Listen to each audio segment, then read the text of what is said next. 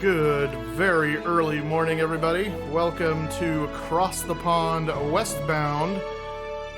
We're here in Amsterdam's Schiphol Airport in the 747-200, and we're going to be getting going here in just a moment.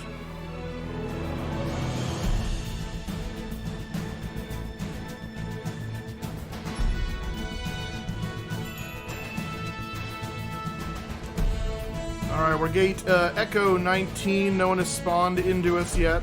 I say yet because I'm sure it's going to happen, because it always does. Our departure time is in 40 minutes. We're going to get this sucker loaded up here pretty quick and prepare to get out of here. We got a KLM 777 taxiing behind us. It's a nice day here in Amsterdam. Lots of traffic. Busy day. Welcome here, Kelsey. Welcome, Tim Dog 53. I've got Dr. Corvette and Catflyer in Discord with me. They'll say hi in a moment. I've got them muted at the moment. Once the intro is done playing here, we'll get them on comms.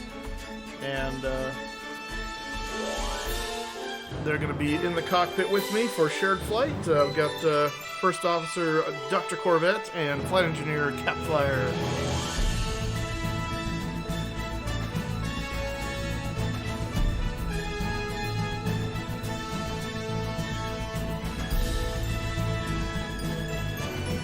And we are doing the giveaway. Get yourself a ticket to the giveaway! Exclamation point, Ticket Moose.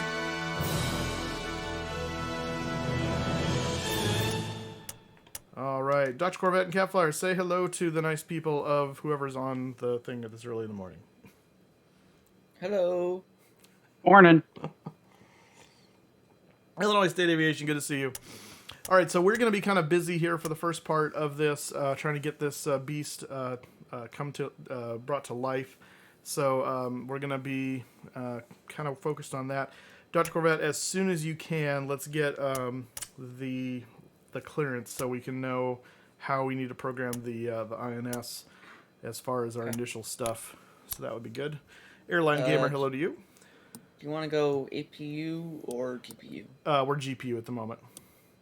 And I think... and that's my job. Yeah, the Catflyer's doing that. So I asked just in case. Yeah, we have power at the moment, so we should be good.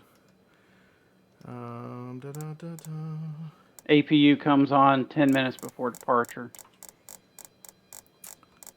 Here's an interesting question. Does anybody... Oh, never mind. No, I know the answer to that. Never mind. Delivery, good day, quality 4919, stand Romeo H1, information Charlie, request IFA clearance to Munich. Why are the INS heads not lit up? Quality 4919, hello, Cape Munich, Ogina for Whiskey departure, out of runway 36 center, initial climb flight level 60, squawk 1000. Yeah, do you guys see power on the INSs? Because I don't, and they should I don't either. That's why I asked, because we don't really... We have battery power, but we don't have full power. I see both INSs lit up on my side. Oh, that's not good.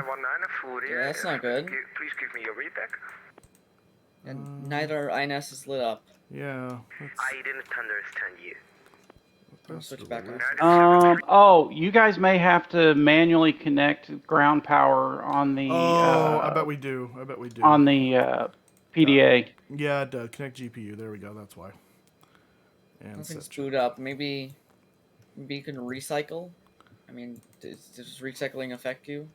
There we go. There it is. There we go. Haha. Okay.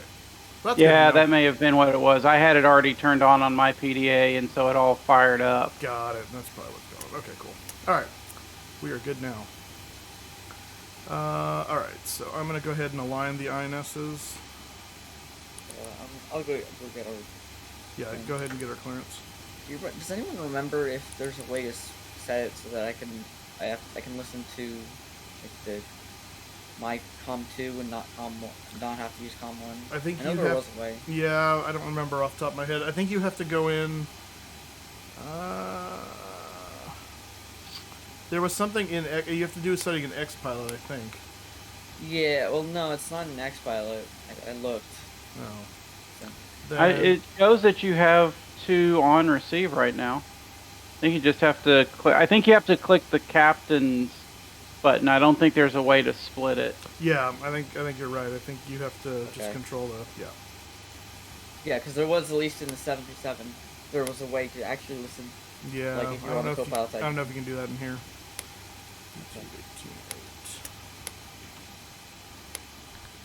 Can a 647 clear back in a minute?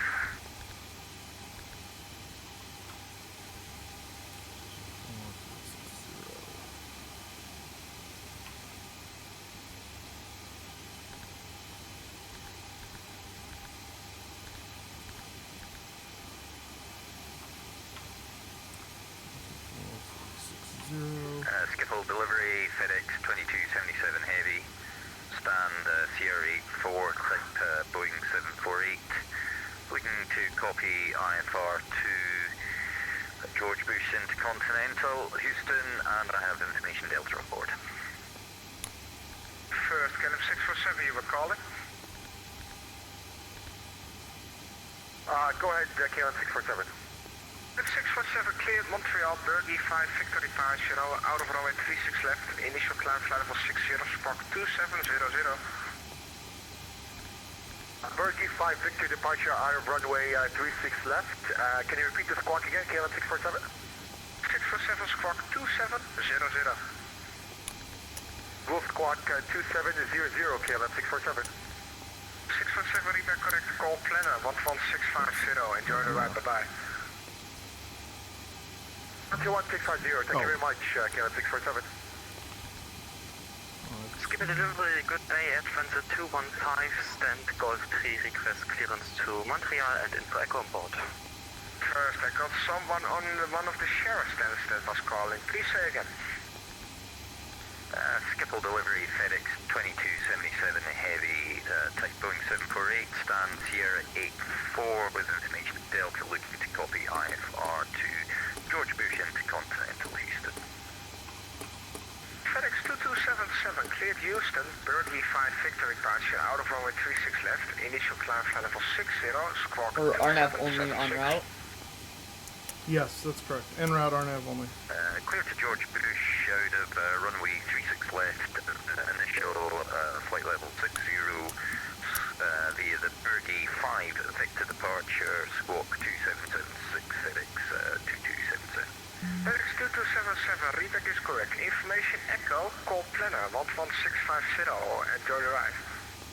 Copy echo, will call planner. Flight engineers, cockpit setup, and checks are complete. Adventure 215, ready to copy.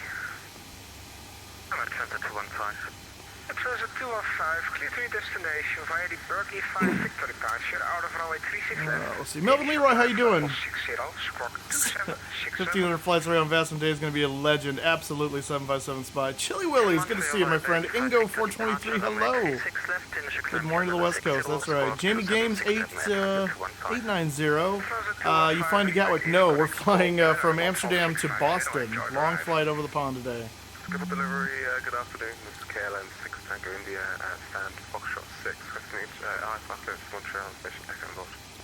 First, Adventure 215, did you copy last message? All right, Silva Viega is here as well. Welcome. 1165, Adventure 215.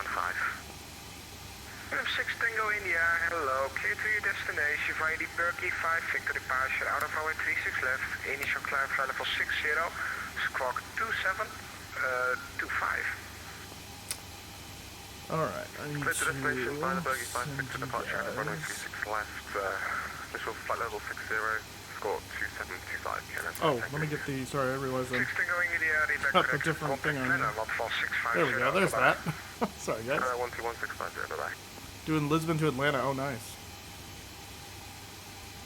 All right, that's there. I'm gonna go ahead and.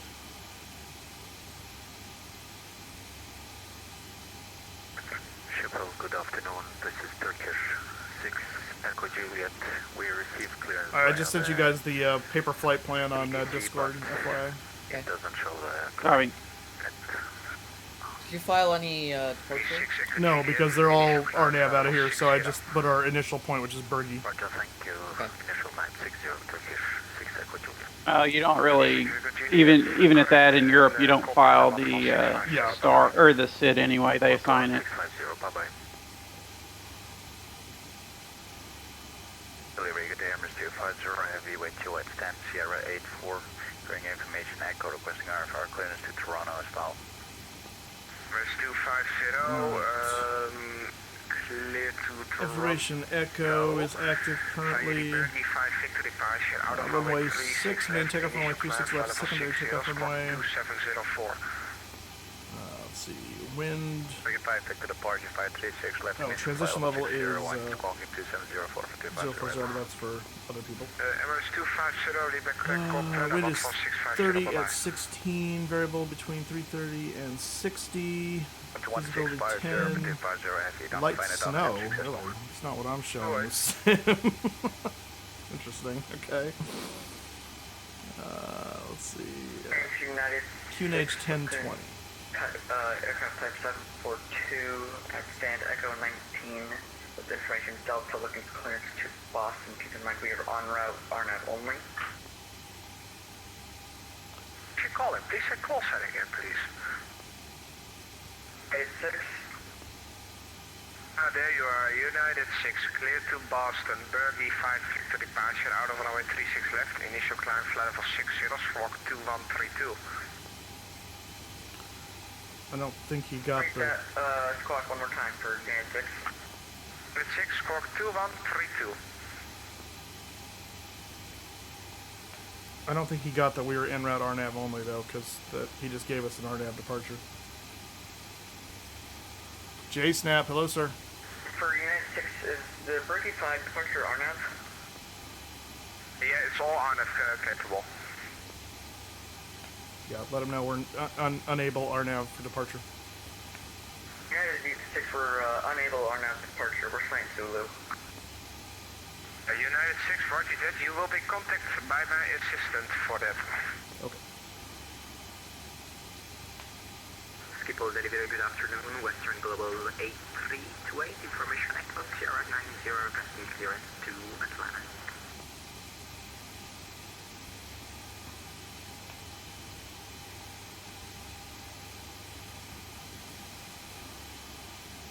Please call it, please call sign. Western Global 8328, Sierra 90. Western Global 8328, there you are. Clear to Atlanta, Volta 3 Victor departure, out of runway 36 left, initial climb flight level 60, squawk 2772. To Atlanta, 3 Victor departure, runway 36 left, initially level 060, squawk 2772, Western Global 8328. Western Global 8328, read back correct, contact 11650, bye-bye. 1650, thank you very much, 8328.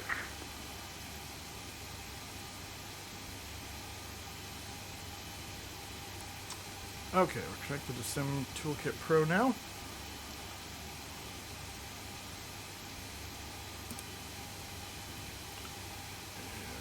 bring up the checklist. So we got that ready to go. So David, he said his assistant is going to reach out to us? Yeah, someone's gonna contact us. Okay. Who are we chatting with right now at the moment? Is that delivery? Amsterdam delivery. Okay, so it might be a P delivery there, 21650. Yeah, that's planner. Yeah. Oh, that's planner. I got you. Yeah. All right. So we'll see what happens here. Delivery Walker 1218 heavy with information. Ooh, it's a Echo Walker. requesting IFR Yeah. clearance to Newark. Walker's been really busy, really active lately. They have been. I've been hearing them all over the place. Walker 1218, hello, stand by.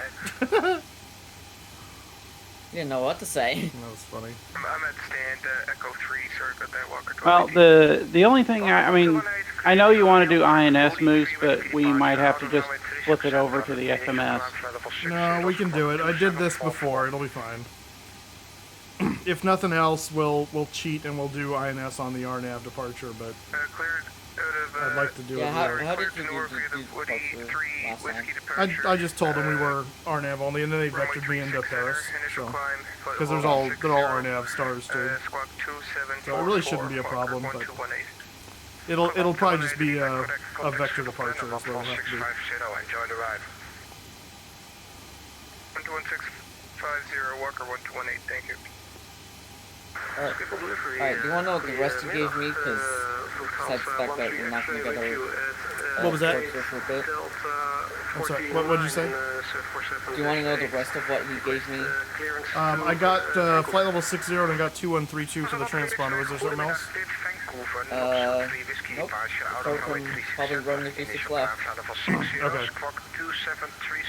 Complete freedom, good morning.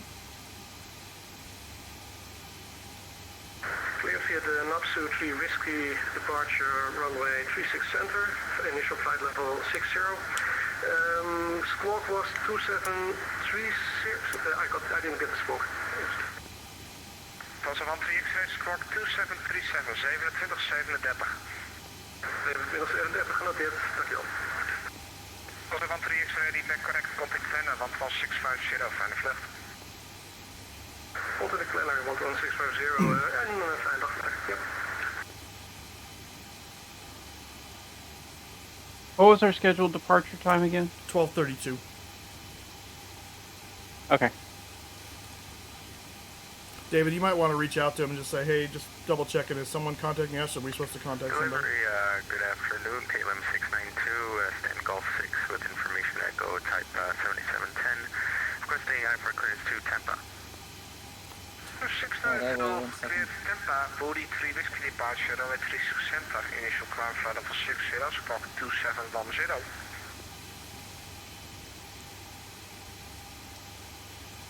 KLM 692, clear to Tampa, ready 3 whiskey departure, runway 36 center, initial climb 60, squawk 2710, KLM 692.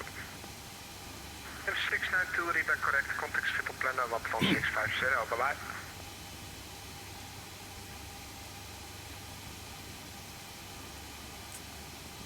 Okay, contact 11650, thank you very much, KLM 692.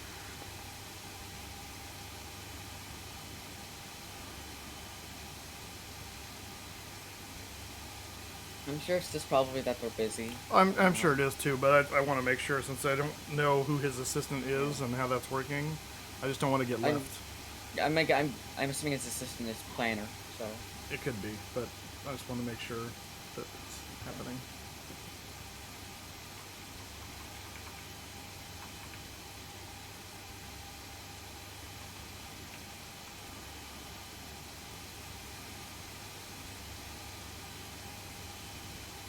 Delivery for United States, were you supposed to contact someone, or are we waiting for someone to contact us?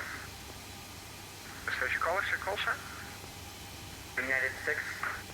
United 6, we are sorting out how to get you out of here, or I or somebody else will contact you.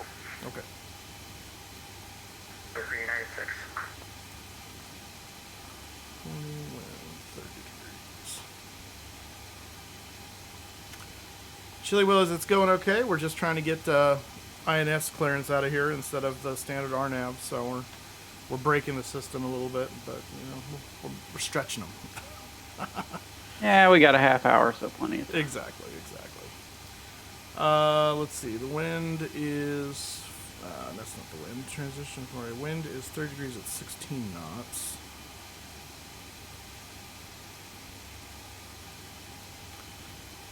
All right. And so we'll just wait. Once we know our runway, we've got that information ready to go for planning purposes. Sunjammer 74, welcome here. How you doing? Okay, so apparently my sim is showing the weather because it says my runway condition is now damp. Oh. I mean, mine might say it too. I don't have it. I didn't read it from the sim. I always just put it in manually. I could do that and see what it says. Read from sim. Oh yeah, mine says damp too. So okay. It's just not showing the snowflakes, I guess. I guess. It's fake snow. It's ethereal. Yeah. It's ethereal snow. That's funny. Okay.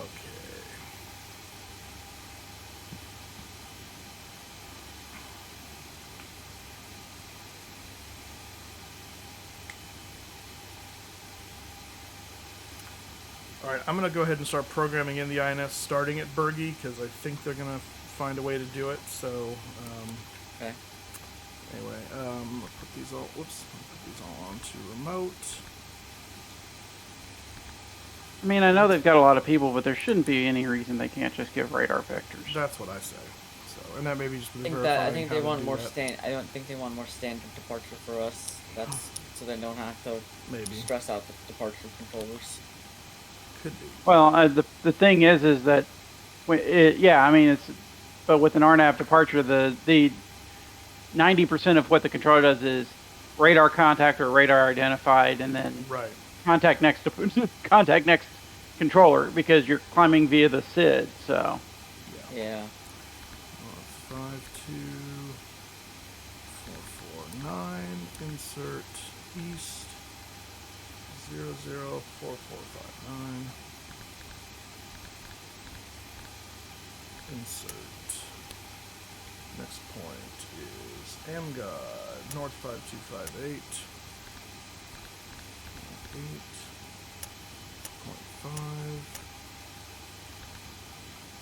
insert east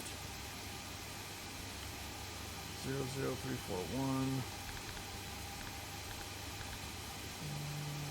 0.1, insert 3 is north 53009. Are there still guys looking for clearance? It's quiet now, I can help you out.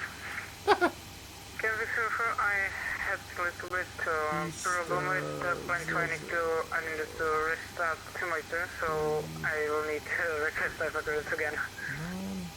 Insert 4 is going to be coag.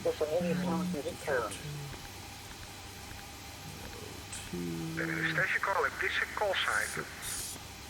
Insert east. Yeah, it's Delta 9386. Just wondering how early we can get clearance. 9386, you can get clearance via me, but I don't have received a flight plan. SOPAC is 53065. Yeah, we're still setting up a bunch of stuff. Just wondered if it had to be a certain amount of time before our slots, or if we could get it earlier. What is your... if it's quiet, ask it, I will put you to planner, maybe you can put it out on time. Please contact delivery as soon as possible. Okay, we'll give you a call when we're a bit further along, and we know when we'll be ready by Delta 9386. Shipple delivery, good morning. Delta 350 requesting IFR clearance to Boston. Delta 350, hello, cleared Boston, Berkeley 5, Victor departure, out of runway 36 left, initial climb flight level 60, squawk 2734. Clear Boston, Berg 5, Victor departure, 36 left, climb 060, squawk 2734, Delta 350. Delta 350, reback is correct, sir. Contact planner, Watfall 650, bye-bye.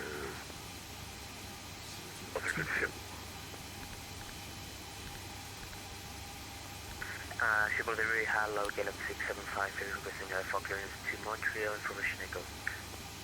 675, information echo, correct, cleared Montreal, Berkeley 5, Victor departure, runway 36 left, initial climb flight level 60, squawk 2124. 53173. Cleared to Montreal, Berkeley 5, Victor, initial climb flight level 60, squawk 2124, Gallop 675. 675, reback correct, contact planner, Watfall 650, bye-bye. 1650, thanks. 7. Gap 674, information echo, gate echo 18, unit 1020, requesting divergence to Montreal. 674, cleared Montreal, Berkeley 5, Victor departure, out of runway 36 left, initial climb flight level 60, squawk 2704. 35 Victor departure, runway 36 left, initial climb 60 and squawk 2704, cab 674. 674, reback correct, contact Schiphol planner, Watfall 650, enjoy the ride, bye-bye. You know they say if you can't say anything nice, don't say anything at all. I hope it will work. I'm sorry. Yeah, keep going. I don't know where that came from. Oh. Go ahead. You can go ahead. You can call I think there's a K. delivery again. I think they were trying to get a hold of us. They were? Yeah, Moose. Something popped up on Moose's thing saying contact. Oh no, I responded to him and said we already have. We're waiting for instructions. So because I think this guy. Skipper delivery United 17 for information. Wait, what did he say? He said, "Good afternoon. It's nearly 30 minutes until your CTOT. Please contact delivery as soon as possible." So I said, "We already have. We're waiting for instructions for non-RNAV departure." Oh, okay. Yeah, when you first read it and I saw it, I didn't see the part of the CTOT. Yeah. Good afternoon, clear to Copenhagen, Nopsu 3 Whiskey departure out of runway 36 center, initial climb flight level 60, squawk 3167. West 55.5. Insert. Alright, distance and time. Copenhagen, clear the Nopsu 3 Whiskey departure.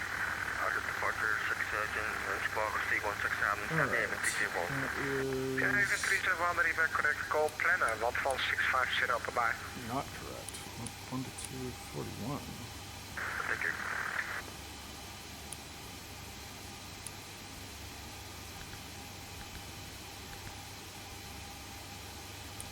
Okay, what did I do here? One is 52.449 east 421. No, what the heck is that? Oh, still screwed that page up. Okay.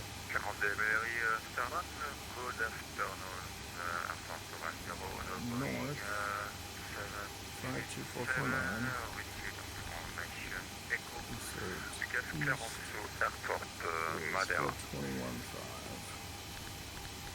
France 2110, hello, clear to your destination via the Kudat 2 Victor departure out of runway 36 left, initial climb flight level 60, squawk 2741. 27, there we go. And then 2 to 3 is nothing. 3 to 4 is 11. 4 to 5 is 27. 5 to 6 is 89.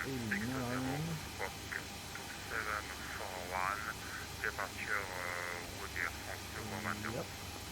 France 2110, departure route is Kudat 2 Victor, Kilo Uniform, Delta Alpha Delta 2 Victor. 7 to 8 is 9.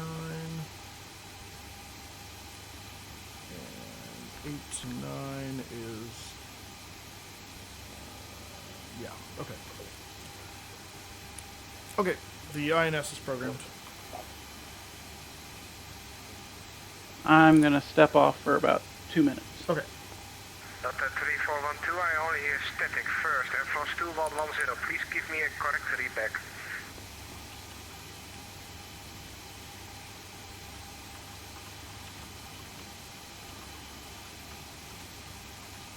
Yes, departure Kudat Air France 110.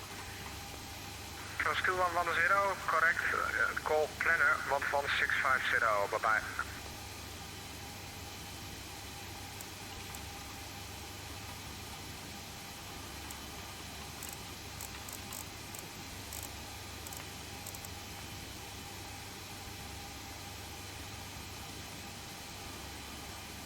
Skipper delivery United 174, requesting clearance to Newark, information echo 1020. Alright. Quast, how you doing? Yeah, busy. Just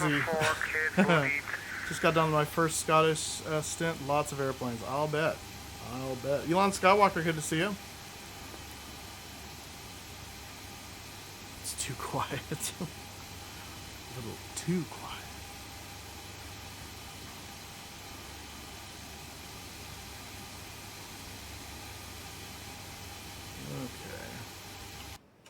Okay. Hey, no one sat on top of us. That's nice. A refreshing change of pace.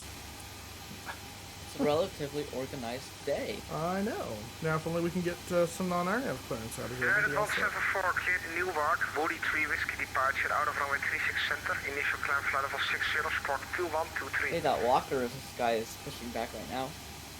United 174, clear to Woody clear to Newark, Woody 3 Whiskey 36 center, initial flight level 60, 2123 on the squawk, United 174. United 174, readback correct, contact planner 14650, bye-bye. Have you pre-planned your pushback yet? No, not yet. I'll do that in a moment. Okay, I'm back. 45, I don't have a flat plan of you, please fell one. Don't mind, give me a second. Delta 3412, I only hear static noise from you.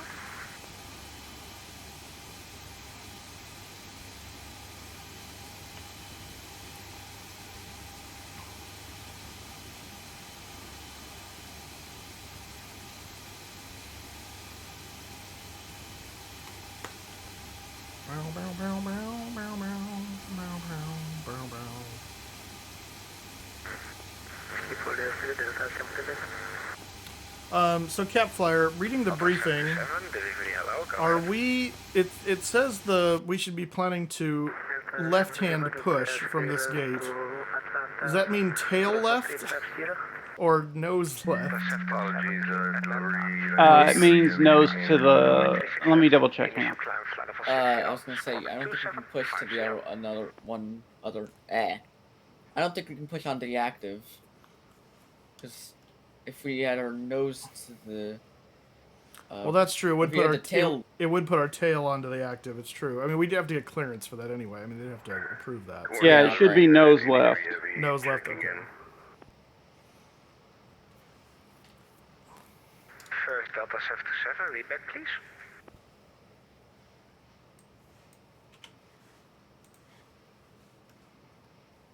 Yeah, we should be basically push back, nose left, where we can make the left turn onto that that little crossing stripe to get onto Bravo going westbound. Gotcha. All right, I'll plan it accordingly then.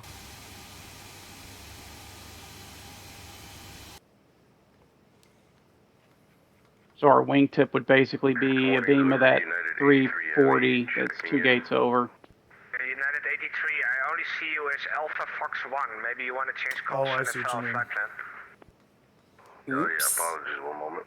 Someone connected as Air Force One. That's 45 fine. availability 5, and I have your clearance available if you're ready to copy. Yeah, there's people that do that all the time, unfortunately. 45 cleared Atlanta, Vola 3 Victor departure out of runway 36 left, initial climb flight level 60, squawk 2770. There's a United 5 at one of our gates. The Atlanta airport, also, All right, I'll push back as planned. Volvo 3 Victor departure of 36 center, initial 60 and squawk is 2770, KLM 45. KLM 45, departure always 36 left. Oh yeah, my bad, for runway 36 left for departure, KLM 45. KLM 45, read back contact plan and about 1265. It'll be a long while for probably get a clearance. 1670, KLM 45, have a nice day. Good delivery, very good day. Lufthansa 15 Tango, stand Bravo, 35, information echo on board, request hyper clearance to Hamburg. Lufthansa 15 Tango, good afternoon. I only see your flight plan from München to Amsterdam. Maybe you need to find the other one. Lufthansa 15 Tango, Roger, I filed the other one, I filed it left in again. Yeah, otherwise make a quick disconnect and reconnect. All right, RNSs are fully aligned to sets nav. Spotted 3412, my check. Delta 3412, there you are, sir. Already copy clearance for stand echo 178350, departure time 1302 for Delta 3412. Delta 3412, cleared Boston, Berkeley 5 Victor departure. Initial climb flight level 60, squawk 2712.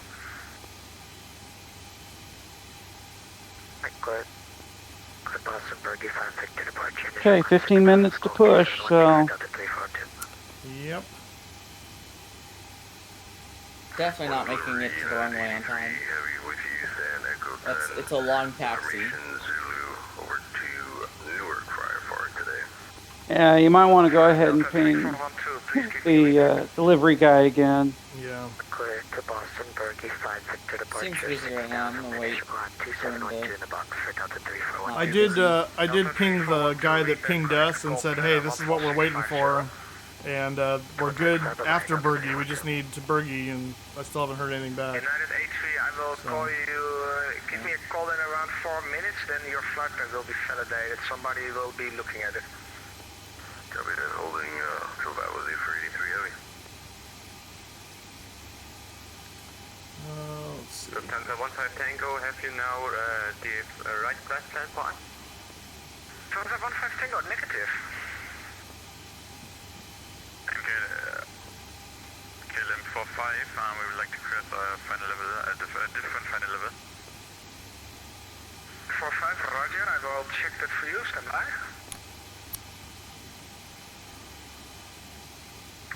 Good day, KLM 86, stand Foxtrot 4, information Foxtrot Echo 5, KLM 86, stand by Quebec. You can always taxi at 200 knots. That's right, Tesla rules. Power!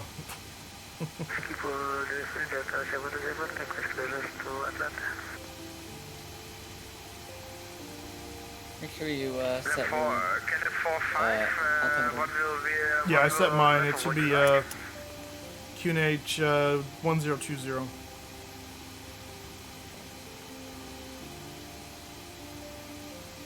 KLM 45, we would like 320. That APU's firing up. Okay. KLM 45, we will make it for now 320. Expect to climb en route.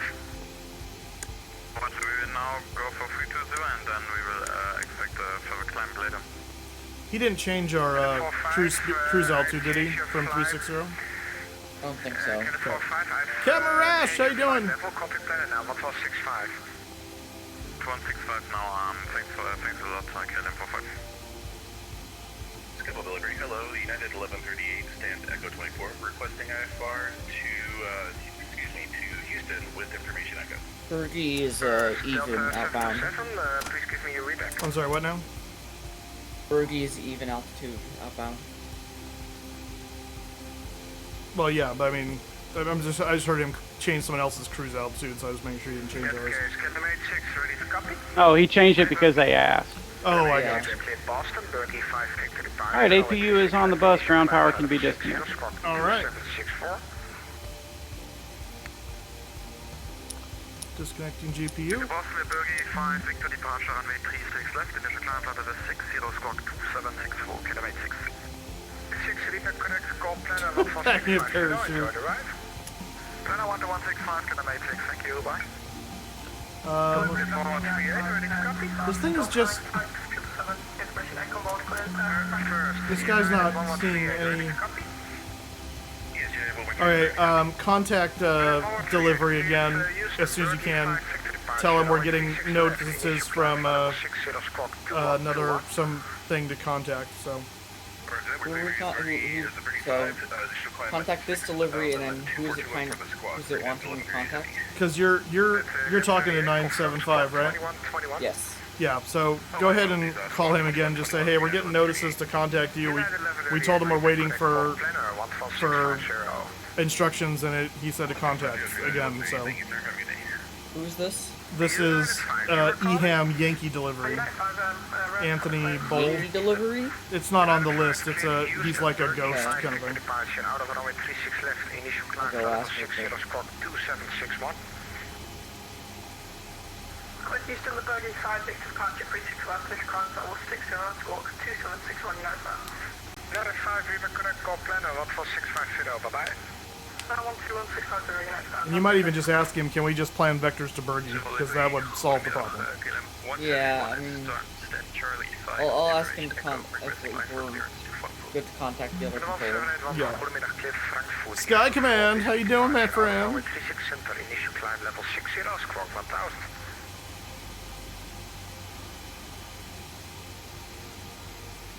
Frankfurt is it for Victor departure, runway 36 center, initial climb flight level 60, squawk 1000, KLM 1781. 1781, please confirm input 4 whiskey. Input 4 whiskey, KLM 1781. 1781, repeat correct, call planner, 14665, bye-bye. 12165, KLM 1781, successful. People delivery, good day, Swiss 185, stand Echo 2 with information, Foxtrot, requesting IFR clearance to Newark. Swiss 185, good afternoon, sir. Clear Newark, Woody 3 whiskey departure out of runway 36 center. Yes, but I think that's because in America they're a little more accommodating with the non-RNAV. Newark, In Europe, everything's gone to like all RNAV, so they get a non-RNAV, they're like, what do we do? It's like deer in the headlights. So they're very organized. It's just this is throwing a little bit of a loop, and I'm kind of surprised that we're the first one to throw that loop at them. Well, not many people flying non-RNAV. I know. There's too many people flying this aircraft with an FMC, and it makes my my heart hurt. I mean, Paletta flew with FMCs pretty much their entire operating history, so.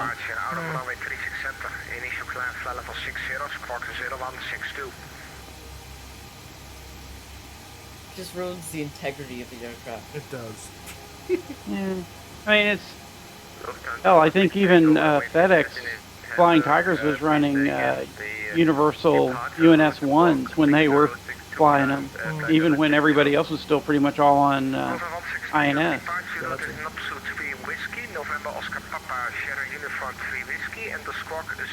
Oh, nice, John R. Lufthansa 16 Tango Squawk 0162 and not to 3 Whiskey departure, thank you. Lufthansa 16 Tango, repeat correct, call planner, 14650, bye bye. 11620, Lufthansa 16 Tango, bye bye. 1165. Go in 420 Papa, with information the folks on board, looking for a far clearance to Vancouver Airport, thank you very much. Of course, as soon as we need to contact them. I know, and it's like crazy busy. Tango, thank you. First, United 433, you are calling. Kelvin Clay, thank you for the follow. United 433, stand up, Bravo 32, departure 1305 Zulu, IFR 2 Houston. United 433, cleared Houston, Ruby 5 Victor departure, out of runway 36 left, initial climb, flight level 60, squawk 2127, 2127. 433, cleared Houston, Ruby 5 Victor departure, 36 left, up to flight level 60, squawk 2127. United 433, reback is correct. Call planner 11650, enjoy the ride. 21 650, United 433, so on. United 420 Papa, you are calling.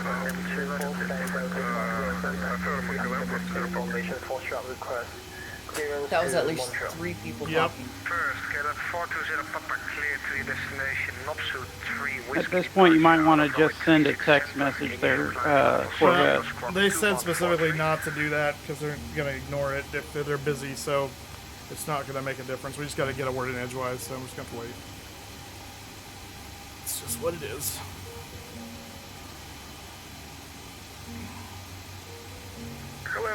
So, I would say plan for taxiing. It looks like they're crossing and lining up. Not crossing. They're crossing and going around runway 367, so. Gotcha.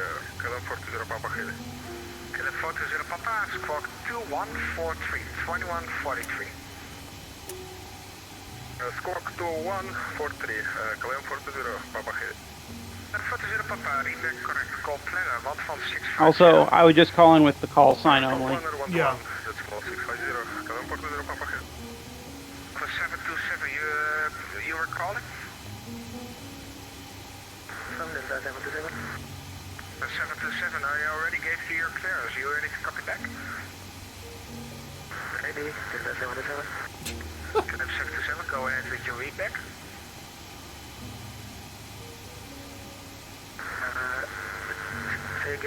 Oh boy.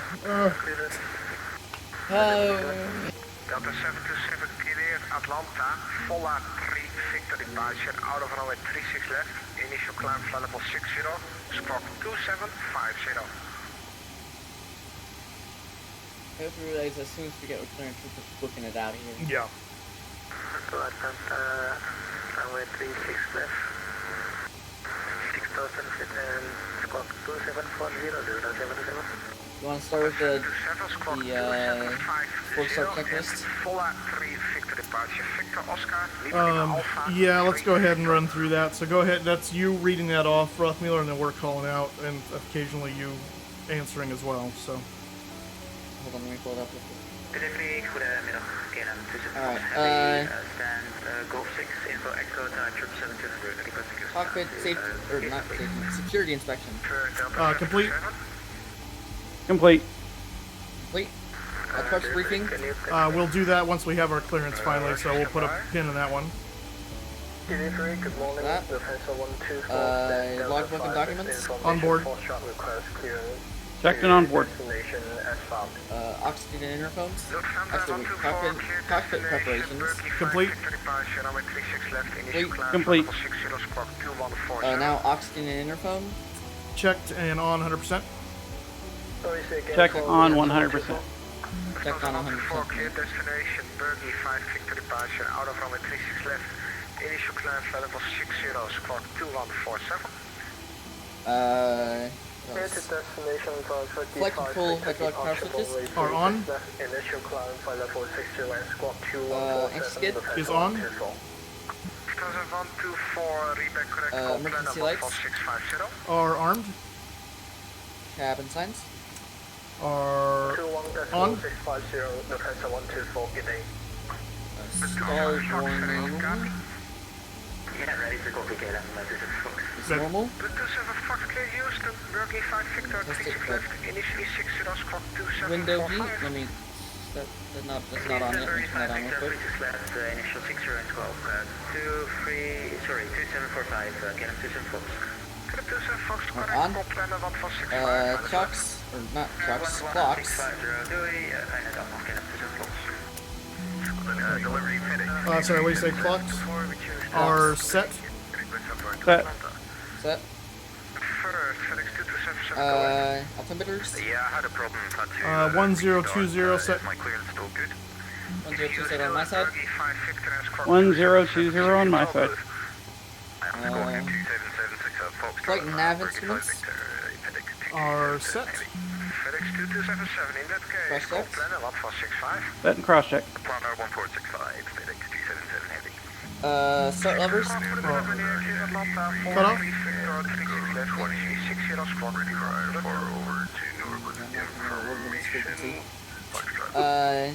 Fuel quantity. 238,800 pounds on board. 236,000 required. All right, that checks with me. Pressurization. Auto. Hydraulics. Set. Parking brake. Is set normal. Normal. Set normal. Set normal. Takeoff data. Waiting for final clearance, so we'll come back to that one as well. Okay. FMS. The INS is programmed and ready, and in nav and line. Okay. Verified that. Cargo doors. I believe Are all closed. Let's see, anyway, sorry. And that's to the line, so we'll stop there. All right, so minus the departure brief and the takeoff data, we are good to the line. Clearance very clear, that's under the air 652, standard Echo 18 with information for the takeoff and clearance to Vancouver. Strada 9652, cleared Vancouver, Nopsu 3 Whiskey departure, out of runway 36 center, initially flight level 60, squawk 2130. Whiskey departure, 36 center initially, and flight level 060, squawk 2130, Strada 9652. Strada 9652, Steve, how you doing? contact planner 14650, bye-bye. I know 2165, so Strada 9652, thank you, bye-bye. Echo runway 531 at gate Foxtrot 3 with information Foxtrot QNH 1020. Request time. I accidentally hit my button to Delta switch 5 you want to quiet there. Oh. Alpaca 7 to Bravo, go ahead. We're on now 5 for Attention, some crush reason. is my squawk flight plan still valid. Alpaca 7 to Bravo, als u nog steeds Berkeley 5 Victor gaat vliegen met een squawk 2755 is er niks aan de hand. Dan komt het helemaal goed. Dankjewel. Yeah, I'd try and text him because we're clearly not getting in. Dankjewel. It's true. Go ahead, 25 driving. Here, I'll send him. Yeah, I can show up as Bravo. Go ahead. Request time for New York, gate Foxtrot 3, information Foxtrot QNH 1020. Make a note that we are at CTOT. Yeah. Initial climb flight level 6, that's squawk 2756.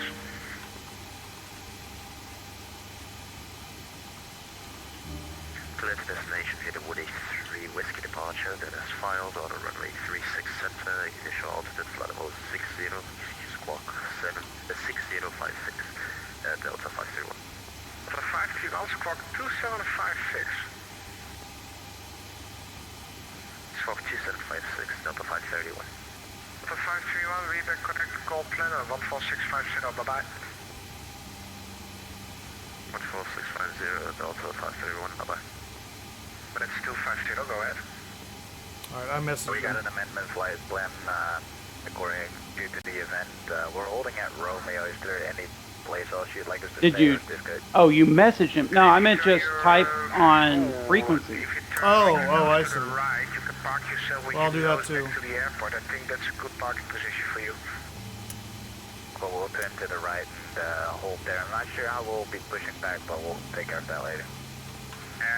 If you park with your nose towards The internet almost is a heading completely north, different culture, isn't will it? be able You to said pick it. you out by Everything yourself here is immediately followed by sarcastic comments and Position or in front nasty of it? responses. Yep. We're finally where we belong. Are you good to repeat? Do you have prepared or expired? Motasua, hello, sir. Flight Thank you for the 5 months, my friend. Errors 250, make a turn to the right, park yourself up there. How you can taxi out, that's no problem for me. Local parking to the right. We got the starter ramp up here. We'll try and squeeze her in there so we can There's make another it 360 delivery. if we can Actually, make it. there's someone helping It's alright. delivery right now. We got 3. We got Dutch Corvette and Cat Flyer is my FE. 747 requesting clearance to Montreal. Elevated Alpha Sierra cleared Montreal, Berkey 5 Victor departure, out of runway 36 left, initial climb flight level 60, squawk 2117. I know, right, Moto? I shouldn't be awake right now, that's the problem. KLM 88 Alpha Sierra cleared to Montreal, Berkey 5 Victor departure, out of 36 left, initial climb 60 and squawk 2117. KLM 88 Alpha Sierra. Elevated Alpha Sierra, reback is correct, call planner 14650. 121-650, KLM 88 Alpha Sierra. All stations, I will be back in 1 minute. Let me grab a drink. This is that lunch break they have. Yep.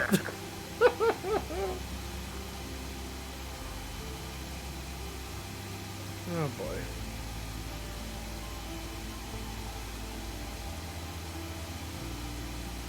In We California might right now, not be. Florida where it's 8:30. Yeah, it's. I was up at 3:30 this morning, so I've already been up for 2 hours, and we're waiting for clearance. We're waiting for everything's RNAV in Amsterdam, so we're trying to get non-RNAV vectors to Bergy, and then we're good. But yeah, There we are again. The station's calling. seems to have Goedemiddag, de flummoxed them. Alpha, information Foxtrot stand Bravo 17 voor de clearance to Frankfurt. Lufthansa 1 Alpha, I goedemiddag. feel like we should just relieve ourselves and do the on-out departure. This is just painful. Well, hang on. Frankfurt, eclipse 4 Whiskey departure, 36 center, initial climb flight level 60, wind squawk 1000, Lufthansa 8 Alpha. Lufthansa 1 Alpha, reback correct, call planner 14650, bye-bye. 1265, houdoe. KLM 778, delivery.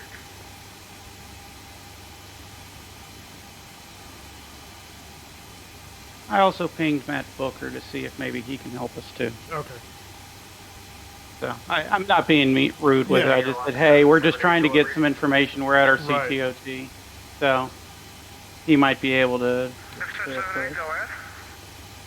I am part of Charles de Gaulle. 778 clear Charles de Gaulle, Booty 3 Whiskey departure, out of runway 36 center, initial climb flight level 60, squawk 1000.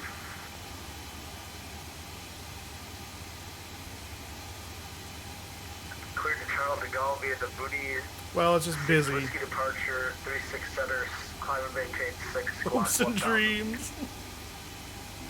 778, please say departure rule again. You broke up a little bit there.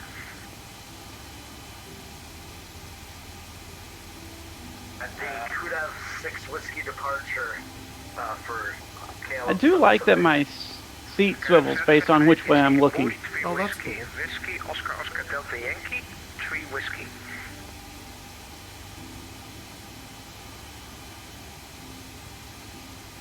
sorry, Woody, 3 Whiskey departure out of 36 center. 778 feedback, correct call, planner 11650 the line.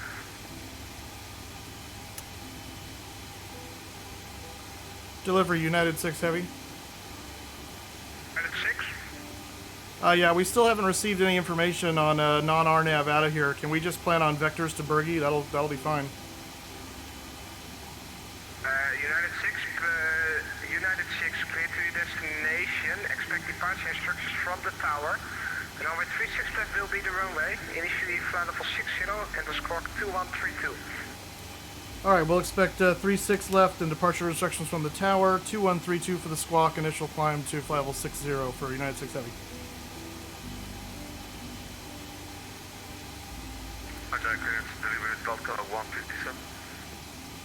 United 6, reback is correct. Call Schiphol planner now, 11650. Schiphol planner 121650. Thank you, United 6 Heavy. Okay, David, go. Calling. Just leave. Planner KLM 1404 Heavy, stand Foxtrot 7, fully ready.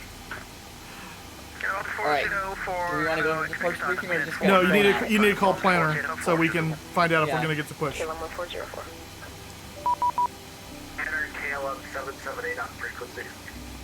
Oh, there we go. Just tell them we're ready for push and start. Yeah. Hello, expect, let's see. Expect startup minute 4-1, call you back shortly. Delivery, goedemiddag, KLM van het Papa Golf, fully ready.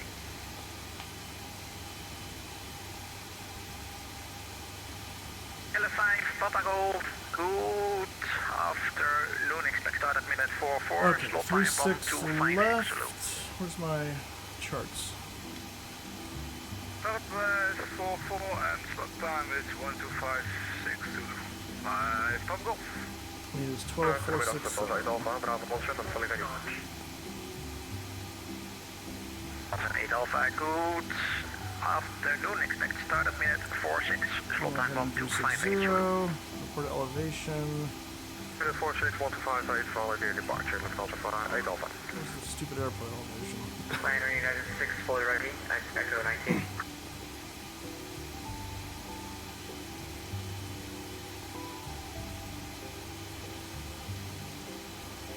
Technical ASIC and the call sign. Bid 6. United 6, let's see. Expect start at minutes 5-0, departure time, Bob 312 Zulu. Hey, tell them that we're at CTOT and that we've been waiting for 30 minutes.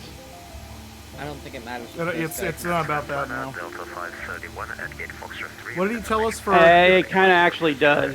I would ping him back and tell him, hey, we were held up by a fire controller and that we're ready to go and that we have a CTOT. Well, how much time did he say? Was it 5 minutes?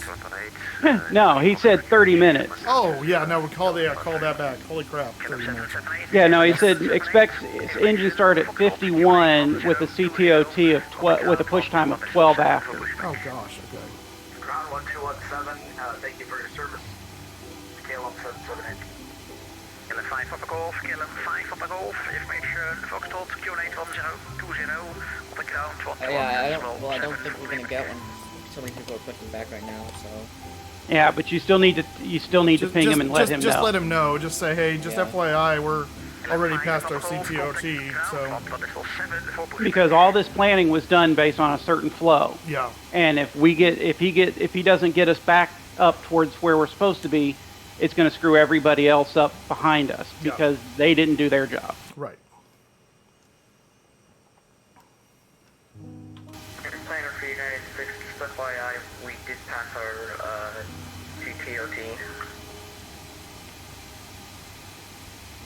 United 6, I know that's why your new CTOT is 1312 Zulu. Oh great, so we got screwed because the guy don't finish. Planner United 6, heavy. You're not gonna get him. Yeah, I told him, so. I know, but Yeah, but you didn't really. Stage calling taken, call of position, and call sign. that was for you, Cap. Alright. I would like to. And Planner United 6 Heavy, we had a CTOT of 30 after. Your controller held up our clearance, and we waited for over a half hour, and so we're kind of not happy that we're getting pushed because you guys decided not to Get us taken care of. Okay, that's like 3 different pilots for one call sign and everything. United 6, that's the best I can do. I don't know what's going on delivery. They have plenty of clearances to give out. I'll check if I can have an earlier one for you, but I'll do my best with that. Ah. Thank you, that's all we're asking for. It's one of those things that it's like Yeah. they do this at all these events. They're like, oh well, we screwed up, but we're gonna just make you sit around even longer. And it's like, Yeah. no, you screwed up, you fix it. Okay. Well, let's do the departure brief then, since we got a little bit of time. Looks like we now have V speeds. So we're going to be planning V1147, VR161, and V2171. We're going to have a stab trim 5.3, initial pitch 14 degrees, and our optimum climb speed is going to be 323. Planning 36 left. Looking at the airport chart here, based on where we're coming out of, we're probably going to expect, I think it's Bravo that's going to be taking out to that direction. And so I would expect Bravo Charlie to Whiskey 5, crossing 36 Center, Whiskey 5 Victor, and then possible Papa 6 or some nonsense. There's some weird things right there, but maybe just Victor to Kilo, Victor Kilo, Victor 4. We got 12,467 feet for the runway. Runway heading is 002. We're going to expect vector departure to Bergie. Bergie is entered as waypoint 1 in the INS. We shouldn't have any issues today, but anything below 80 knots will stop. After 80 knots, we'll only stop for catastrophic things like an engine failure or fire, loss of control. After V1, we take it into the sky. And if we have to return, we are going to do our level best not to return to Amsterdam for whatever reason. Yeah.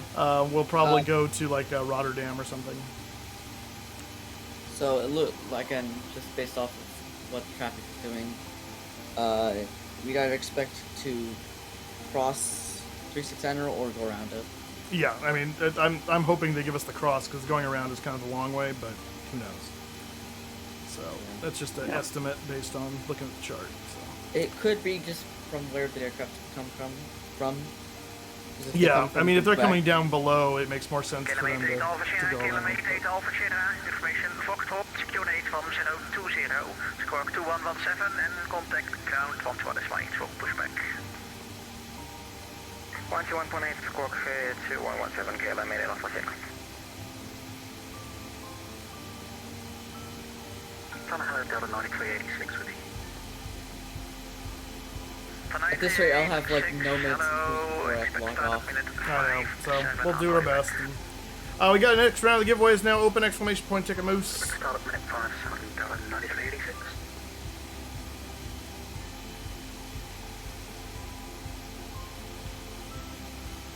Good afternoon, get them 25 Foxtrot Delta 55 requesting pushes up. Malix HD, hello. Get up to 8 Foxtrot, good afternoon, let's see. Information, Foxtrot, QH1020, start up, for pushback and start up, contact count 121, decimal 8. Information, Foxtrot 1020 and ground 121, decimal 8, get them 25 Fox.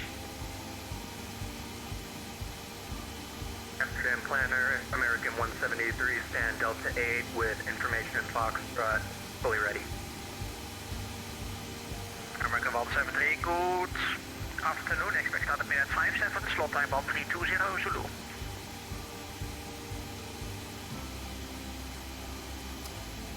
Current ATIS information is now Foxtrot, main landing runway, we don't care about that, takeoff runway 36. Let's see, wind is 030 degrees 12 knots, variable between 340 and 60, 10 kilometers, visibility scattered 4,500, Temperature 5, dew point 4, minus 4 rather. QNH, United 6, information Foxtrot, QH 1020, contact ground, 121.8 for pushback. oh, that was us. 121.8 for United 6. There we go, fantastic.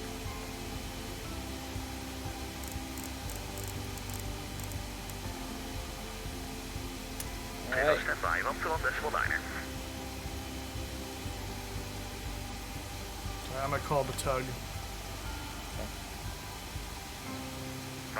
Great news, Captain. Your tow's coming.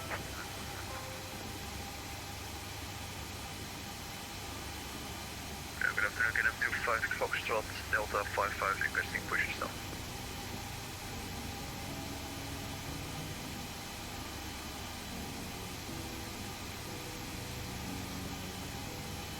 Ground KLM 88 Alpha Sierra on stand Echo 7, ready for push and start.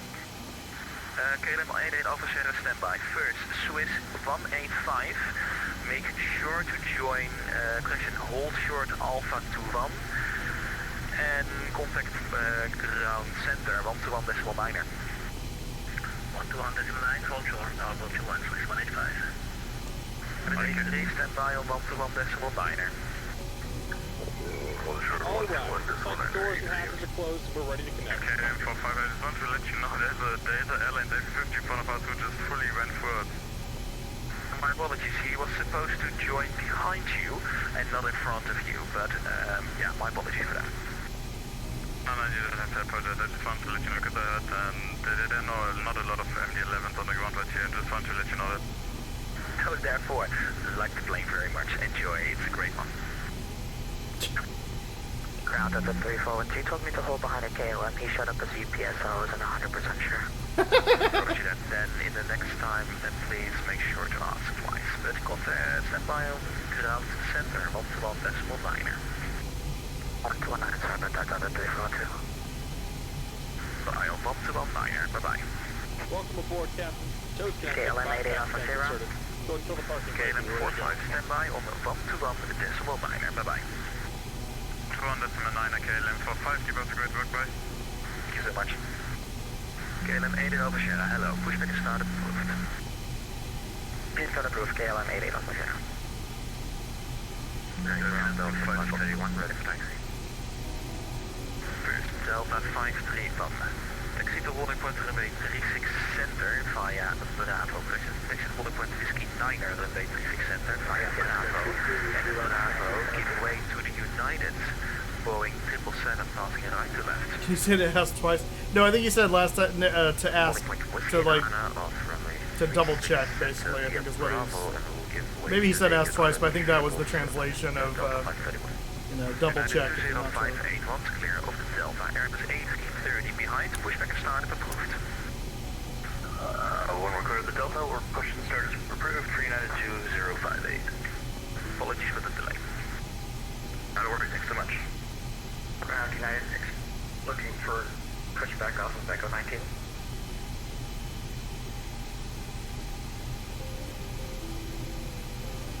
United 6, hello, stand by for the moment. Standing by. Standing by. KLM 25 Foxtrot.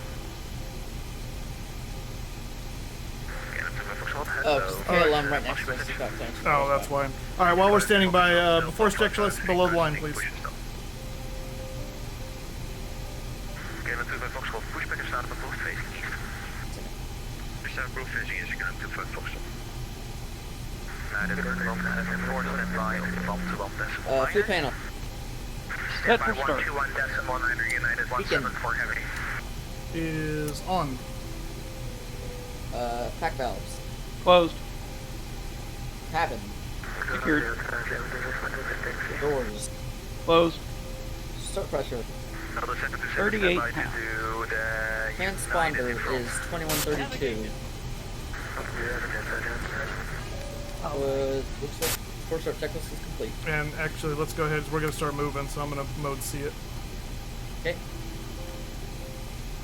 Stable ground, hello, United 11. Alright, the force checklist is complete. Just waiting for the actual push instructions. We doing 4, 3, 2, 1 on the start sequence? Yeah. Copy. start valve is on. Bravo, Alpha 1, Alpha Zulu for United 1138 Heavy.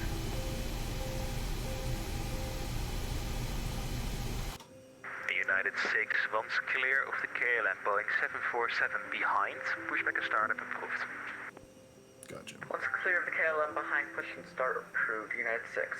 Perfect. I was waiting for Mr. KLM to move. KLM officer, I'm so sorry to hear this, to say this, but we might have to restart the flight. The engines died, and I don't know why.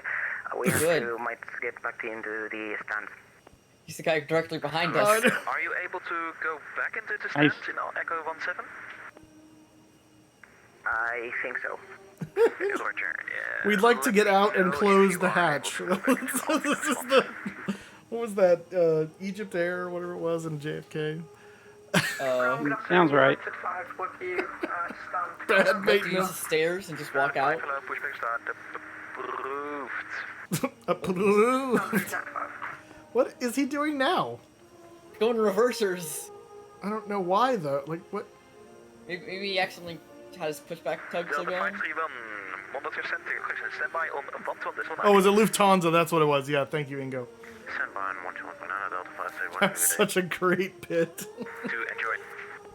I love just his reaction to it. He's like, well, okay, if you think you can do that. Information fax ready to push fax 6. Just gonna exit out this wheel well here. Delta 157, hello, pushback and startup. Come on, KLM. 157. Finally got clearance and the stupid KLM's in the way. By delivery discussion by the planner controller. Affirmative, it was just in the middle Can the tug do some expert maneuvering and get us Can you around just him? slew over, please, sir? Or at least end the flight? Right? Thank you, sir. Yeah, Kennedy Steve for the win, right? KLM Bonn 8 on this.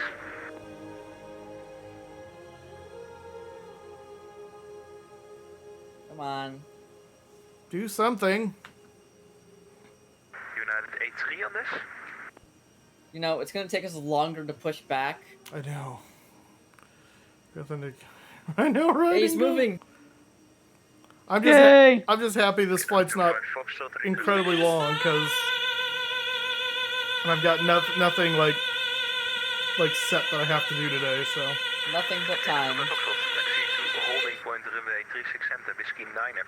Alright, looks like he's pulling into the gate, hopefully, so... Our tail has to go right where he's at, so we gotta...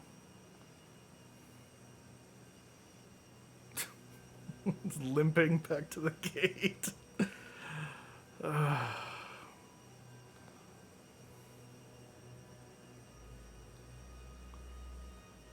Oh, that's weird. All You right. don't have any shadows on your CSL model. I don't know. Alright, we're going brakes release, we're going. Alright. Here comes the pushback. Line 'em up. Alright, go ahead and start engine number 4, please.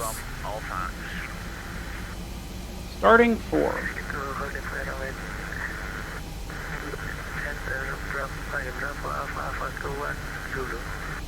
Delta 727, correct. And give Alpha 3, join Bravo behind the KLM, Boeing 737, passing right to the left.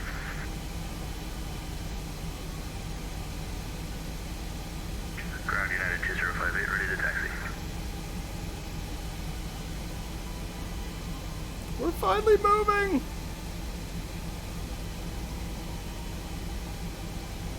United 2058 Alpha, say position. We are 20%. stand Gulf 4. Light up.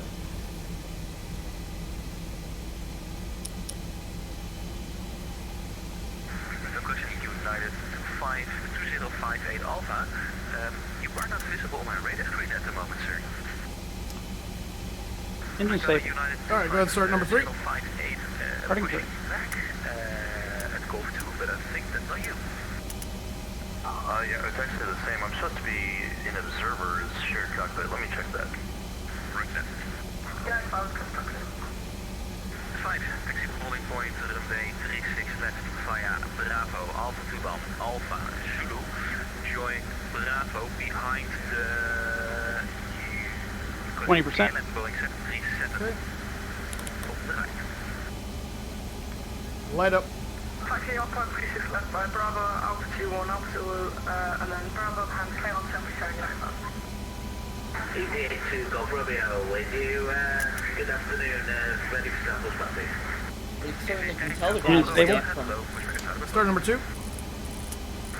Starting 2. What'd you say, David? You can certainly tell the ground is damp from the engines starting. Extend Delta Forces information, full start request, push and start. Started on 4, hello, pushback start, approved. Push and start, approved, defense 124. 20%. And light up. 40 Papa, hello sir. Unfortunately there is traffic pushing back on your right hand side, so for the moment stand by. Problem, stand by, 40 Papa. And it is 1138, stand by on the 121.9. And then stabilize. Stand by 121. Start number 1. 1138. Starting 1. 5, you were supposed to taxi Start valve open. Bravo. For the moment hold short. Start Bravo, hold short, Ground, Delta 157, ready full taxi runway 367. Delta 157, stand by, all stations. 20%. And light up. Uh-oh. What? Moosey Tug didn't stop. No, he's not supposed to stop. Well, he's just about impacted in Delta. Well, that's what we're supposed to push back. Yeah.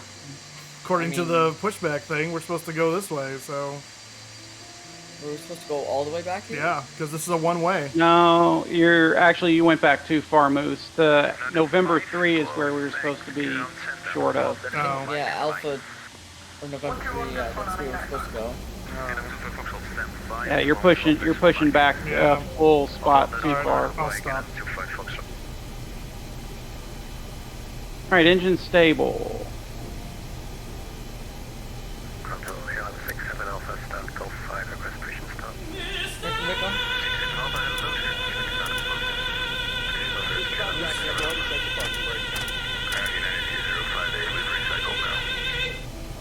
Control Delta 9386, stand echo. Everybody please, make sure that the last transmission has been completed, and then you start your transmission.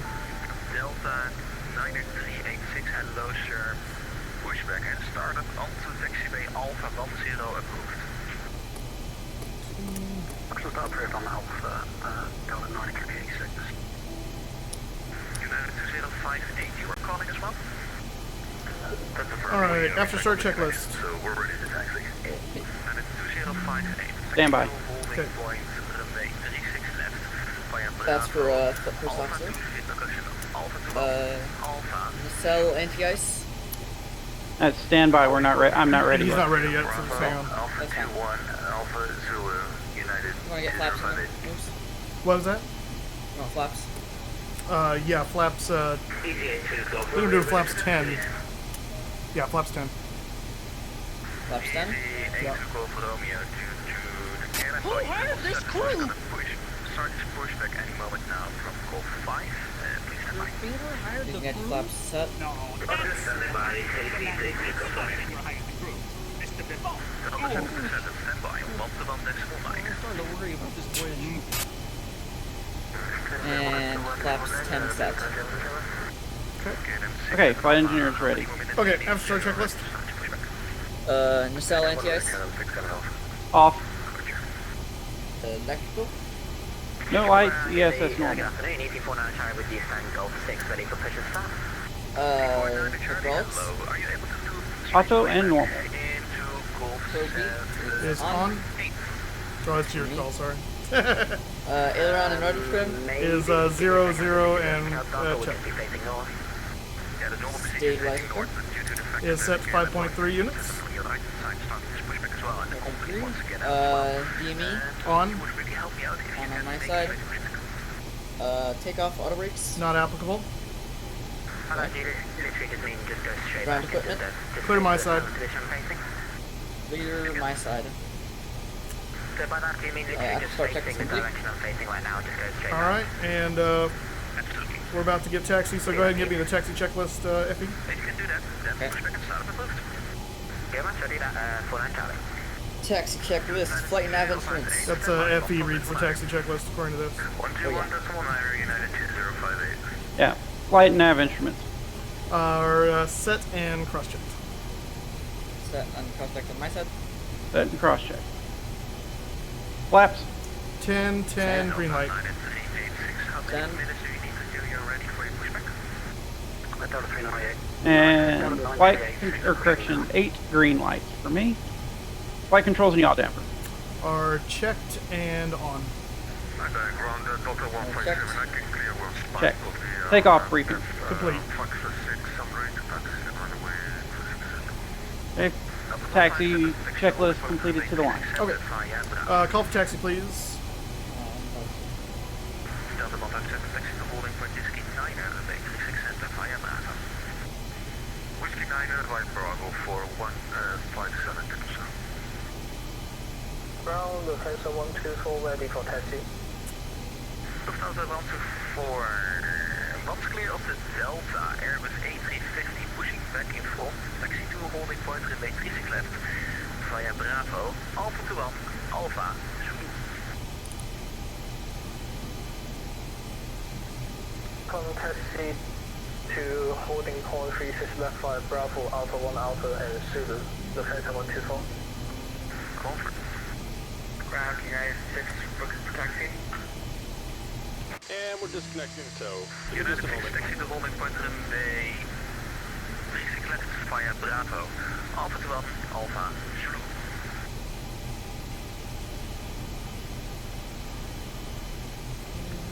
Left, holding point via Bravo, Alpha 21, Alpha, Zulu, United 6. Goed, goeiedag. Net to Bravo, ready for push and start. Alright, Going around. Bravo, hello, stand by due to these jet behind. did the taxi. Alright, yeah, I got it. I forgot to tell you I got disconnected. He's finishing up. He's almost disconnected. Hello, 420 Papa, request standby status, delaying 3 minutes for Not taxi light on? Yeah, taxi. The inboard landing lights of the taxi light. Back as well. So There we go. with standby, I think it will be a minute or 4 that And you we're will be able to disconnected. start. Signal and pin on the right. Take it easy. Have a safe flight. Okay, we're going. Okay. Ground Lufthansa 124, can you confirm the taxi route again? Alright, so it's Bravo Alpha 21, right? Yes, Alpha 21, Alpha Zulu. Don't mind the weird. That's because we didn't stop correctly on the thing. Bravo, Alpha So 21, Alpha our and Zulu. body gear steering's all out of whack. Yeah. You can go straight if you want. Yeah, no, here. That's what I'm gonna do. I'm gonna curve around here.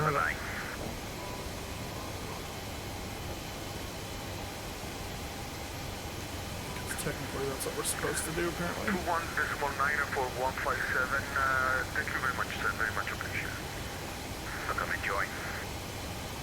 Good to see you too. Mind if I do the before taxi below the line? Yes, please.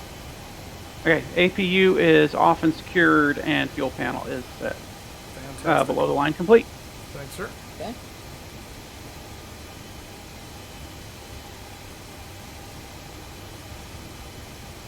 This is the long taxi, so but we are. Yeah, we're going around the runway. So, The yay. only thing is, we did not clear us onto Victor. We just cleared us onto Zulu. A2 Golf Romeo, are you able to move a little bit up Did he front? did he give us so 3-6 left, or did he give us 3-6 center? And it being hold Left. L4? He did give us left. I know the Yeah. clearance gave us left, but Yeah, I can move forward to hold short before the camera. Yeah, he doesn't give Victor because once we start turning on to Victor, he'll hand us over to tower. oh, that's true. Yeah. Also Zulu just goes directly onto Don't say Victor. anything at So all. it's not like that. Tail west. Thank you for the follow. Keep going. I don't know where that came from. Go ahead. 9386, I think to it's holding okay, point, knuckle. runway 36 left via Bravo, Alpha to 1, Alpha, Zulu. A little off on that second line there, man. Bravo, Alpha 21. It looks more like that for you. It's a shared flight thing, I think. 'Cause I I noticed that when I. A350 front to Crap, I accidentally clicked and took the throttle. Yeah, I see that. My bad. Mutiny in the cockpit. Yeah, no, I wasn't. I was panning, and I accidentally clicked where my. Yeah, no worries. Yeah.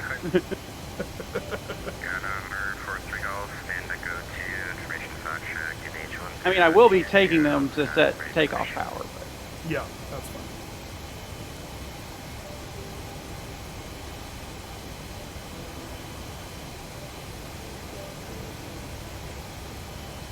Did you guys have a lovely sleep? I had a short sleep, yeah. Yeah, I slept decently. Got up a little bit earlier than I was planning, but.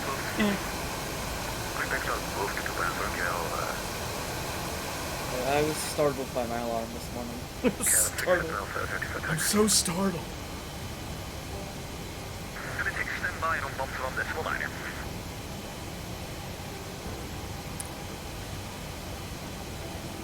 Did you hear that? Is that for us? I thought that was KLM.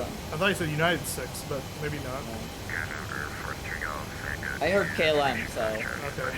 maybe it was United, maybe it wasn't. You might double check, because I didn't hear KLM read it back, so you might Yeah. just double check.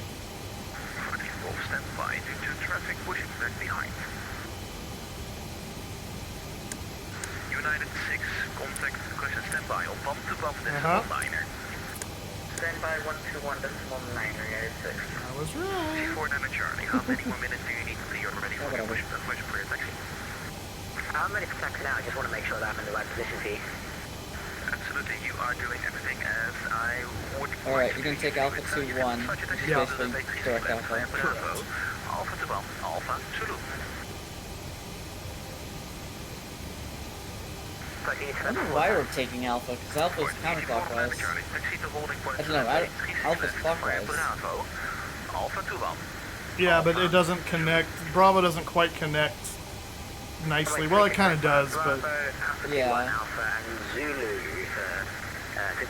Sorry, 4 Charlie. NM67 Alpha, taxi to holding point runway 36 left, follow the EasyJet Airbus A321 in front. Taxi runway 36 left and follow the EasyJet. just means we're going through the little Juliet ramp here. Ground, Delta 9 clear. Exit, the Delta is on Bravo, he's Yeah. going south. But I don't know what he gave him, so. I mean, if they've got flow going this way for everybody, it doesn't really matter. Yeah. You are going in the wrong direction. It's probably just Uh-huh, Alpha. nope, he just called him. You're going in the wrong way. Delta 9 36, got that. We got Alpha. Yeah, no, we're supposed to be on Bravo to the right. No, he just told Delta he's going the wrong way, though. We were cleared on Alpha. Wait, hang on. I'm looking at the wrong part. Yeah, you're right. Yeah. We're cleared on Alpha. Left to Bravo, look at someone to. I guess the directions reverse Alpha on to this the one. 12, make a 180 back to taxiway Bravo to continue to runway 36 left. Yeah, 'cause it says Delta is southbound and Charlie's northbound. The two taxiways that move towards Alpha and Bravo. Zulu or Victor? Alpha, it will be Zulu, and then it will be Victor. Yeah, I see what they did. They said Alpha 2-1, Alpha Zulu. Yeah, so they're doing cross flow because just to simplify it. Right. Yeah. It's quite a long taxi, expect about 20 minutes. Copy Delta 93 86. I think it's also to allow for the 3-6 center aircraft to hold. Yeah, we got Amsterdam for ours this time, so I like to change it up every so often. I just want to get KLM on the Bravo. How you doing, Hayden? For Charlie negative, the Lufthansa from the right hand side of the taxiway Bravo. Other Lufthansa to the right left of 4 Charlie Papa. M6 Alpha, hold position. Hold position, ground 6 Alpha. Keep ground regulated from the 65 to Echo 18. Delta 9er 652, hello sir. I guess that is a holding point, so. Are you able to push back on the taxiway Alpha 10? We are able Alpha 10. So basically we're cleared across behind runway. runway. That approved to Alpha 10, so you want Alpha 13 here, correct? Ground KLM area 0 on a standard Echo 176. Can we reload the aircraft? We're having quite a lot of problems with the APU and the engine, so can we reload the aircraft really quick and maintain the stem clearance if possible? Mayday Oceanic, stand by, I will check that. Lufthansa 9652, you can start your pushback onto taxiway Alpha van 0. Back up pushback to Alpha 10 from the 9652. Hello, 40 following EasyJet, Airbus A321, to holding point runway 36 left. And that's coming for the EasyJet A321 to holding point 36 left, clear up 67 now. Virgin 236 heavy stand, Echo 9 ready for pushback. Virgin 236, hello, pushback and start approved. Pushback start approved, Virgin 236 heavy, thank you. Hello, 420 Papa, ready for taxi. Canada 420 Papa, hello. Unfortunately, standby due to traffic is gonna push back as well onto Alpha 0. You will be out in 2 minutes. No problem. We're not monitoring point 9, Rothmiller. At least, or are you? Because I don't. On mine, it's not. I'm not. Didn't you not? Well, I am. Actually. You are okay. 1.9. Standby. It's not on mine. We're cleared across Zulu 1, which is right here. Did you just say clear across Zulu 1? We were cleared a while ago, yeah. Oh, okay.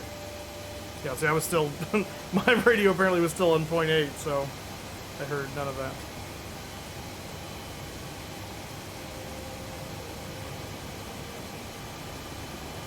Yeah, mine's still showing 1218. That's interesting. I just manually flipped mine over, so. Yeah, Delta 727, contact I think I know tower, why. frequency 118.275 It's adios. inconvenient. It was because the way I did it, it swapped the frequencies and it didn't hit the actual level. Interesting. So that probably Yeah, you're gonna have to flip the physical switch, I think. yeah, that's what Yeah. JSnap just said don't tune the radios using XPilot. You have to tune it using 3D Cockpit. So yeah, bad Rothmiller. I didn't tune it with XPilot. I have a button that switches frequencies. I know, but it's doing that through XPilot, I think. Yeah. Yeah, that's an X-Pilot control. No, it's our FO today is Dr. Corvette, and our flight engineer is Catflyer. Boo my fern! Hello! What is this taxiway? No wonder our airplane's rocking all over the place. You see the... Yeah, it's got a crazy turn radius. No, not the radius. I'm talking about the level of the pavement. It's, on my scenery anyway. It's all kind of wonky. We've been rocking back and forth in this taxi like the whole time. Yeah, well, on the default scenery, you're on the edge of the taxiway. Gotcha. Yeah, I got this from Aerosoft last night. It's okay. It's old like X-Plane 10 scenery, but it's better than nothing. There was an freeware updated version of that Aerosoft. There was what now? There's an updated scenery version.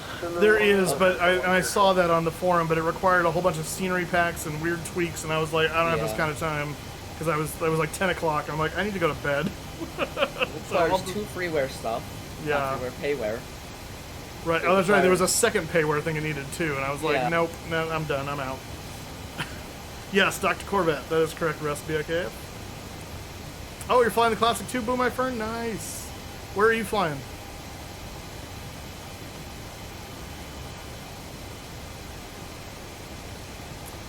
So are we...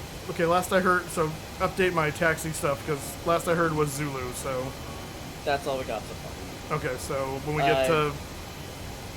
Because Zulu's gonna just keep going. Zulu's gonna go on to Victor, so I don't know if we're cleared on to Victor yet, or hold. I doubt we'll get a hold, but yeah, we're technically not cleared past Victor Mike yet. Yeah, so... Yeah. We've got plenty of time. We're only supposed to monitor this frequency. What is that, a highway right there? Do not mistake highway for runway. Oh yeah, look at that. I will try not to do that. Heathrow to Houston in British Airways. Nice. Classic British Airways. Bird. If you're flying Classic, I hope you're flying the Landor livery, because that's the best one.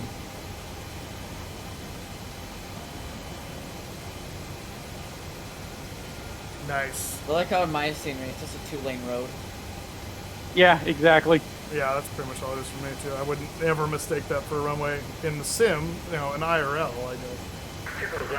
Actually, IRL, it's not much bigger. It's that it's the way it's lit. Oh, I see. Hello, at Alpha 24, switch to taxiway Bravo to holding point Whiskey 10.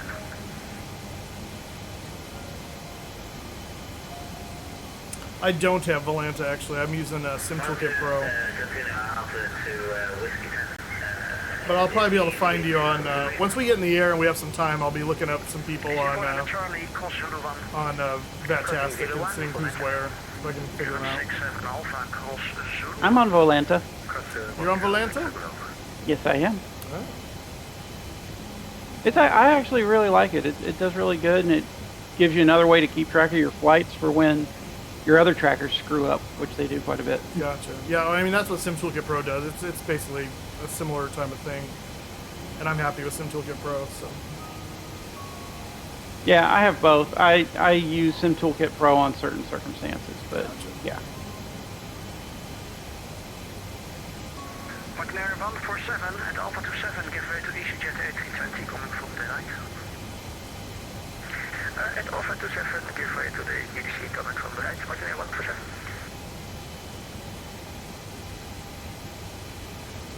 Oh, you're not on. I see. You're flying offline. I got you. That's why you said have to check it on Volanta. United 6, contact tower, 118.275, adios. 118.275, United 6. He's stepping on us. Asiatic to go for Romeo, hold for Whiskey 10 and contact tower,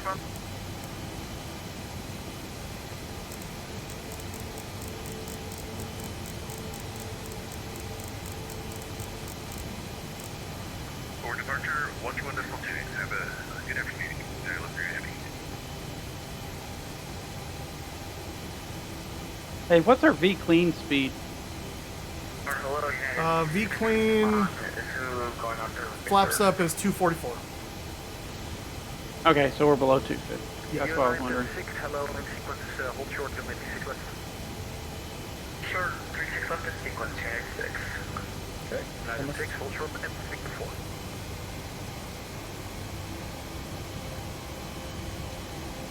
Victor 4 for United 6.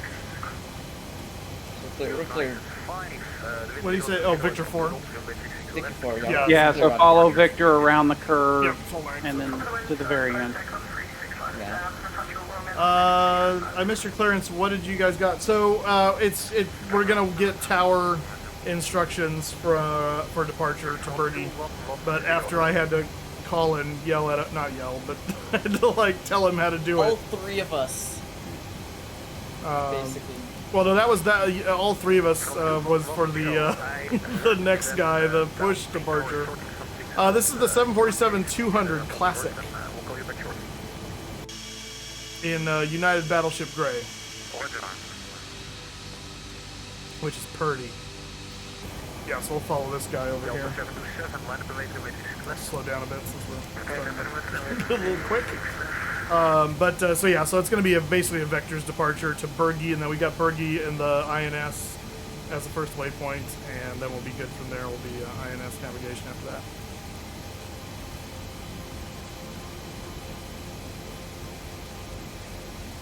I don't know what this is. Battleship has been growing on me, though I'm a Saul Bass fan myself. Is that the is Saul Bass? Is that the original, like the rainbow? I don't know the true names of the. What is this guy doing here? He just sitting here? I don't know. He's sitting at Papa 6 holding point, I think. What? Okay, maybe. I think he was moved off on purpose. He's not in line. Okay, so we're gonna stay straight. Okay. Just go straight. Yeah, keep going straight. Yeah, got it. Okay. He might be non-event, and so they gotta do something with him. Or he's having a problem. Yeah.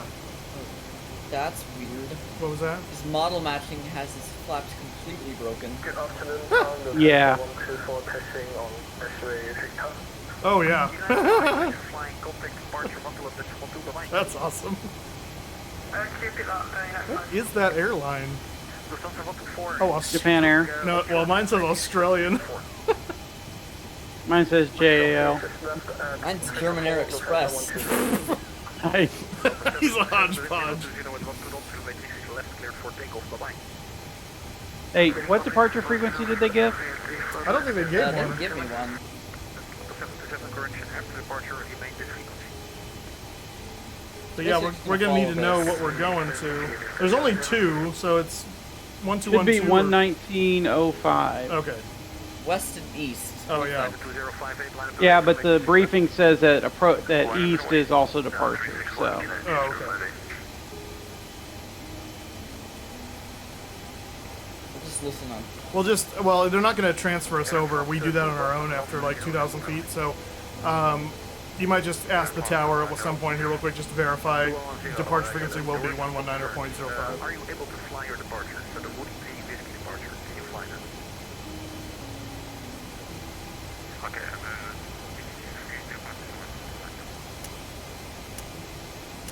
yeah, but airframe 2110, are you able, or is that not something you can do?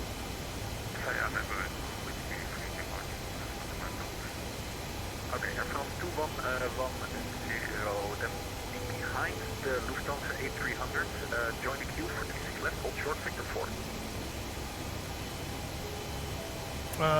JOSD says expect normally 121.2. So yeah, we need to verify because I'm hearing 2 different things now. Staying out of trouble? No, of course not. Of course not. Oh, we ask. Yeah, just ask him real quick. Tower for United 6, we're expecting 1 to 1.2 for departure.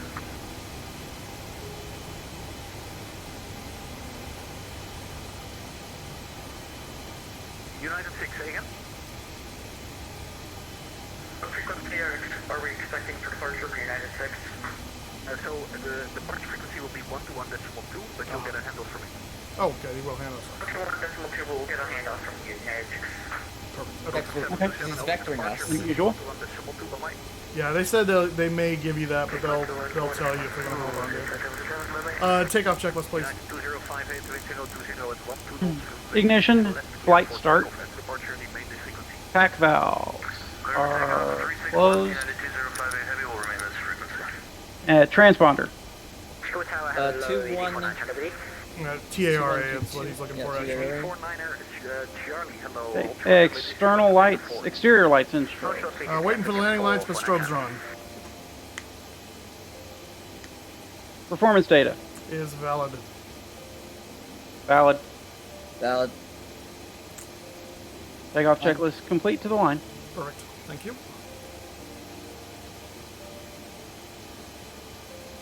Skip Hotel, Oceanic 67 Alpha on Victor. Number 47 Alpha, hello, join the queue for Victor 4, hold short to which is left. Hold short, Victor 4, 36 left, KLM 67 Alpha.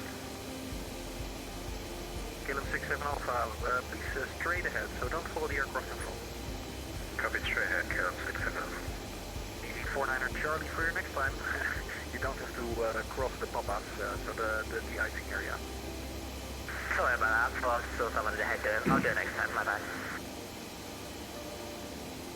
United 6, line up and wait to 36 left. 36 left, line up and wait, United 6. France 2110, just to confirm, hold short, 36 left.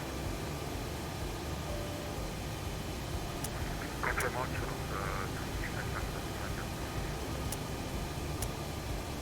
Hello, Virgin 236, Whiskey 10. Just FYI, Cap, your next checklist will be silent checklist. I think the FE actually in this one does the, yeah. But. Yeah, I'm telling him. Oh, got it. United 2058, over to departure, 121.2, have a nice flight, bye-bye. Departure on 121.2, United 2058, thanks so much, so long. Go.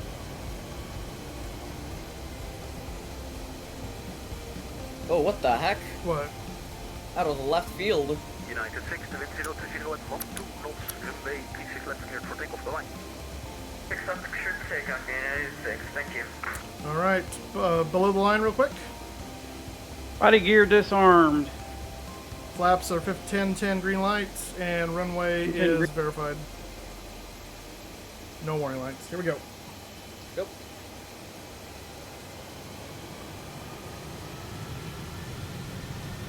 Stable. My throttles. Take them.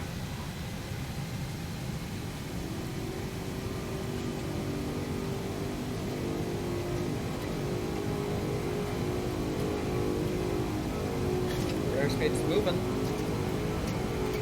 Airfield 2110, line up and wait to wait Power set.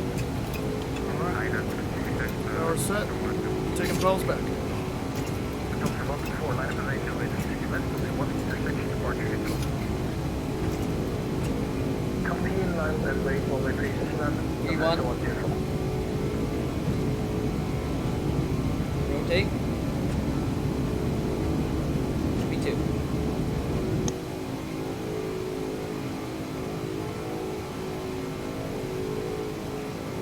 Positive rate. Europe, please. You're up.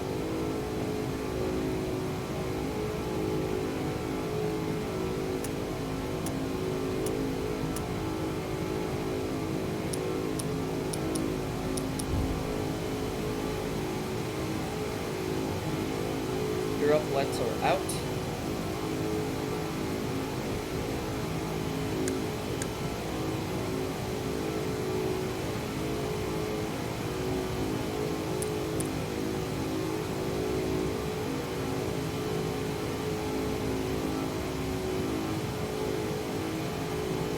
From 2110, wind 020 at 1 knots, runway 36 left, cleared for takeoff and after departure, maintain frequency.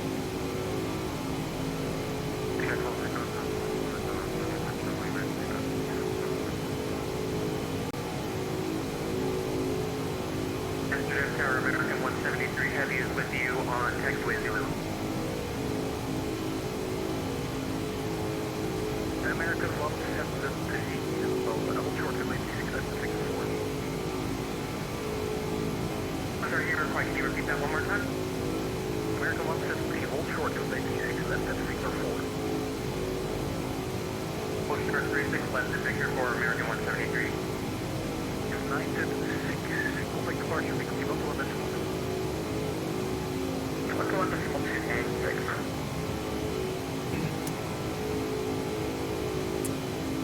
Flaps 5, please. Flaps 5. Flaps. Flaps 5 set. Okay.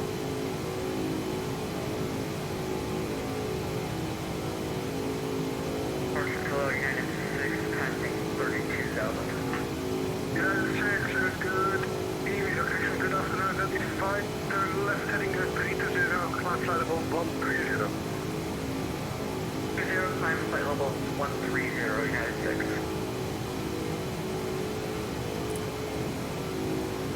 I don't want to set that on your heading. Yes, please.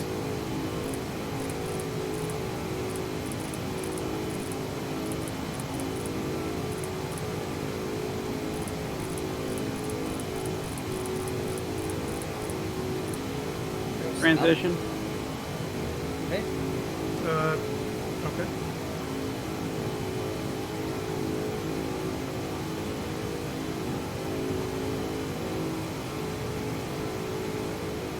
It's not that low.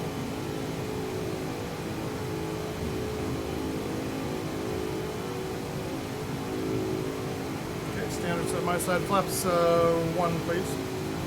United 6, as you know, navigation to Bergie. What is that? So navigation direct for United 6. Flaps 1. Are we ask him? Are we direct Bergie? Because Yeah, we're direct. Yes. okay, good. Perfect. Flaps 1 set.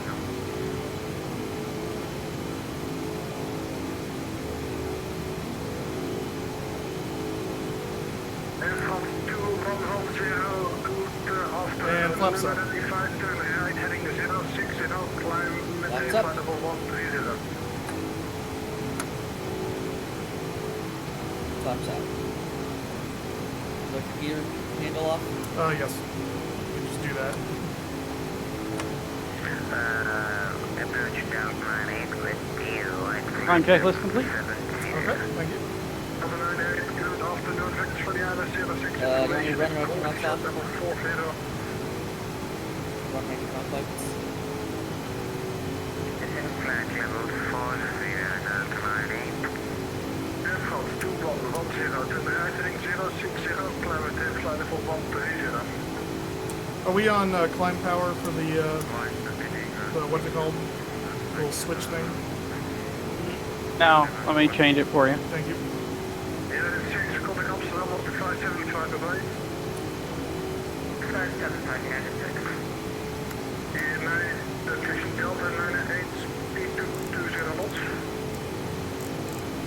Speed to 0 knots, Delta 98. Merchant 23643, whiskey departure, Climb 687, proceed direct to Circle, descend to flight level 70.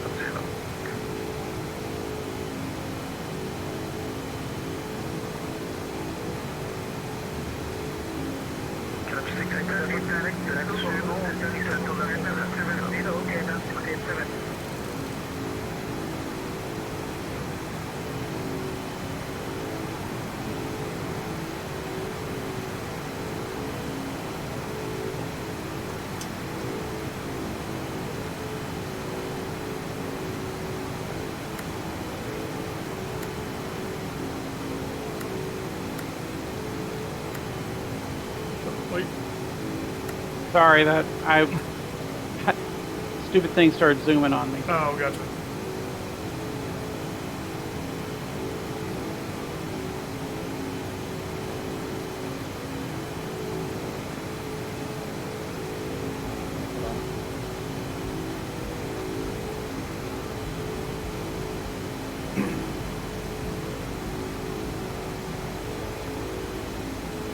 Control, hello, United States passing 9,800. That's the level 90. Yeah, we're on INS.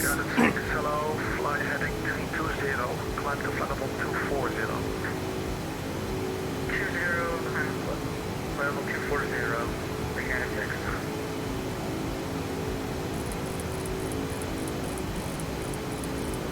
Yeah, and it's flight level 098. Yeah, I'm having some warning issues.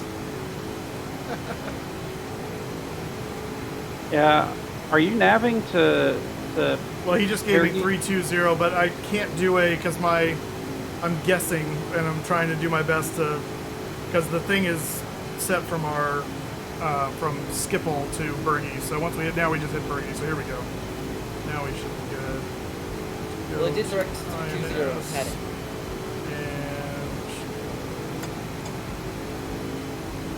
And that should bring us in line now from Bergie to the next one.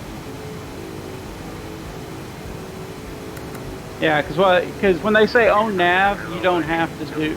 Even if they say direct, you can actually just join whatever the nav line is. No, I know that, but in this particular situation, because we don't have a for sure point to Bergie, and we hadn't gotten to Bergie yet, I was having to kind of do a little bit of INS dead reckoning. Oh, because I was looking at your pointer and it was showing left of course, which is what I was showing on Volanta. Yeah, I know, but that's because it's trying to align me back from Schiphol direct to Bergie. And since we're not in that line anymore, there was no reason to fly back to that line. So I was... 2058, contact Maastricht, 134.7. Let's do this, actually. 134.7 for United 2058, thanks so much, so on. Let's accelerate. Okay. We're above 10,000. Climb 687 after Circle, direct to Sierra Papa Lima. Want your wing light off? What was that? You want your wing light off? My reading light's on? Or nav, your wing. My what thing? Wing. Nav lights always stay on. You Yeah, never nav- turn them off. Oh, wing lights. I didn't turn those on. Did you turn those on? You can turn them off. Calling us direct to waypoint. Yeah, I'll turn those on at night, but I won't... Oh, the wing lights are the ice lights anyway. Yeah, I know, but in the sim, just 'cause it's super dark, it's nice to turn them on just to have some... No, we're on INS. Direct to what? Wherever Kolek is. Yeah, I'll find him. Oh wow, okay, that's a nice little extra. It is 1, 2, 3, 4.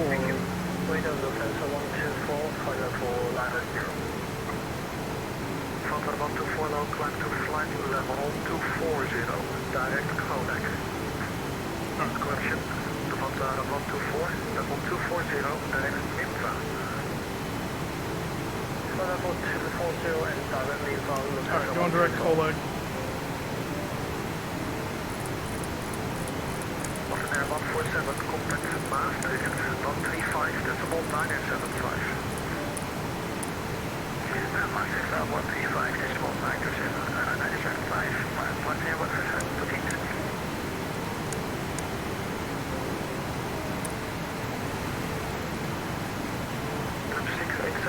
Contact approach, 121, decimal 2. Scotty Bob, how you doing? 121, decimal 2, okay, that's 687, thank you. Oh, there's some clouds again.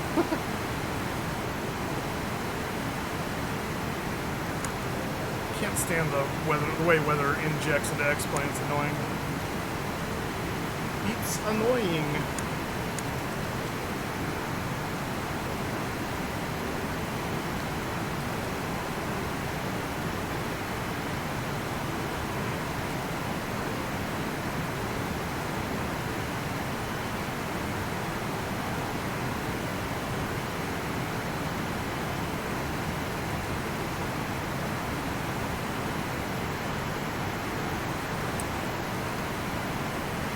We are direct collab. Once we get to, once we're en route to waypoint 7, we'll reload the next 5 onto the INS. I know, Kelsey. I'm waiting until we get to a better spot here. We've got all day. We'll do it. Don't worry. We'll do it. It's been a little crazy go nuts between across the pond and also trying to do shared cockpit and having routing that doesn't work very well. So we're finally in a place where I can breathe, and I'm kind of just embracing that at the moment.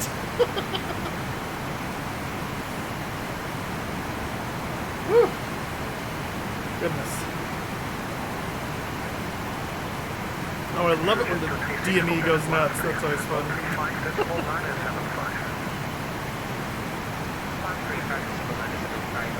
Oh, good grief.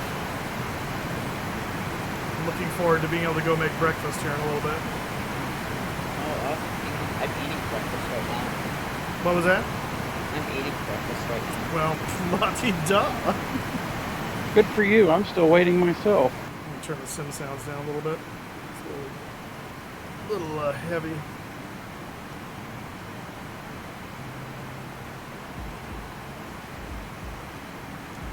Alright. 12 miles to go till Colag, or whatever it was called. Kolek, whatever. No, it's a G. Colag.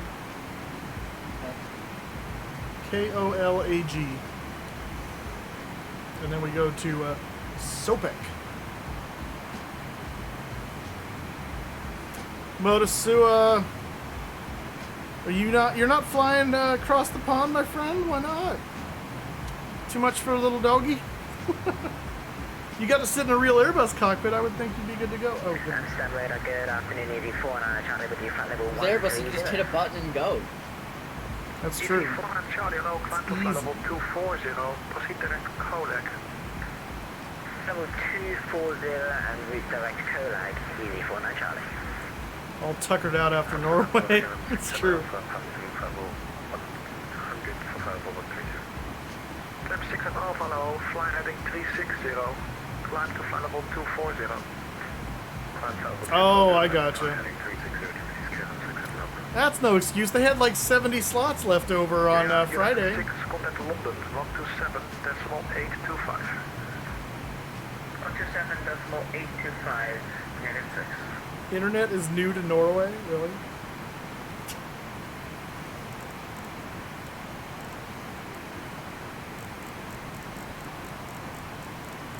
That's hilarious. 8.575, goodbye. 35575, can you talk to 312? Oh, hello. United 6. They got electricity to be here. United 6, London Control, hello, climb flight level 360. Flight level 360, United 6. London Control, hello, Lufthansa Flight level Hey, Moose, don't forget you need to sign on to Nat Track to get the Oceanic clearance. Yeah, I'm gonna be doing that in just a little bit. Lufthansa Flight level. All right, we're up to 360. Once the speed comes back just a little bit more, we'll go back to IS hold. Would I be huffy if that? You mean today? No, because that would be like glorious. I would end this flight and I would go download the MV-80. I would love it if they released it today. That would be amazing. All right, we're gonna go IS hold now. All the way up to cruise. You flew around the Ukraine the other day in Westbound? I forget the name of the airport that the former AN-225 is at, since it's now destroyed. It's in Ukraine. That's all I can tell you. Yeah, I know that. Alright, let me see where our last waypoint is on the INS at the moment. Thunder 124 for westbound travel, you need even flight level, would you like 320 or 340?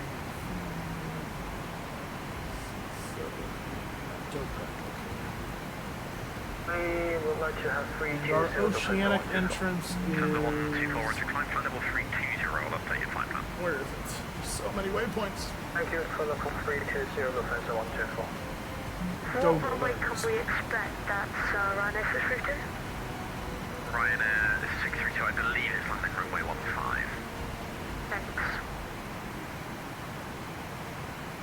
Delta 215 requesting descent. Still on 5 descent. Hey, Corvette, are you showing the altitude switch on? Oh, no, it's... I'm not... Are you showing it? Because I'm not showing it. No. Can you go ahead and put an out select on the down? There you go, thank you. That'll bite us later if we don't do that. Yeah. Good catch. Good catch. Okay, so this is counting down. We just passed Coleg. Yeah, I was just figuring it was a desync issue, so. Yeah. That's good to check. Okay, so I'm going to go ahead and log on to NATS and get our Oceanic.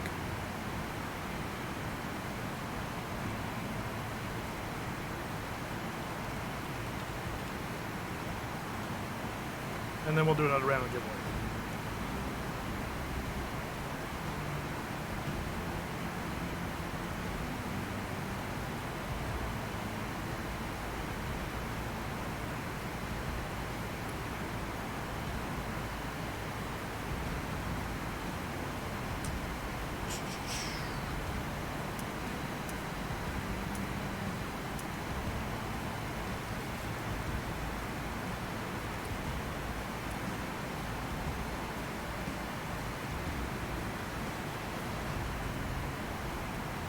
Oceanic clearance. London Control, hello, this is Easy 49 Charlie, flight level 210, come to flight level 240, heading 280 degrees. Right, 49 Charlie, correction, Easy 49 Charlie, London Control, hello, continue. Continuing 49 Charlie.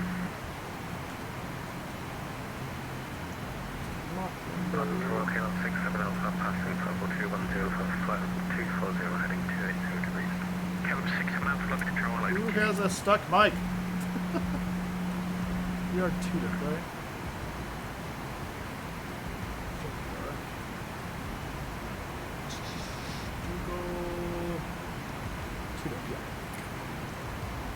Hey, who's got the stuck mic? I don't know. Just a random round. Delta 727, contact London Control. Oh gosh! What the heck? Yeah, I'm looking on VPilot. Oh, there it goes. Finally.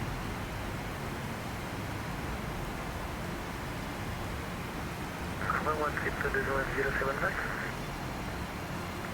Lufthansa 727, 132, decimal 825. We are currently en route to waypoint 6. Literally watching the cable being installed at my new place, just the worst thing ever. Top Gun is on Netflix. Like the original Top Gun? Pure Flight 1, Crew 0.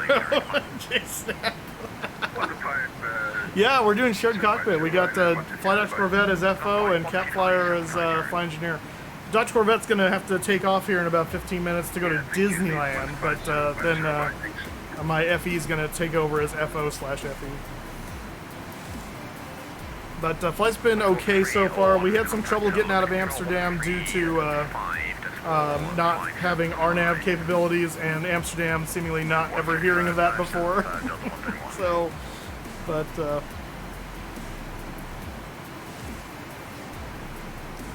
no, we're in climb thrust. Okay, so time over the thing. We're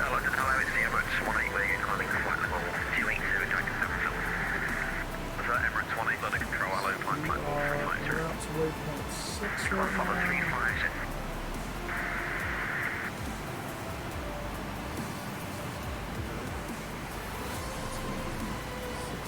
6:15.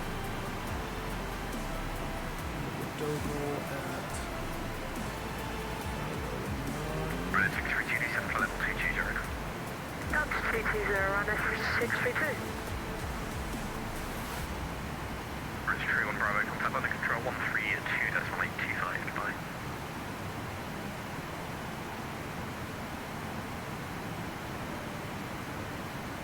Oh, we're a little further out, but okay.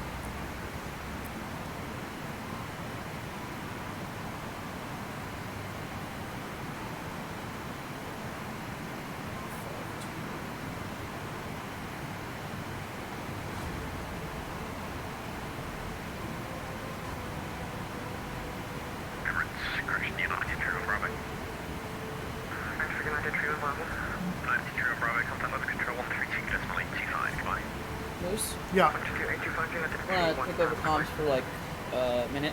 Sure. Hello, Turkish 29 November, flight level 380 there, good luck. Turkish 29 November, level control, hello, continue.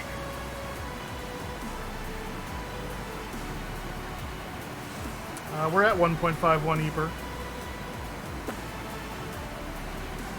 Sky 7000, contact master at 132.075, bye-bye. Matrix on 123.075, Skyway 7000.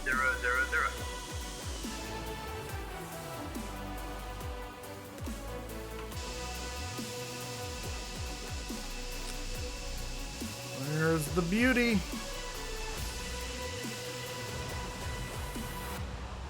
Isn't it lovely?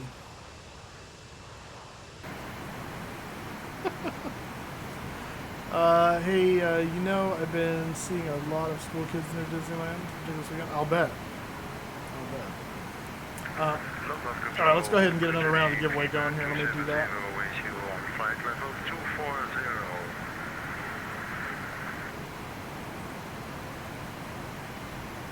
The station calling London, I'm sorry, just saying up the call sign only. On control, good afternoon, Cathay 7446, Heavy level 340 on course to Ruffalo. Cathay 7446 London, hello, continue. Easy 49 Charlie, climb flight level 300.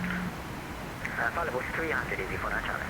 Hello, 600, climb flight level 300. Climb flight level 300, KLM 600. Alright, round 3 of the giveaway is now open! Exclamation point ticket moose! Never a fan of long haul when I flew DC-10s. I really don't get long haul in the sim, because VATSIM does really poor job with modeling the challenges. Yeah, I know. I'm not a huge fan of long haul either, but I do like me some Cross the Pond, just because it's a humongous event. It's the energy of the event that gets me going for this. Otherwise, yeah, I'm with you. I don't get the whole long haul thing. Freebird, that's correct, sir. Fine, Roger, Freebird 270, thank you. Temperate 2 Golf 4 Rifle for Gatwick, the landing runway is 08 right. I'll verify that the Dogo is our Oceanic entry point. Pretty sure. London Control, Freebird 270, KBOS, say again, sir.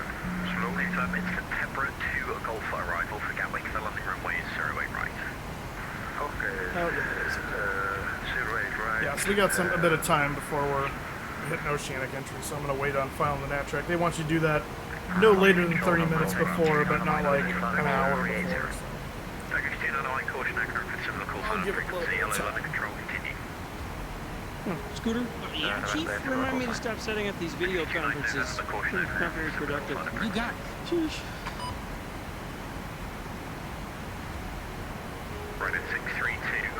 What just happened? It's Tangled coming over the raid. Thank you, it's Tangled. Hello. Alright, I'm back. But I'm going to be leaving in like 5 Okay. minutes anyway. Alright.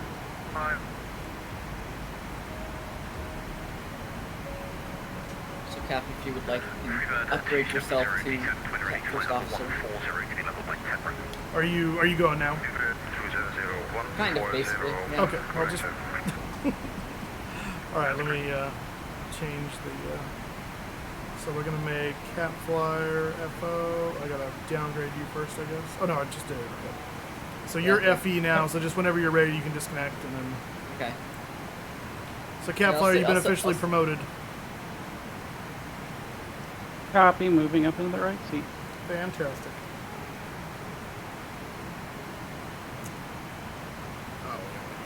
Hey, I can actually see.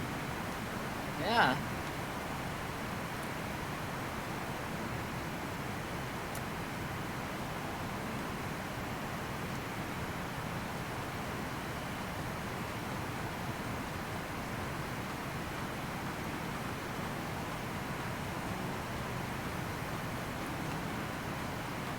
We're going to be aiming for 0.85. I realize we're doing this a little bit wonky because it's been a while since I've...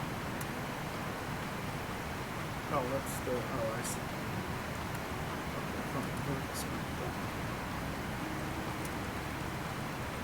Yeah, if you're running auto throttle speed, then you have to do manual vertical. Yeah, I just realized that. This is what I get for not flying an actual flight with this thing in a while. Just doing landings.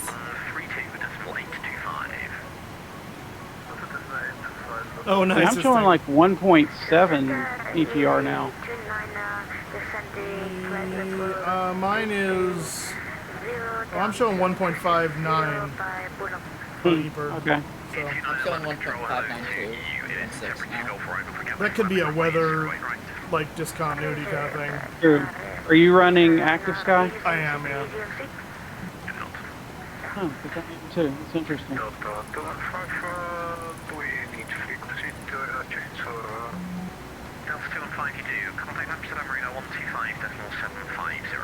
Although, isn't shared flight supposed to be pushing the weather to me? It should be, yeah. It should be, yeah. Okay, well, let me disconnect Active Sky. Maybe that'll fix it. Oh, yeah, that might do it. It might be conflicting with each other. Yeah, I'm in Mach for it's speed on mode now, 1.7. so... Yeah. We'll be level 2 at the moment.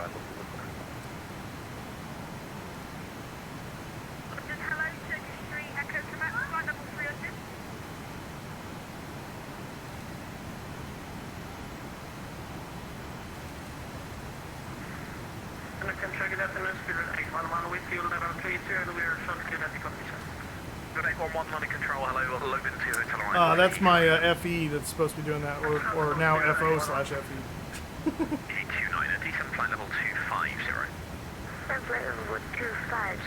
EPR is set for climb thrust, although that may not sync if no, I remember correctly. it shows I'm in climb thrust for EPR. Okay. Well, I can tell.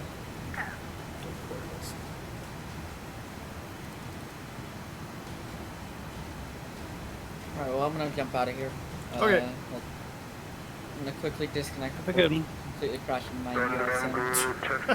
balance 7248 inbound, movement flight level 380. Flying 7248 London Control, it's hello, gone to vertical. continue. That's lovely.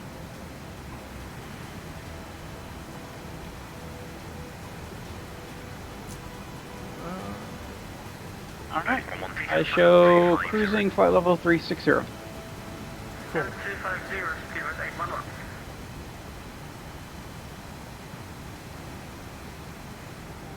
Yeah, we're just pulling out of the center 2 tanks right now. Yep, on other mains. Well, 1 and 3, 2 and 3 mains. 124, request away for 5 minutes. Lufthansa 124. We are set to cruise, showing 1.58 limit. Keep it climb until we reach cruise speed, because we're Okay. we're not there. We lost a little bit of speed then, so 0.77 right now. Yeah, we are slowing down a little. Land control, good day. Lufthansa 1 Alpha inbound to Mimba, flight level 360. Lufthansa 1 Alpha, London control, hello to you, continue. Continue, Lufthansa 1 Alpha. We are losing speed too. United at 6, contact London control. We may be a little high for the 13557, west wind, correction, United 6 heavy. So is that last transmission for Turkish 29 Mike? United at 6.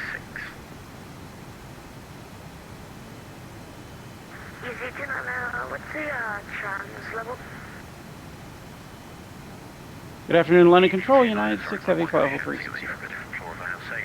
Oh, no. What's the trans level for today? Today is going to be flight level Switch. 7. Yeah, I was gonna say I don't think I saw the radios change. London control, very good evening, lots 2 Yankee Juliet, Weather 150, inbound Oh, I range. need to get. Lots 2 Yankee Juliet, London control, hello, climb flight level 300. Need to remember what my call sign is. Climb level 300. That would help too. Yankee Juliet. No, it's not, it's Freebird 270, contact London control, now the frequency is 120.525, goodbye. Left is the remote. North. 53237. Freebird 270. West. Freebird 270. Freebird 270, contact London control, 120.525, goodbye. 53237. London control, I understand. 1, 2, 3, 2. No. Can you repeat? Say again the sequence.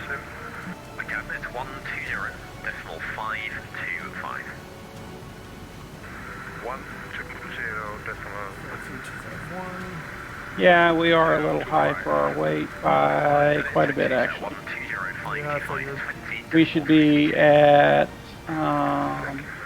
yeah, we should be at 330 right now, so probably 320. We might actually have to descend. Yeah.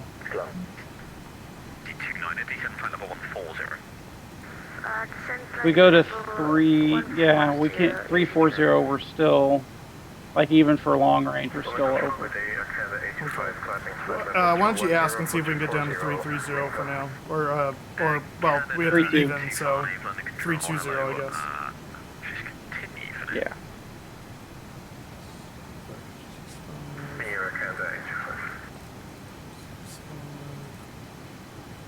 West 1322.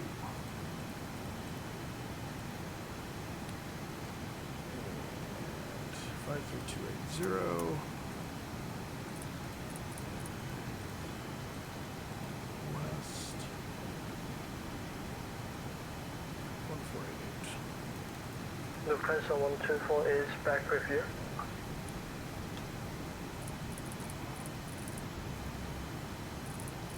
I get so used to that. Okay, 320 out select, VS minus 1000. Okay. We got clearance to do that, right?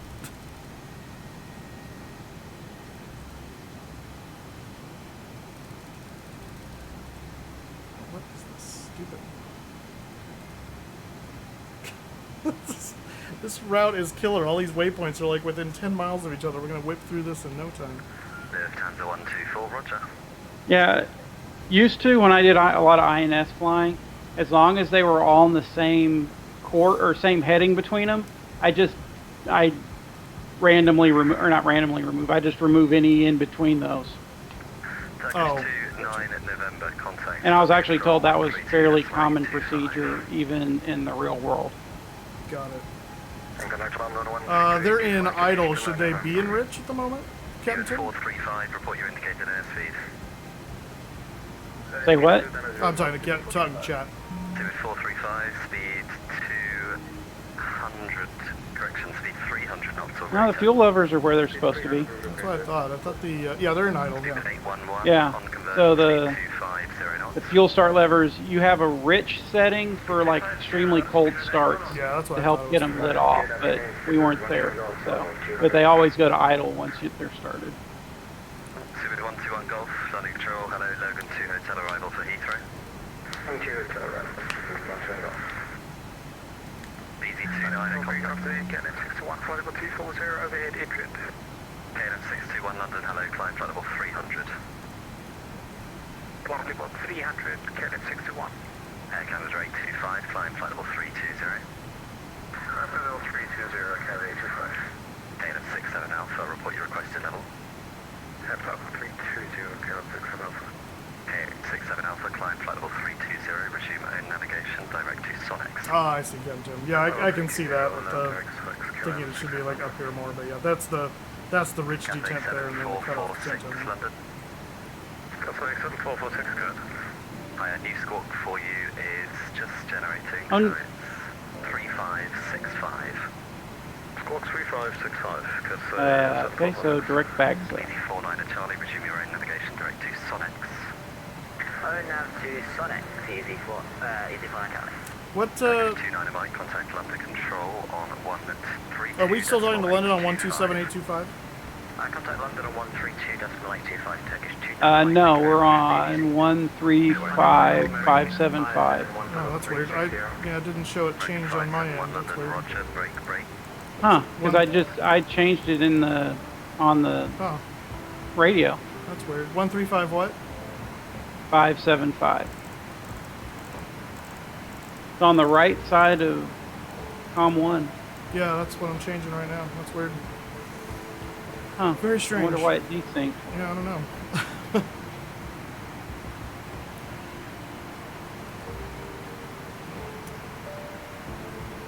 Closer to the panel, yeah.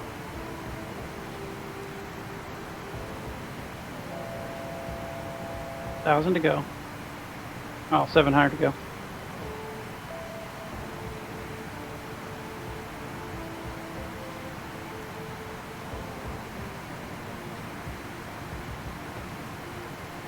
London, hello, Tom Jet 4616, runnable 280 direct, Luton. Tom Jet 4616, landing control, basic 1 Golf arrival for Gatwick, climb flight level 370. This is 1 Golf arrival climbing flight level 370, Tom Jet 4616.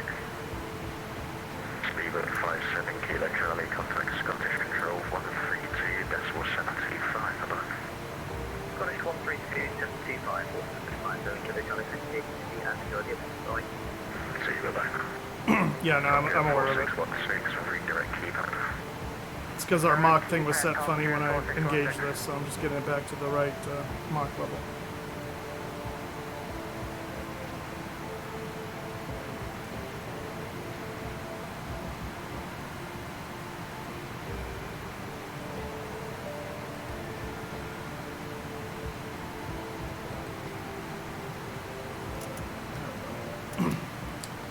Okay. Ticket moves, Amtrak. There you go.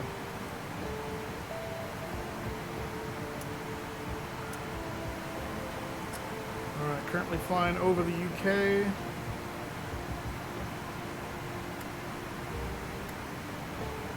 And all is hunky-dory. Cap, do you want to, I'll man the radios if you want to get food, and then I'll get food when you come back. Okay, sounds good. I am off comm for a minute. Okay. Taking over. This is the best part of shared flight right here, is we can back each other up.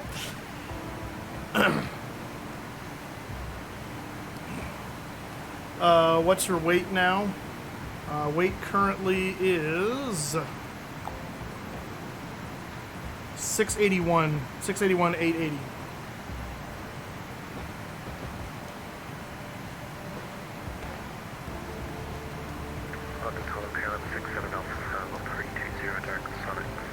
In pounds, obviously. Clear.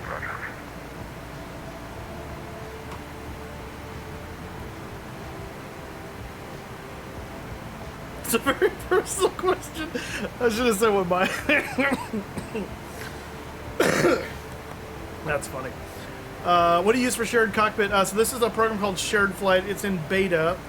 We've been granted access to the closed beta, and I think it's getting closer and closer to coming out. There's a lot of people in the beta now, and it works pretty well. They're still finding a few issues here and there and squashing them as they come up, but this is kind of a J-Snaps baby, and it's a fantastic program. So, good morning, Homie Live. How are you doing?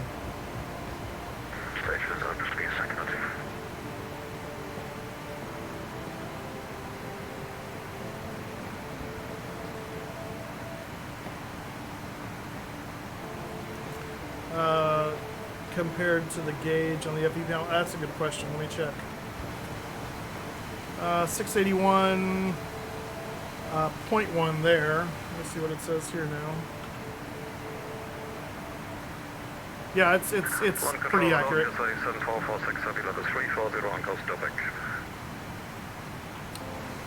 accurate. I'm gonna, since he's not here.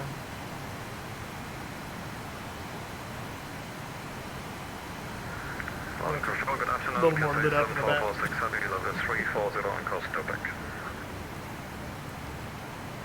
Just finished breakfast and now just enjoying Triple Castle Bomb. Been too busy to play any games recently. Ah, nice.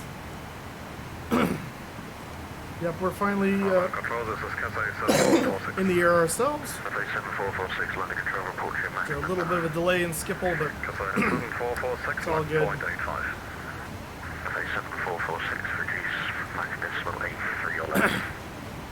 Would you say Mach point $3, Cathay 7446?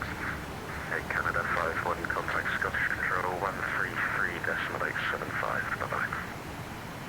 133.875, echo the 51. ALM 67 Alpha, fly heading to 905.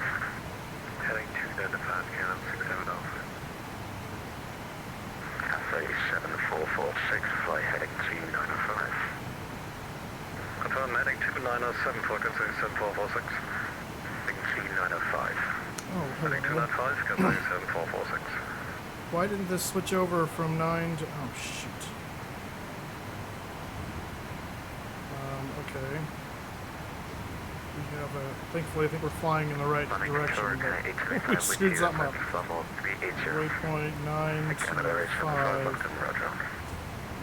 Is this... Are we counting up or counting down?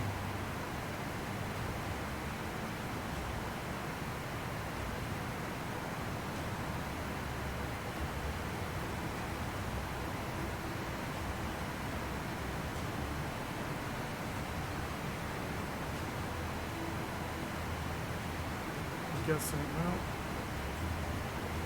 why isn't that moving?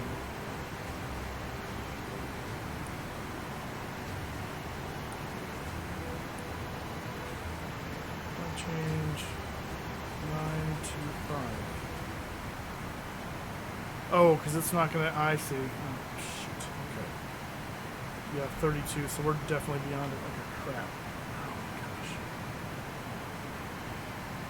Let's do this then. Let's go waypoint 1. So somehow that didn't switch over. 10, 7, 8. I gotta do some calculations here real quick.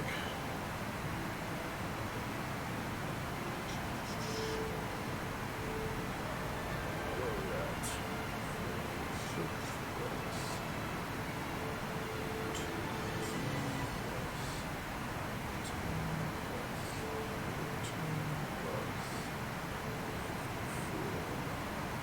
Okay, we should be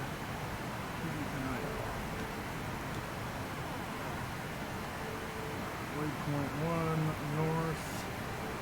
5337.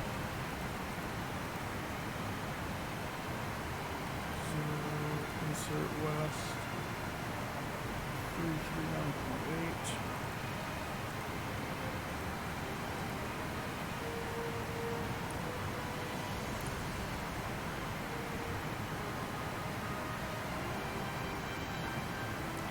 Waypoint change 9 to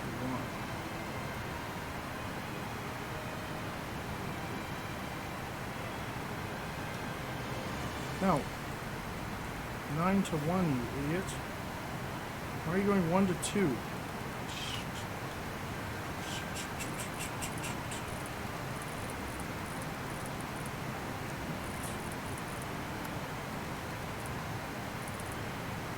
Contact 4616, contact London 120.025. Why is this thing not flipping over like it's supposed to? 120.025, contact 4616, bye-bye.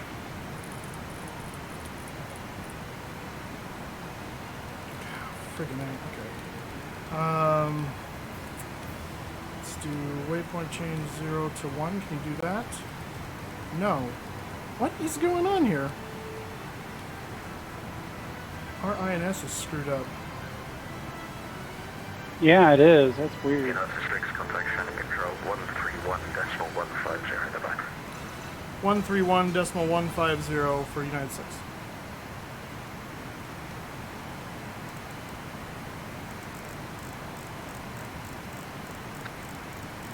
And I'm back. Okay. Shannon Control United 6, checking in flight level 320. United 6, Shannon, good day, radar contact.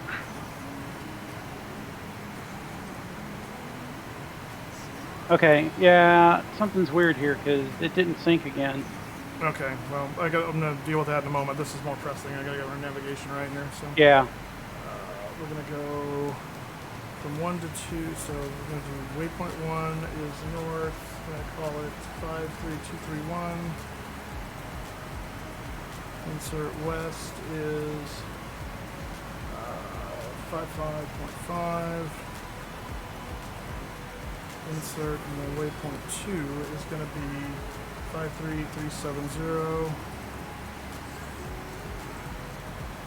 Insert west is going to be 339.8. Insert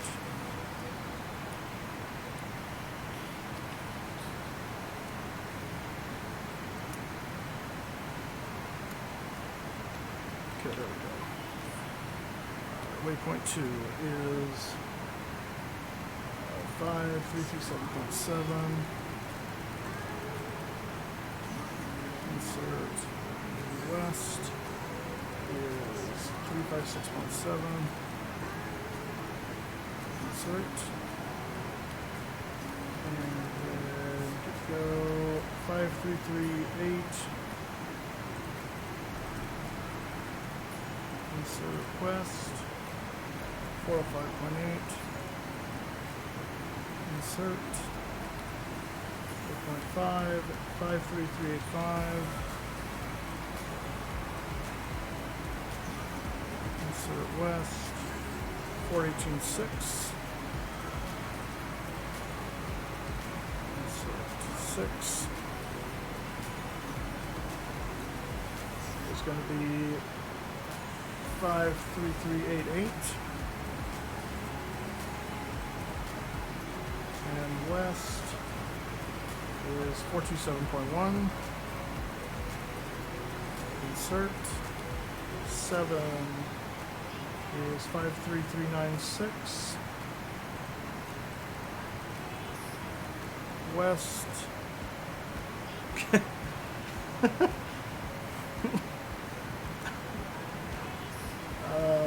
450.4. Insert 8 is going to be 5340.2. Insert west is going to be 508.8. Insert 9.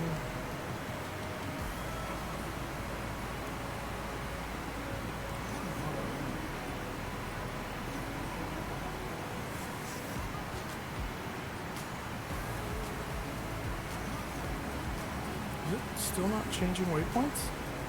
Oh my gosh, it's not. What the heck? This thing is not auto-advancing.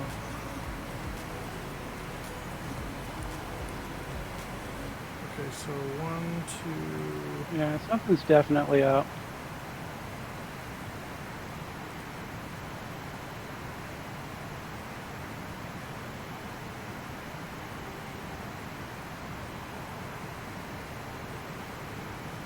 We're still going toward it? Yeah, we are.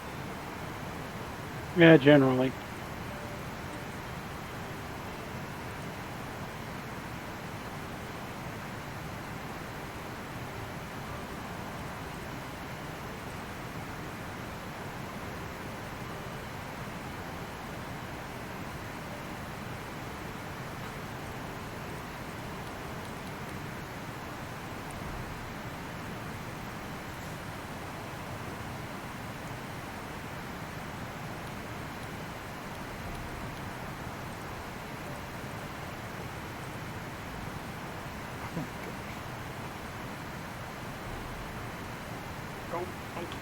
No.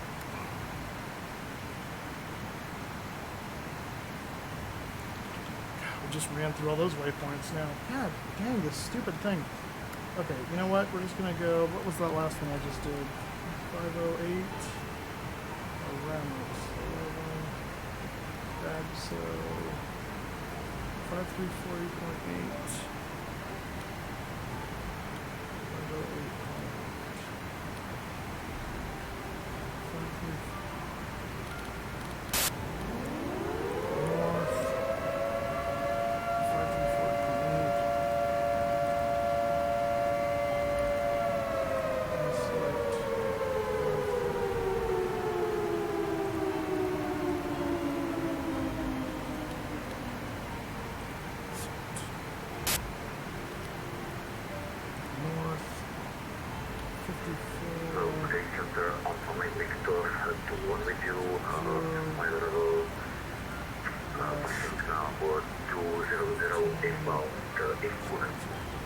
Alpha Mike Victor 2, Oceanic, good day, radar contact, climb flight level 380.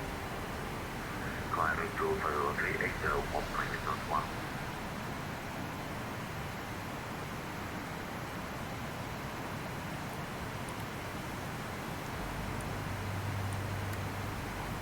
Okay. We're going toward a long waypoint finally. Good grief. I don't know why this thing is not auto-advancing. That is really annoying. Good grief. Now That's why we don't fly INSs anymore. I guess. I haven't had that with this issue before. That's new. Who did the silent thing now? Alright, so we're now direct to Dogal, which is our Oceanic entry point. It's like 340 miles away. It's about 39 minutes away. So we're going to go ahead and file for our Oceanic clearance.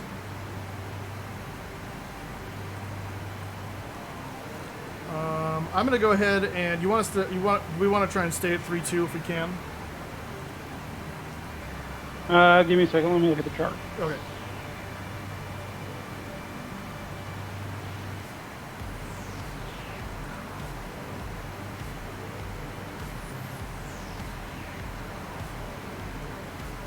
Well, I didn't expect a kind of Spanish Inquisition. Court Doctor, is that you? Nobody expects the Spanish Inquisition. Yeah, we might be able to bump up to 340 before we get there. So maybe request a climb to 34. All right. Yeah, we should be able to do that, but 36 is going to be much later. Got it. Okay. Cruising at flight level 280. You heard one month channel, low identified.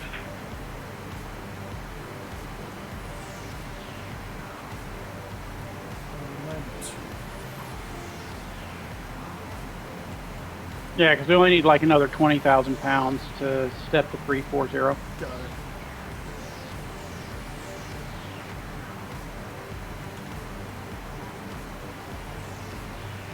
Alright, so we're at 38 minutes. Okay, so 14, 20.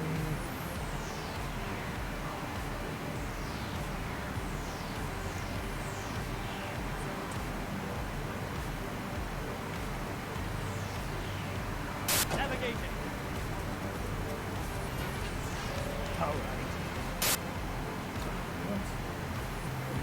just be 3 digits. Yeah, so 085. Oh. That was your other problem? Oh.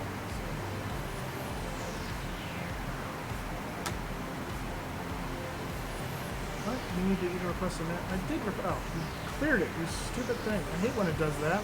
It doesn't clear anything else, but it clears like one field after you resubmit. Alright, we've done that. The maximum file is equal to or higher than your requested file. It is. Oh, no, you changed that too. Stop tweaking my form. You stupid thing. Okay, are we good now? There we go. Good lord. Okay. Alright, so that is been submitted on the clearance.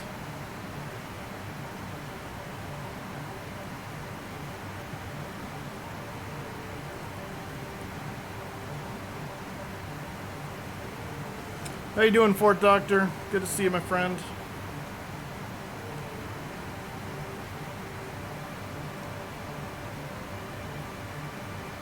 Okay, what are you showing for EPR right now?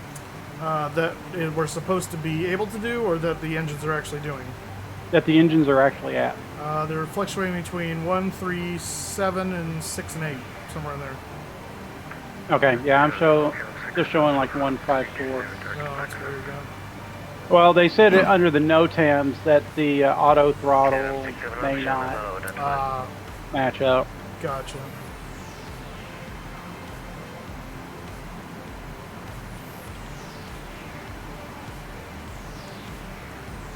But I did get the weather fixed, so. Yeah.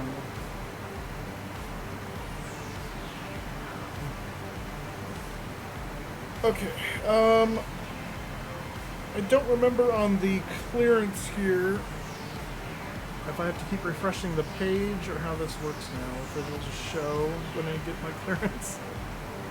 I think you still have to refresh it. Yeah, that's kind of what I think too.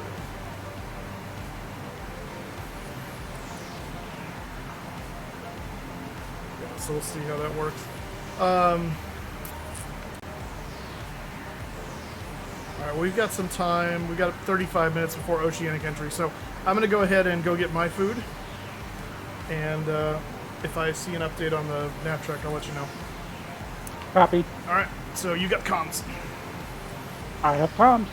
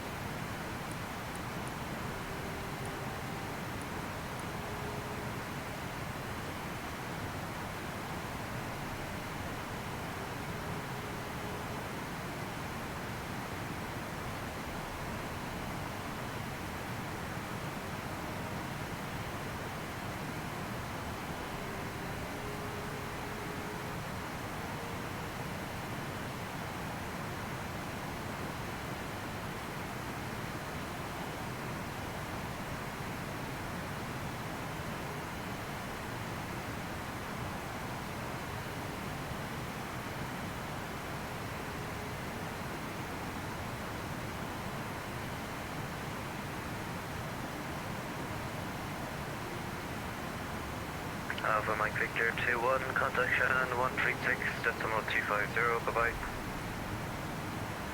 Contact 136, decimal 250, thank you, bye-bye. Alpha Mike Victor 1.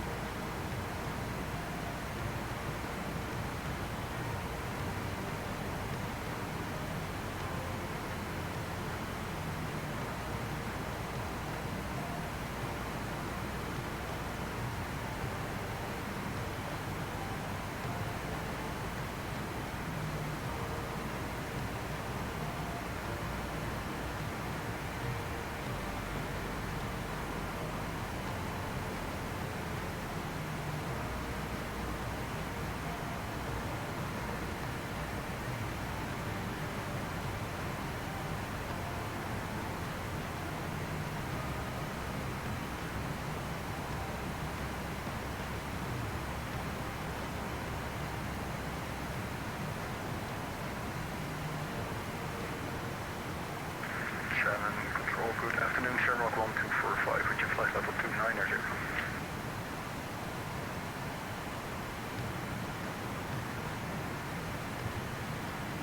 Shamrock 1245, hello, it's Yolanda to Lima, arrival, report ready for descent. Yolanda to Lima, arrival, Shamrock 1245.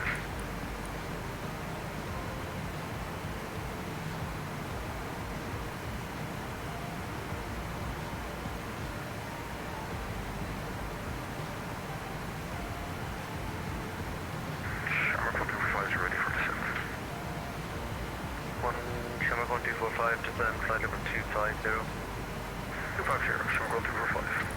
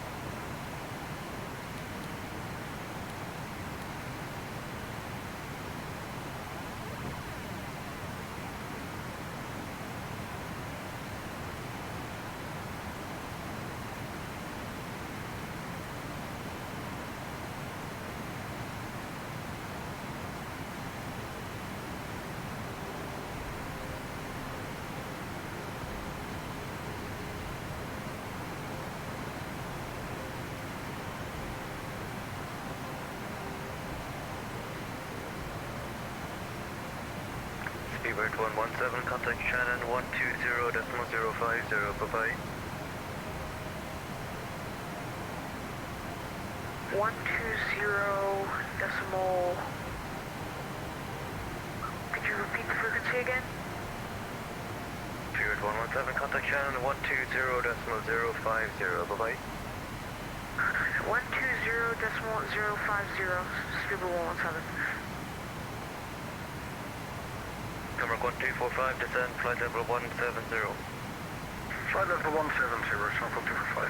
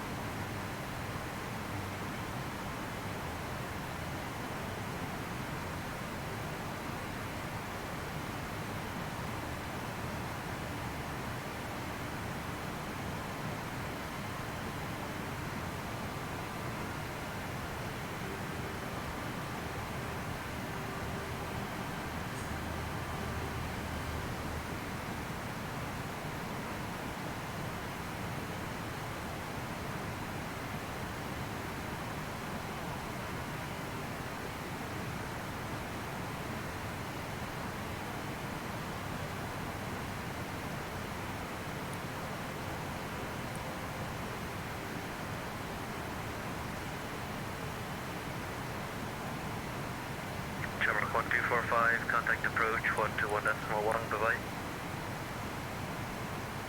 121.1, show 1245, goodbye.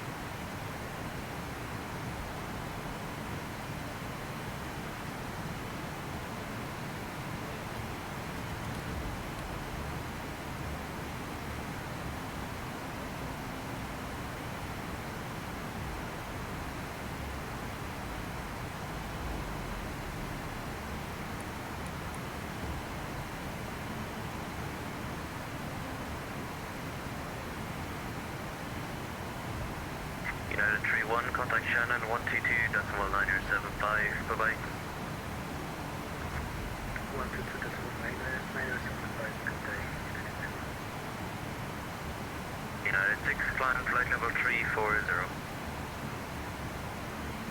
Climb flight level 340, United 6. Climb level 340, United 6. KLM 67, Alpha, climb flight level 330. Climb level 330, okay, 1167 Alpha.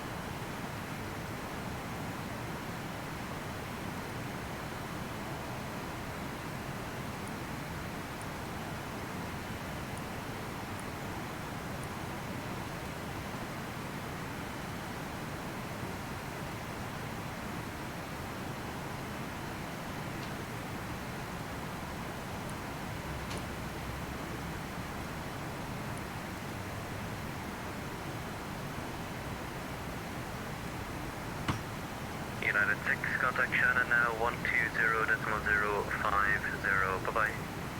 Okay, I am back. 120050 Westland, or United 6.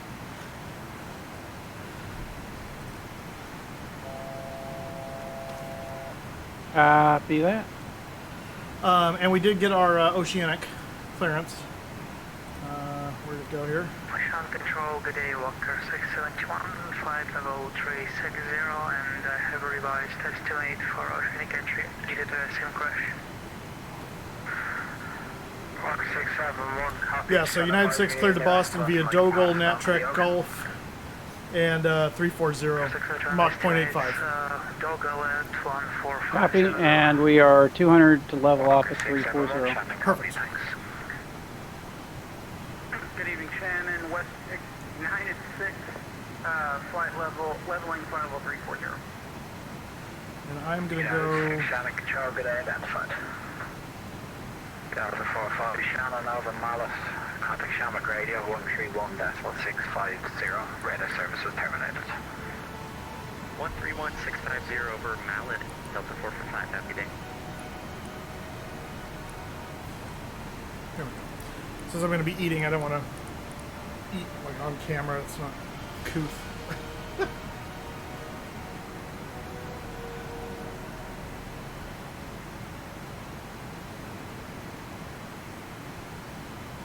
All right, cruising flight level 340 on standard. Awesome.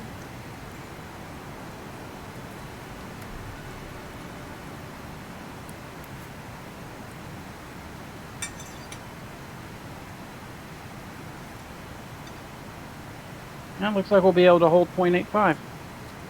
Excellent.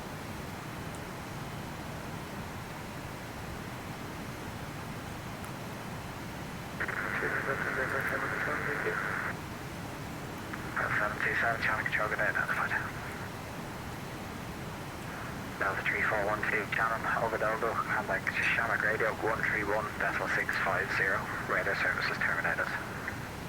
13165, Delta 3412, bye-bye. Channel Eastern 402, Shannon, over Dogo, contact Shamrock Radio 131.650, radar services terminated.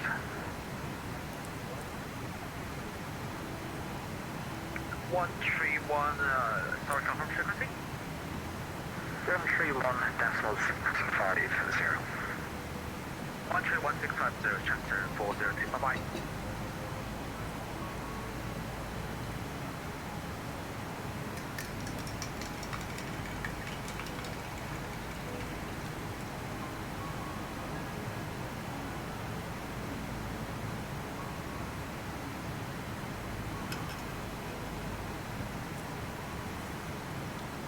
I think I'm going to put in the next waypoint after Dogle just to be safe. So it's there. Yeah, that'd probably be a good idea. Yeah, I think so. Alright, so let's go. After Dogle, it's going to be 55 north, 20 west. So north, 55000. West, 2.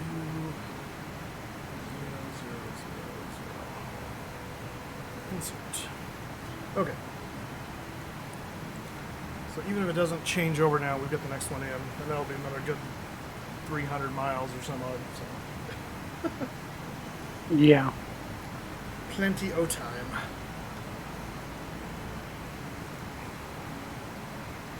Oh no. What? You know, I had butter on the edge of my plate, and I just put the plate up against my chest and got it on my shirt. Oh, no fun. Yeah. Oh, I need a bib.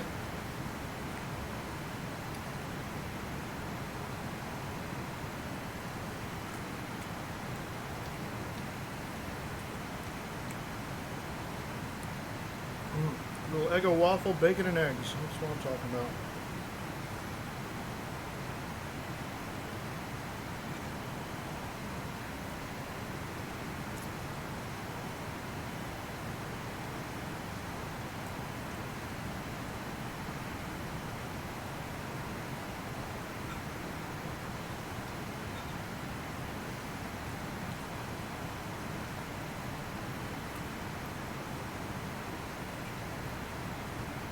Shanghai Control, November 8175 request, switching over to Uganda. Lufthansa Cargo 8175, Shannon, the radio transceiver range is quite poor in your location. Over Malice, contact Shamrock Radio 131.650, good day. Well, that guy's a gander. 131.650, thank you very much, November 8175. He did, but he said it. Yeah, he said it in there. He clearly meant Shanwick because there's no way you're going from Shannon to Gander. Yeah.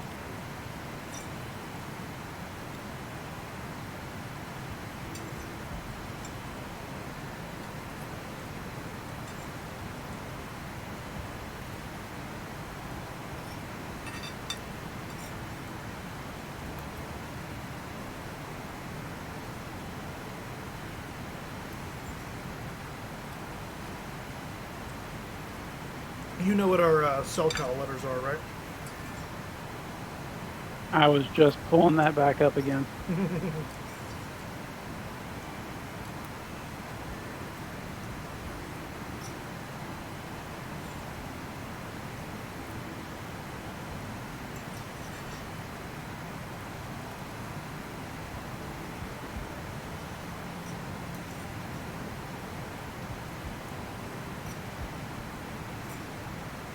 Golf Papa Kilo Quebec. Yep. That be them.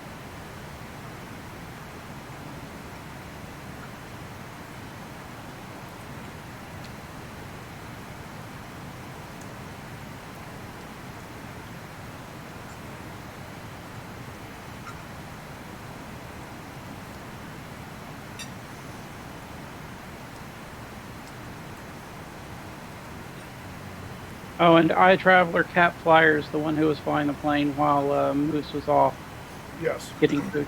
It was in good hands.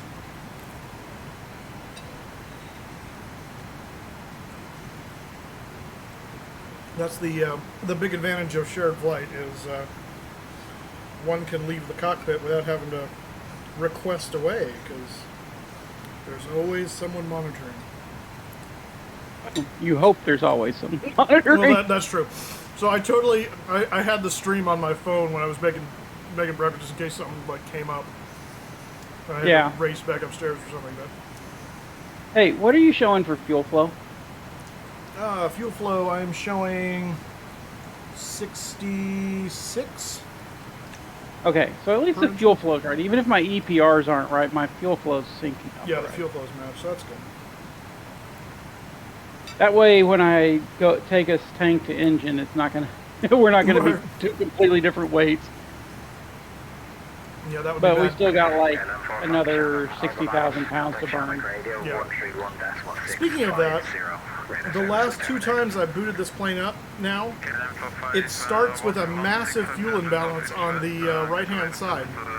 So the plane is literally listing on the ramp, and I have to redo the fuel to get it to be right again. I don't know why. It never did that before. Huh, that's weird. Yeah. Yeah, mine booted up with an even 30,000-ish pounds split properly, so. That's very strange.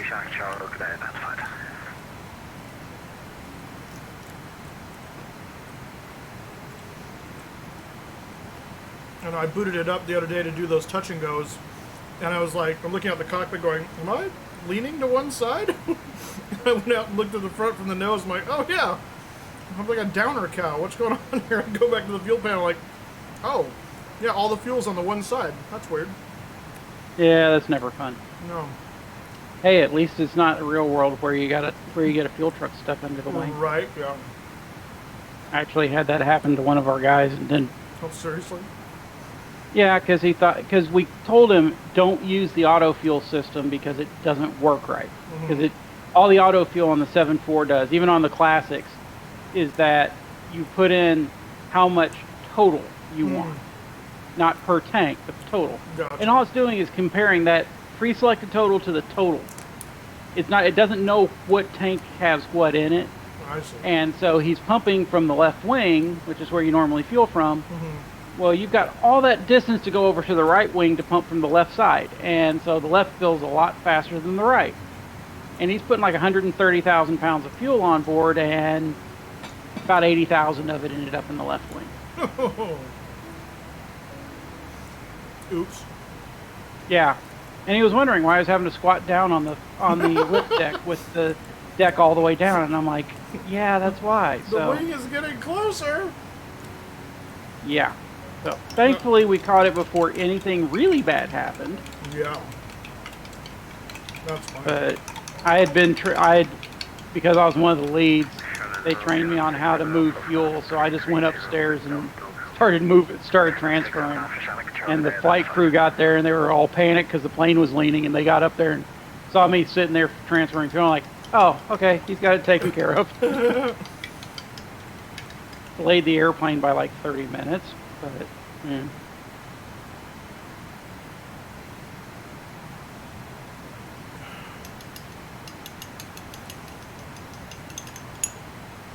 The joys of peak during the holidays. You get airplanes that aren't as familiar to a lot of people, and then you get people who don't usually do cargo anyway down there trying to help.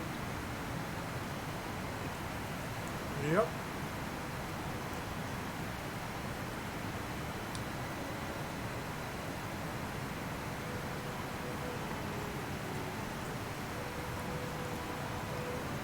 So were you working for like a ground ops crew or for a particular freight line?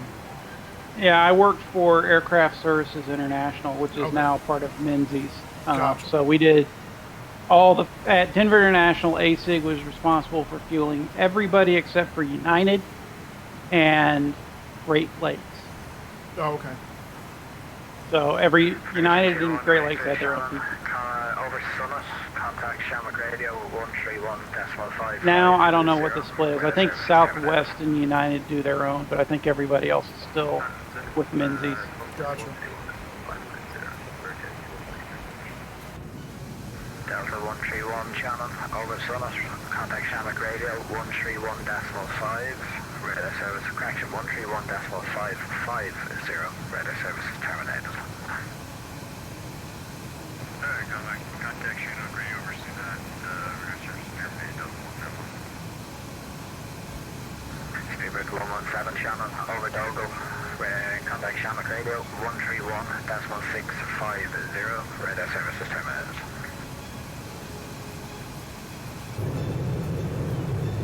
Speedbird 117 Shannon control. There you go. There you go.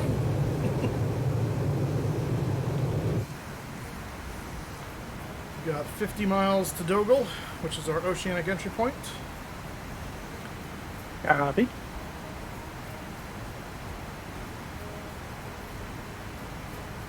Yeah, headwind sucks. 488. Yeah, we're 488 ground speed to a true of 493. Yep, that's westbound for you. Yeah.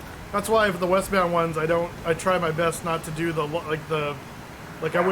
wouldn't want to go to Miami or Tampa or any of those this time because it'll be forever and a day.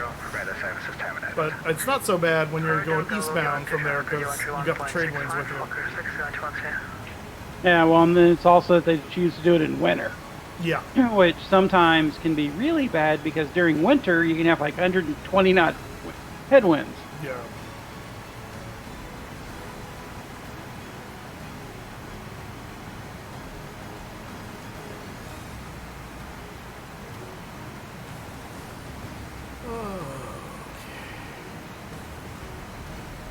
So, by the way, while you were gone getting breakfast, I tried to get a waypoint update going, and for whatever reason, I could not control your INS, so I couldn't set it up, so it wouldn't give me an update. Oh. You talking about as far as like time to? Well, what were you? Or are you talking about the INS updating? You mean the? Yeah. I gotcha. Oh. Before, because we were about to, leave. Yeah, the last land mass. Yeah. Mainland, and we were already at 4, so. Gotcha. Oh well, we'll just end up being somewhere. Yeah. Now we're at a 3 now, so yeah, we should be okay. That's not too bad.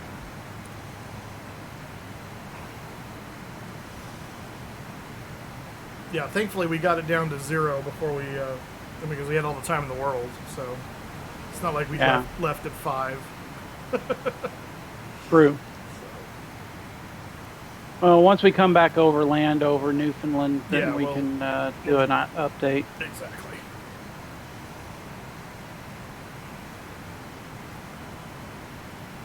I'm really curious why suddenly it's not doing The auto, that's what's really weird to me. Because it did, it did auto waypoint. Well, actually, we'll see here if it auto waypoint. It may just not be auto way. No, because I did that with the. It might just be that 9-to-1 that is a problem. No, I remember even like way back at FS98 with the standalone SIVA that it was always really finicky. Gotcha. I mean, I've never had it not do it when I've done longer routes in this, but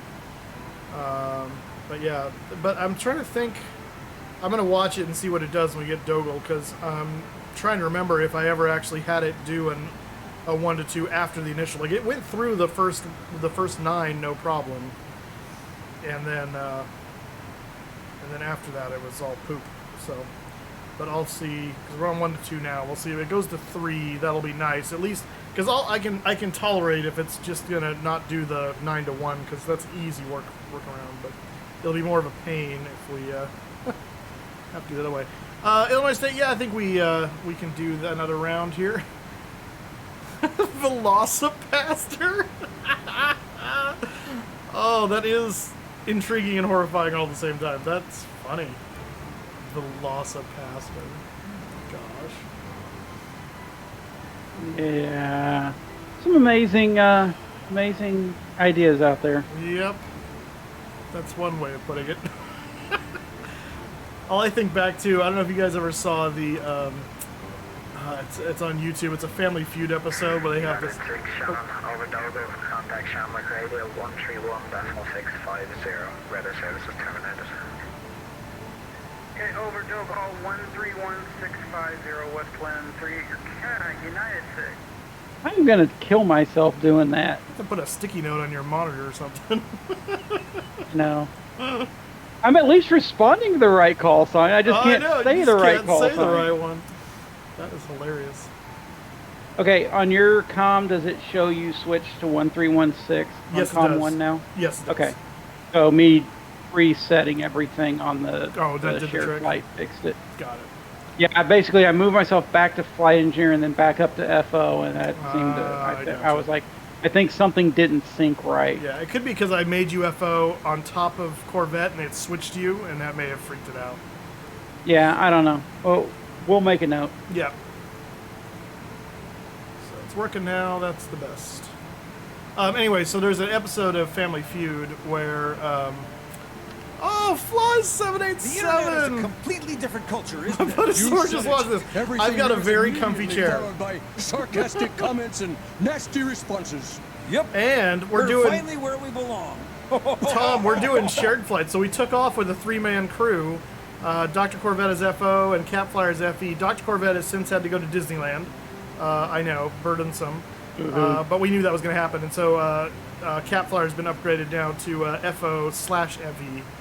And so he's handling the radios right now. And yeah, it's been super cool. It's actually worked really well. Just a few little sync-up issues, but nothing really to write home about. Okay, good. It did switch over to 2-3, and we just passed Dogal, so you want to call Oceanic? Yes, sir. Shamrock Radio, United 6, flight level 340 over Dogal, SoCal, Golf Papa, Kilo, Quebec. I have a story, Tom. Once we get the Oceanic here.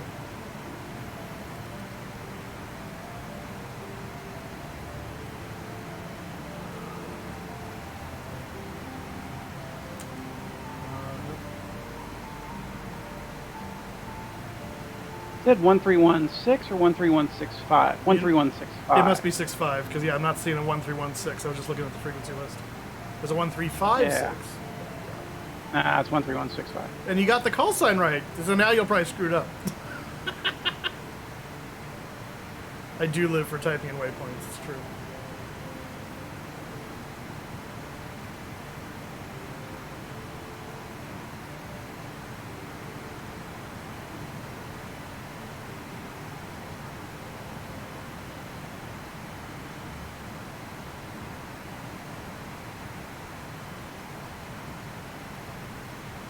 King Fury? Or Kung Fury? No.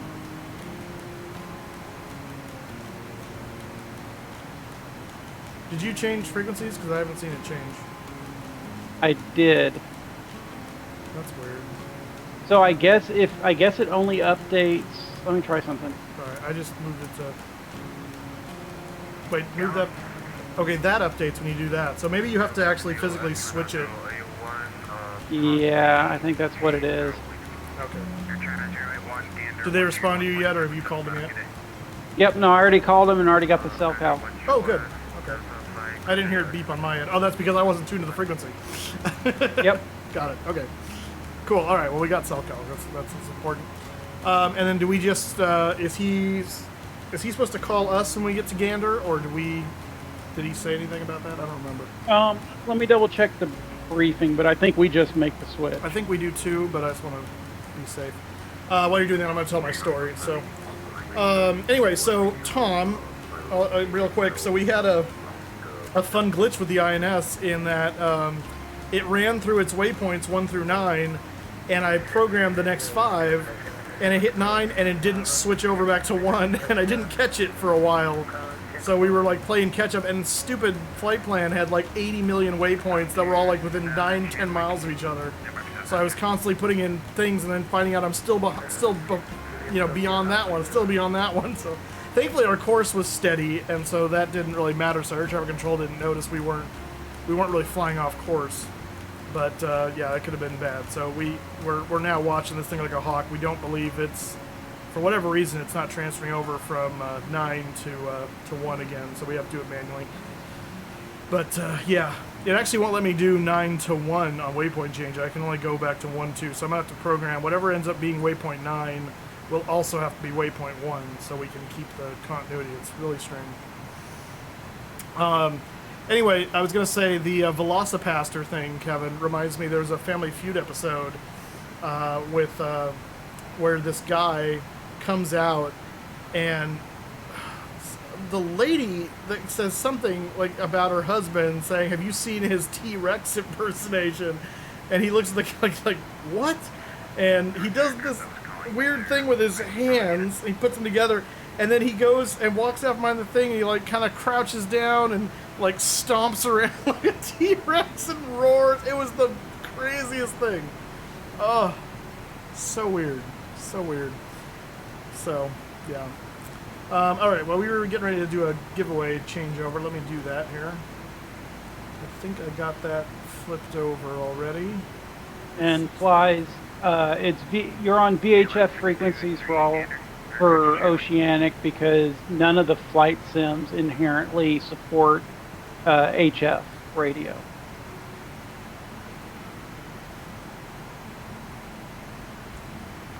They do simulate the cell call over the thing, so that's how they'll alert us if they want to talk. So we don't have to really listen to what they're saying the whole time. We can turn the volume down or whatever.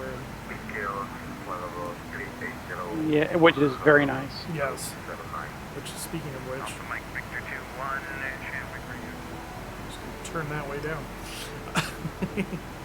That's why it was so loud in my ear, because yours is coming over the stream. That's why. Like, I kept turning it down on my end, but I listened to the Discord through my headset, just like. Oh, I got you. Yeah. So, just like the VAT or the X Pilot. So that's fine. Well, I turned mine down enough that it wasn't an issue. Now we know. Yep. So now I'll just go turn X Pilot up a little more. There you go. Alright, let me see here. Pedos.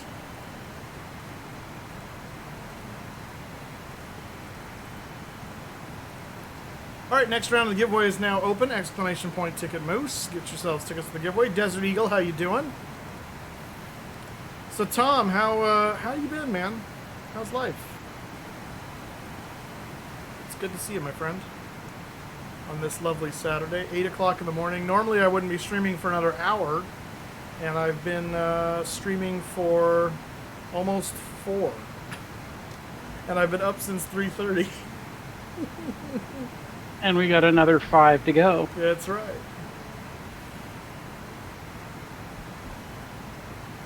Also, per the briefing, they will call us for the handoff. They will, okay.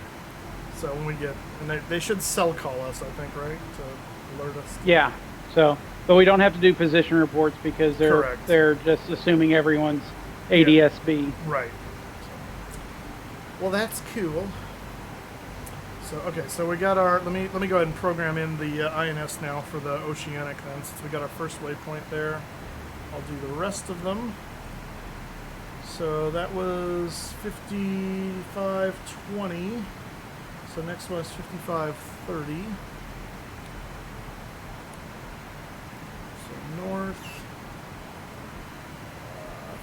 55000. West. It's going to be 30. Oh, what? No. What are you doing? Waypoint 4. North. 5000. Insert. Maybe can't insert. West. 30000. Correct? Yes. Insert. Waypoint 5 is north. 55. Insert west. 40. Insert. Waypoint 6 north. 54. Insert west is 50. Insert 7 is 2 depth. Navigating. 5110. All right. Insert west is 5314. 0. Insert. Waypoint 8 is tops 4524. Insert west is 67443. Insert. Waypoint 9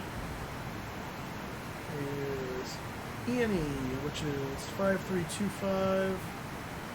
43255. And west 70368. Okay, so let's go ahead and check all of those. So from 3 to 4, I show 344 miles, that's correct. From 4 to 5, also 344, also correct. 5 to 6, 353, that's correct. 6 to 7, 207, that's correct. 7 to 8 is 676. That's correct. 8 to 9 is 168, and that is correct. Okay. What? What mistake? What are you talking about? DeLorean, you lying liar who lies.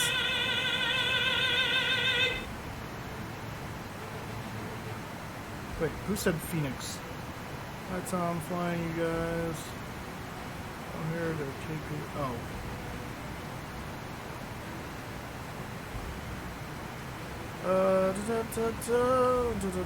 I watched the Muppet movie for the first time on Thursday. You proud of me? I am proud of you.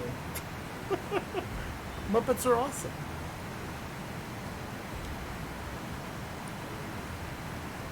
In fact, just because of that, I'm gonna Muppet you. There you go. A little Statler and Waldorf. What are you doing, DeLorean? You gonna be Sea of Thieving in a little while? Prepping for Muppet Vision 3D Hollywood Studios in a week. Nice. Love me some Muppets. Sea Thieves in 2 hours. Nice. In 2 hours, we will still be somewhere over the North Atlantic. I predict.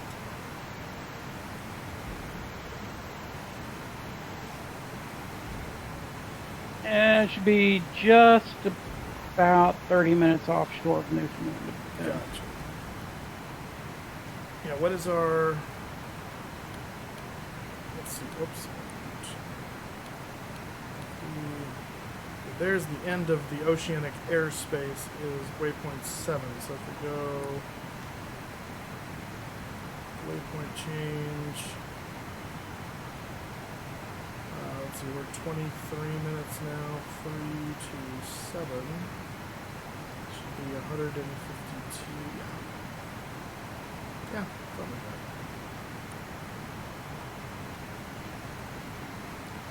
This is how DeLorean sees me because I'm apparently mean to him in his chat.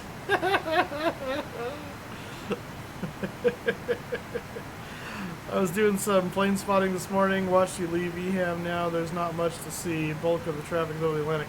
Yeah, I would say so. Is, I'm assuming 7.5 Spy got off okay. I haven't checked in on him. I should go do that and see.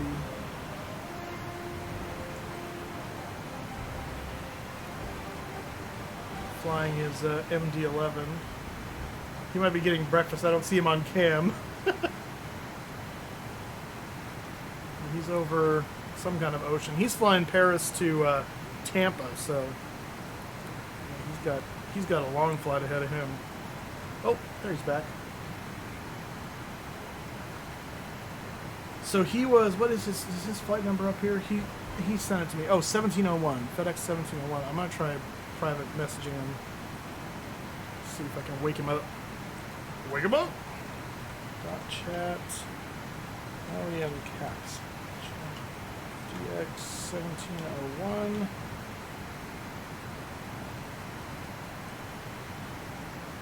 Really? Why is his home airport listed as Seattle? Is that a head fake? Or did I get the wrong call sign? It says 1701.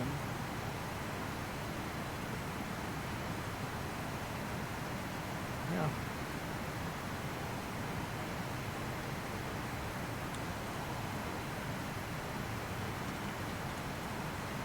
Looks like Cargo Fires is getting ready to take off here soon. He's doing his sim brief. Nice.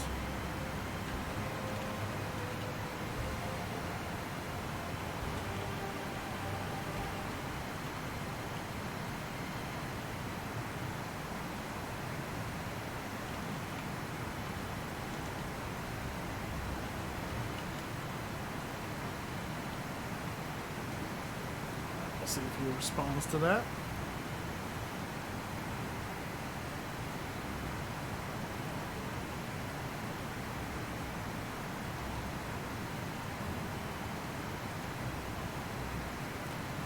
So we managed to get DeLorean in a Tomcat. Will we see Moose in a Tomcat? Probably not anytime soon. I'm not really big on the military fighters. Nice.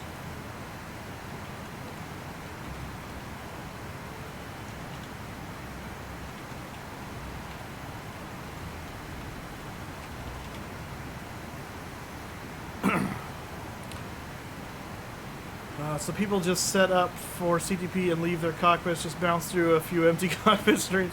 Well, see, I was able to do that because we're doing shared flights. I got Cap Flight with me, Cap Flyer, in the FO seat right now. So he got his breakfast, and then after that, I went and got my breakfast. So there's always someone minding the cockpit and the comms. It's really nice. Normally, I have to either wait till I'm in Oceanic to do it, or request to step away, and then I take my phone with me and have the stream on.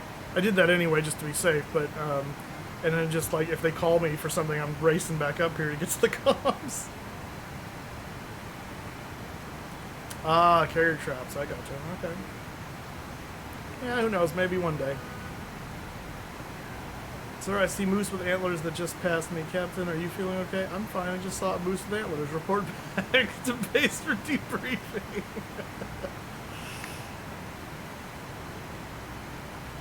Oh, nice.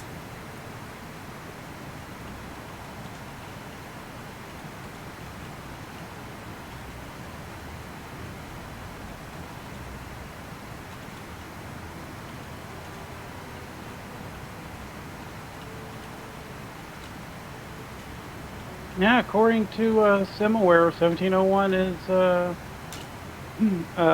757. Yeah, no, it's him. I'm chatting with him right now.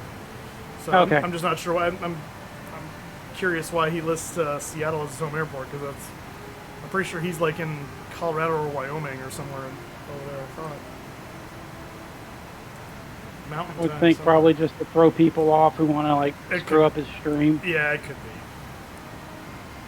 be. It could be. Yeah, no, he said flying high, no problems, happy landings to the Moose crew. And he said MD-11's working well, trying easy CPDLC as well. So just telling him we had a delay out of Amsterdam because delivery didn't know how to deal with non-RNAV traffic. Yeah. Ah. And by the way, I did apologize to planning for getting a little short with him. That's nice. I was like, look, I'm sorry I was short. I was kind of pushy about that, but you know, Yeah. when your delivery, like we signed on plenty early, we requested our clearance plenty early, and then made multiple requests, and delivery didn't give us any, you know, wouldn't get back to us, Right. and we missed our push time because of that. That's on you, not me. Yeah, I'm really curious who the, like, it acted like it was a bot, because he never, that one guy, the delivery Yankee that wasn't actually on a prime frequency, he gave me that one message that says, hey, you're so much away from your CTOT, make sure you contact delivery. And I wrote back immediately and said, we have contact delivery. He told us to wait to get information on this. And then I didn't hear any response from him, so I said, if we just get like a direct to, then we're fine. Nothing. And then a little while later, he posted another message. It was the exact same thing, just with an updated, you're now this far away from your CTOT, contact delivery as soon as possible. I'm like, okay, is this a bot? Like, what the heck? Yeah, I don't know if it's a bot. It had or if it's a guy's name on it, so it was just, I don't know what that Yeah, was. But I don't know if it was some bot thing that they had set up with like an ATIS thing, which is possible. It is. But I'm guessing that the reason it was continuing the message was because delivery hadn't marked us as having received our our correct. clearance. Yeah, no, I'm because sure he that's was still what that was, yeah. working in Yeah. quotes. Yeah, on it. exactly. If you're okay with cussing and violence, you should stream Kung Fury on here. I think that's probably It's not a the good best movie, but considering we're a family-friendly channel. I mean, I can tolerate it, but yeah. Actually, the CKPs have been nice and given me first choice on the meals. Not expecting the line to be the same. That's right. You're flying. What are you on? The 7.3s? Test the rules.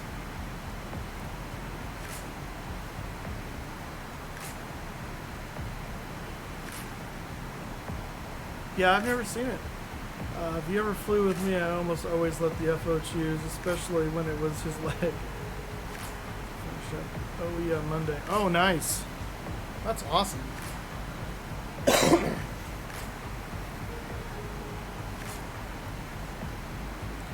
Then commuting for reserve. Gotcha. Hey, it's Sydney Kenson Von Eisty. How you doing? I've been on 121.5. I haven't heard any meowing on guard.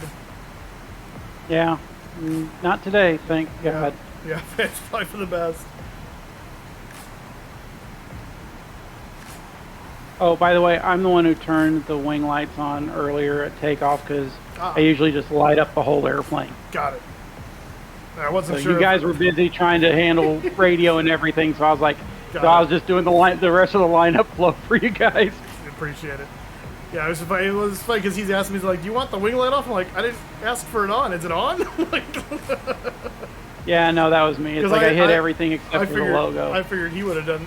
He was the one that did that. So I'm like, well, you turned it on, then.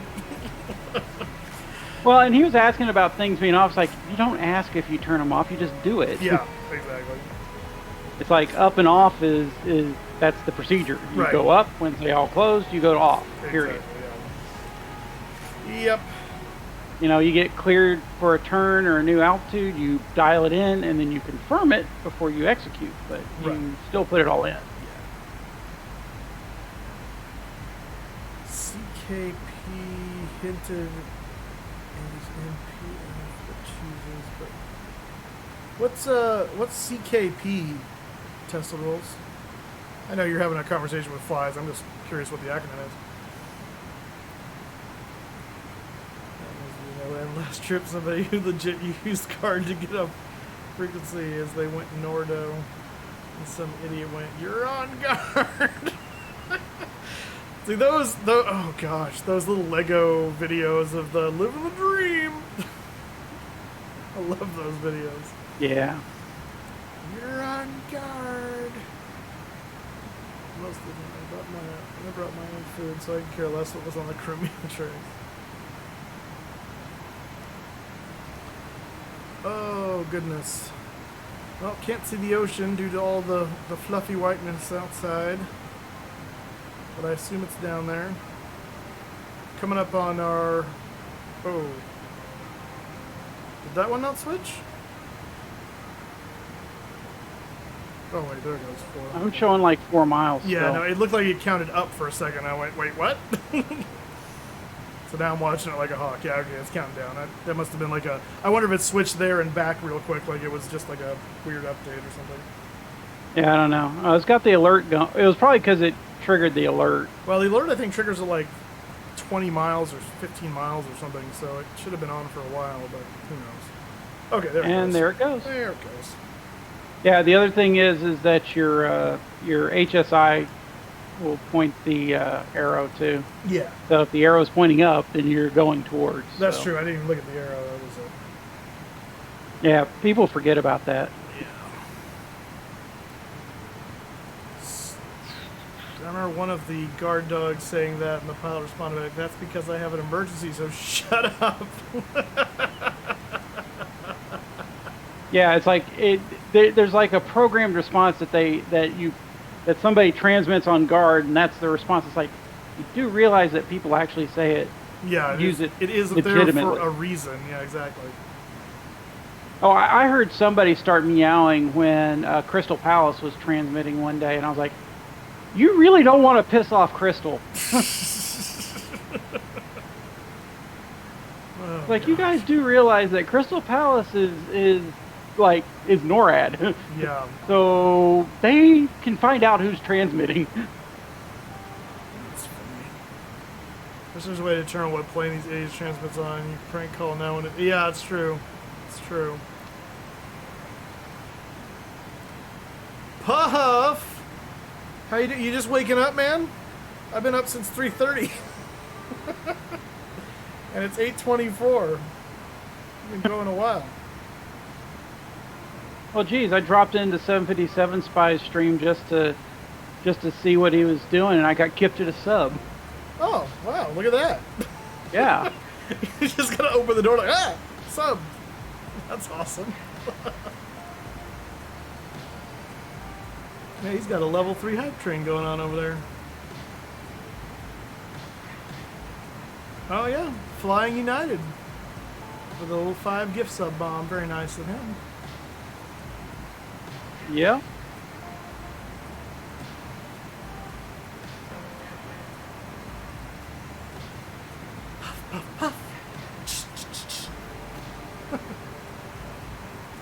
Let me take a look here at our routing. Yep, don't do that. Ooh, that is a lot of traffic over the pond. Let me pull this up for you guys. You can see what I'm looking at here. This is the map from SimToolkit Pro, but look at this. Yeah, it's pretty impressive. It's such. That's why I love this event. It's just so cool seeing so many people, and this is all coordinated pretty well, considering. I mean, you think about, you would never see, this level of traffic all going one direction crossing the Atlantic. IRL. This is nuts. Yeah, look at this coming out of here. This is Gatwick. Yeah. So here we are. We're right this kind of white spot here. We're on this. This is NatTrek Golf in the sim. The internet is a completely different there's our culture, isn't it? changeover You point said there. it. Everything here is Oh, what's immediately going down followed here? by sarcastic comments Oh, and Puff, nasty gifting a responses. sub to test the rules. We're Thank you, finally Puff. where we belong.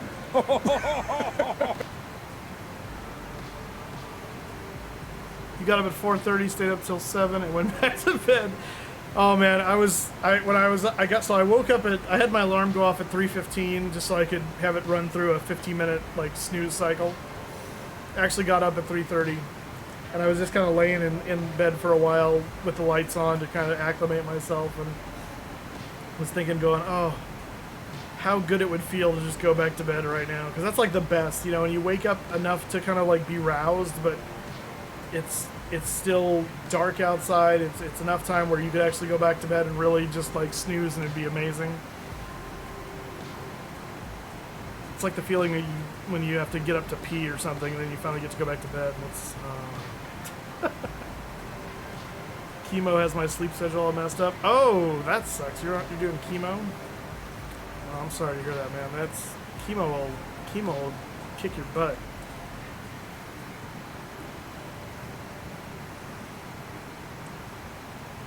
I'm doing pretty good. Thank you for asking. Oh, that was Scotty Bob. Imagine a Concorde now starting at overtaking you about an hour. I know. Well, that's why they frown on them for across the pond. They're basically non-event traffic if they try and do it. I mean, it kind of defeats the purpose across the pond, because you'd get over there, you know, too fast. So, as far as, and then you just be mucking up the sequence. So yeah.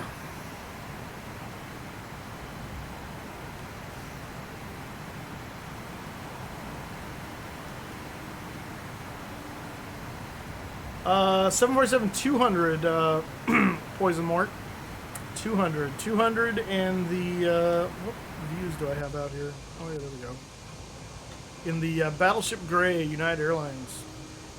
This is the Felis 747-200 for X-Plane. It is glorious.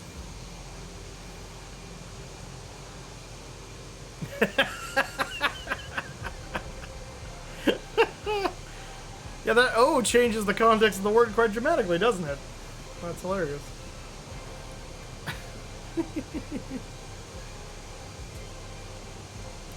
So yeah, so that is what we're doing. You got about 40,000 pounds to burn before we go tank the engine. Gotcha. Oh, thank you for the follow, Poison Mort. Make sure you get yourself a ticket to the giveaway. Exclamation point ticket Moose. We're going to be giving away several subs to the Mustafa channel at the end of the stream.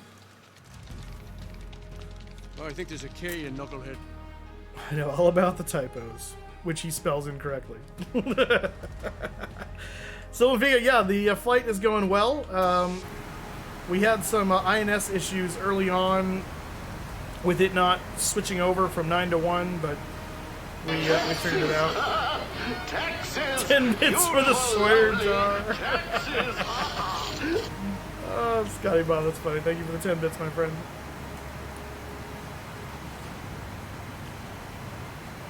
Oh, that was you. I was like, why did that just click over?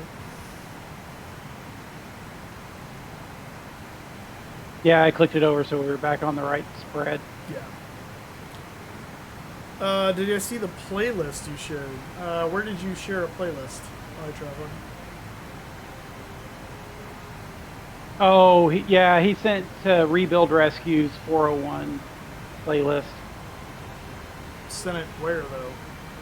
Oh, way on back up the chat, like an hour ago.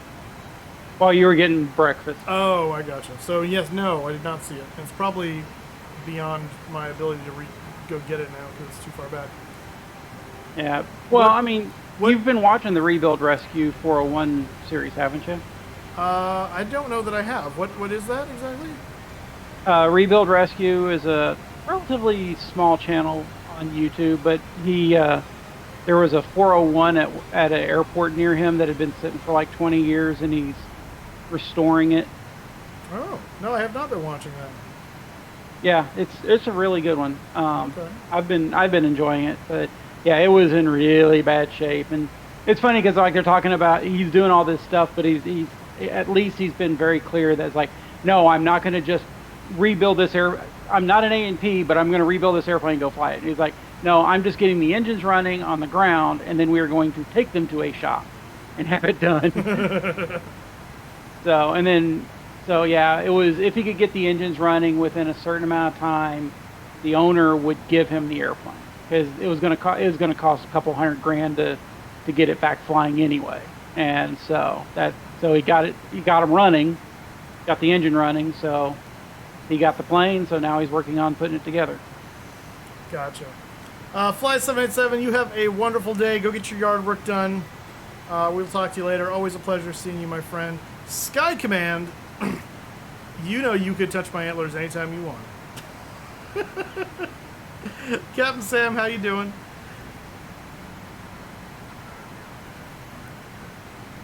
And Inchworm, how's it going? So still Benfica, we have 2 of us managing this beast at the moment. We had 3 this morning, but Rothmiller, we knew, had to bug out after departure for a class trip to Disneyland. Life's hard and whatnot. So now it's Cap Flyer and myself are managing the aircraft.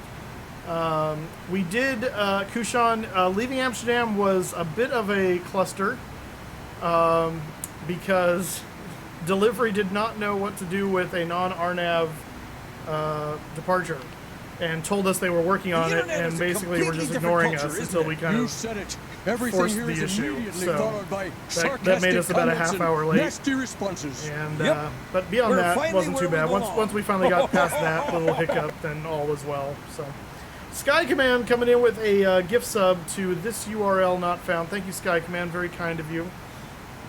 Appreciate that. Am I all wrinkled up from yesterday? No, I seem to have, my skin has retightened. But yes, when I got out of that thing, it was, I was very wrinkly. I was very, very pruny. So I'm going to go, my traveler, I will get this link here, so I've got it for future posterity. Thank you, sir. Oh, I saw this come up on YouTube at one point, and I've been meaning to check it out. Yeah, okay, I got you. So that is that. Yeah, but I have not watched it yet, so I'll have to look at that. So like VATSIM needs to do some better training for Star.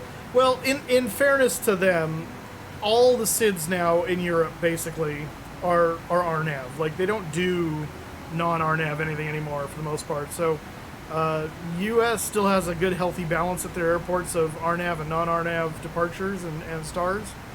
But you basically won't find non-RNAV, inherently anywhere. So I think they're just, they're not used to it. They're not expecting it. And when you've got such a hierarchy, I think, the guy's probably not sure of his footing of, okay, can I just assign him like a vector departure, and he's trying to clear it with people above him, and they're all busy doing their thing. And so I'm guessing that's probably where that got lost, and he's getting inundated as well from just the amount of people calling in for clearance. So it's a crazy event. It's busy, and so we know we're taking a little bit of a risk when we do an INAS kind of thing, but it was fine. It was fine. The gloves had to come off a little bit for a moment there, but Cap Flyer apologized to who he needed to apologize, so we're all good. Yeah, it's one of those things. Sometimes you got to be a little pushy to get things moving along, because they get inundated and forget about you. Yep. It's just like flying into Seattle Center, and you're on approach, and you're flying to Vancouver. And if you don't speak up, you're flying to Vancouver. Why not fly the MD-11? Because, one, we were planning to do shared flight, so I can't do that on the MD-11 yet. I don't think there is a profile for it yet for shared flight. Two, the MD-11 still is not, fully baked, I guess would be the best way to put it. And so trying to do shared flight, even if there was like a profile for it, might be wonky without having to do some like extensive testing with it first. So if I was just going to do it by myself, I wouldn't necessarily have a problem taking the MD-11. But trying to do a shared flight thing, that just wasn't really going to be the cards. And this was a really cool opportunity to try and do shared flight, and it's been really cool. So it's flyable for me. I mean, it's like I was saying yesterday, it's not in the real world. If it acted like that, yeah, you're right, it is not flyable. But There's enough workarounds where I can be useful with it and be just fine. It's not ideal, and it absolutely needs to be fixed, but it's not unflyable, I would say. But yeah, it's a there are another number of systems that are not working as they need to be, but they're not insurmountable, at least for me. And trusting to fly over the Atlantic, exactly. Yeah, that's Well, I mean, 757 Spy and Cargo Fire are trusting it. Yeah, so we'll see how they do. I think as long as they keep it on the magenta line, then they'll be fine. Again, you just got to kind of watch that thing like a hawk right now, because it can be a little squirrely if you don't pay attention. Which is a big problem with most sim pilots, because most sim pilots, especially most long-haul sim pilots, I find are the type of, I'm going to start a long-haul flight, and then go to sleep, and then come back, and it's going to be roses and, oh, why am I in Antarctica? Yeah, ain't that the truth? iTraveler, no, it hasn't been available for sale for quite some time. I remember looking around, this was back when I still had FSX, because people were asking about it, because I had it, and I found one place that was selling it on eBay, probably illegally, and for way marked up. Like, it was like $600 or something stupid. And I was like, okay, I mean, I get it. That's like the only place you can get it from, but I'm pretty sure it's not sanctioned to sell it there. And so you're probably breaking the law. But yeah, it's not available anywhere that I'm aware of. So you just got to either get the X-Plane one or wait till TFDI comes out with theirs for P3D and Musfuss.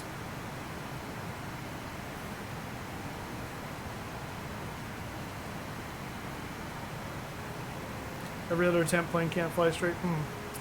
Yeah, it's strange, Tesla, because I have seen people have some like absolute fits with that plane that I haven't really had with it. I mean, it'll do some weird wonky things on LNAV and VNAV occasionally, but some people are having some big issues, and I don't understand what the breakdown is, like what the difference is. I mean, to the point where some people had no brakes and couldn't steer on the taxiway. I haven't had that issue at all, but I know people that have had that issue, so I don't know if that's a specific hardware malfunction issue with the plane, or if there's something larger going on. I don't know. It's some weird. of those I have to wonder if they've got mods that are causing that. Yeah, that's what I wonder too sometimes. So who knows? But I don't run my X-Plane is not very heavily modded. I have a number now. I've got Shade X going. I've got better things like better pushback and obviously weather injection and enhanced skyscape, stuff like that. But compared to some of these people that have had X-Plane forever, I'm very lightly modded. So that may have something to do with it. Yeah, I haven't had that issue either. I've seen people with that issue, but I've not had it command a 45 to 60 degree bank. It's never done more than 30 for me. But it has also, it did have the obvious problem of not being able to turn through 360 degrees, so it would go the opposite way if it thought it had to go through that, which was a bit of a problem. And so then I kick the auto, I get it to like, I'll turn it to like 1 degree on the autopilot, and as soon as it gets about to roll out, I'll disconnect the autopilot, manually push it through 360, and then re-engage the autopilot.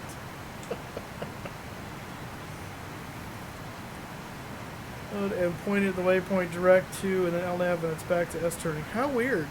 Yeah, see, I've not had that issue. So, like I said, for me, and I won't blanket statement this because, there are people that are having bigger issues in it than I am, and I don't know why. But for me, it has been very flyable with some modifications that I've had to, just accommodate the plane. It's like, for those of you that have ever been around education, the plane basically has an IEP. So you've got to make special modifications to make it work and to allow it to fly right. And if you're not willing to do that, then that's gonna fail. But obviously that apparently is dependent on the individual person's sim, because it's weird. Yeah, I'm not really too keen on the Concorde for Musfuss. It's very, very simplified from what I hear, and so yeah, I'm not. I don't see myself spending a 37 on it.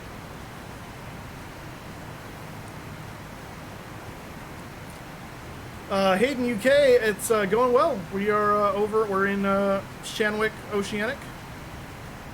And we are 195 miles from waypoint 4, which is 55 north, 30 west. Which I think is our switch over to Gander, I think? I believe so. Yes, it is. Got it. Yep, so just under 200 miles from Gander airspace, at least the Oceanic airspace kind of halfway point. That's fuzzing my phone over Game Pass. Yeah, the console ability, which fine, come out with a console version, but come out with a nice version for those of us that aren't stuck on console. Crack some eggs in a muffin tin and bake them in the oven. Also put some English muffins and sausage patties in the oven, and then put American cheese on, and made Scotty Bob McMuffins for the family this morning. That's awesome, Scotty Bob. Scotty Bob McMuffins. Love it. I had... We're about to overtake a Challenger 2,000 above. I see that. We're 2,000 above, or he's 2,000 above? He's 2,000 above us. Oh, yeah, there we go. Couldn't tell from my distance if it was a plus or a minus. Let's see if we can see him. Oops. I guess technically we'd be undertaking him since we're below him. I guess. I don't see him.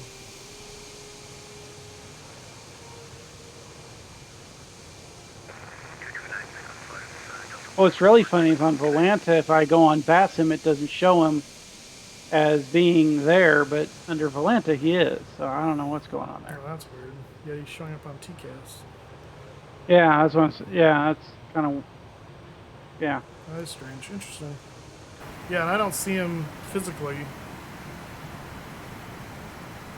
Although, granted, well, he's still a little bit in front of us, but yeah, I still don't.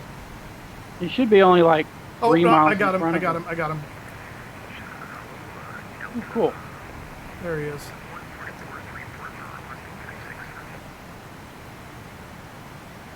Oh, yeah, it's a tiny little dot.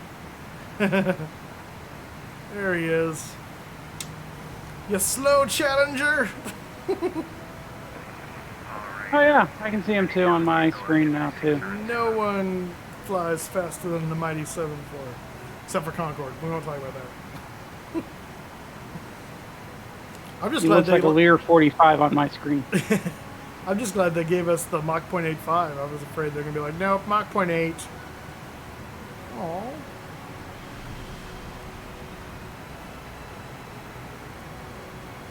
We probably would have had we been at 360, but because we're at 340. That's true.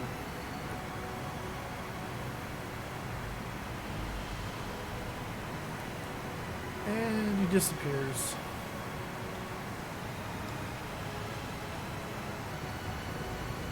I know, right, Scotty Bob?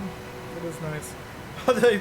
Although, so I turned on, I went and got this, the scenery for Amsterdam last night.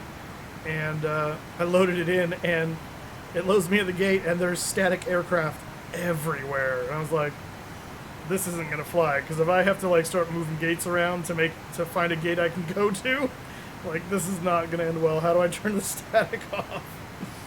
Yeah, I don't run any static airplanes on any airport, even if it looks completely empty, because when you're flying online, you just never know. Exactly, and that's the same thing. Yeah, it makes the environment look busier and nice, but it's not worth it to have gates that you essentially can't use ever because they're blocking them up. The interesting thing, though, so I was plotting last night. I'm amazed we got what we got, because I was looking at last night, I was looking at Echo 17. That was going to be my initial go-to, where that KLM was sitting that ended up not being able to taxi after he pushed back. And so I went and looked on, before I loaded into the sim, I looked on to Sim Toolkit Pro and zoomed in to see what aircraft sitting where. And 19 right next to there was wide open. And I'm like, you're kidding. All right, give me that one. And Stayed there, never had anyone come on top of me. That's like the first for across the pond, where I haven't had someone spawn into me. But it was nice. So yeah, one spot off from where I was kind of planning, and we got it.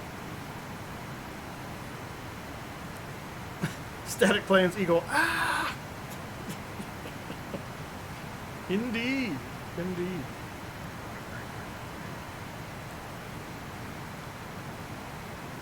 Oh, goodness. Scotty, I'm going to step away for a second and get some water. I'll be right back. No, not Scotty. Cap Flyer. Copy. Whatever your name is. Hey, you. Hey, you. That's right.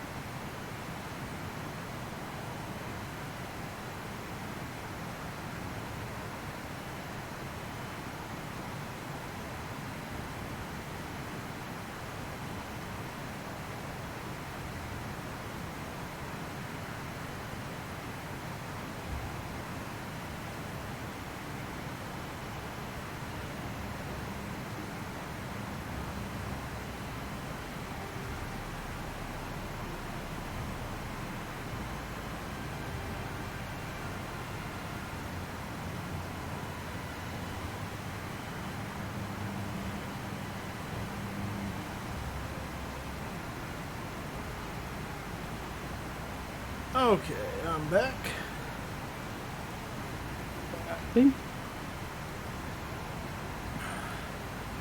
So when I went to the store yesterday, they did not have normal Biscoffs, but they had these Biscoffs with a Belgian chocolate bottom. So I'm going to try and see what these taste like, because I'm curious. Interesting. Yeah. And then you get a little ASMR, too, from the packaging.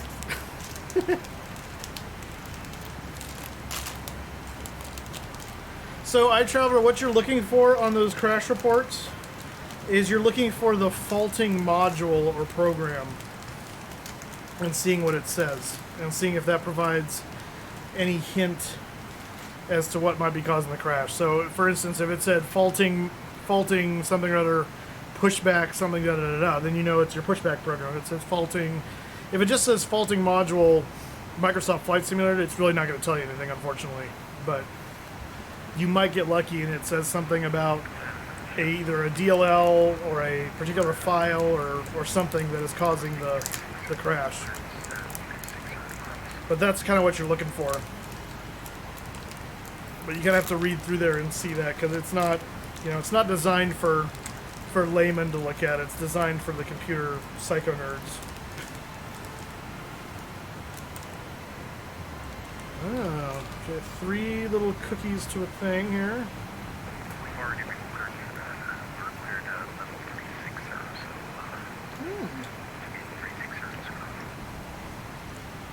It's a nice little accent on the chocolate.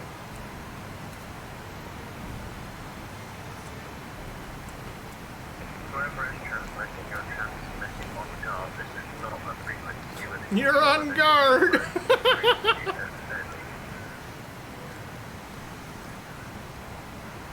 Oh my gosh. Captain Whip TV. So what is populating it is Sim Toolkit Pro. The actual overlay itself, the actual kind of Boeing MCP look, is a graphic I created. So it doesn't have a name. I call it MCP because that's what I designed it to look like. But thanks, I appreciate that. Yeah, but Sim Toolkit Pro is the one that is injecting that, because you can it will create little text files on the desktop on a drive somewhere, and then you just link those to there to update. It's pretty cool. Moose Vision trademark, nice.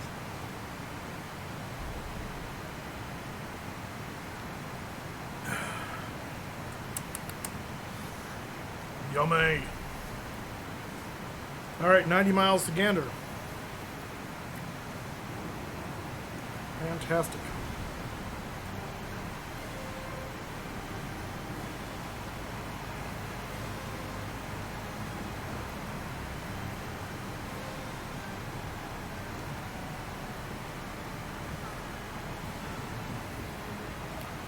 Motasua, the flight is going very well. We're about 90 miles from the Gander transition over to Gander airspace. And doing well. Flight level 340. The only issues I think we've had so far, we've got an EPR sync kind of issue where Cat Flyer is not seeing the same EPR on the engines, but it's showing the same fuel flow. So that's probably just related to some slight weather difference for whatever reason, even though he's supposed to be getting the same weather I am. Kushan Gaming gifting a tier 1 sub to Low Viz. You said it. Kushan. Everything here is immediately followed by sarcastic so yeah, that's not a problem. And nasty then the only other real issue we've had is occasionally we discovered that the comms, if we change the comm frequency without doing the switch over, so if I leave the comm here in 31650, if I leave it active and I change it, it doesn't update for the other guy.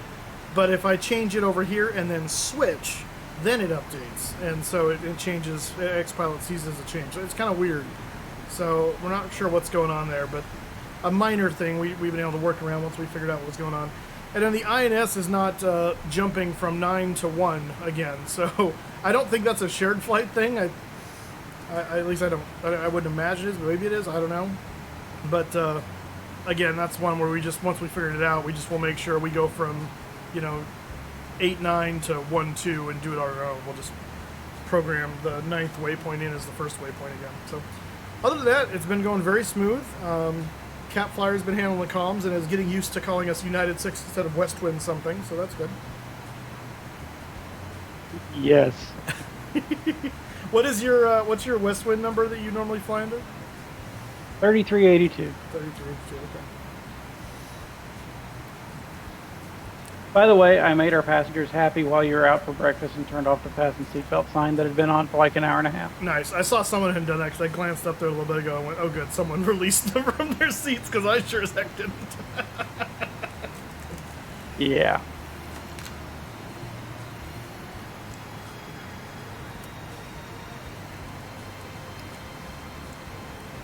United Westwind Speedbird something, that's right. You're always 236?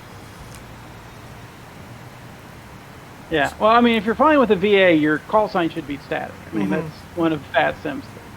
So I'm always Westwind 3382 because that's my pilot number. So Right. they use that for auditing.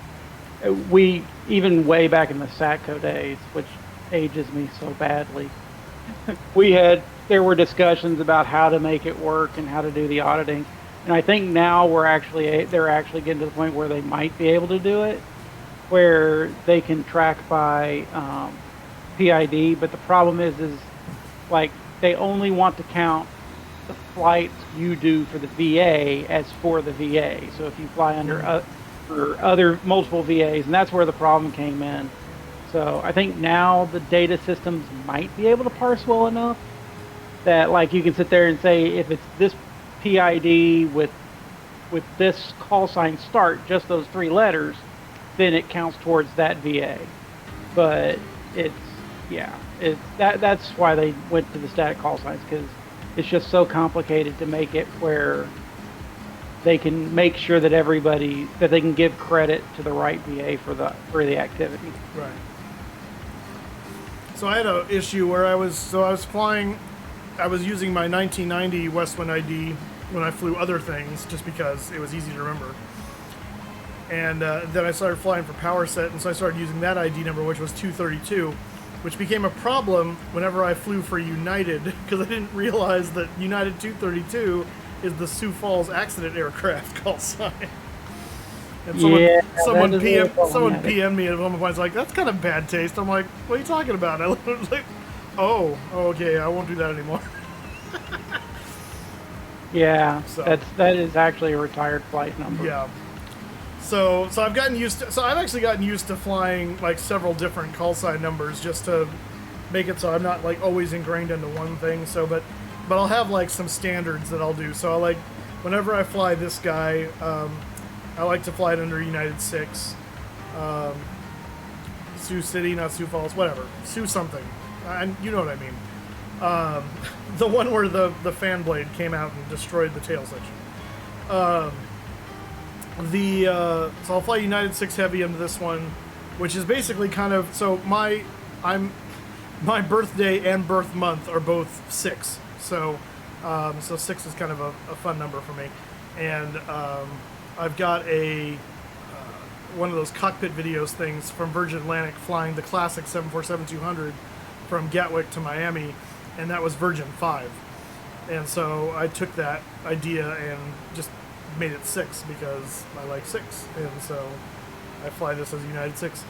But then for a lot of my other stuff, I'll either do like 1025 or 1035, 1085. They just kind of roll nicely off the tongue. No, not 666. One less 6, my friend. Very clear there. I'm only 2 6s. I wasn't born in 06 or 66 or anything like that. I was born not with a 6 on the year, so we're good. I don't know why it's having a problem with any of those words, but okay.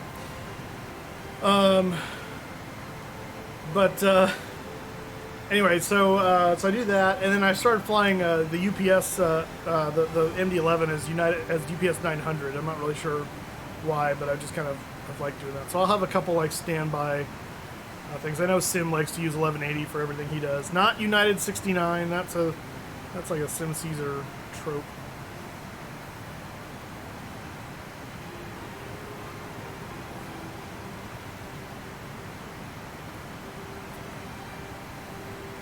The only blacklist numbers on VATSIM in 9/11 flight numbers.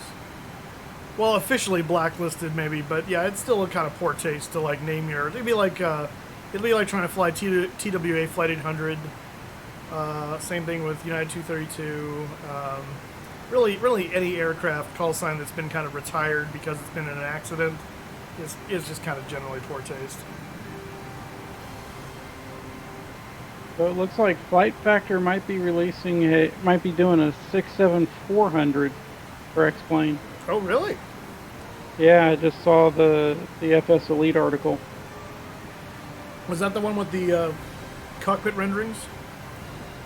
Yeah, so it's got the 777 flight deck on it, which was... So that's one of the weird things is like the 67400 and the 777 are the same type rating. Gotcha.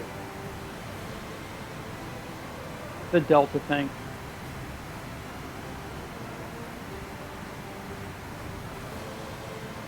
Yeah, I know. 69 is a flight sim community trope. That and their ever love for Amaranth. That's kind of the same thing. United 66 because of Order 66 for Star Wars.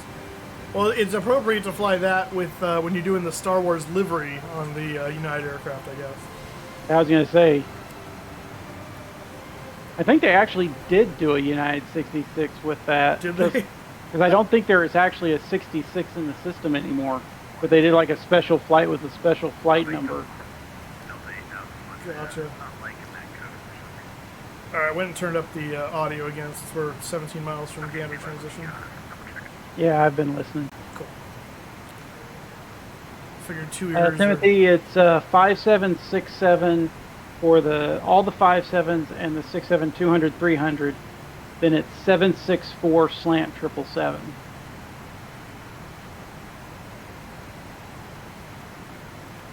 Now that was some Delta thing, and I don't know if it was a special Delta only, but that was the whole reason they did that on the 400, because they wanted their 777 200 guys to be able to go back and forth between the 67 400 and the 777 200.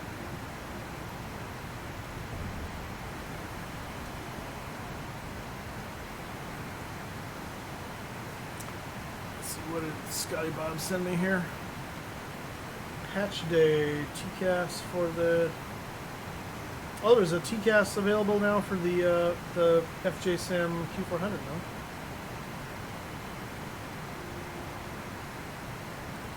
That's cool. I'm waiting with bated breath for that Leonardo MD-80.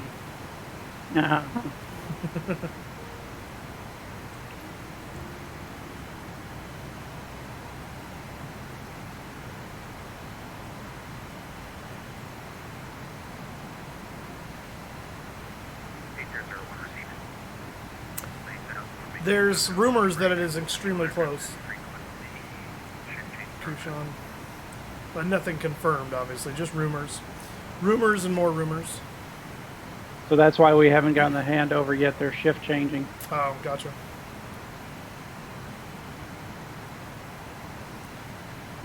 Call them back and tell them they're not allowed to shift change when it's our turn to... Well, the funny thing is, there's actually like a bunch that are right at the border, so it's an interesting time. I heard that. I did too.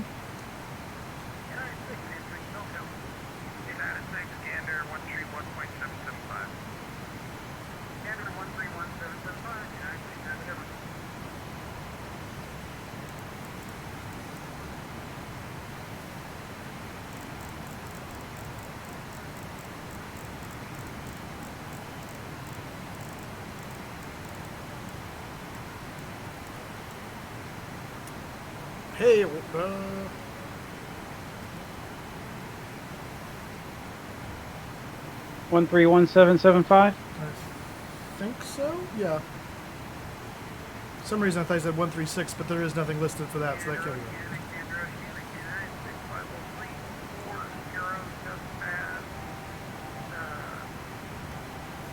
What was that? 5530. Just had 5530 SoCal all Papa.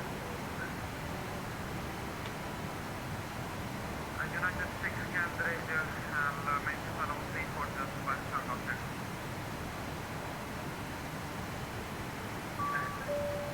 SoCal 60. I got a ding. I got it too. So, Sydney, that ding dong is the cell call. So what happens is in normal operations, like the real world, because you'd be on HF frequencies right now, not the standard VHF, and if you were trying to listen to that all the time, you'd have this in your ear constantly because of the interference. So what the cell call allows pilots to do is basically turn their radios off, and if Oceanic needs to get a hold of you, they ping you on this unique code, so only your aircraft makes this kind of like ding-dong sound, and then you can tune your radios up and say, oh, you called us, and then you have your exchange, and then you can go back to them. So they simulate the cell call on here. We're still using VHF radios in the sim because none of the airports natively really support the HF frequencies, and so in order to kind of best simulate Oceanic systems, they basically say we use the VHF to communicate, but then they say you can basically tune down your VHF so you don't have to listen to all the traffic going on, and they will ping us on cell call when they need to get a hold of us. So it's pretty cool. If you remember, yeah, Captain Tim, you're dating yourself. But yes, it is basically essentially a beeper for an aircraft. And let me see if it's show. No, it does not. So normally in this aircraft, this would be right here. This little placard would have actually our N number and our cell call number for the airplane. They use it as a show hides yoke click spot here. But even like the PNDG 747, there's a placard somewhere that has the N number and the cell call number. Now that cell call number is assigned to us for the event by the CTP event, regardless of what it says in the airplane, because obviously a bunch of people are going to be flying the same liveries and you can't all have the same cell call code. So, but in the real world, your cell call code would be assigned to the airplane itself. Sam just had a sim crash 3 hours in. Oh no! It's tangled. That sucks. What sim were you in?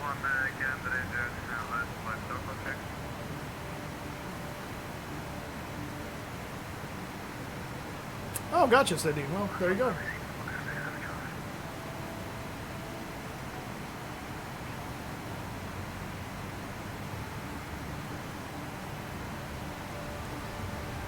Turn this back down. So I don't have to listen to it.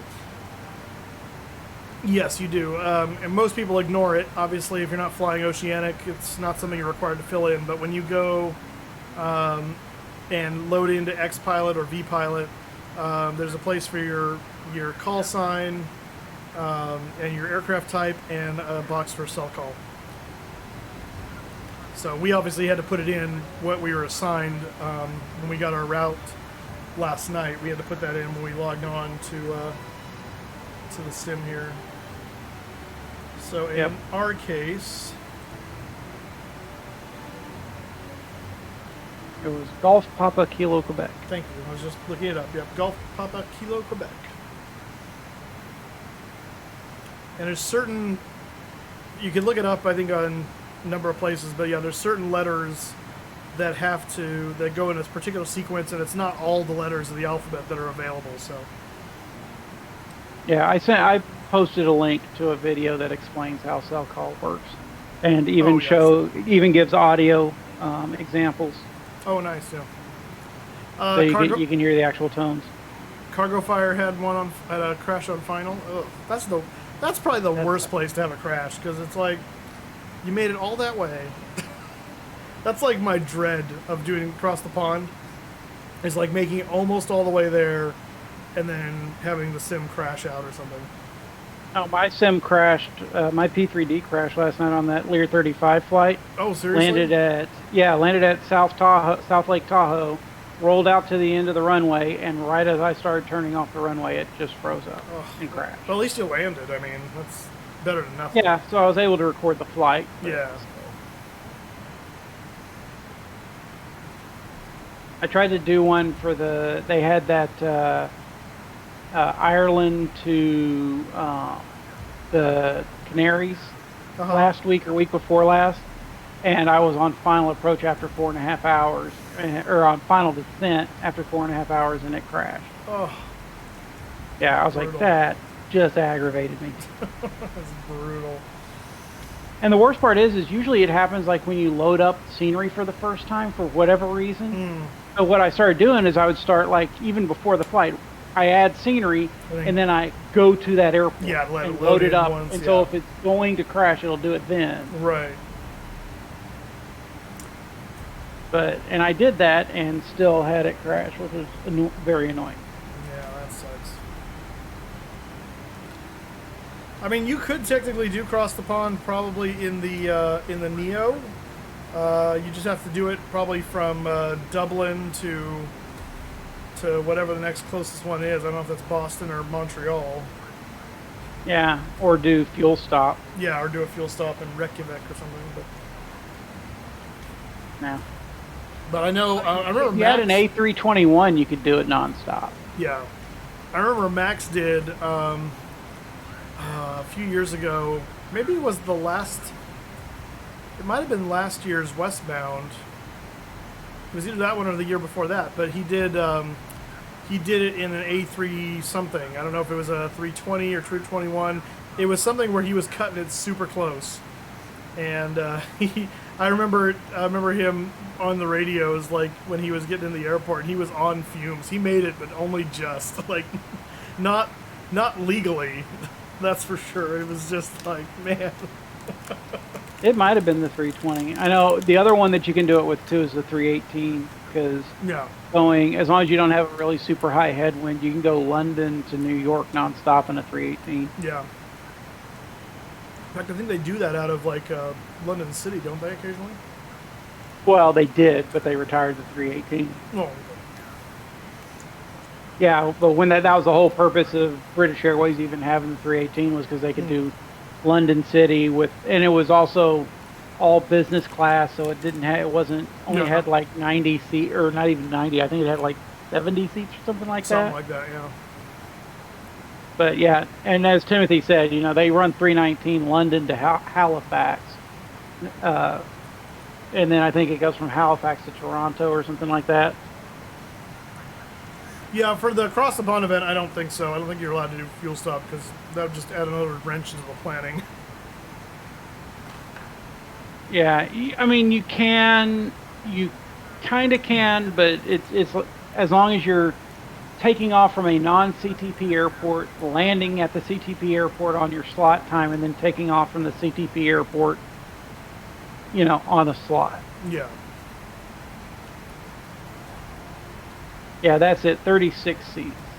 Oh gosh! Wow. Yeah, way down. Yeah, I think they're. If I remember correctly, they're actually Airbus corporate jets, ACJs. They're ACJ 318s with the aux tanks. Gotcha. But I mean, it goes back to the 318 was a dumb idea anyway. It was a dumb-looking plane, if you ask me. It just looks so stubby and.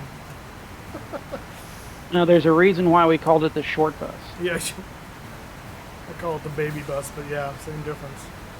Nope, that's the 319. Oh, yeah, that's true. So the 320 is the bus. The 320 is the mini bus. 321 is the long bus. The 300 is the bus, and then the 318 is the short bus. Gotcha. Now this is going back to when the 318 was just coming around, but yeah, that was the nomenclature.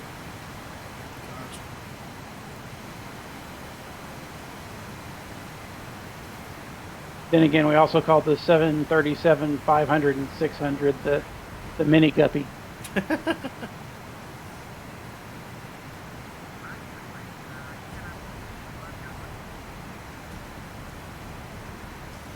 So, Cap, were you saying when you were sitting in the FE seat, if you turned your head forward, the seat turned forward with you?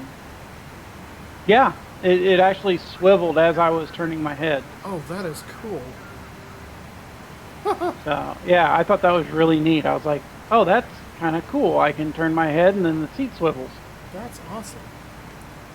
But I couldn't figure out how to get the seat to slide up to the takeoff position. Oh, to the throttles, yeah.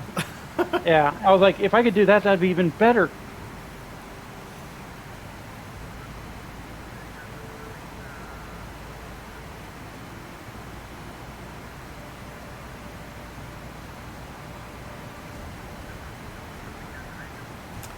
Ingo, I don't... Oh, specifically... Are you asking... Like, you're just asking what aircraft can fly CTP and MUSFUS right now? I don't think there's... I don't know there's really... I mean, but, well, there is. So there's the 747, there's the 787. They're not... I mean, I wouldn't take those on CTP just because the avionics... You know, for those defaults are meh, if you ask me, but they have the range to do it. Yeah, they don't tell you what airplane to take; they just tell you the route. Yeah, and you're responsible to make sure you can get there. STW 2222, we're using a United 6 Heavy. So, Captain Tim, on that note, who was I watching? Oh, Fliggity. Fliggity 1979 or whatever his name is. Wednesday? No, not Wednesday. I was flying Wednesday. Tuesday night, he was doing a flight out of Midway with a bunch of friends on MUSFUS, and they were on VATSIM, and they had a airship in the vicinity that VATSIM was working people around. So I'm wondering if that is that. As soon as I heard that, I went, oh, "There's that."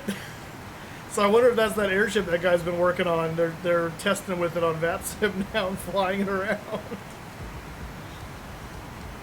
They didn't say what kind of airship. They just said airship. So I know the most fun I had was when I was beta testing the Strato Cruiser for A2A, and they told me I could do it on VATSIM. And I'd go into the middle of events with a 377, and they're like, "What in the world is this thing? How do I handle it?"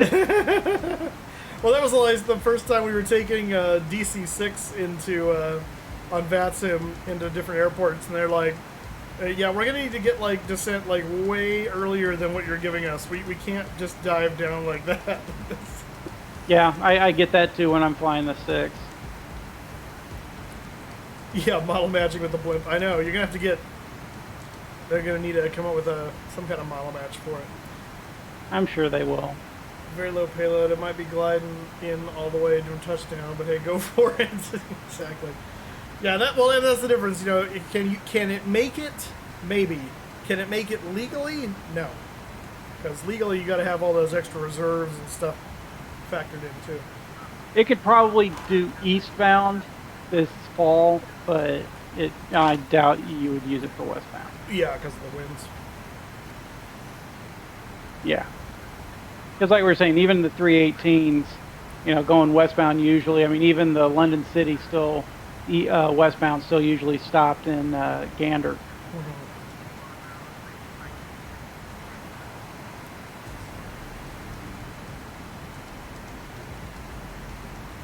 Yeah, 321 Neo, yes, but 320 Neo. Alternate fuel? Forget it. 30-minute final reserve? Nope. Oh, what is it that on your approach briefing, the weather's fine, so we can commit our final reserve? Now that we were going to commit the final reserve anyway. So thank goodness the weather's fine. Yeah.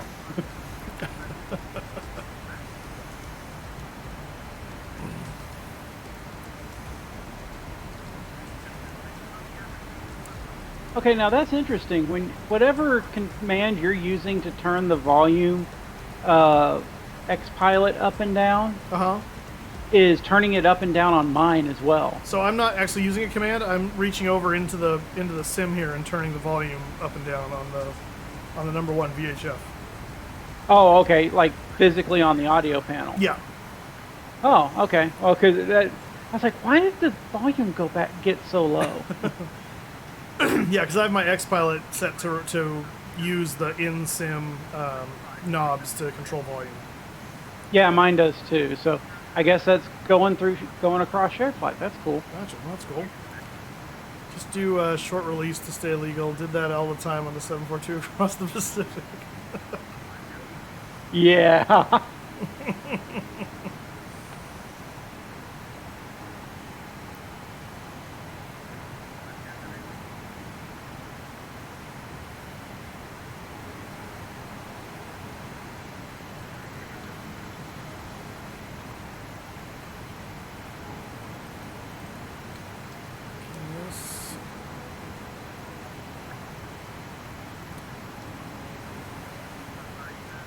Aha. Taking a stroll. Okay, where is the volume control? It's the little lever right below the mic switch or whatever it is right there. Oh, it's the lever itself. Yeah. Okay, I thought it was a throwover switch. Yeah, no.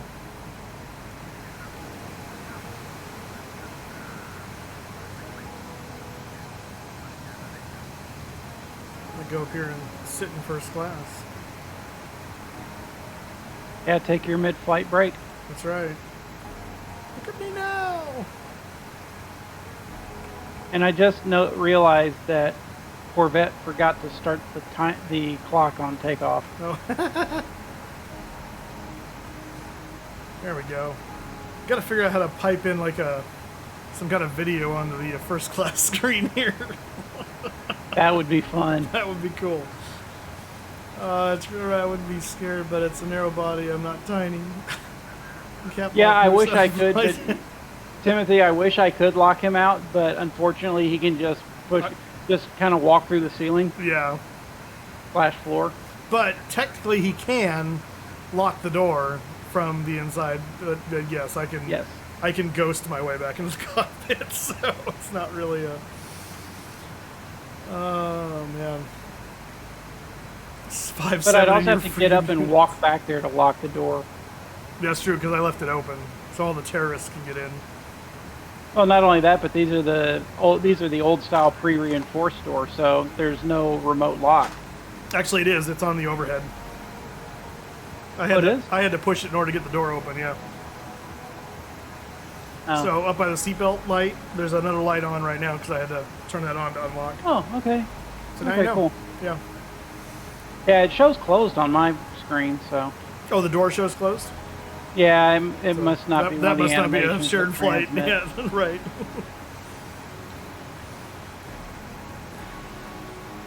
Oh man. Now it's open. Ah, gotcha. So we did the so I did a Neo to Hawaii and back, and it was pretty nice. Now, granted, on the way there I was in first class, so I had plenty of leg room, and then on the way back I was in whatever their Comfort Plus is, or whatever they call it, on American Premium Economy, something or other. So it was still pretty nice, but yeah, that was a nice. It was a nice aircraft. That was my first time being on a Neo.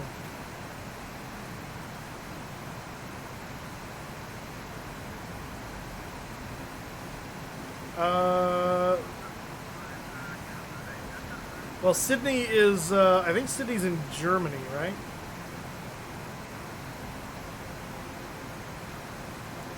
From Deutschland.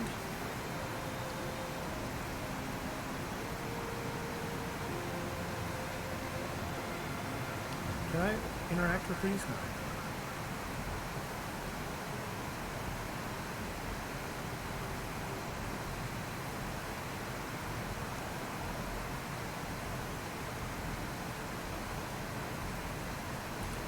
Isaac Ingo is a pretty German name, so I expect you to be from the DACH area as well. Yep, ED, redacted.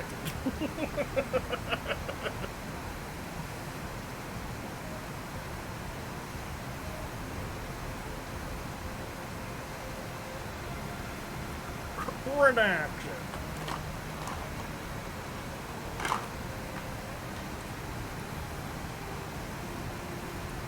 Need to,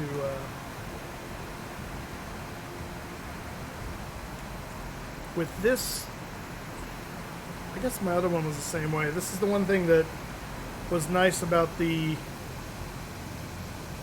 CH yoke is the pan switch was on the other side. So it made walking around easier using my left hand for the arrow keys and my right hand controlling the pan switch, but where it is here, it's kind of a pain. And since X-Plane does this thing where I can do this. Oh yeah, problem solved. Use the mouse, Moose. Stupid. I'm an idiot. I'm okay. It's noisy back here in steerage.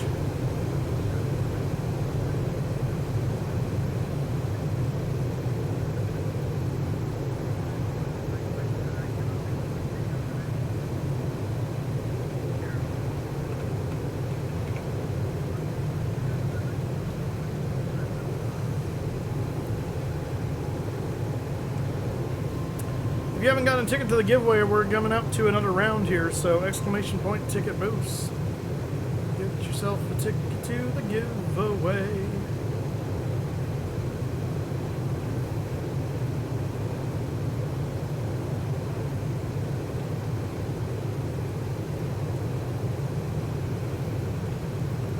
We'll go up here by Kushan's seat in the bathroom. That's a fun door with all the curvature of the fuselage. Can I open any of these doors? No. Oh. Let's not go out there.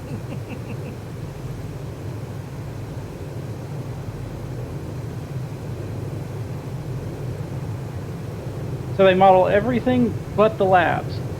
Pretty much.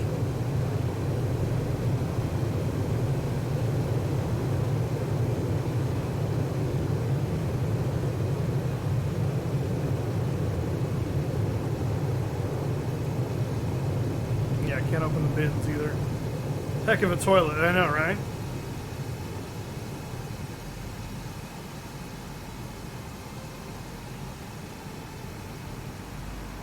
We'll head back up to, see, this is going to be interesting here, because I'm going to do two, there we go. Try and simulate walking upstairs is easier said than done.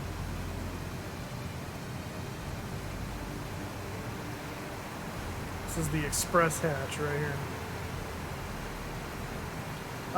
Yeah, if it is, no, I don't believe it's modeled.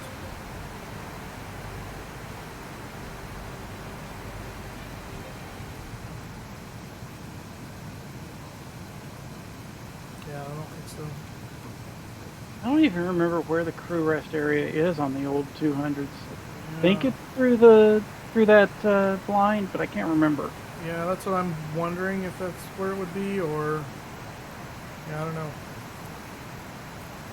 The bathroom was Kevin's seat. Well, there's several bathrooms. It could be both their seats. Just the door go.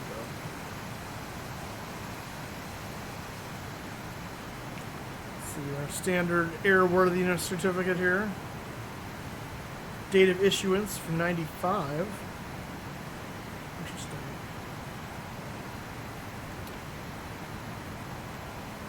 Now that would be correct for 7472 Bravo.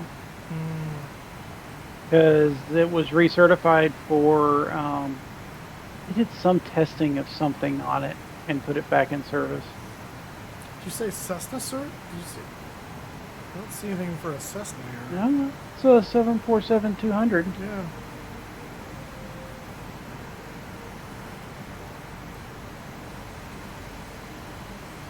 (7472 Bravo was one of the prototypes. Go ahead and lock that door. Keep the ne'er-do-wells out. I mean, I guess now it's a champion traveler, but Tonka traveler, I mean. Captain comes back from flirting with all the flight attendants. Too bad today, no female flight attendants on board. Oh, I saw some other shirts. Well, yeah, there's another one back there for What was that one? There's the airworthiness, and what was that guy? Should be the radio telephone. This is Department of Transportation Federation Aircraft Registration. So this is the aircraft registration, apparently. From Anytown, Ohio, zip code 12345. Well, I mean, the end number's in 12345 with a serial number of 6969. Oh, Sim Caesar would love that. That seems legit. It's also got the wrong administrator. Issued in 96 by David Henson. There's all kinds of problems. One of the tube sims had Cessna search on the door. It's probably Captain Sim, Captain Tim. That would not surprise me. It's probably Captain Sim. I do like that the level ball works. The weird art in the cockpit. Oh yeah, back here on the over the FE station. Yep, shows about 3 degrees of body angle. That's cool.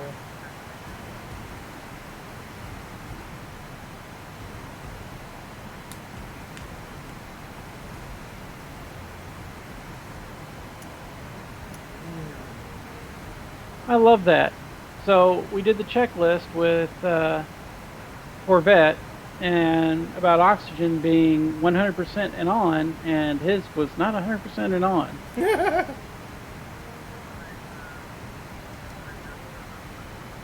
Good thing we didn't have a depress. Good thing.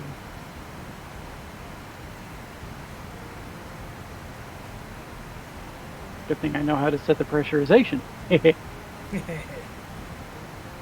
Oh, Flight Sim Association tweeted me out. Nice.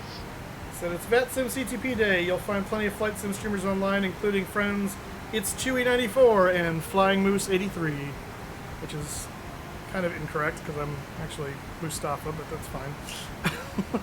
That's my, I guess that there's tweeting out my Twitter handle, so that's fine.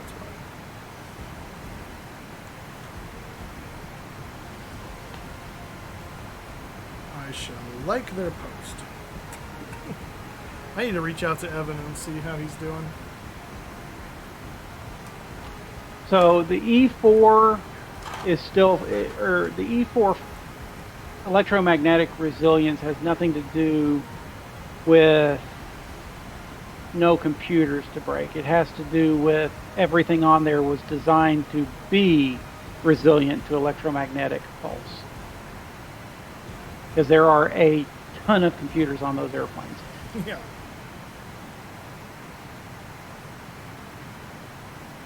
Heck, even this one. I mean, this 200 that we're flying is nowhere near the level of what the E4s look like up front. They have very modern glass cockpits.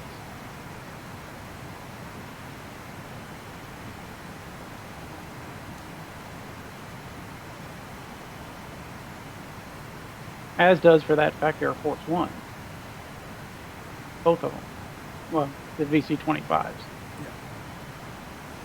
Speaking of VC-25, so I was driving back to work from running some errands on Thursday, I think it was?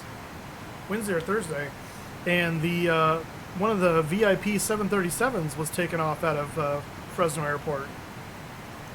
I think it was the I forget what they call that thing. C-40s. Is it C-40?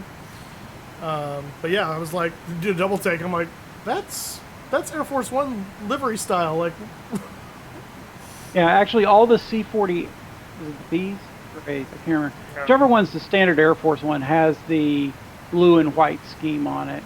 The National Guard one looks like their old 727 that's all white with basically a dark blue, black stripe down the middle. oh, okay. And then the Navy is all white. It's actually more of an off-white with a black and gold stripes down the middle. Gotcha.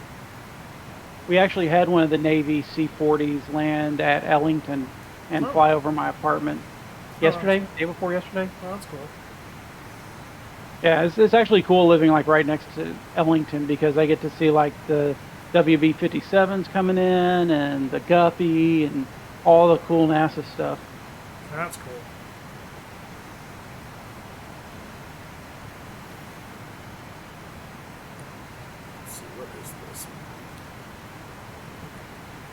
45, it's 40, and 50.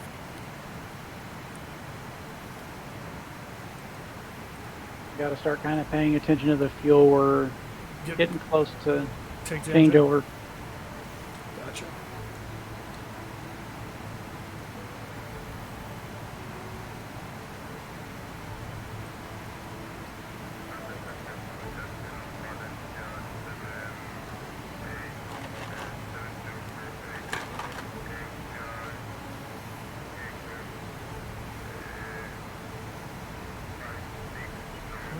People in here.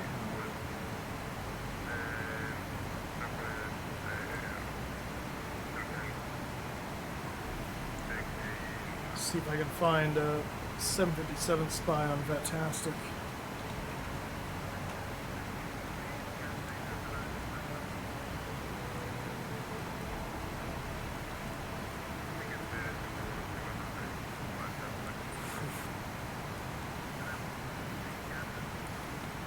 Let's see, he's going from Paris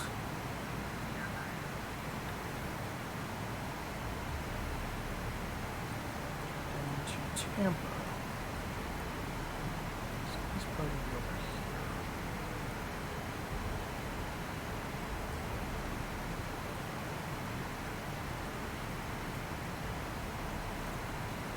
Maybe.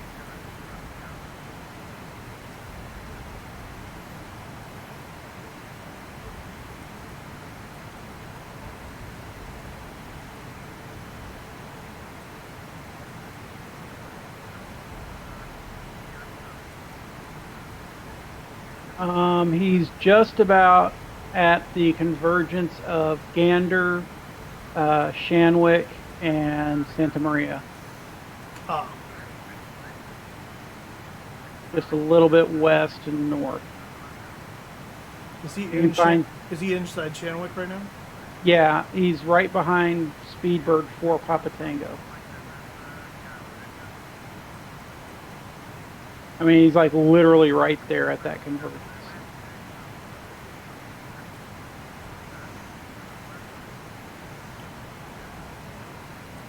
I don't see Speedbird 4 Papa Tango. I'm looking at the right. Oh, I'm looking at the wrong section. That's why. Ah, there he is. I got you. Yeah. Okay. Yeah, the one drawback of the Lance is that their search function's not great. So I have that spy open as well.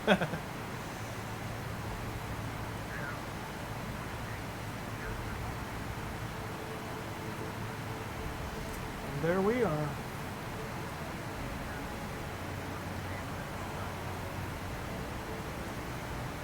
Yeah, we're not actually that far in front of him, but that's because we got off late.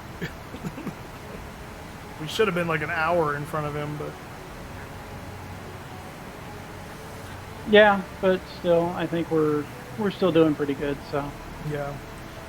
It'll do that occasionally, Sydney.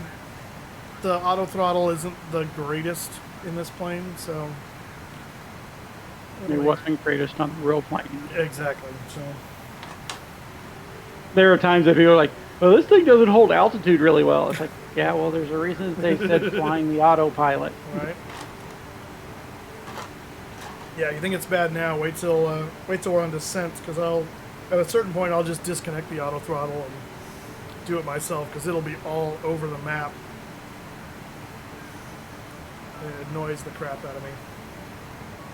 Oh, we need to do the giveaway now, actually. Sorry. Thank you. Thank you for the reminder.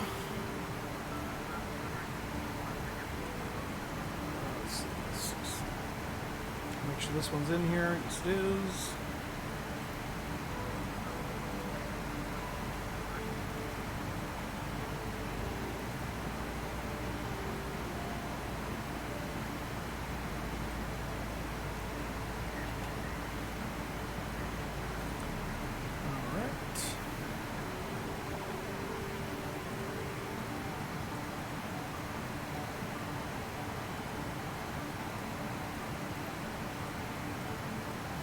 All right, next round of giveaways open! Exclamation point to KBOS.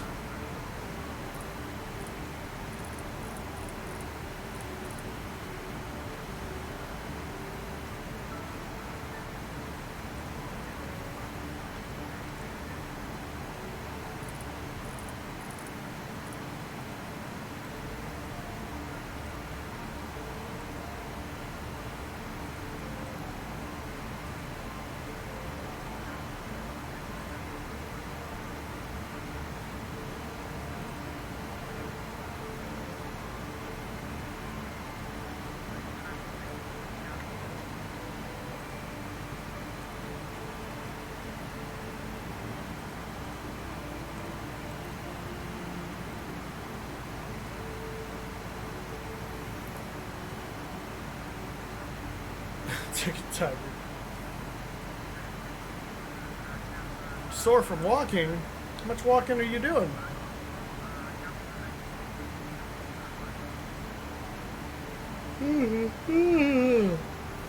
Oh, the 330's catching up with me.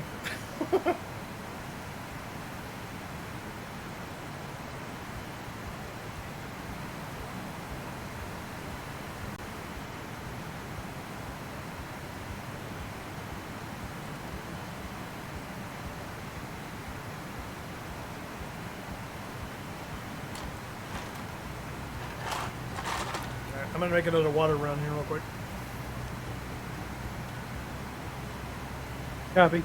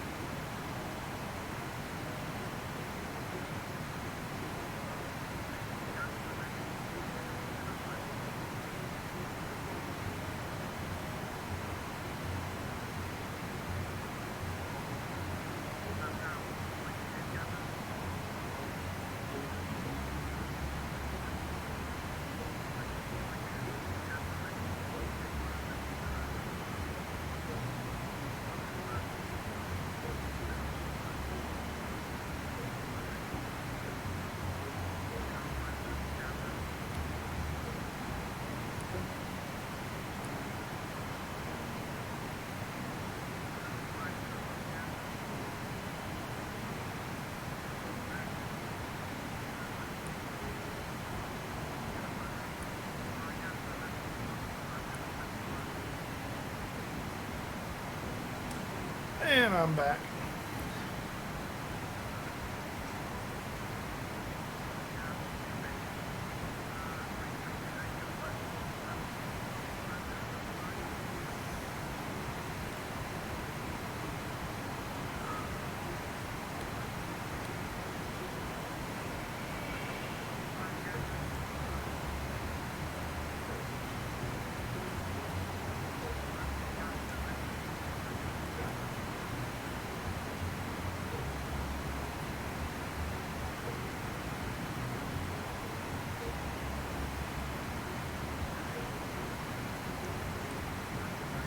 Okay, so alert comes on at 15 miles.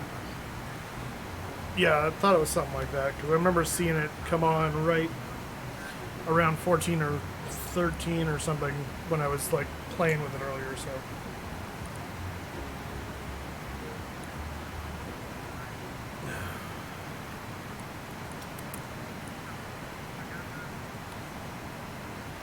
Okay, I tried to preset for the INS update when we get in range, but we'll see. Okay. What waypoints are you looking at?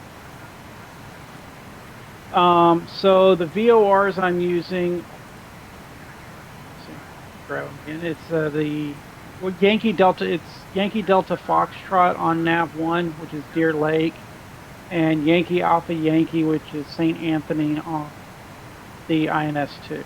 Gotcha. So hopefully, because you want to use VORs that are, have some offset to your route. So Right. one on the left and one on the right. Exactly. So it's all set up. Now we'll have to see if it actually does it. Gotcha. No, I know it's off Kelsey. I'm leaving it off for a little bit. I'm here though. Don't worry.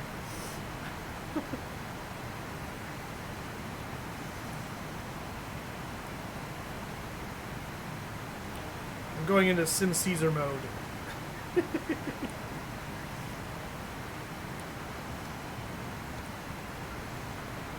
Alright, so I think this will be number 5. I think is our last Oceanic point before Tupper or whatever that exit point is. Yeah, this should be our last geo point. Yeah.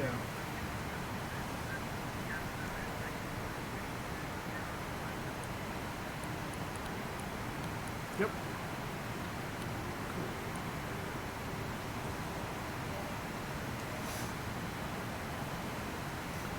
Is it allowing you to set up the doing the INS updating on that INS 2 or no? Yeah, it's allowing on 1 and 2. So. Okay. Yeah, it was just whatever reason when I was trying to do it earlier, I couldn't click on yours. Gotcha. But now it does. So, but we're not in range of the VORs yet. No, so it won't yeah, show anything. I'm just curious. I know you said you couldn't. You do it earlier, so I was wondering if it was working now. So. Yeah, it seems to be. So Okay. we'll see. We'll see. Yeah, once we get in range of the VORs, I'll probably, if it doesn't automatically start updating, I'll just do the process again. It doesn't take long. I have a camera, but he doesn't have it set up to do sub streaming. That's true. Although one of these days we'll have to, when we're not crazy busy for across the pond, we'll do a shared flight where we can do that. Same thing. That's funny too, because Dr. Corvette said last night he goes, I need to do a camera. I've got all the stuff, including a camera. I'm like, then what are you waiting for? Yeah, I mean, I can stream independently, but it's like when you're streaming with someone else, a lot of times it's just easier to do the sub stream. Yeah. Because then people can just click between the viewpoints. Right. Because you're asking a lot of bandwidth to be running like 2 HD streams at the same time. Oh, I know, yeah. It gets sketchy.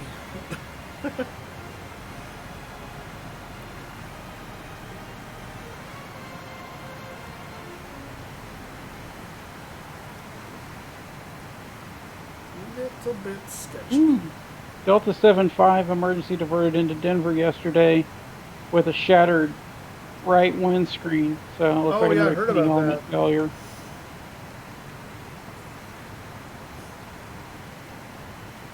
Yeah, those have always got to be scary because you're just flying along and just all of a sudden crunch.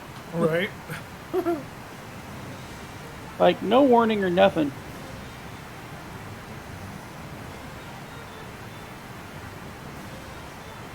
I'm sure Timothy's had 1 or 2 in his career. Yeah, I think he's told me a story or two about having that happen, if I recall correctly.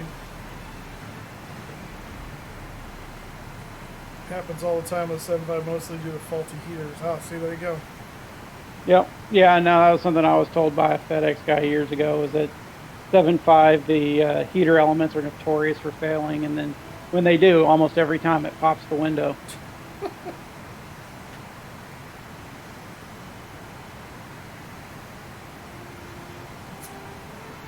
I wonder why they're so faulty like that. It just seems like that would be something you'd want to figure out and fix.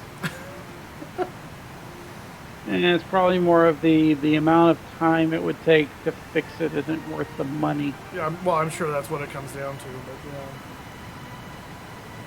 I'm sure Boeing has a fix available. It's just, does everybody want to pay the That's money, true. the cubic yards Do of we money? have to? Oh, then no. We'll just. Is it a real safety issue? No. So we'll just replace the windshield. Right. Oh, it just set me. Oh yeah. Yeah, that's funny. That's what you want to see at altitude. Yeah, thanks, Tim. Just got him.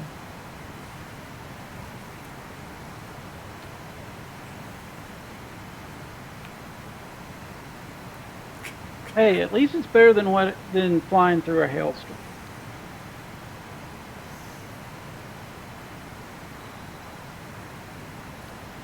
I'll take your word for it. I haven't flown through a hailstorm or had a window shatter on me at altitude, so I can't really speak to which one would be better.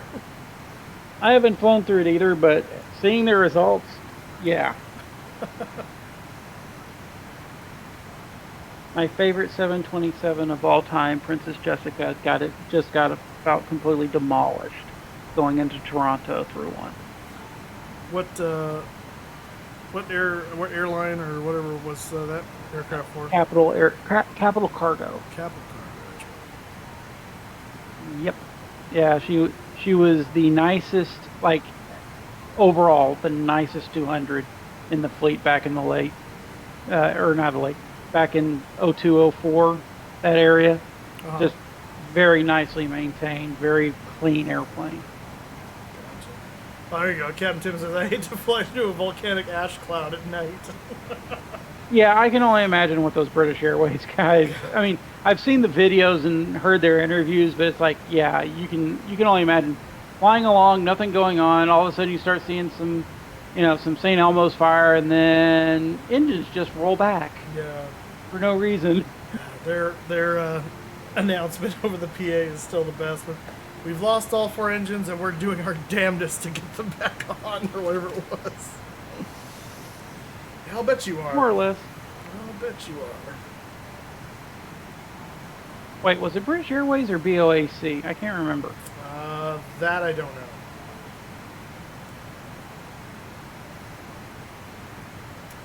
But we have the internet, we can check. Very true. Let's see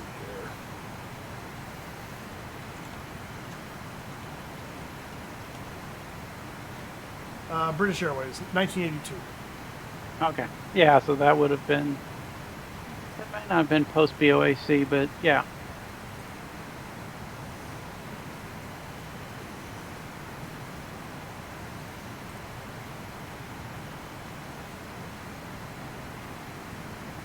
Oh, no. Yeah, 74 was when BOAC got merged into British Airways. Ah. Well after that.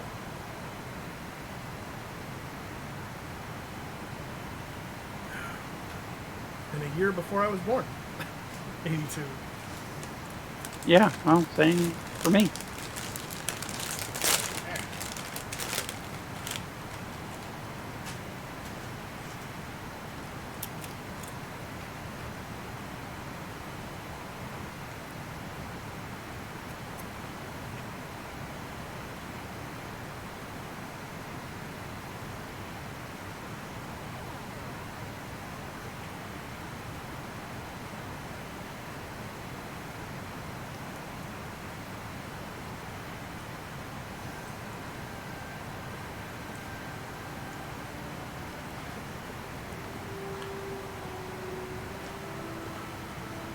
Stop into Spy's chat here real Almost quick right and on say top hello. of each other. Here's 747 and a 300. So this one's 36, 37. So these two are pretty close to each other. Oh, look at that. There's Mustafa. How is your flight going? I hear that they were very mean to you. They made you delay, Mustafa, because you were a non-RNAV airplane. So you had delays. Flight's going good. Yeah, the flight's going good. This airplane's behaving.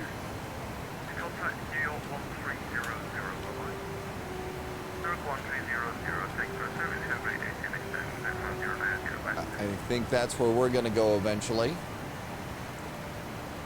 So we're going to preset that. That's the secret, a one-person cockpit. About 30 minutes late, no kidding, because of that. Yeah, definitely. Well, did they make you taxi to the long runway? Did they? Yeah, I was wondering if they made you taxi Yes, to they the did. far runway that's, you know, in another country. Yep, you had to do the taxi too.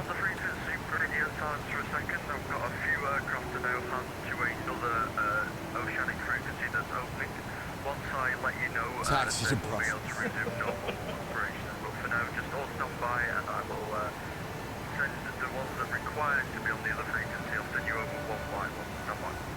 Okay, we can do that. Good to see you, Mustafa. You taxi to Brussels. I hope it's going good. Did you know Navigraph has all kinds of info? Oh, yes, they do. Navigraph charts are absolutely outstanding. Absolutely outstanding. You forgot to squawk 2000. I did too. Oh, did we do that? Airline Gamer? Oh, we yeah, did. I did too. How are the stats for the event? I mean, we're right in the middle. Yep, Mustafa doing shared cockpit with Captain Flyer right now in the 747. So right now we have 2,143 Wait, flights did going. we do what? Squawk 2000. This is looking really nice. Yeah, we did. Please, this was it was like this an is hour their and 40 stats minutes page. late. But yeah. Hey, better late I than like never. made a note of when we went Oceanic and like, okay, at this There's all time, sorts and of then stuff. all of a sudden I go, oh crap. So those are the flights. There's all the ATCs. There's the aircraft. There's, oh, gotta see. Let's see. MD-11s. How many have we got? We have got 47 Well, MD-11s. we're not the only ones. I'm watching his chat, and Beard Rebel goes, "Oh my gosh, when did we squawk FedEx 2000?" 1701. Bob Dealer goes, "Oh, whoops, I forgot to do that too." Yeah, that sounds about right.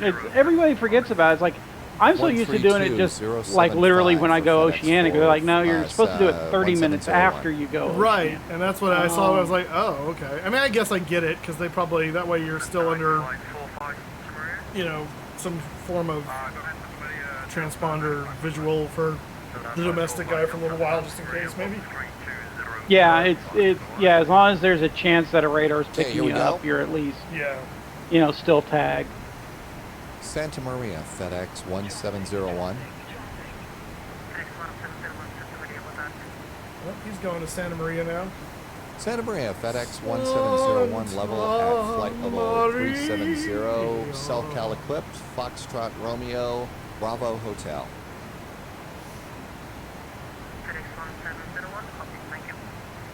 Okay, we're good.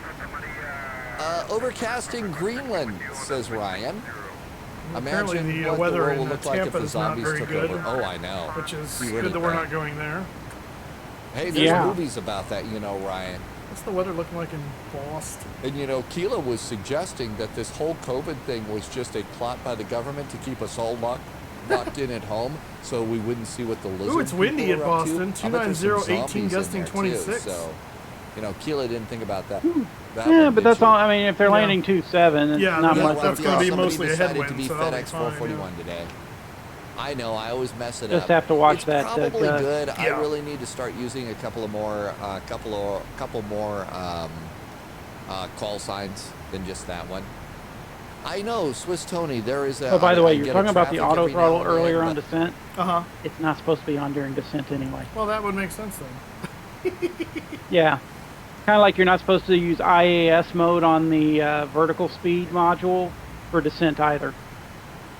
Oh, yeah, I don't ever do that because it doesn't work. So that would be why you're not Right, supposed to 'cause do it's not it. supposed to work. But it's amazing how many people are like, well, but it's got an auto throttle. It's like, yeah, but this is an old auto throttle. Yeah. It was with Historic Jetliners Group when we were first educating people on how old airplanes fly.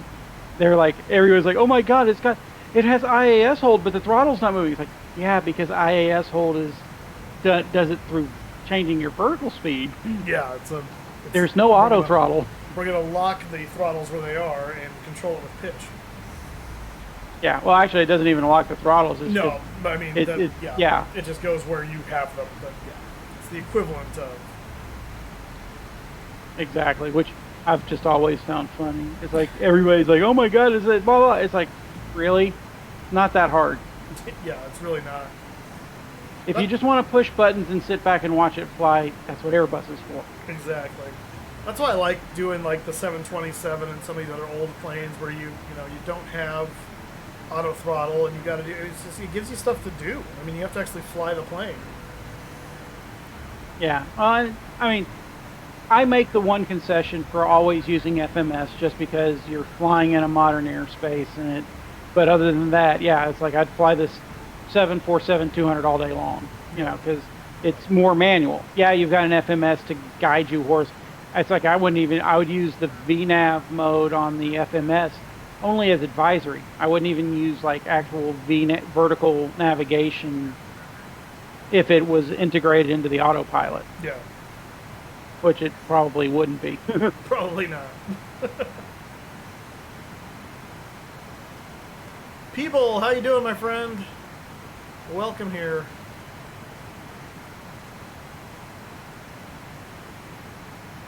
Everything back here is looking good so far.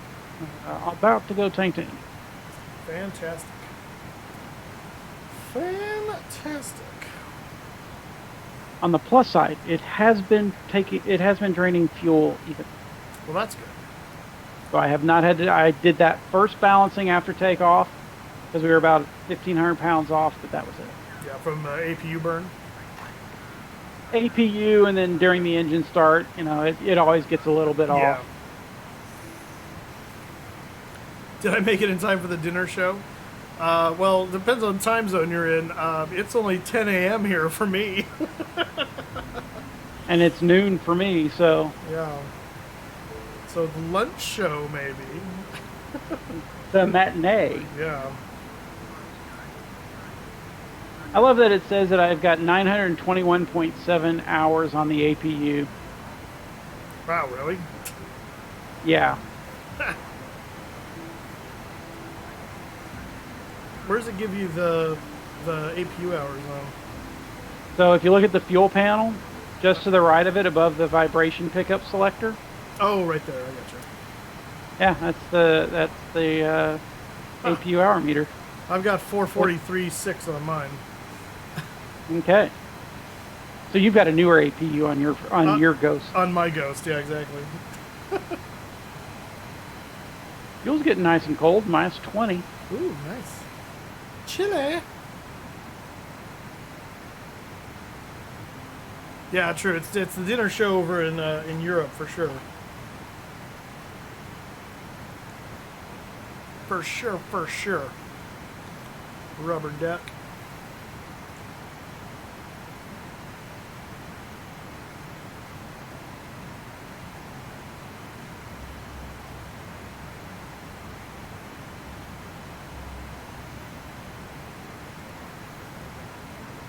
See where London controller was like just taxiing to the runway when I woke up this morning. He's doing Paris to Montreal. He should be getting pretty close to starting to descent, it looks like.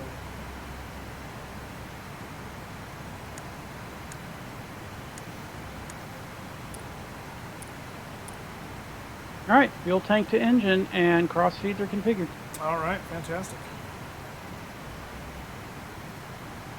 All that we have left to do now is open up the reserves when we get to top of descent.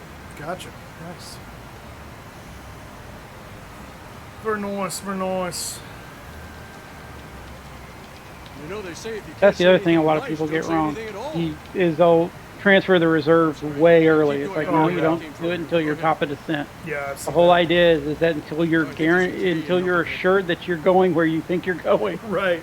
You leave those outers, but it's also for weight distribution or for bending relief. You're using the fuel out there in the wingtip to help keep the wings down, so you're not stressing them as bad.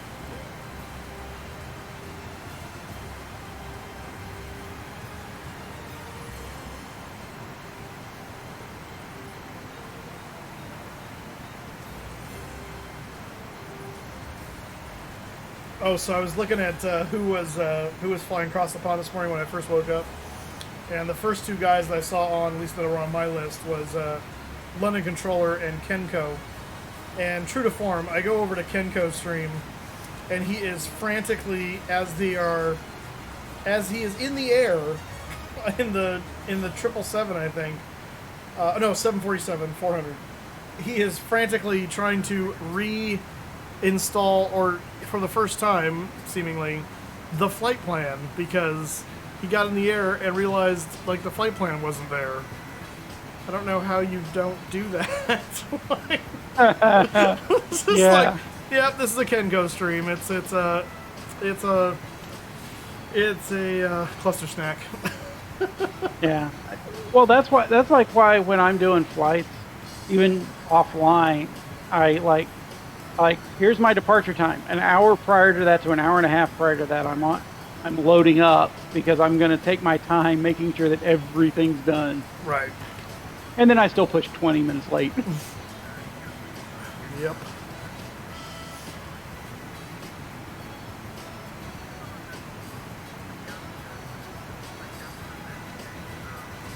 He's doing a long one too. He's doing Munich to Vancouver. Whoa. Polar route, awesome. Yeah.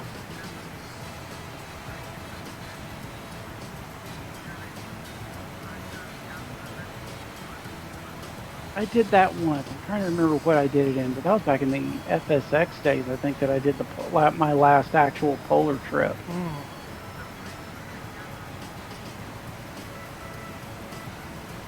Yeah, I don't think I've ever done a polar route. Actually, that might have been a VUSAF flight in like the C5 or something. Oh, really? Yeah.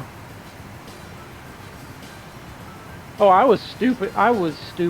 Early on, but I mean, like, I was still in high school and like during summer and didn't have a whole lot else to do. It's like they had SimNet with was it SimNAS at that point? I think it was, but there was an eclipse in Africa, and like all of us on SimNAS had deployed aircraft, and I took one of the P3s, and yeah. I was part of the NASA, the virtual NASA, whatever it is, for like 2 months or something like that, as a 747 SP something. But I never really understood what we were like supposed to be doing, and so I just kind of let it go. Yeah, SimNASA. Like when we started SimNASA, it was really cool because we were doing integration between FS. Here it was 2004 because it was prior to FSX. It was like 2002 and 2004, but then we also had Orbiter simulator, and so we were doing launches on Orbiter that we had a module that would show the rocket in FS. Oh, that's cool. And then we would fly range support for it. So we'd be doing everything. Oh, that's neat. So, and it would be live on Satco. I mean, we had agreements with them and everything. Yeah, that's cool. The 747 show, welcome here. Yeah, nice plane, right? 747-200 Classic in the, see here, the Battleship Gray United livery. Corporate scheme. Shush you.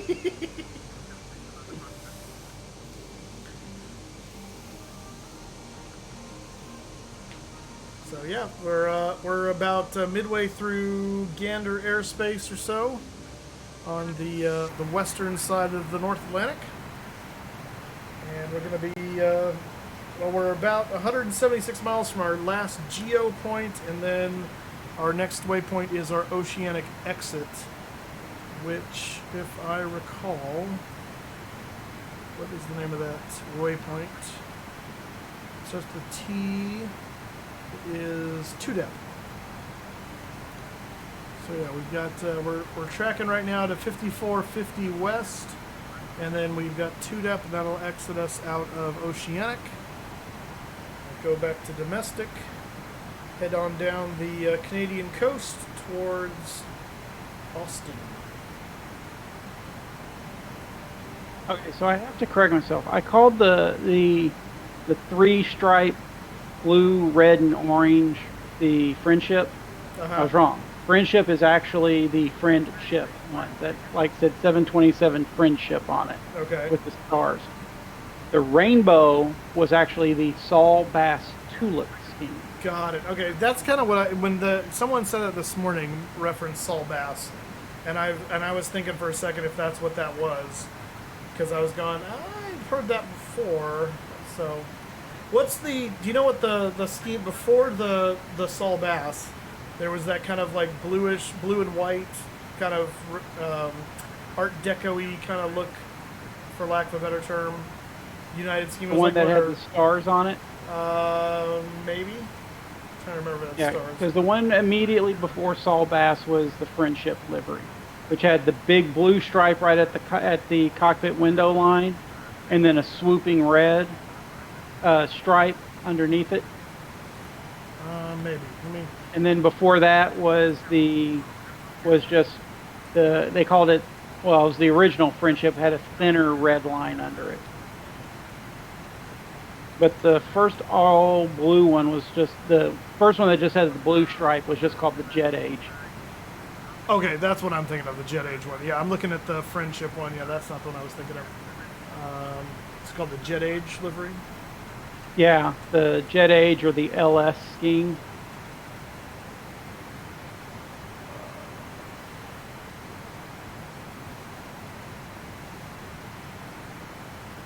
Which, I mean, it was basically just a modification of the later mainliner scheme. Gotcha.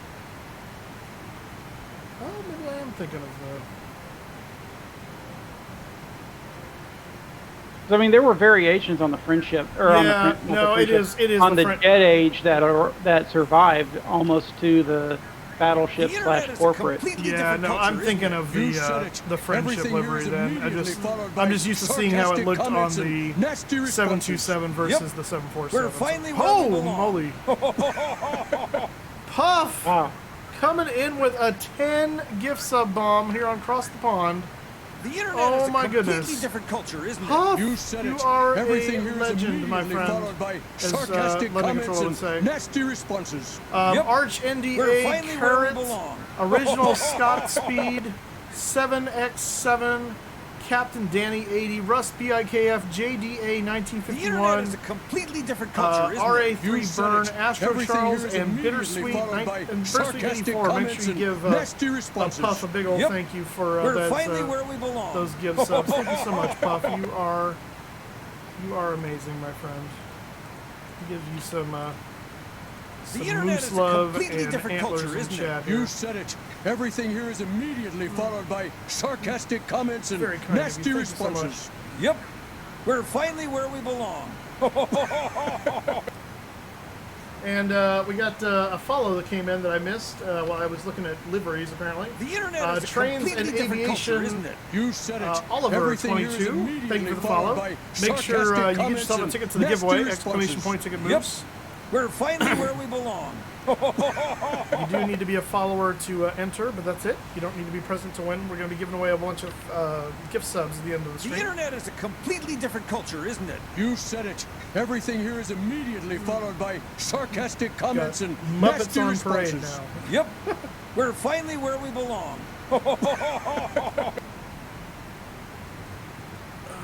Did you say there was another name for that Jet Age one? Because I tried Jet The Age. internet is a completely different I don't think culture, that's isn't coming it? up. You said it. Everything here is immediately followed by sarcastic comments and nasty responses.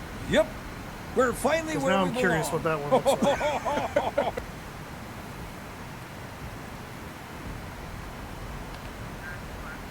The internet is a completely different culture, isn't it? You said it.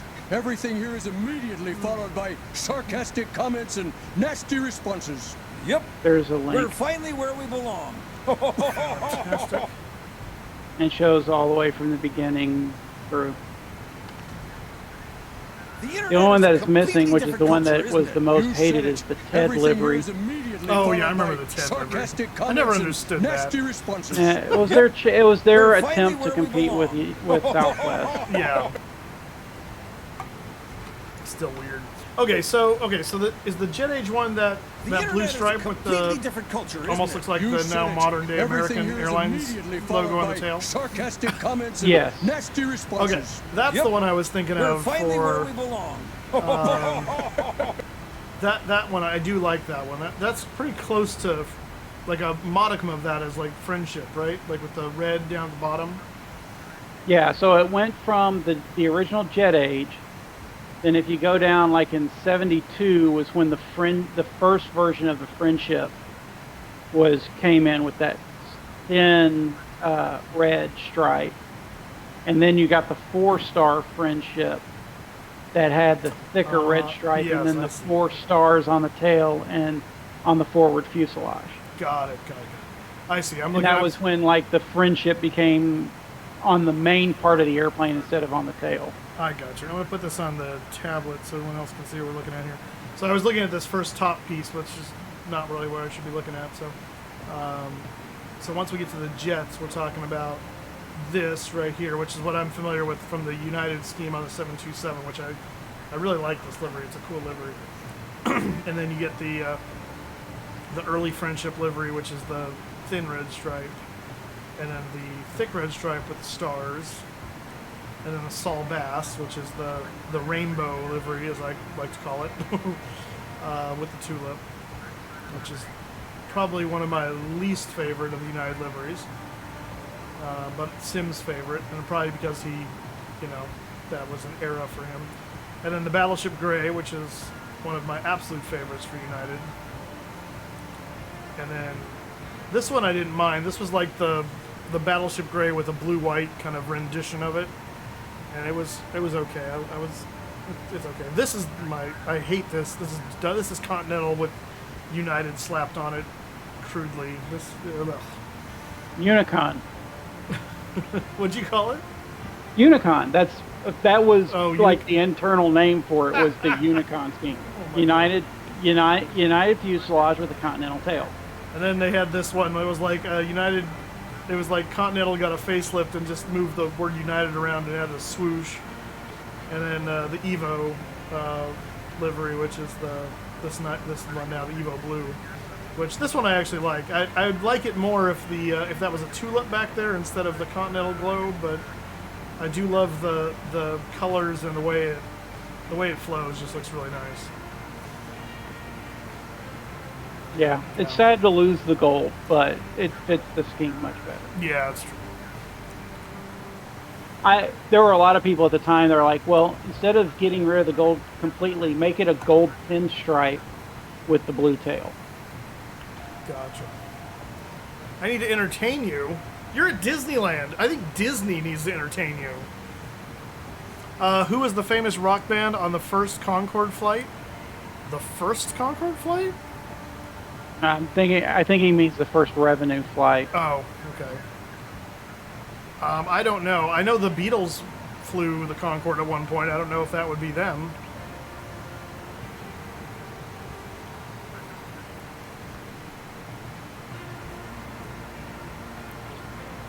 Are you quizzing or are you legitimately asking?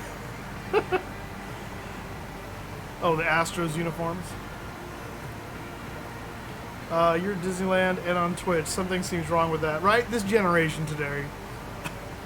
I'll leave you to your ocean.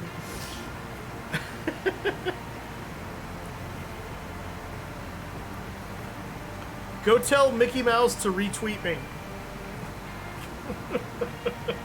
Haha.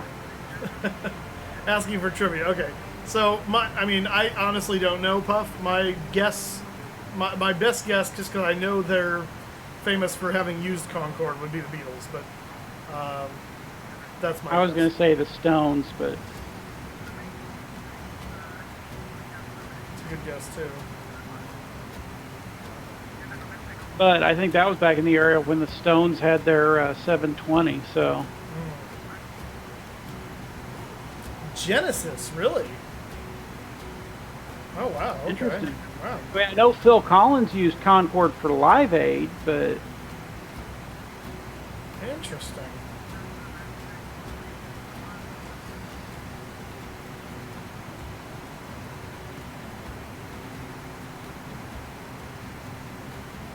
Yeah, okay. Yeah, I'm not seeing any links to that, but I am seeing the links to, Phil Collins using Concorde in '85 to do dual concerts from Philadelphia and London in the same live aid. Yeah, did a set in Philadelphia, drove or flew to New York. I guess flew to New York. Got on Concorde, flew to London, and then did a second set in London to close the show. That's insane. Yeah, and actually Concorde inside's is pretty large. It's what is it, 3x3? I think it was 2x2. But it was yeah, like, you're right. It was, but it was 2x2, but it's all first class. It's like first class 2x2, yeah. Yeah, so, and it's got a drop center aisle. So, I mean, I think I've seen pictures like 6'3", 6'4" people standing up with headroom. So, no less comfortable than any other modern jetliner. The airplane just looks small. Yeah. But it's not. It's a massive airplane. I've been next to it, but I've never actually been in one. You've been Concorde adjacent? Yes.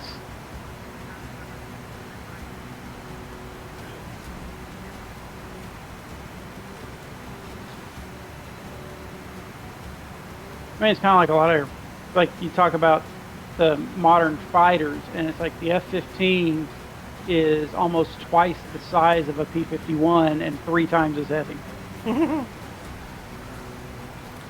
Saw Concorde at the Smithsonian a few weeks ago. First time I've ever seen one in person. Oh, nice.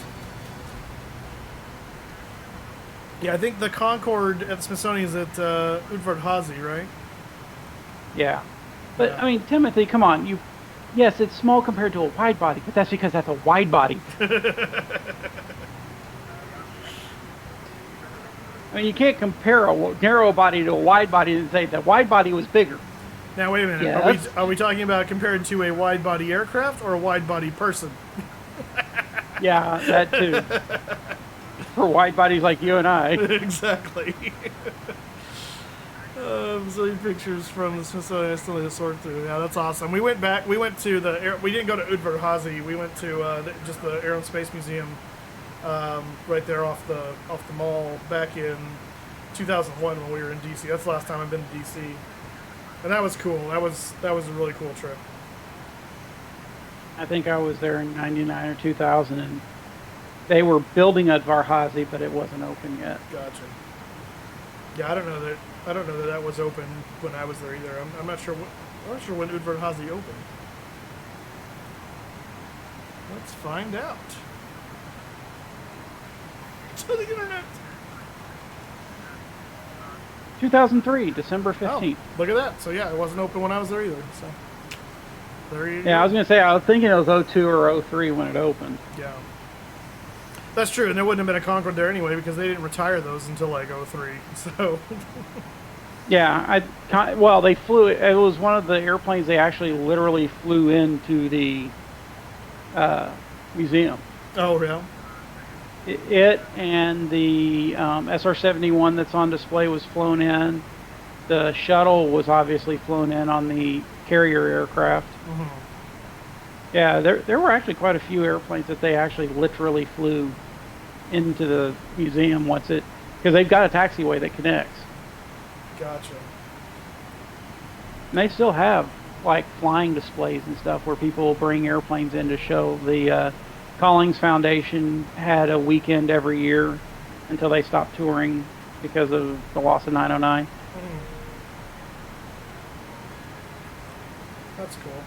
Yeah, that was the other cool thing we saw. I went down to Los Angeles for when the Endeavour came down there to be placed in the Science Museum down in LA.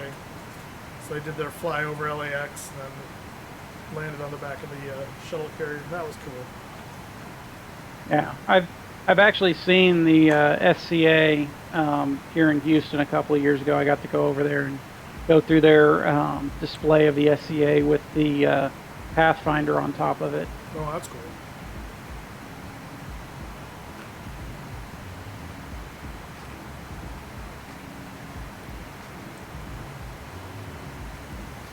We're coming up to another round of the giveaway, guys. So if you haven't gotten a ticket in this round, exclamation point, ticket moose.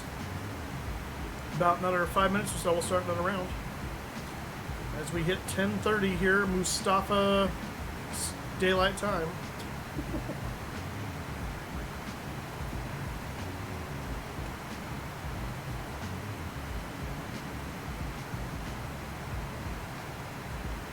Man, it is still packed going all the way back into Europe. Captain Tim, that's the nose of that 747, right? That's there in the National Air and Space Museum.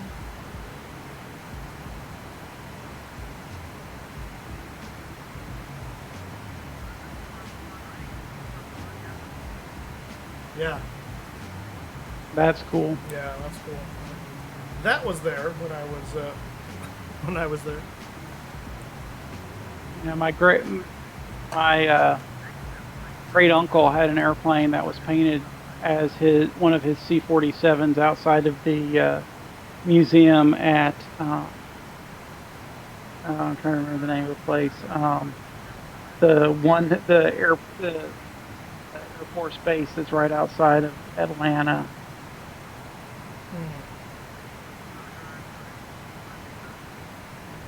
I can't remember the name of it. Hang on.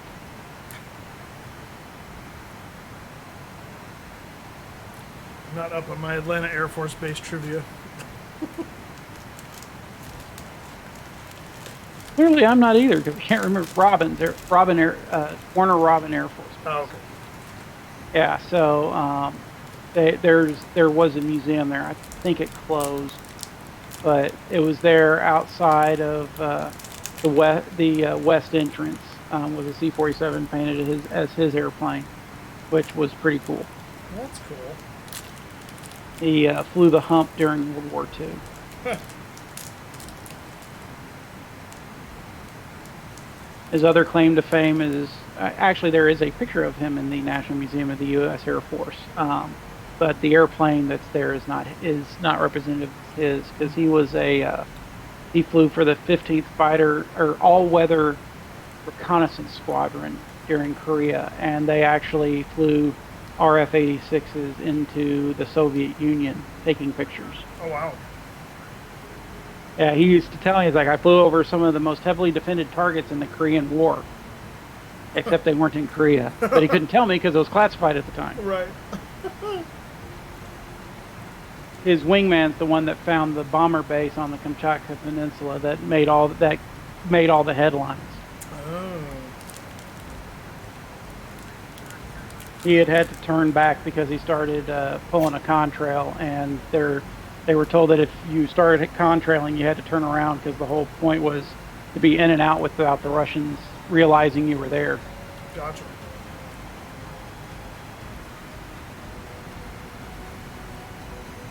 How did they keep from pulling a contrail? It's all with altitude. Okay. You change altitude a little bit, and you can get in and out of getting a contrail. You can do a little bit with power too, but the whole thing was that like once you started pulling a contrail, because of how tight they were on fuel, it was basically you had to abort because you couldn't go far enough up or down to get out of it. Gotcha. Interesting. Like they literally would tow the airplanes to the end of the runway and then start them at the end of the runway because they were that close on fuel. Gotcha.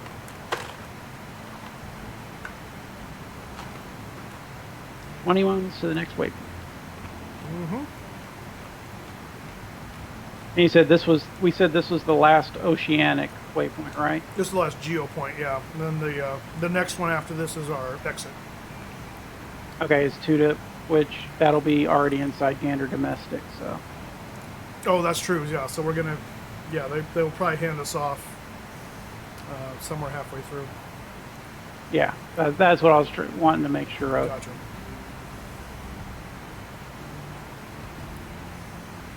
All right, let's get another round of the giveaway going here. Make sure I'm set up for it.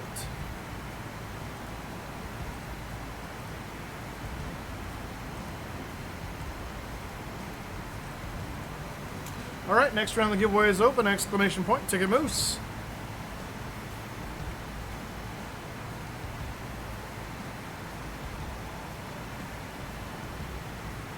Hyperworld Master, how you doing, man? Welcome here. Still trying to use Ticket Elk. Some people never learn.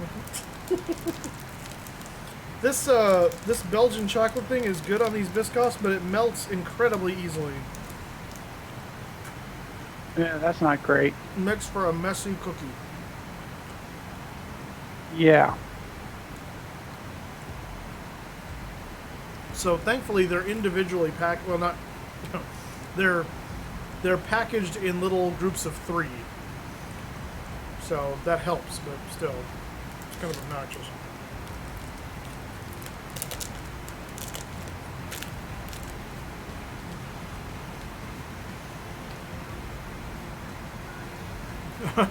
Yeah, go get a cookie, Kushan. All right, waypoint cross, making the turn to join the next flag. Fantastic. 209 to 2. Hopefully we'll start seeing the, well, no, it's probably right around Tutup we'll start picking up the VORs.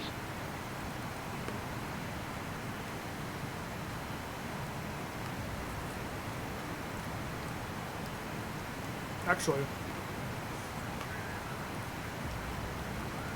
I'm not getting DME on them, but I'm picking up one of them, at least with the direction finder. It would appear anyway. I don't know. That is weird. Yeah, it says VOR 2 is pointing. Yeah. Huh. Yeah, maybe we're getting close. Yeah, VOR 1 is pointing too. Yeah, VOR 1's starting to come in, so we might be getting close enough. Yeah, so we'll get. I mean, it needs the DME ultimately to do it anyway. So, but. Ivor Master, we are United 6th Heavy, flying the glorious Battleship Gray livery, or as Cap Flyer calls the corporate livery, which I guess is his official name. But I like, oh, my chemtrails died for a second.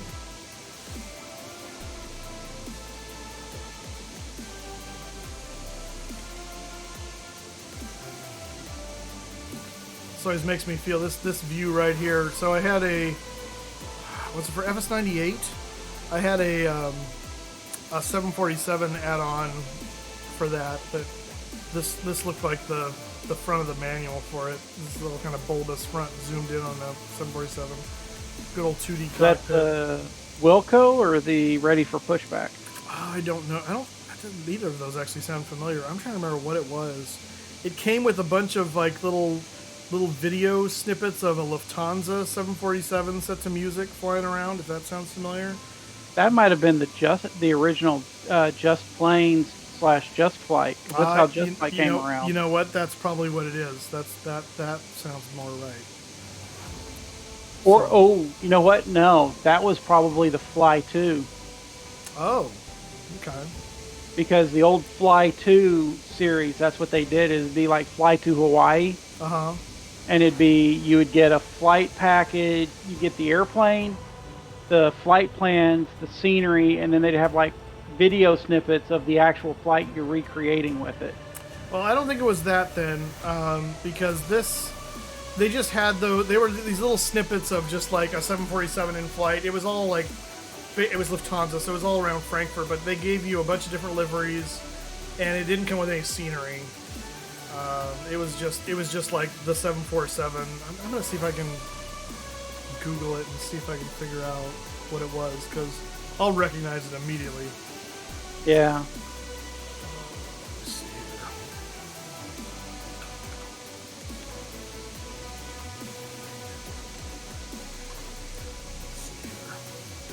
here. It might have been. There it is. Found it immediately. It's called Fly the Jumbo Jet for flights in 98-95, and it was. Let's see who it was by here. In fact, here's the cover. Let me put this on tablet. You see just all zoomed in on the. It was by Alpha Software. Oh, well, that makes sense. Yeah, Fly the big one. because Alpha is who was behind the original flight sim for Microsoft. Ah, I gotcha. That's Bruce Artwick. Got it. Yeah, so and I still have those little videos saved on my hard drive somewhere, because I just always enjoyed those. They were kind of cool little video snippets of Lufthansa 747s flying around. But yep, that was the guy. Fly the big one, 747 jumbo jet. Yeah, that is going way back. But yeah, no. Yeah, Alpha, for 95 it was originally BAO, Bruce Artwick Organization, I think it was. Was BAO. But BAO then became Alpha. Gotcha. But Artwick is that's who we have to thank for the modern flight simulator. Gotcha. Iberl, when you say you like the FedEx hybrid livery, are you talking about the bare metal FedEx livery that I have for this aircraft? Or are you calling this a FedEx hybrid livery? Just wanting to clarify. Yeah, the hybrid FedEx, which would be the original or the only 747s that FedEx operated were actually Flying Tigers. So the hybrid livery was Flying Tigers with the FedEx tail stamped over top or painted over top of the Flying Tigers logo. Got it. Okay, SubLogic was a third party. They did a lot of racing games, if I remember correctly.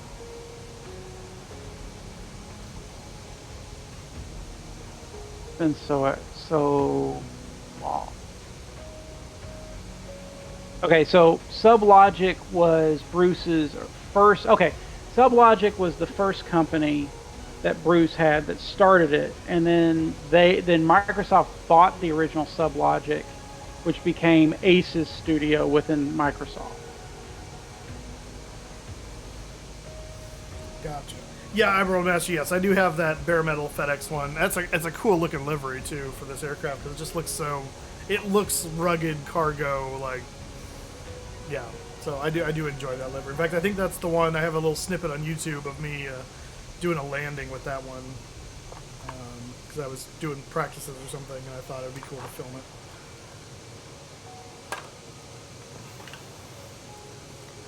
The layest YouTube 747 touch and go is this aircraft, though, because I was doing it yesterday as a prep for this.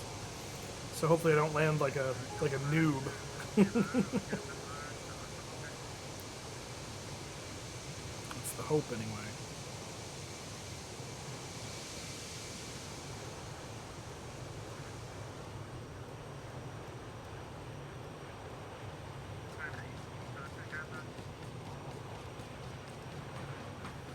I just remember getting BAO Flight Shop years ago, doing my first repaints.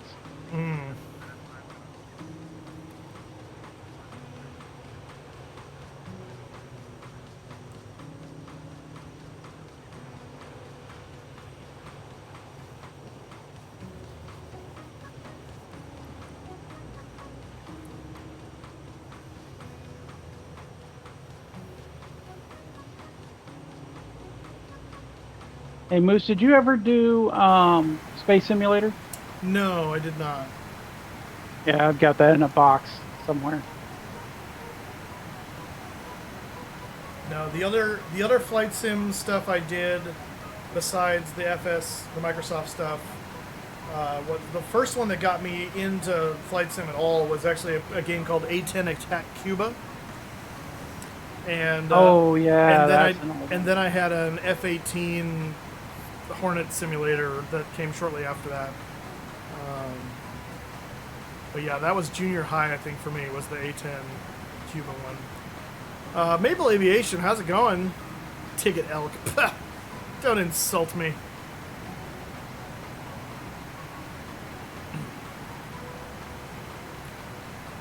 So yeah, that was, in fact, let me see. That was that sim was super polygon too, like it. Yeah. I remember A-10 Cuba. It was funny too. I remember seeing, so that was back when not that one, but for the next one, the F-18 sim I had would advertise for the Voodoo graphics card, and I remember just like itching to get that because it was gonna make the graphics look so much, better compared to the super polygons they were, and I was like, oh, I gotta get that to make the but it was always like out of reach as far as price goes. Yeah, it wouldn't have been Jane's because Jane's was like 2000. Attack. Let's see here. Where are you at?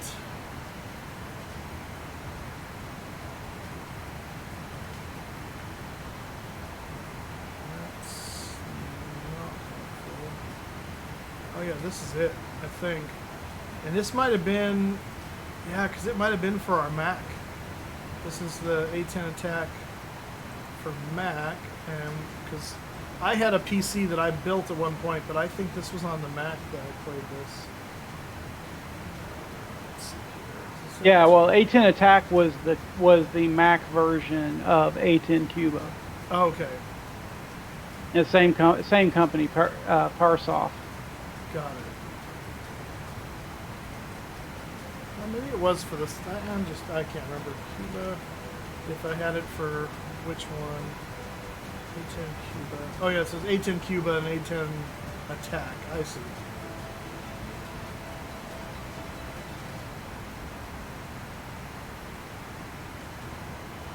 Ah yes.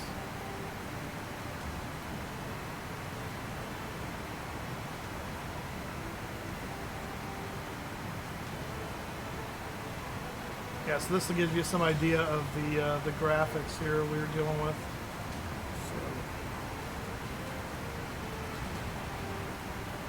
So, here we go. Look at this. My, how we've come a long way in Sims. Yep. Well, my first combat sim was F-15. Was Microprose F-15 Strike Eagle 2, followed shortly thereafter by Strike Eagle 3. This is great. I love this picture. Just upside down on its. Yep. Yeah, and then Jane's coming in with the taking over from Microprose.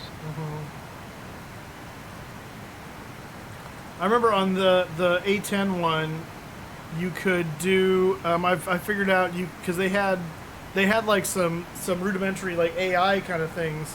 As far as like other aircraft, including like some C5s, and you could change you could go into the mission editor and change their flight plan and have them go and fly different places and land and take off, and I would treat them like an airliner kind of thing and like give them a little schedule and all that stuff. Oh yeah. So the F-18 was probably FA-18 3.0. Probably. That sounds because about right. that was also Parsoft. So Gotcha. with so yeah, Parsoft did a bunch of them with other companies during that time. Because I was just looking through the history, and it's like, yeah, okay, I remember that one too. I didn't ever get it, but I do remember it. Oh yeah, I'm looking at the screenshots right now. Yeah, that was it. Yeah, and 3.0 was actually the third version, and it's like they released the first one in like 93, then the next one then 2.0 in 94, and then 3.0 in 95. Yeah. Yep, and the that one, they had the base at Hawaii, and there were two commercial airliners that were again AI style that you could actually fly in. You could use the Hornet cockpit and actually fly them, and it was they were MD-11 or MD-80s or MD-11s or something. It was one of those, the Trijet, not the L-1011. And so yeah, that would have been the MD-11. Yeah.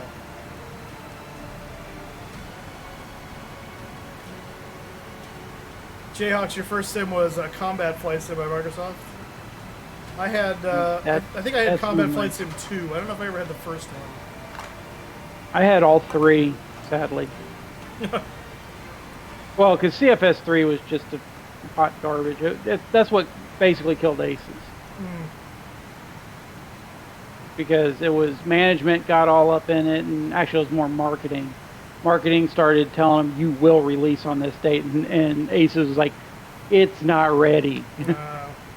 It won't be ready. We told you 6 months ago that this release timeline does not work. Oh, we got DME on number 2 now. I see that, and I'm not showing updates, so let's take a look. Sydney, your first flight sim was all the JSF Joint Strike Fighter. When they had X32, X35, ladder actually became F35. Oh, that's good.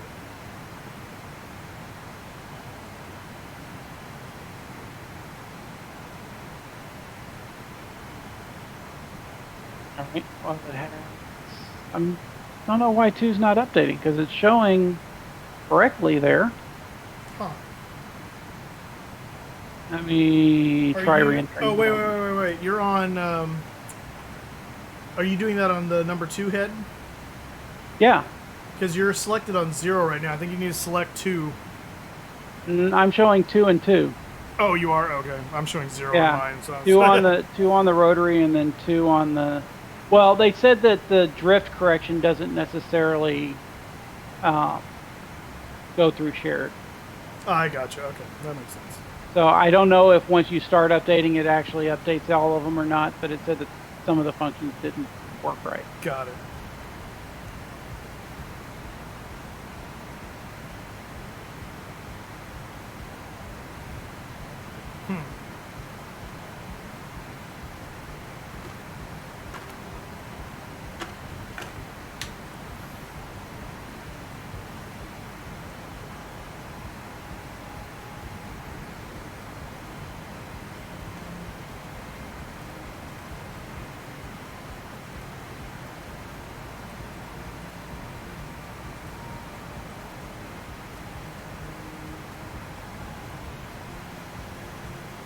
Alright, we should be crossing the boundary any moment here.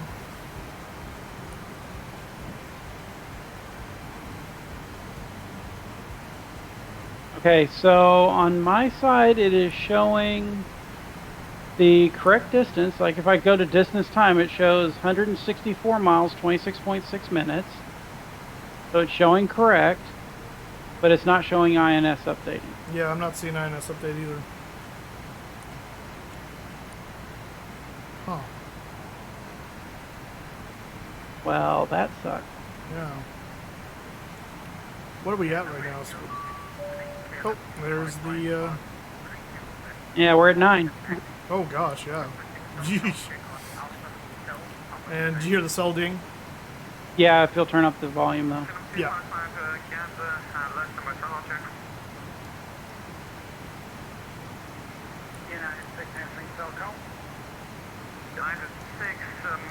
Call again domestic 132.050. 132.050, United 2, have a good afternoon. Canada 255, SoCal check, thank you very much.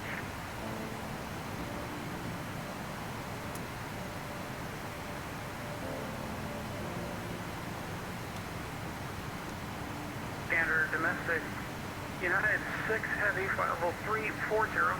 158 miles south, or correction, northeast of the Yankee Alpha Yankee VOR.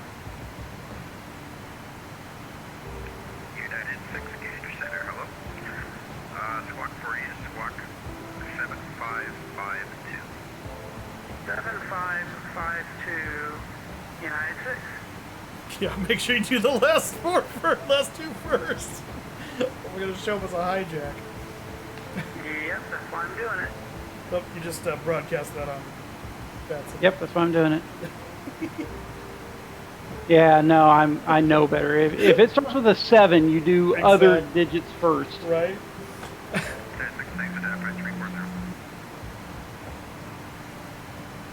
Copy, radar contact 340, United 6. United 998, contact Moncton. Alright, back to domestic frequency. Well, I guess we're just going to have to deal with it possibly being way off. Yeah. That's interesting. What's the, let me play with it here and see if I can, because remind me, what is the, what is it, you got to hold something down to get it into that mode, right? Set it to waypoint. So do it on your head first, Okay. just to see if maybe it's yours. So press and hold the 9 button, or set it to waypoint, and then press and hold the 9 key until it stays in. Okay, staying in. Then press and release 7. Okay. With the manual dial, select a waypoint other than 0. Right.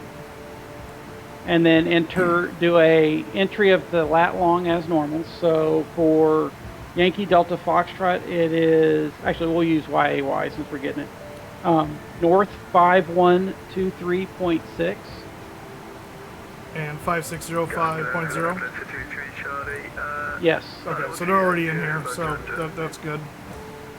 Okay, and then if it's already in there, then you should just need to go do a waypoint 2 insert. Was there something you had to do like with the 3 key as well? I thought that was like another. Yeah, 9-3 to set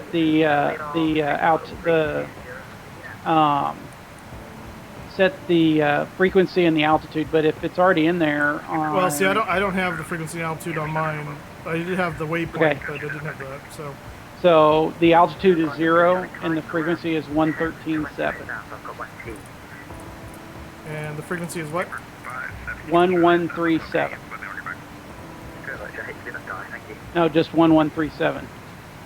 Oh. Delta 131, flight level 340, good afternoon. Delta 131, get a center, good afternoon. Gotcha. You're dead. Didn't take it. That still didn't do it right. That's interesting. 113. 7. Yeah, it adds that 0 at the end. Do the 9 and 3 again. Okay. And then do west 1137.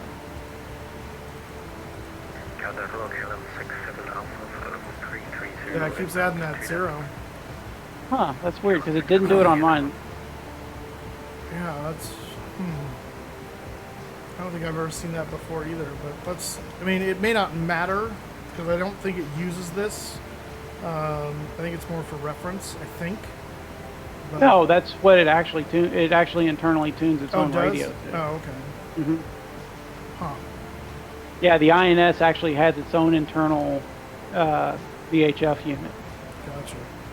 Gotcha. Did you change DME1 to be the same as? Oh, you did. Okay. Yeah. Oh gosh, I heard that. Really? Made it this far. Wow. Okay.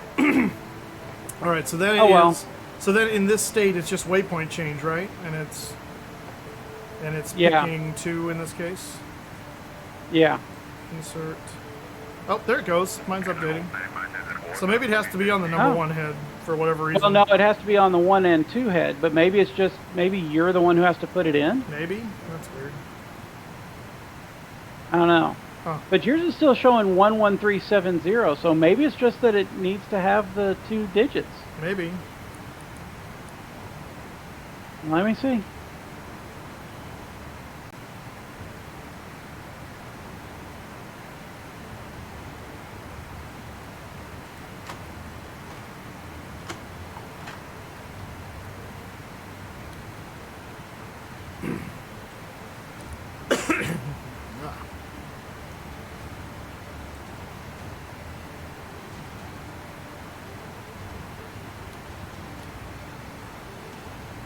Okay, so I'm on 149-140-57248.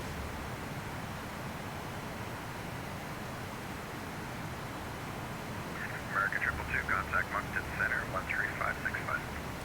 What was that 113.3? 135.65, American 222 heavy seal. For that VOR? KLM 86, same for you. Yeah, 113.3. Let me see if we're picking it up. Oh, yeah, see when I did it... Oh, yeah, when I changed the frequency here, it stopped doing the deal. I'll bet if I put this Okay, back to so I've 7. set VOR2 to 113.3. There it goes, yeah, so now we're back. So my head must be assigned with the number 1 VHF nav in the sim at least. In reality, it should have its own, I guess, but... Yeah, I think so. Okay, but we're not picking up the 301 yet, so we're picking up the heading, the direction, but we're not picking up a DME on it yet. Yeah, so let me try resubmitting. Let me try this.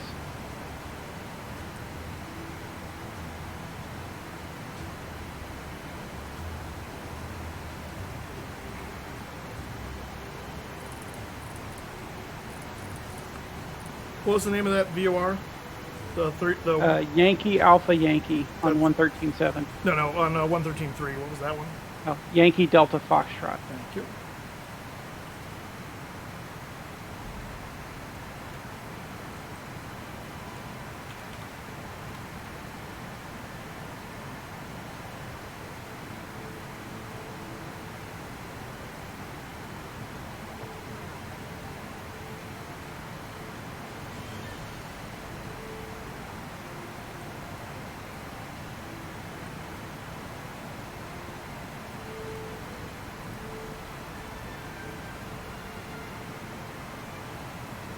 There we go.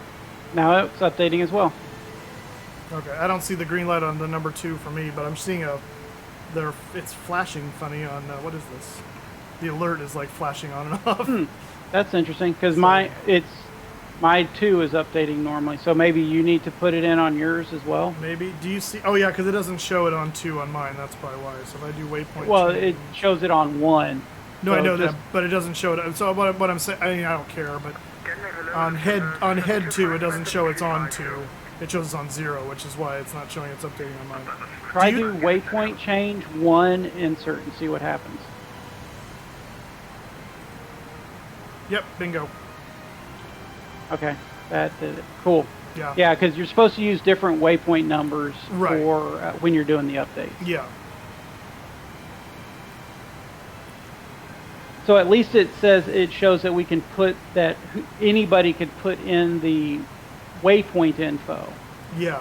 But whoever's hosting, whether he's flying or not, is the one who needs to do the things to right. Get everything to update properly. That's cool. That's not bad. Well, hopefully we weren't too long on 9 that it's not gonna that it's gonna take forever to update. Right. I mean, we're already showing 8 on 3, so it's obviously updating pretty quick. Yeah, that's cool.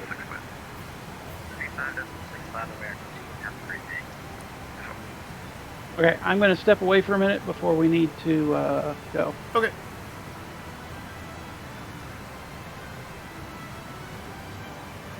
Virgin 21 Victor Heavy with you, flight level 380, and could we leave the cockpit for approximately 10 minutes? Virgin 21 Victor, absolutely. I'm looking to send the new squawk 7555. Dave Rendon, how you doing?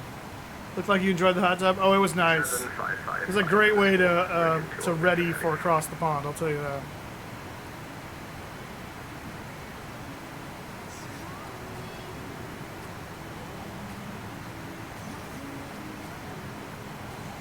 Virgin 21 Victor 6, got you re-identified, and let me know when you're back. Full report when back, Virgin 21 Victor.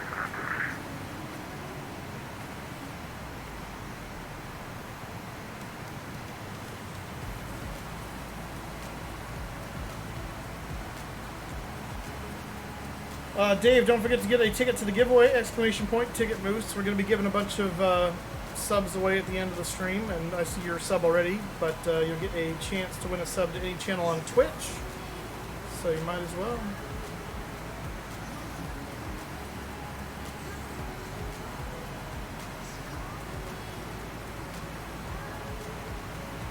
Okay, I am back.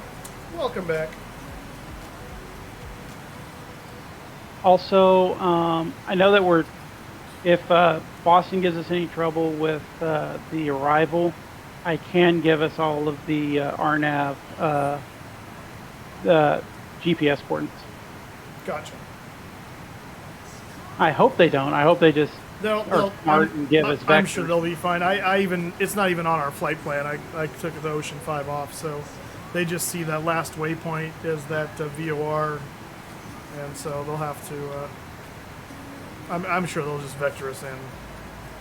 Yeah, hopefully from Kennebunk. Yeah, give us the American side is much more adept at doing that than the European sides. Very much so.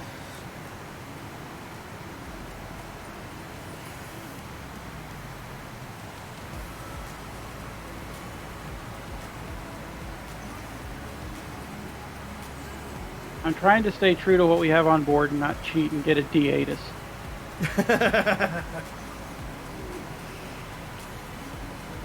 Oh, we're down to 7 now. Good. And that means we're coming down at a decent pace. Yeah. So we will definitely be back into the 3 or 2 before we pass out of range. Yeah, hopefully.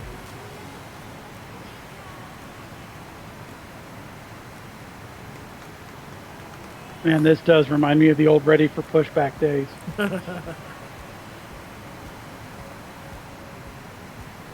There's just something so cool about flying the classics. Oh, yeah.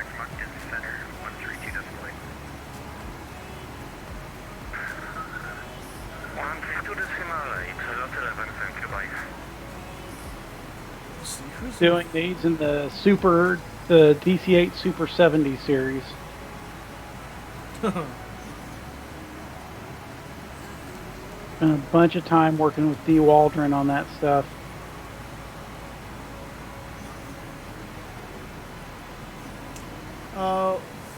What just happened? What? My needles are going weird. Oh, my VOR has been bouncing around a little bit, but it doesn't seem to be affecting anything. No, well, I'm talking about my HSI. Oh. My HSI says there's 673 miles and 489 ground speed, and it's going from full left to coming back to being just a little bit right. Well, the 672, that's actually accurate, I think. We have a very long leg here. Okay. Let me verify that real quick. I just don't know. That's weird that my HSI is going from full left deflection. Yeah, no, mine is doing that too on the HSI. I'm not really sure why, but it doesn't. The flight director bars aren't moving when that's happening, so I don't know what that's about. But I don't know if it's trying to like fight with the VOR that's also tuned, even though it's in INS mode. So I don't know. But yeah, I noticed that too. But it wasn't. I was watching; it wasn't affecting anything, so I was like, I'll just let it go. But yeah, we do have between that last this last waypoint here and tops or whatever it is, it's like 690 miles. Yeah, because we're not on course. I'm looking at it now. We're not flying in the right direction. Oh, seriously? Yeah, we're like 20 degrees off, maybe 30. Hang on. Oh, yeah, you're right. We have. Oh, that's not good. Okay. Huh. Yeah, we might want to go into heading mode for a few. Yeah, let's do that.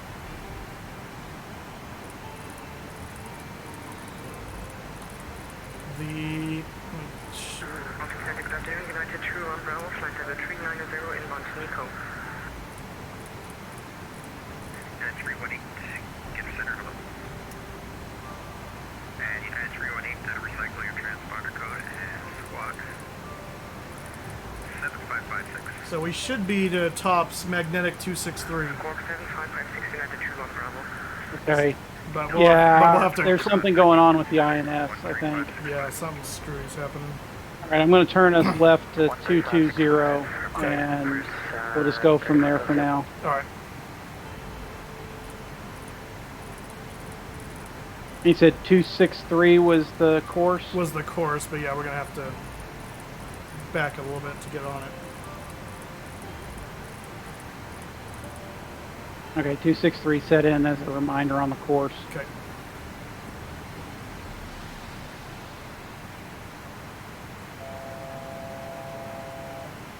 Yep, and the altitude hold knocked off for some reason. Oh.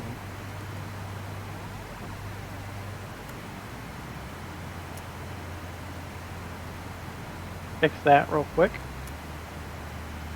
Good thing that altitude alert goes off at 200-foot deviation. I know, right?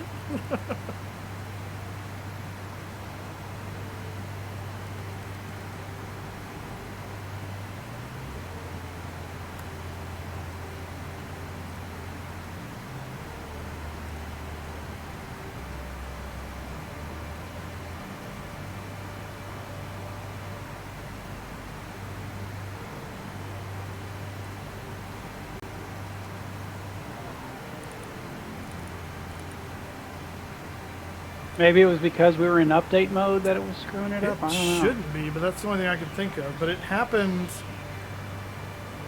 Well, yeah, I guess it happened a little bit after we finally got that to work. So maybe I wonder if it has anything to do with the fact that we're updating. We're doing two different ones on the same VOR, and so it's like trending toward that instead. Like, because normally you would update from two different stations if you're going to use two. So I wonder if that had anything to do with it. Okay, well, it's picking up 113.3 now, so let me... All right, why don't you set that on your side, and let's see if that corrects it. Yeah, that's what I'm doing. And I'm watching the live map, so once we're close to on course, we'll set 263, and then we'll see what the INS says. That's weird.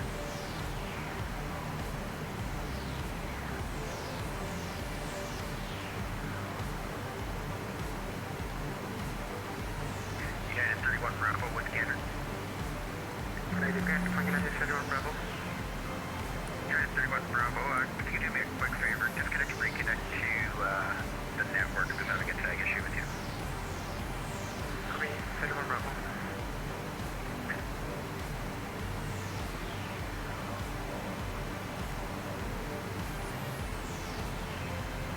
Okay, go ahead and go back to update mode. That's actually when you did that just now. It re-logged on. I've got both lights again. So now that we did that, yeah, that's cool. So yeah, we'll see. We'll see what that does. So now we're updating both. I know. Yeah, I wonder if that was a sign of because of course I just had the VOR thing flip back and forth on the HSI again. Yeah, so I'm on INS for the HSI and it's starting to come back in and get close. Okay. So, at least on my side it is. I don't know about yours. Gotcha. Or on my screens, but that way. I know what you mean. Yeah, your screen looks completely different than mine. Interesting. You're showing like 646 miles. What are you showing? To the next waypoint. I'm showing 606. Oh. That's interesting. Okay. Now it shows 645. Now it's back to 605. I think this is because of the update issue. I think it's because we're updating the drift. It's throwing it off, that it's trying to sync them, but they're so far off because they didn't drift the same. Yeah, that could be. All right, should be about on course. So I'm turning us back 263. Okay. There's actually a way to check. Let me do that.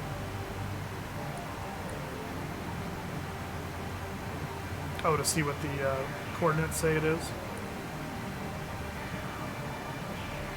Yeah, okay, so I'm showing 50369 55012. And you're showing like 50319. Yeah, so I see our sims aren't synced. That's what the issue is. Yeah, the drift is off. And there was something in the notes about there being with shared flight with a way to fix it, but you know what? I wonder if we're not in. No, we're on Sim GPS. Okay, is yours on Sim GPS in the options on the tablet? That's what it was. Let me go look. Because I'm in that. That's what we're supposed to be, not real. Yeah, I'm on Sim GPS. Okay. Huh. But I think that's what's doing it. I think that's what's throwing it off. It's got to be if you're seeing numbers that are that different. Virgin 200 clear heavy is back in the cockpit. Yeah, because yours is consistently like you're at 50.29.4 and I'm at 50.33.5. Gotcha. So you're almost 4/10 of a degree or 4 minutes off. Right.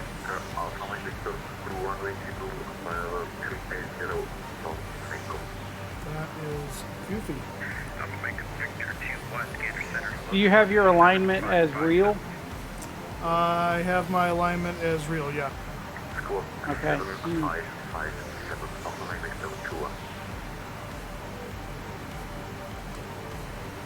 And the thing is like mine occasionally will switch over to what yours shows. That's what that jumping is. I see. It's trying to freak out. Mm-hmm. That makes sense. See, now mine's is holding on your numbers more and more. See, do you see the flickering? Yeah. I think that's because they're starting to come into alignment together. Gotcha. So I think that's what it is. I think it's because we were out of alignment. Yeah, so let's... Oh, I lost the INS updating now. Huh, that's weird. Yeah, I had them a moment ago. Oh, I wonder if that's because we're 90 degrees off to it right now. Well, that would be for the one, but I lost both. I should have the one is showing. Yeah, that's true. Like at a nice 30 degree. Well, I mean, we're at 6, so that might be what it is. Oh, that's true. Maybe that's as far down as it's going to go. Yeah. That could be. Oh, came back for a second. Oh, did it? Yeah, they on my side at least. Oh. I think it might just be with this thing freaking out. Mine went double green for a moment too.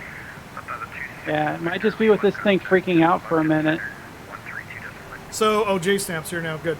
Yeah, so we're on Sim GPS. We've been Sim GPS the whole time, but it looks like one of our his INSs have drifted differently than mine have, and when we started doing the update to align them, it threw them into a tizzy. Or if anything else, it's updating one differently than it's updating the other, and so now it's fighting, and so you see him jumping back and forth and trying to figure out which one to hang to.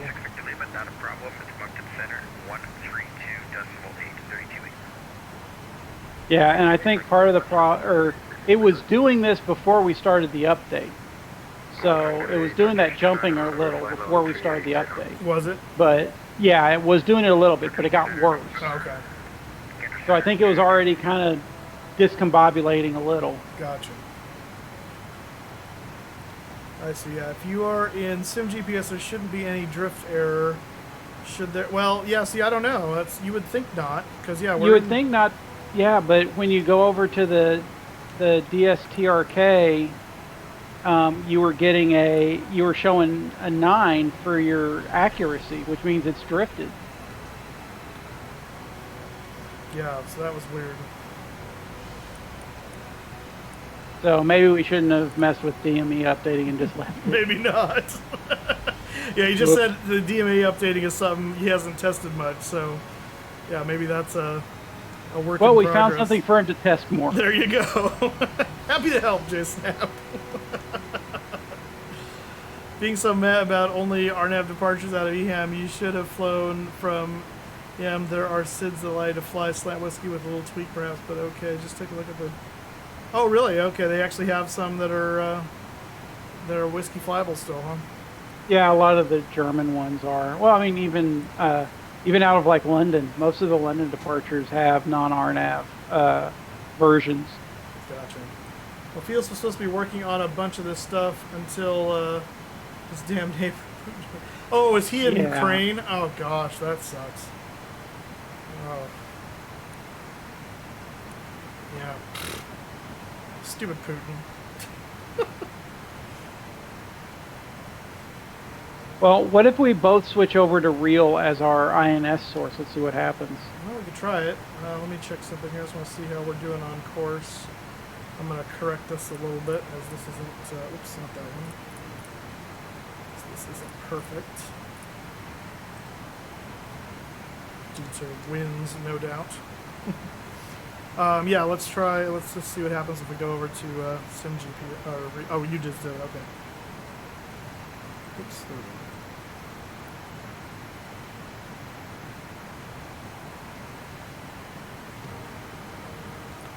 Did we just de-align ourselves?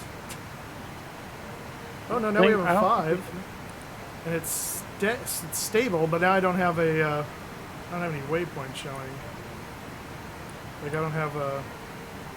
Do you have a distance? Yeah, I'm showing a 5 down on 3 as well, but up on the main ones, it's still switching back and forth. I don't see it switching for me, but I also don't have a distance or a ground speed anymore.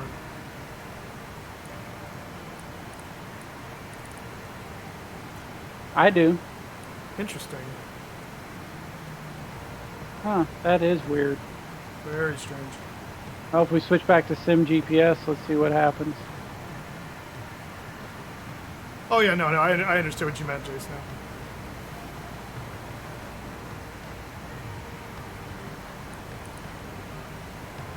Alright, I still don't have distance or speed. Still 5 down on the number 3. Huh.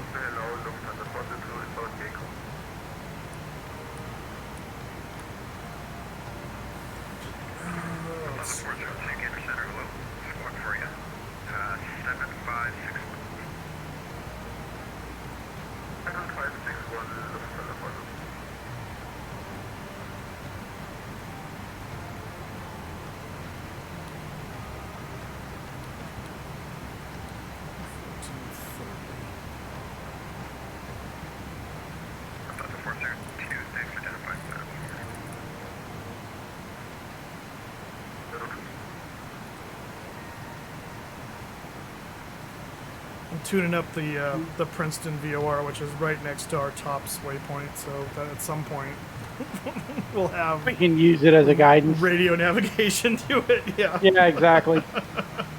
I'm going to Seeing try as something real quick and see if everything if it changes anything. Got it.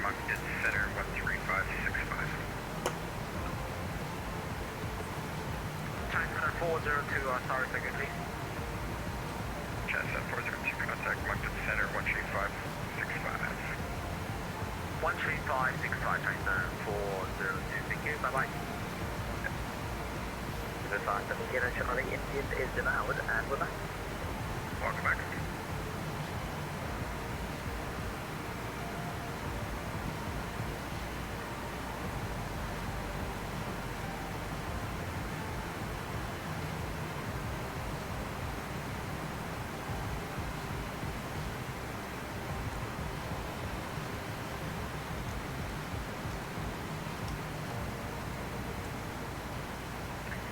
Paper 57 Kilo Charlie, contact Moncton Center 132.8.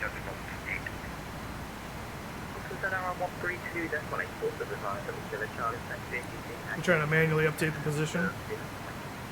Yeah, I'm trying to see if I can get it to take a manual update to fix it. 131, contact Moncton Center 132.8. 132.8 My number 1 position isn't moving.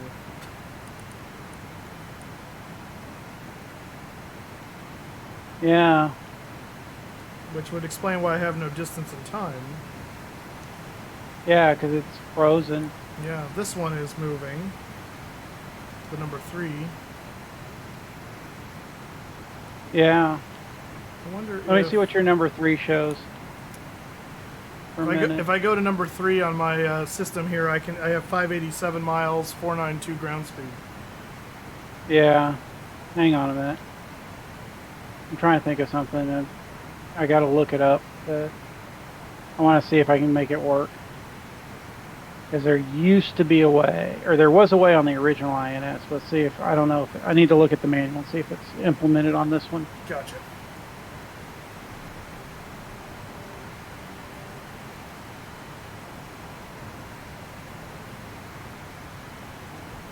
If nothing else, we're close enough that we can kind of DR it, so. Yeah.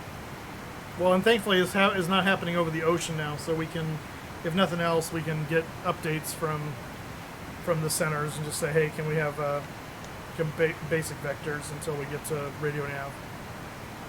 Exactly.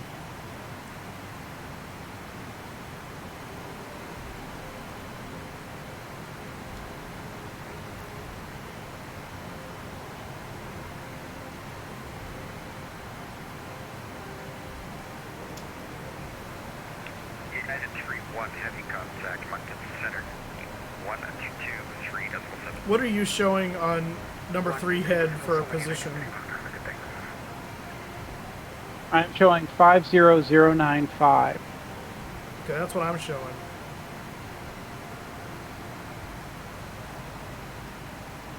Okay, try this. Go to your INS tools on the PDA. Okay. What do you say INS to, like the INS menu? Yeah, on the PDA, go the INS menu. Okay.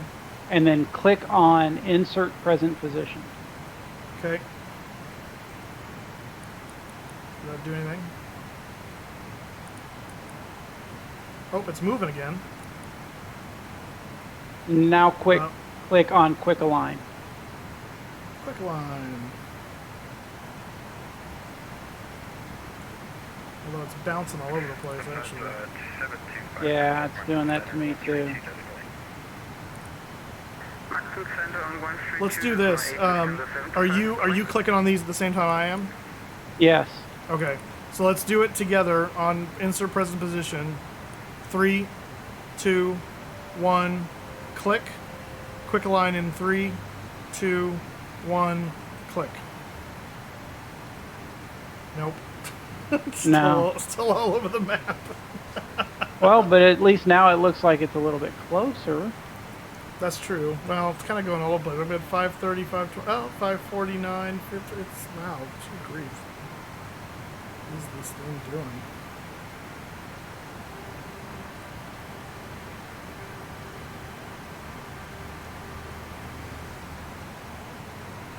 Now, we might have to switch over to FMS for the last of it, or just dead reckon until we can radio nav.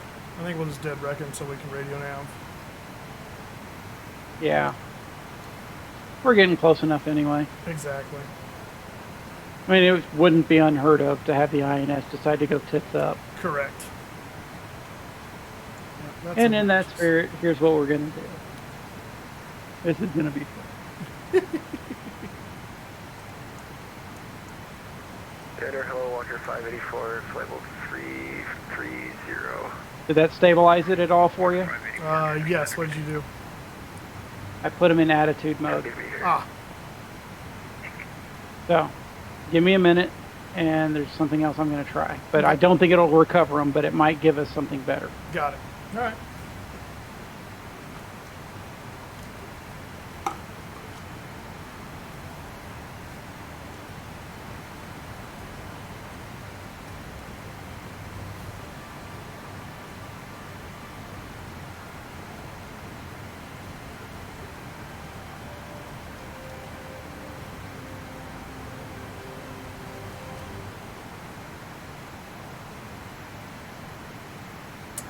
Guys, we're getting ready for another round of the giveaway here. Exclamation point ticket moose. So about another 5 minutes. If you haven't gotten a ticket, now's a good time.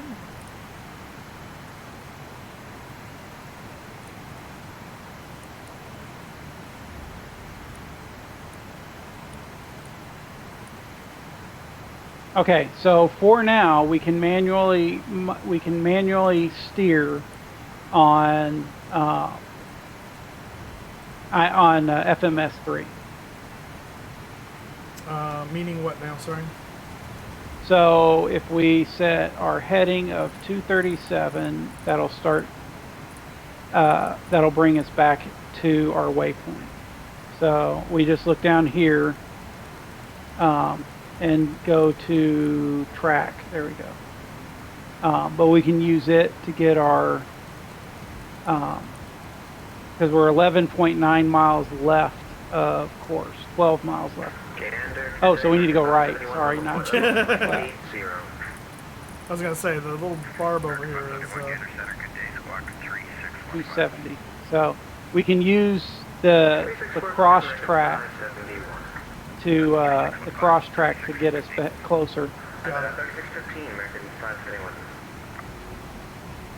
Good evening, Turkish 2, on the mic with you, inbound Nico. The only thing that sucks is that there's no way to force INS-3 to feed the HSI Gotcha. on this model. So, point of order, it looks like we're, according to the map, we're actually right of track. Huh. So, methinks that INS is giving us some. Well, it's not far off. It's not great data either. Yeah, we're now drifting further off with that adjustment. Yeah, you're right. We are. Okay. Well, I guess we're just straight up. Never mind. Get to do this by hand until we get into radio range. Yep.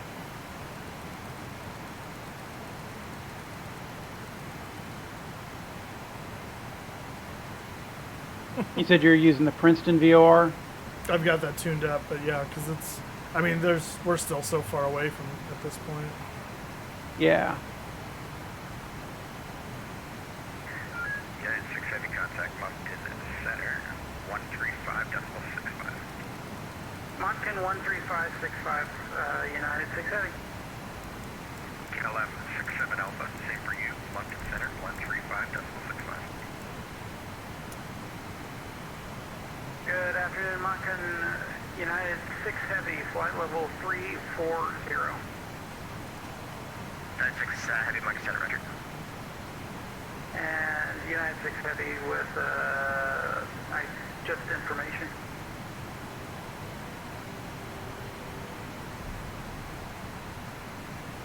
Moncton Center, United 6 Heavy. 350, say Mach number. Point 6, Alpha 350. Alpha 350, roger. If you're able, Mach 0.3 or less, or correction, Mach 0.83 or less. I'm going to try and let them know that we're radio nav only. Yeah. Next, 209 Mach 0.83 or greater, please. I need space. We are currently at 0.824. Would like to higher?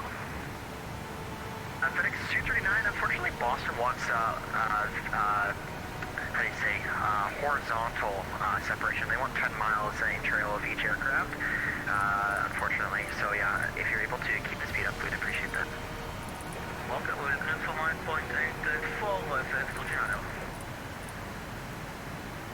Delta 350, if you're able to pull the speed back with Mach 0.79, if you can.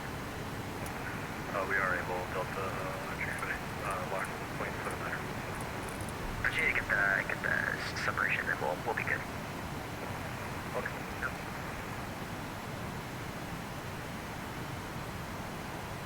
And Moncton, United 6. 6, go ahead. Yes, sir, just to let you know, we have had an INS failure, so we are radio nav only. And 6, roger.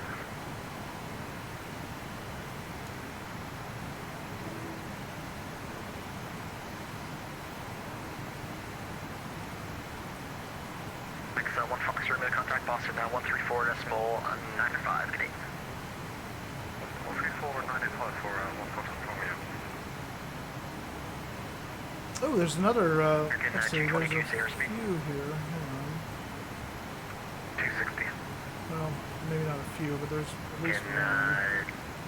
222, apologies, see Mach number. There's another VOR on our Decimal 85. on our heading here that's a little closer. That's like right on our path. Fredericton, which is 1300. I'm trying to- KLM 86, say Mach number. KLM 86, Mach decimal 85. Great, KLM 86, roger. Keep the, reduce speed now, Mach decimal 79 for now. Just need to keep the spacing. And break, American 222, just keep the speed up, Mach 85. Maintain Mach 0.85, greater American 222. Is it using Mach 7, KLM 86? Moncton Hill, KLM 67 Alpha, flight level 330, and inbound tops. 67 Alpha, roger. Okay, so our desired track right now should be 241.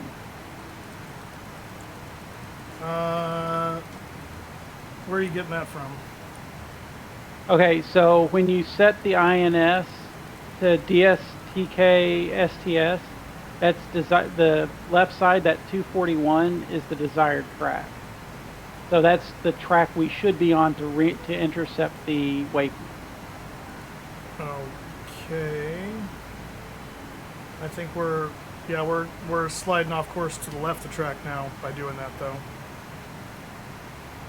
Now I'm showing us still right of course. I'm looking on Sim Toolkit Pro, so it's more up to date than VATSPy.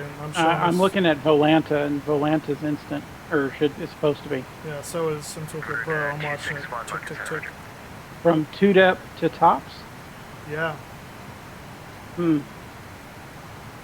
what I'm seeing. I'll put it on my stream. That's us.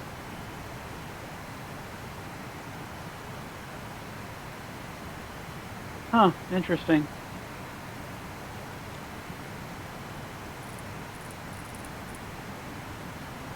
Yeah, so we've got like, so there might be a error between our GPS coordinates, our base GPS coordinates.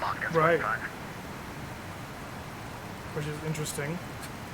But that might be where the problem is that if it may not be my base coordinate, correct. my base sim coordinate is, and what your base sim coordinate is not the same not thing. the same, yeah, which would explain why they can get off. Yeah, are you using Navigraph for all of your data? Yeah. Okay, let me see if I think I added X-Plane for Navigraph, but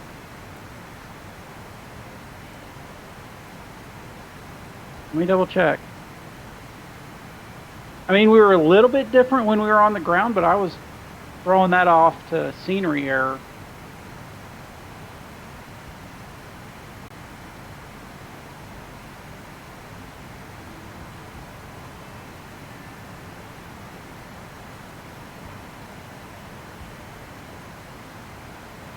I don't know. That's weird.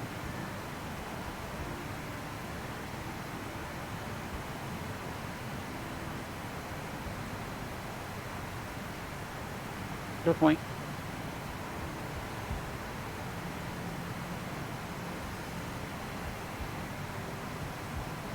Longitude Delta 42, flight level 4. Delta 42, Monkey Center, roger. Yeah, because that puts us back on the. We're at least now parallel with the track. Yeah. But we're not off far enough to be of concern. And especially since he knows now we're not precision in any way. Yeah. If it becomes a problem, he'll just give us a heading. Mayor 75, Monkey Center. Oh, that's interesting. So if you look down at INS 3, it says desired track is 241. Uh-huh. And if I switch around to track, our track is 241. Huh. So maybe that is correct. I wonder if is that accounting for magnetic versus true? By any chance?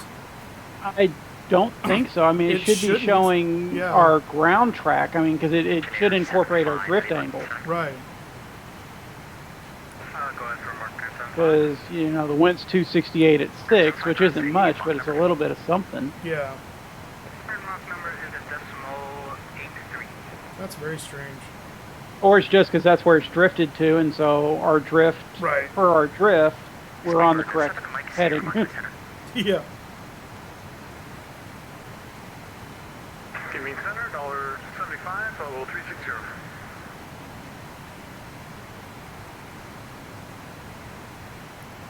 Either way, we should be getting into range here before too long. Yeah. What is Speedbird 7, 8 spikes here. If you're able, Mach decimal 83 or less out of traffic, I just want to keep the separation. Speedbird 78, Mike 0 will reduce for Mach decimal 83 or less. 8 Mike 0, roger. And break, $75, that's cool. Call sign, Monkey Center, roger. Thank you. So bring up your INS tools again. Yeah, hang on one second.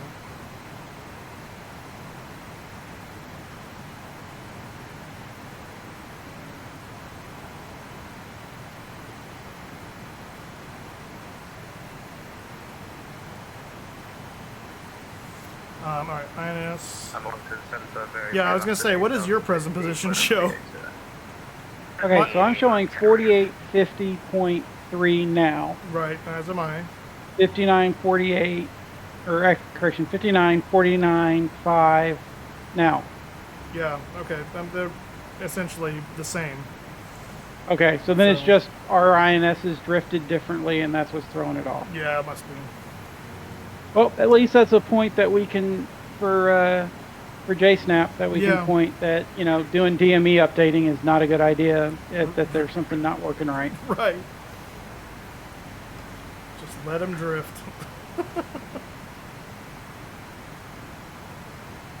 Yeah, that's goofy. What is our predicted landing weight? Predicted. I don't know how to read delta very well. Yeah, stand by. EFP here. Landing weight is predicted is to be 527,790. Okay, so 530. Cool. That is Southern 402 Mountain Center.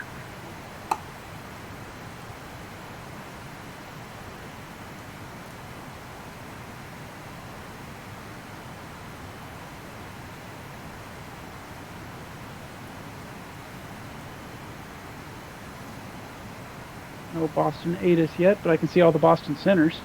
Oh yeah. I'm just getting my performance calculation set up so that I can just add in the weather conditions. Gotcha.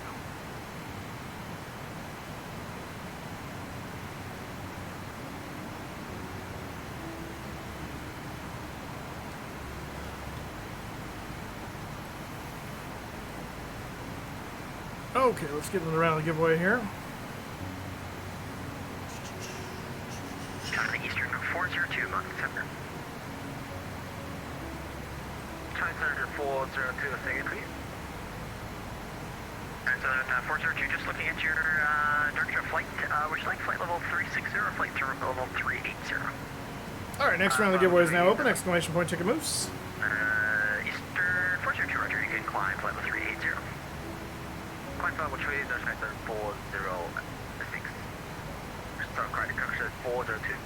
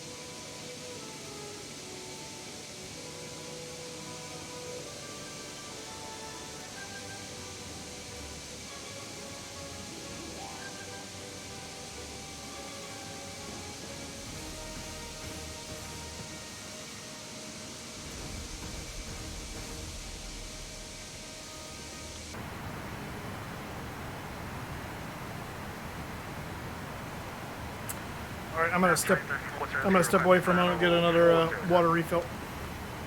Copy. China Eastern 402, you can climb flight level 400. 400, China 402, thank you.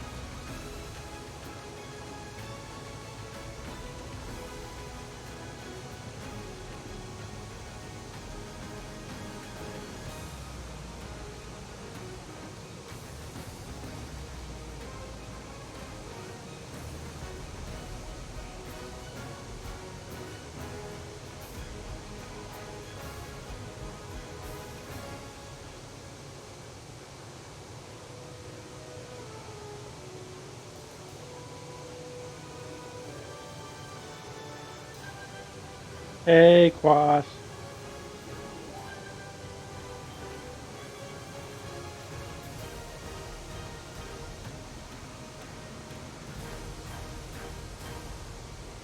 Ooh.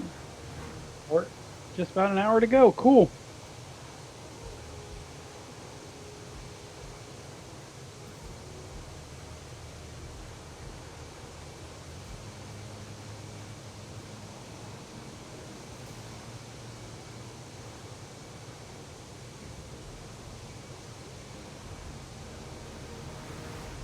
KLM 67 Alpha, Monkey Center. Hey, go ahead, KLM 67 Alpha. 67 Alpha, looking at direction of flight, stuff like that. Would you like flight level 320 or flight level 360? Yeah, we can take flight level 360 and KLM 67 Alpha. And Alpha, Roger, you can climb flight level 360. Climb flight level 360 and KLM 67 Alpha.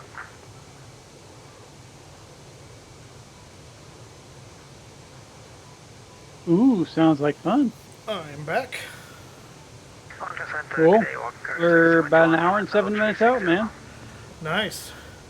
I see Quas is done controlling the ocean, and he's got a little bit of time before he goes to controls Houston. Contact Boston 134.905, advise him of the speed restriction. Second difficulty full FedEx 239. 134.905. 134.905 and with the advise the speed FedEx 239. The French accent on that FedEx is thick. Yeah. Quas, what part of the ocean were you controlling? Washington Center, Lower Air Canada 622 at 350. 622, Mountain Center, Giddy. Descend to flight level 290. Then 290, Canada 622, is that right now? Please. Okay, here we go. 75. Oh, I got you, okay. Contact Boston 134.905. Oh, so you're the one I blame for all the Nat track shenanigans. No problem. I was away for a minute, but have a great day. Speedbird 78 Mike Sierra, same to you. Boston Center 134.905. 134.905. Speedbird 78 Mike Sierra, see you, bye.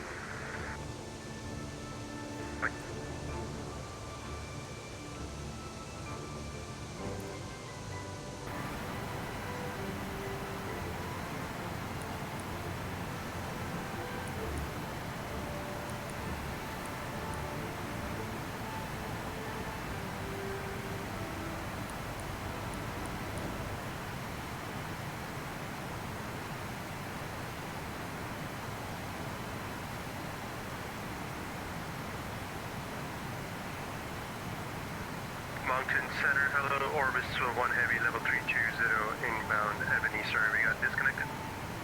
Oh, I'm picking up that VOR now. Orbis 1, Mountain Center, getting squawk 3726 and mode Charlie, please. Excellent. 3726 and squawking Charlie, Orbis 1.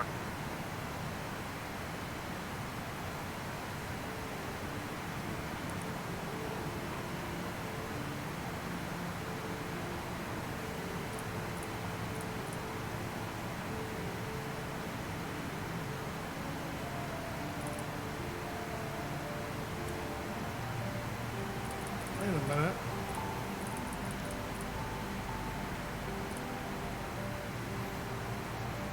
You're getting a good enough signal that you should be able to re-engage nav. Mountain Center 132.2, getting. Oh, that's why. There you go. Yeah, there we go. Gotta flip that switch. I'm flipping. No, I meant the switch on the radio nav. Oh yeah, no, INF. I was stumped by a heading thing that was freaking me out. But it was, yeah, it was because it was on the INS slave. I was like, wait, it says we should be doing 240. We're doing 260, but my HSI says we're doing 240. What the? But yeah, that was the because it was locked to the the INS. Yeah, the INS it's giving attitude reference only. Exactly.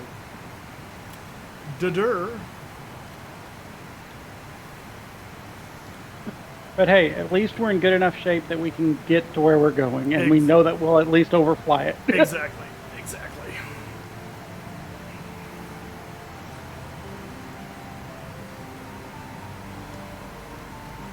We'll just follow the Canada geese. Yeah. Except we need to go the exact direction that they're not. I know. Because they're coming north, we're heading south. Yep. We'll just fly the Canada geese back course. There you go.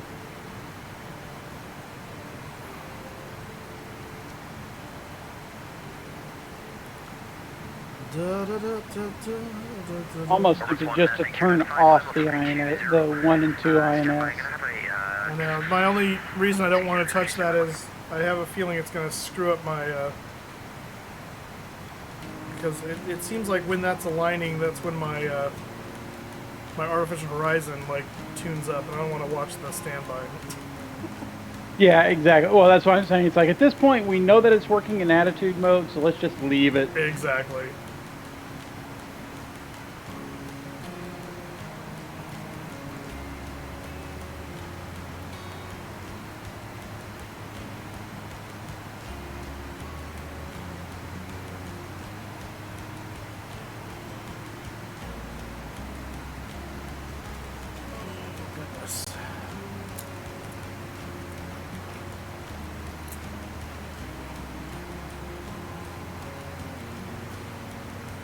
Ticket what?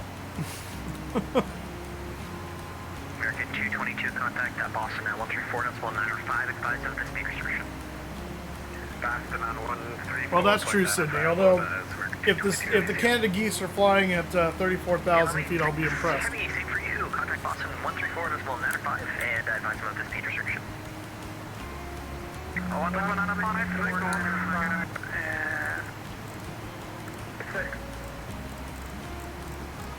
Did he give us a speed restriction? I didn't hear one. I didn't confirm one. You sure he was talking to us? He said United 6, right. and we should be getting close to handoff, shouldn't we? Oh, that's true. We're in Moncton Center now. American 222, flight level 400, Mach 0.85 aside. Maybe the speed restriction was for the other guy.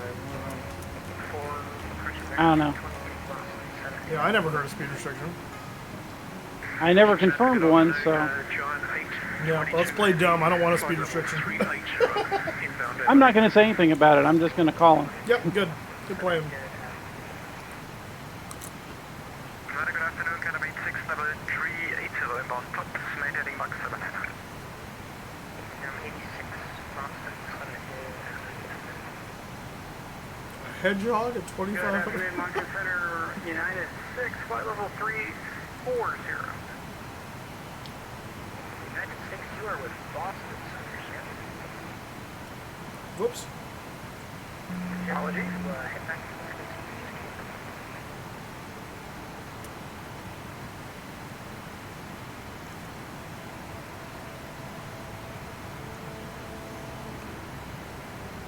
I guess we should. I guess we're supposed to still be on 132.05. Okay. Well, we should have That's gone weird. there. There's usually a gander and a Montcon, but I guess he's doing both. Well, oh. What did you change to? 134.95, which is Boston apparently. Flight level 370.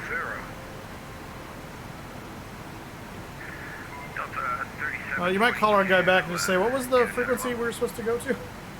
Yeah. Maybe we just heard it wrong. And Gander Domestic, United 6. United 6, go for Gander. Yes, sir. What was the frequency we were supposed to be going to? I don't even see you anymore. Where are you? We're into Montkin's airspace. United 6, I've lost you on radar. You're pretty sure we... hold on, let me see if I can find you. That's helpful. Okay, we're about 190 miles northeast of Top. That's not going to help him. Yeah, sounds about right. That's probably why we never got a handoff, was because he lost us. Yeah. I think it's supposed to be on 135 too. That's ZQM prime. Yeah, if nothing else, that's what we'll try. Yeah. Because we're very much in Moncton Center. Rigorian, how you doing? The flight's going okay. We've had an INS failure now, so we're limping along, but we're still alive. Is your call sign United 6 Alpha? Okay, so we're multi-crew and the main flight is United 6. Okay, that's why I was having trouble there. Yep, that area, sorry, I don't have it mapped out that far out of my airspace, so I think you're in the 23.7 range. Give him a call, he'll probably help you better. Okay, 23.7, what's United 6? Got a radio, good evening. The internet is Puff giving a sub to Rigorian. Thank you, Everything here Puff. is immediately followed by sarcastic comments and nasty responses. Yep. We're finally That's where what we do here on the belong. Mustafa channel. We take the failures as they come and we deal with them. United 6 Alpha, Moncton Center, go ahead. Yes, sir, we're shared flight. United 69 Alpha Lima 6 is flight level 340. Gander apparently forgot to hand us off to Moncton, so we're trying to see if we're in your airspace or another sector.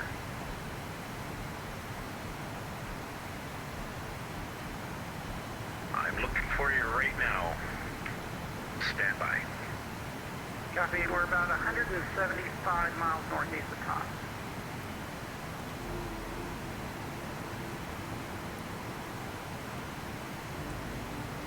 Actually, not quite that. They're 170 miles from, or more than that from Tops, I think. The 170 is from...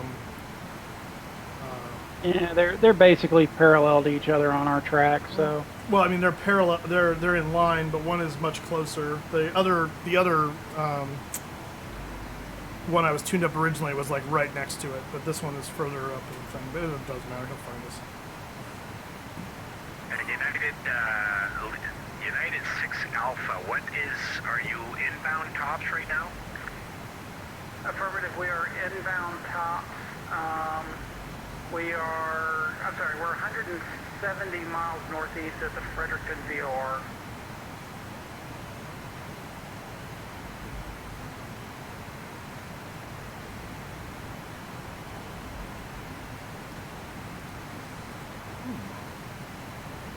Yeah, this is weird. Yeah. Are you still showing online on Xpilot? Yeah, and I'm hearing everything that's happening. And you're so I don't know why they're suddenly calling us showing on Alpha. Volanta too. Well, because when I key up, it shows United 6 Alpha. Oh, it lights them up. I got you. Yeah, it shows on their little on the AVC panel. Hello again, this is Steve Gotcha. That's right, Sydney. It's like Bob Ross. Happy little accidents, happy little trees. Sounds like we're not the only one. Alright, United 6 Alpha, we're just trying to sort out what frequency we're beyond because they had a shift change there, so I think the frequency you should be on dropped out, and the same with the last aircraft calling, so just stand by and we'll try to sort it out for you. United 6. Yep, sounds about right. It's always a shift change. Yep, shift change. People get forgotten. They don't get picked up. Oh yeah, we took care of it. No, you didn't. Nope. Negative. But that's okay. We're out in the That's middle how of you nowhere. end up overflying London at 35,000 feet when you're supposed to be landing there. Yeah, exactly. Or you end up tuning into Heathrow Tower on short final, because he's the first one who finally pings you after you've tried to talk to about 6 different people. Yeah, right. I had one, so I was flying, not on stream, but just from San Diego to Phoenix, and San Diego Tower was on, so I got my clearance from him, and I got permission to push and the whole thing, and then he goes offline. I'm like, okay. So I'm pushing, and then I start taxiing, and as I'm taxiing, I get a ping, San Diego Tower's online. I'm like, Oh, so one guy went off and another guy like 3 minutes later clogged on. I'm like, okay. Yeah, that's always fun. Or you have the one where you no ATC online, push back, start your taxi out, get 2/3 of the way to the runway, and then they sign on and you say, hey, and you check in with them, you know, taxiing, whatever. And hang on. Calling for help.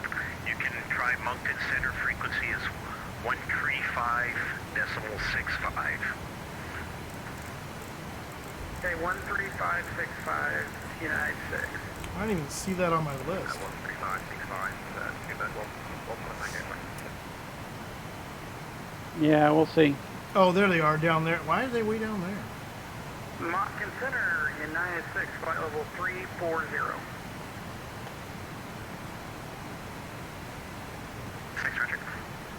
Okay, well, apparently that worked. Oh, yep. The short and We sweet. got a Roger. That's a good thing.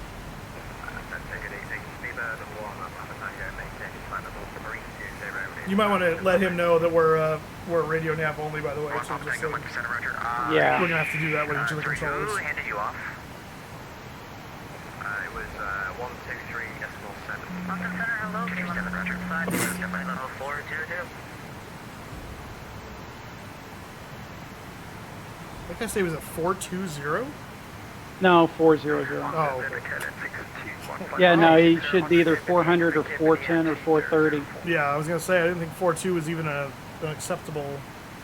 Once you get about beyond 41, it was all like odd numbers. And Moncton, United 6.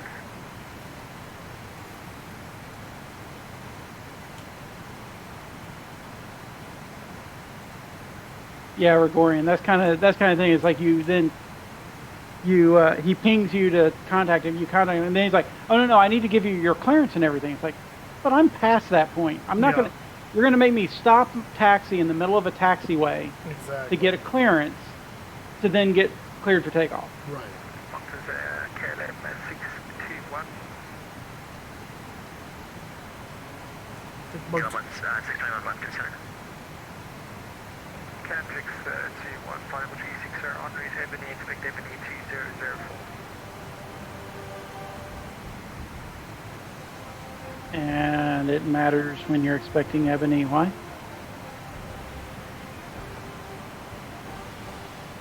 Did he? I don't know what the heck. I heard him say. It sounded like he said KLM 6. Yeah. I heard KLM, and then the KLM responded. Moncton Center, United 6. United 6, Moncton Center, go ahead. Yes, sir. Just as a heads up, we are also radio nav only. We had an INS failure.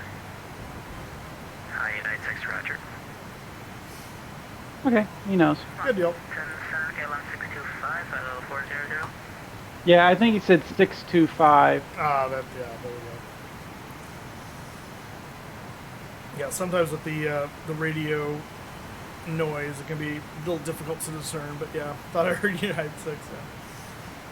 Yeah, yeah, he goes KLM 625, you know, which kind of throws you off. Right. Gregorian, you gotta go adult, but we'll have you on the background. All right, Gregorian, man, we'll see you later. Go into your lurk mode. Thanks for stopping by, my friend. Always a pleasure to see you. And we are getting ever closer to our destination of Boston. Boston. Park your car in Harvard Yard.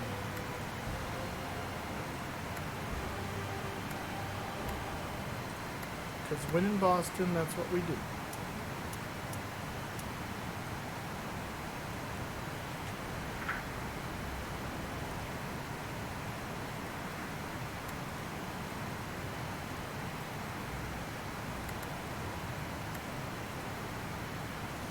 Well, 757 Spy is still 757 Spy?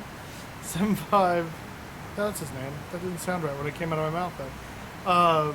Still in the air, so his MD-11 hasn't dropped out of the sky yet. He was telling me yesterday, he was doing the math, and it was he was going to be at like maximum takeoff weight to try and get out of there with enough fuel. Yeah, Paris to Tampa is really stretching it for an MD. Yeah. Now, if they, I don't remember. Now, does that one come with the ER variant as well, or just the MD straight MD-11? I think that is, well, that's a good question. I was looking this up the other day. There was there an ER version of the freighter? Well, see, that's the thing, is the ER was kind of it was a weird off-on kind of thing. Yeah. But they didn't separately designate the ER in the F version. It's because I think it was that it was available, but it changed your operating restrictions or something like that. But like it was an internal designation to change it from an MD-11F to an MD-11FER or whatever. Gotcha. McDonnell Douglas was weird. Yeah, they were. We'll try to make you number 1 if you need it. Alright, sounds good. I may be able to do Mach Decimal 88 for you if you need it. Let's make it Mach Decimal 86 or greater for American 255. Mach Decimal 86 or greater for American 255. Someone's putting a hammer down. Moncton Center, 44 Tango with you 360. Yeah. 44 Tango, Moncton Center 360. And then Moncton Orbis, we're going to contact from Boston, which is number 93495. Blockity block block. That was a whole lot. I can't Anyone that's understand. going to contact me from Boston, go ahead and accept that. It should be working out. I did have a crash, as I had mentioned, so yeah. So if you get a contact from Boston, go ahead and take it. Oh. Okay, so the MD-11ER is that they just added an extra fuel tank in the forward cargo hold. That's basically the only change. Gotcha. With a max takeoff weight of 630,500, which I think the 635 was standard max takeoff of the freighters. So yeah, I think so.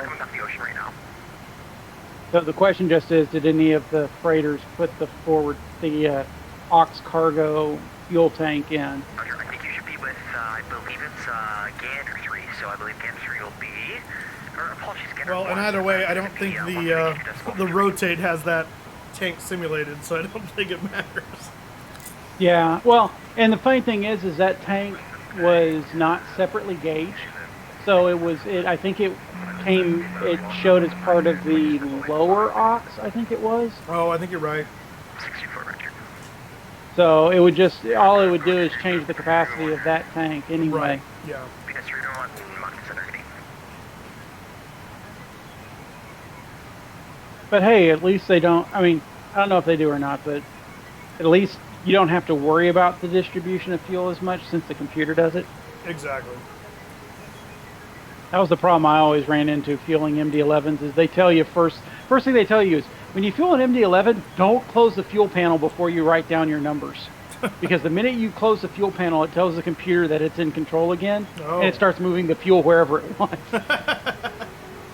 So you close the fuel panel and open it back up 2 minutes later, the fuel's not where it was a minute ago. Oh, gosh.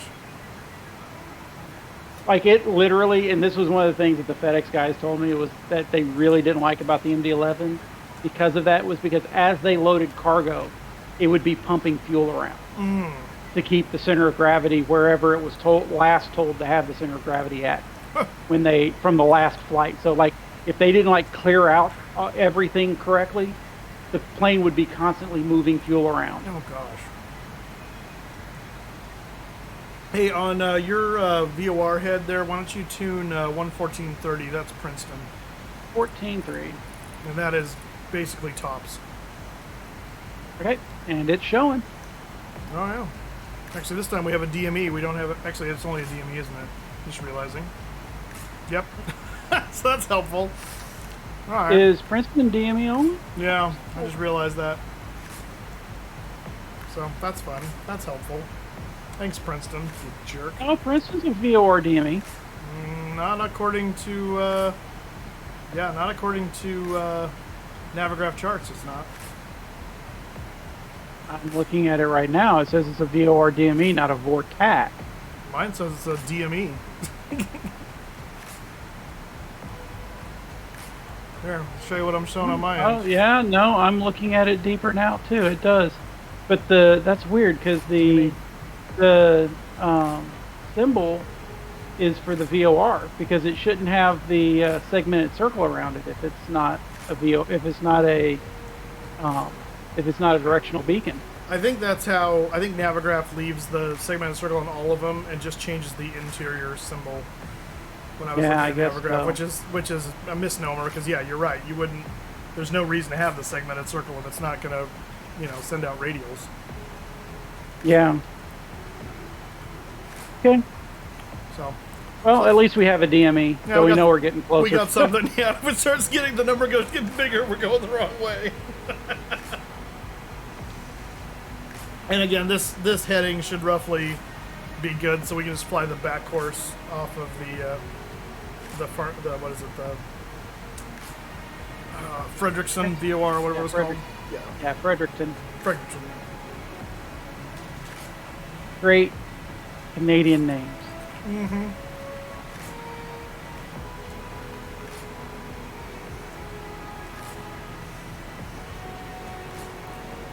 I want to know where the Sorry VOR is. And the Aboot VOR. Yeah, exactly.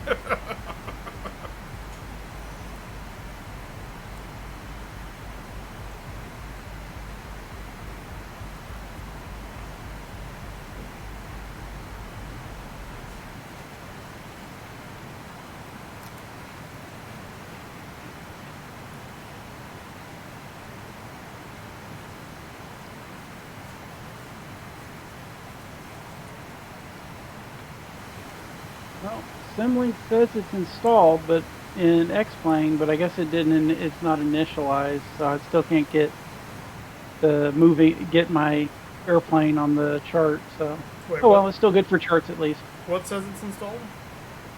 Simlink, Navigraph Simlink, so that you can see your airplane.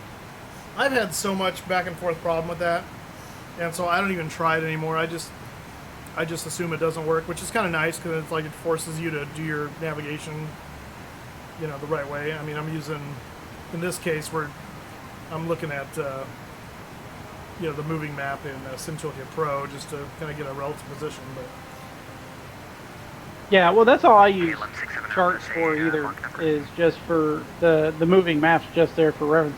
I use it like I have my own PDA with ForeFlight on it, or Garmin Pilot or whatever. It's just for situational awareness. It's not doing actual nav for me. Right.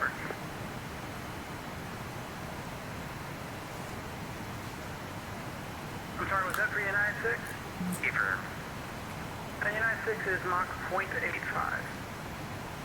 United 6 Roger. If you're able, reduce speed, Mach decimal 79 for now. I need to give you space with traffic. That should actually be at your 12 correction, 3 o'clock in 6 miles. I see him on TCAS. Yeah, I see him there too. No, we must see him. Okay, reduced to 0.79 United 6. Why are we being slowed down instead of him? Yeah, I mean, he was faster, I thought. Oh, is that the...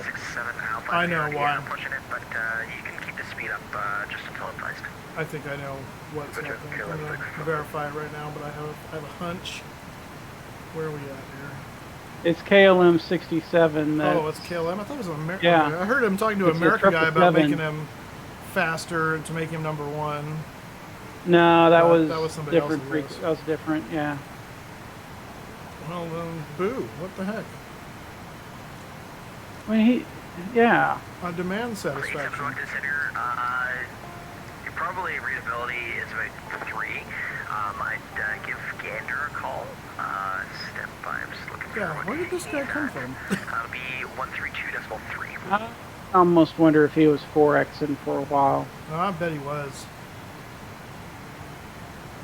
No, he couldn't have been, because I'm sitting here looking at his Volanta. He took off at like 1330 Zulu, and it's now 1850 Zulu, so yeah, or 1912 Zulu, so no, he wasn't 4Xing. Man, he's been hammered down then, because that's like 30 minutes after we took off. Yeah, well, he's showing a ground speed of 504 right now to our 470, so. 134.95, bye-bye. Or 485. Bye. So yeah, he's got a solid 20 knots on us. So what did they want us? Yeah. They wanted us to go down to 0.79. 0.79. Okay.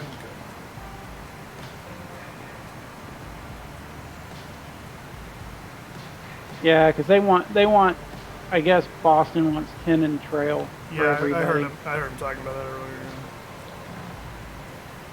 Well, he's not in trail. He's horizontal. He's adjacent. Yeah, well, and he's offset.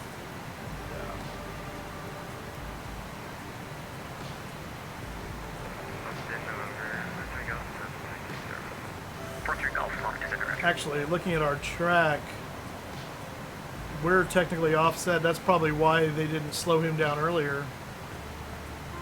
Maybe. Well, when I look on Volanta, we're both basically, I mean, we're both offset. He's offset more than we are. Oh, okay.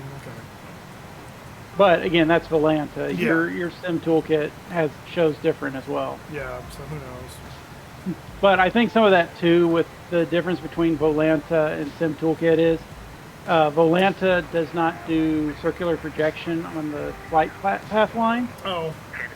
So it's literally straight line from A to B.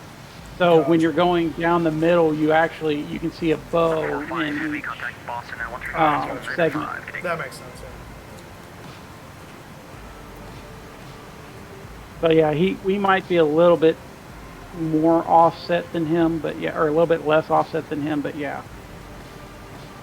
I think we're both offset either way.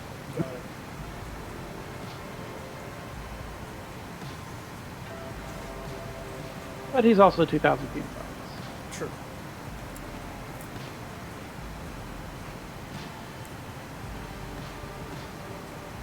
I can see him out the right window.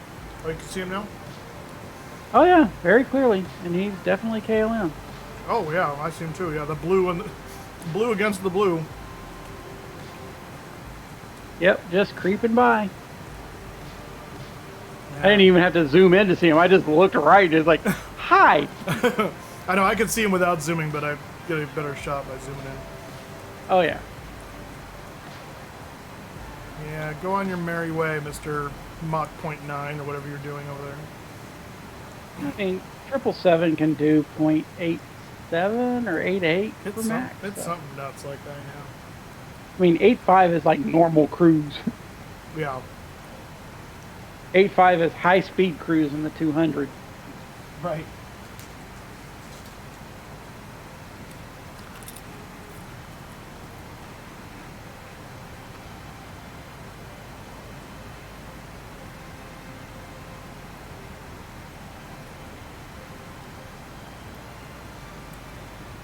United 6 Moncton Center. Oh, we're going. United 6. 6-3, I just want to confirm, so your radio nav only, so you can't do, are you able to proceed direct tops? No. Negative, we're unable direct tops. We're basically using the Fredericton VOR to get us there. The Fredericton VOR and the Princeton DME. United 6, roger. Stand by 1, I'm just going to talk with boss, see what, or I guess boss, and we'll see what he wants, okay? Copy.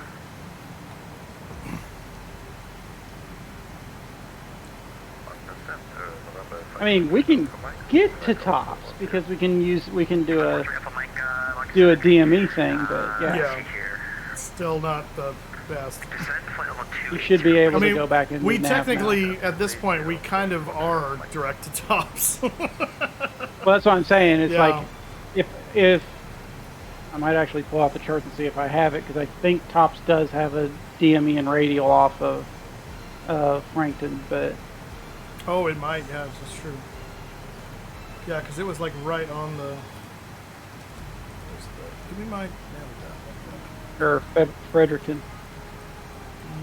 Well, it's not going to show on the Navigraph charts. I'm talking about the actual chart. Oh, I see what you're saying. Because the Navigraph chart is a hybrid. Yeah. There is a radial that goes almost right through Fredericton from it, but It's I mean, we're talking just barely offset. I mean, for all intents and purposes, you could use it.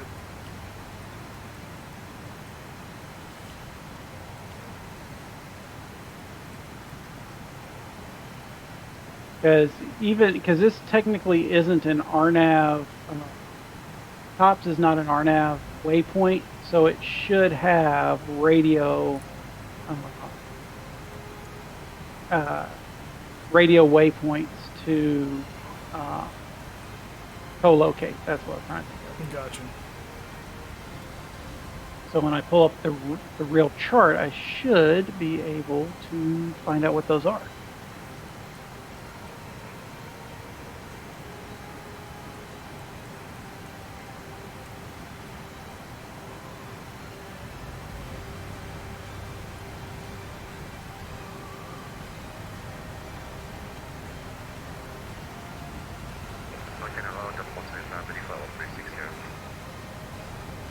Okay, so TOPS is defined as the Millinocket 134 DME at 36 miles.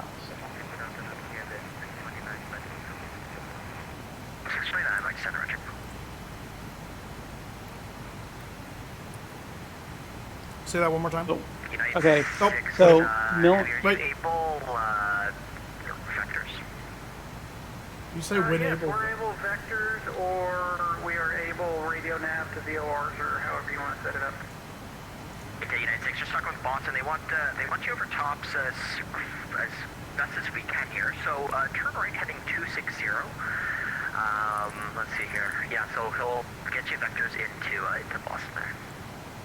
Okay, heading 260 for vectors into Boston, United 6.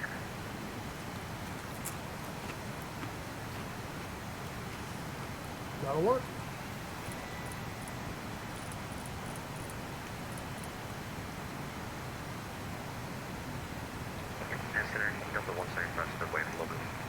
What'd you just tune? So I just tuned the Millinocket VOR, which is technically what TOPS is referenced off of. I gotcha.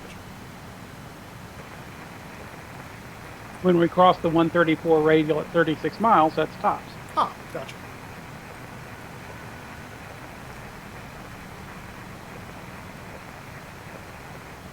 I'd just love to know how to change my HSI to show that.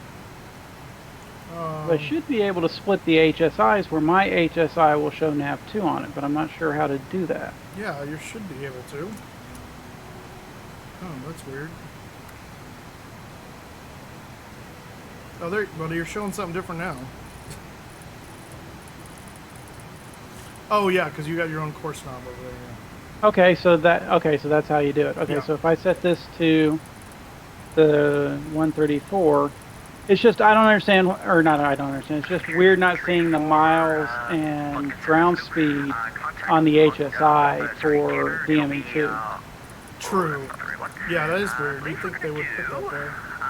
Because you're not showing it for VOR1 either. No, but I've got the two DMEs right next to it, which makes it nice, but you don't. No, I have the two DMEs next to mine too. Oh, there you go. Come on.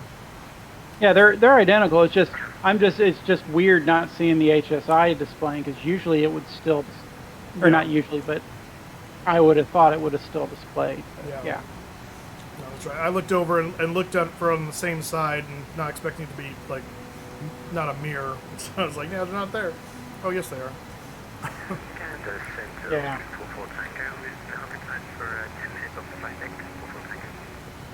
Tango Afer. And last station call I believe was German Air Force. Sega. German Air Force. Force 1504, Moncton Center. Hello. Contact Moncton Center. Yeah. Gander Center. German Air Force on 132 is correct for their transports.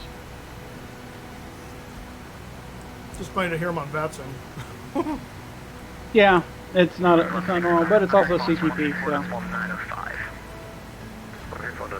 Yeah, Sydney, that's what he was pulling up. Captain Baltar, hello, welcome. Get yourself a ticket to the giveaway! Exclamation point ticket moose.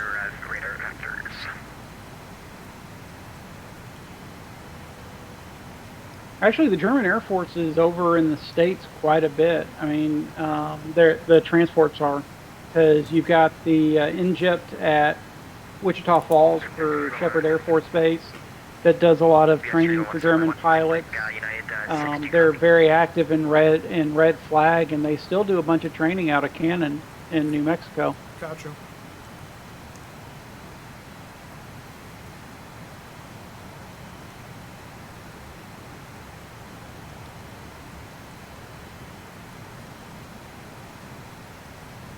Actually, just before I left Wichita Falls, the Belgian Air Force chief of no, it's the Belgian president that visited Shepherd Air Force Base, because there was like 6 Belgian pilots graduating. Oh wow.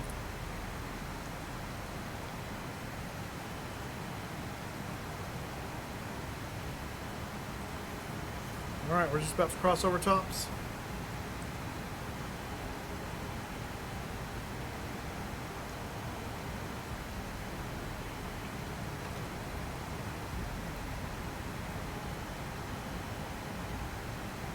For 543 Alpha, my contact, Moncton Center 132.2, good evening.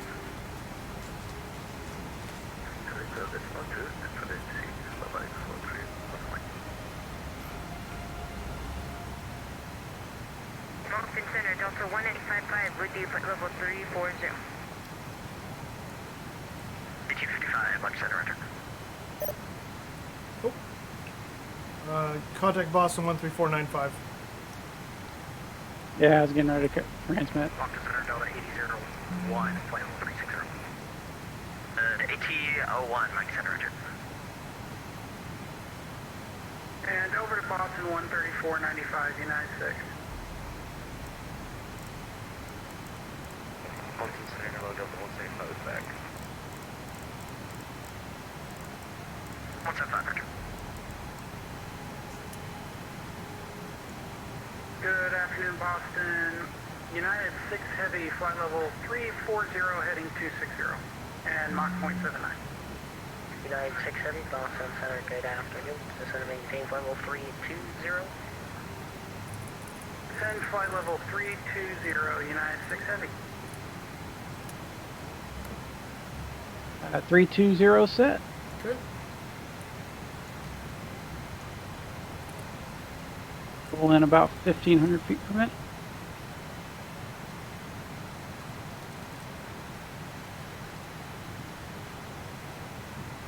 Okay, you ready for the descent checklist? Just about. Stand by. Copy. Let me get my FB stuff done too.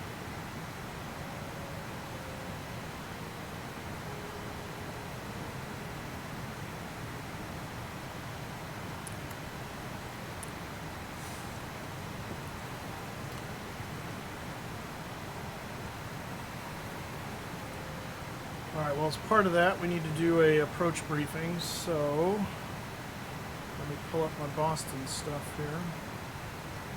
We still don't have a Boston ATIS in range. So I know, so we're gonna kind of guess for now. We'll adapt as we go.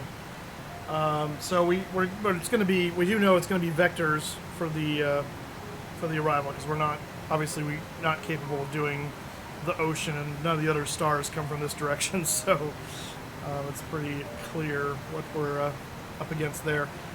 Based on the last winds I saw for Boston, which were roughly out of the northwest, I would guess we're going to be getting 3-3 left for the arrival runway. Go ahead and put that guy back on, which is a 10,083 foot runway. We do have an ILS for that. 3-3 left is United 6, turn left, heading at 230. 230, United 6. You just expect vectors all the way into Boston here. United 6. 230 set. 230, got it. So anyway, ILS is a 110.7 for 3-3 left, approach course 330. The missed approach is a climb to 1,500 feet, then climbing right turn to 3,000. Outbound on the Boston 030 radial to Waxon, which is about 14 DME from Boston, and a hold.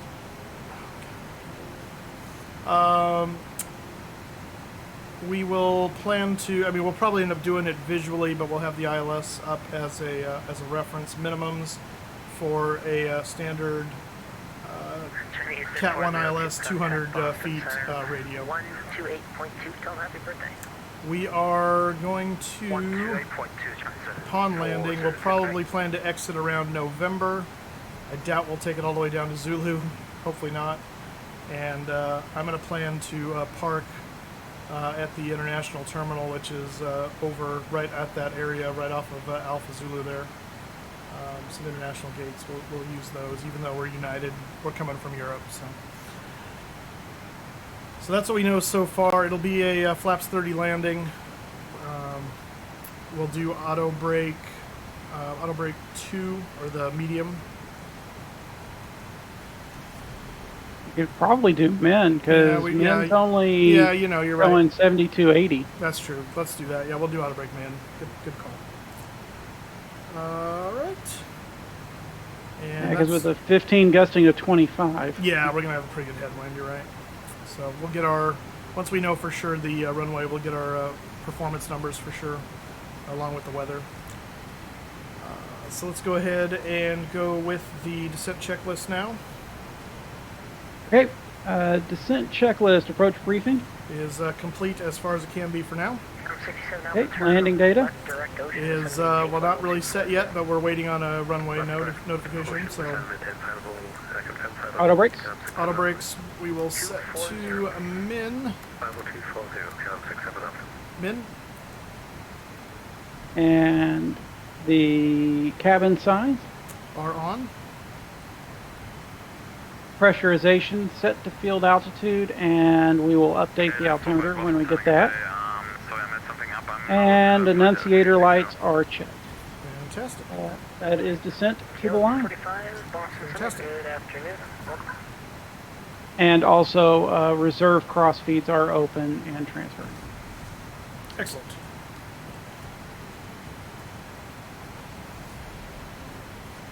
And we are going to start another round of the giveaway. I think I transferred stuff already, but let me double check.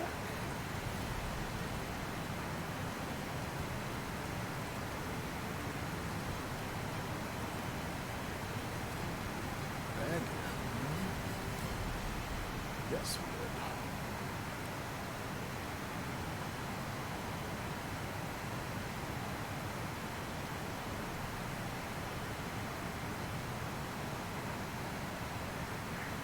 And Delta 6, descend and maintain level 240.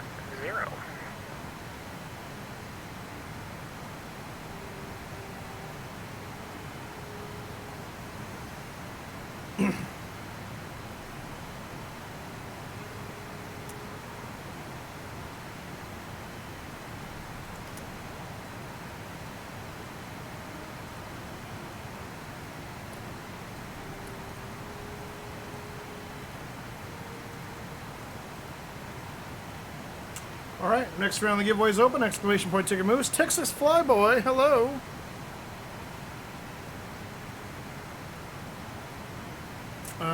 Let me step out of the cockpit for a second. I need to check something. Stand by. Copy.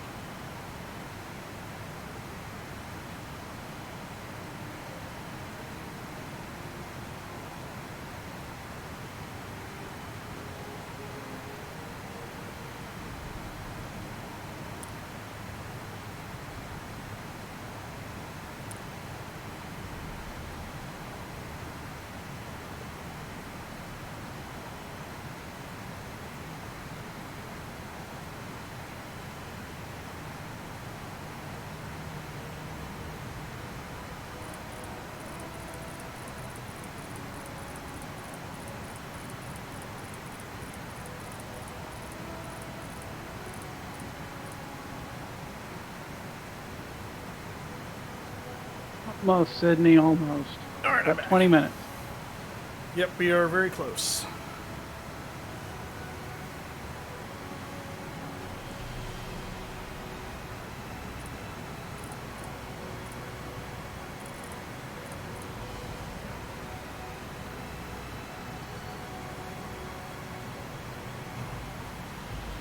Oh, at least we're receiving the Boston VOR. Oh, nice. 170 miles. Not bad, not bad. Now if we can just get the ATIS. Mm-hmm. I'm really surprised we're not picking it up yet. Oh, there it is. I see it on there now. Up, did it just pop up? Magic words. That does not surprise me. Although oddly, it looks like there's not even a Boston Tower up. No, there is. It's just not showing the symbol. Yeah. 6 expedite to flight level 300, please return. There's actually two. Boston West Tower and Boston 2 Tower. Because those make sense. United 6, Boston. Go ahead.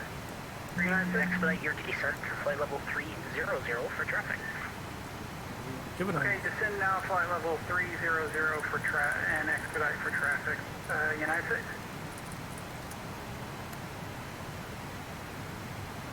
You can't say expedite now Right. through 300 when you only gave us 320 originally. Yeah, I heard 320 as well, so what he's talking about.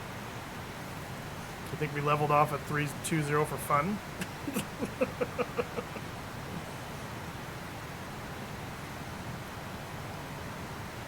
I'm going to set 2,500 feet per minute. Copy. Probably a good enough expedite.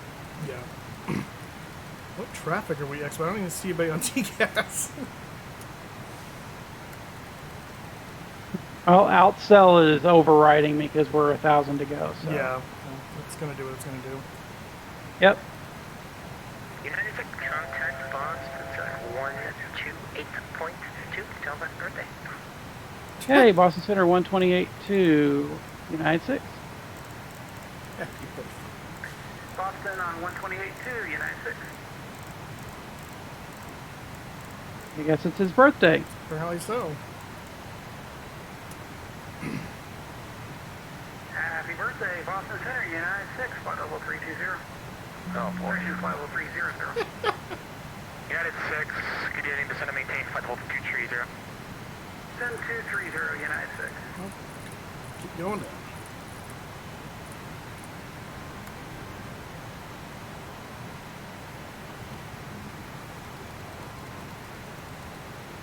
And here we go. Set 2,000.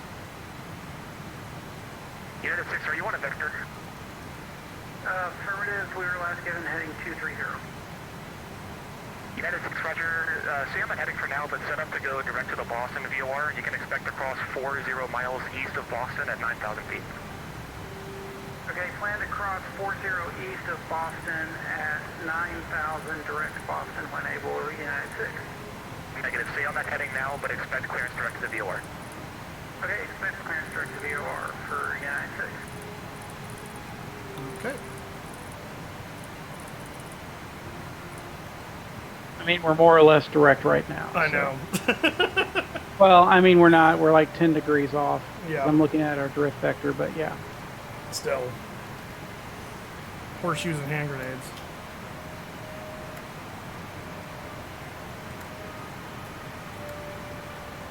Readability, how you doing, my friend?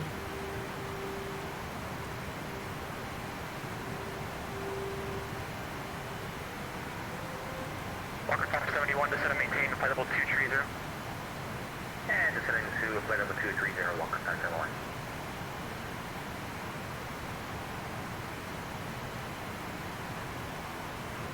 Okay, I'm going to turn up 2 so that we can hear it.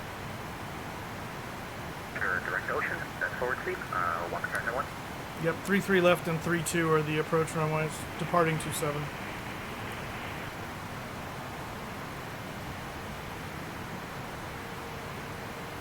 Full approach to runway 32 in use. Departing runway 27. CPP arrivals, expect runway 33 left. 5G notice for load and departmental aircraft read Michael both short instructions and design altitude. The internet is a completely different culture, isn't it? You said it. Everything here is immediately followed by sarcastic comments and nasty responses. Yep. We're finally where we belong. Puff, thank you for gifting us sub Jet Pilot Cinnamon. Jet Pilot Cinnamon, how you doing, my friend? Airport native information area. 185 Zulu. West 310.15.25. Visibility 10. Your clouds at 12,000. Your clouds at 25,000. Temperature 12. Dew point minus 9er. Altimeter 2991. Approaches are in use of parallel runways. High. Okay, I have information India. You ready for the weather brief? Yeah, go ahead. Okay, so information India, we're expecting 3-3 left. Altimeter's 2991. So on the performance calculators, we're going to put airport elevation, runway length of 10,000, airport elevation of 0, runway heading of 330, slope of 0, dry, OAT of 12, Barrow of 2991, wind 310 at 20, and that gives us a flaps 30 speed of 142 and a VREF of 137, with auto brake minimum showing 7229 feet. Awesome. Thank you so much. And I have hit the set speed bugs, so I don't know if that sets it on yours as well. When you say speed bug, what are you referring to? The speed bugs on the airspeed indicator. It looks like it did. Yeah, they look basically the same as mine. Yeah.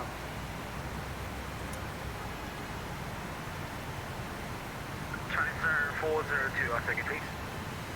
Flight be published airspeeds on the arrival please. Challenger 402, roger.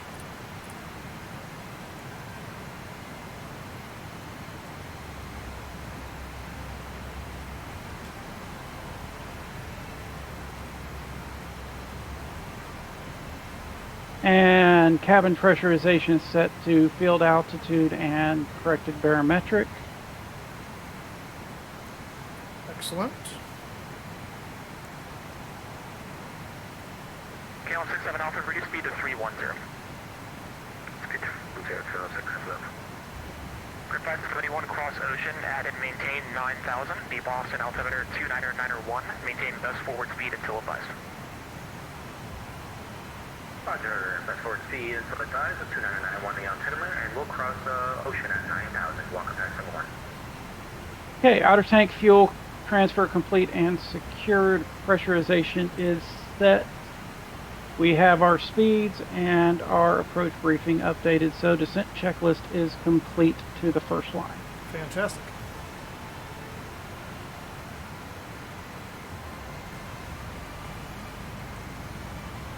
And we're going to be aiming for Echo 10 or Echo 11, depending on what's available for a gig. Okay. That sounds about right. And if those aren't available, then screw it. As long as we can get one of the Echo gates. Exactly.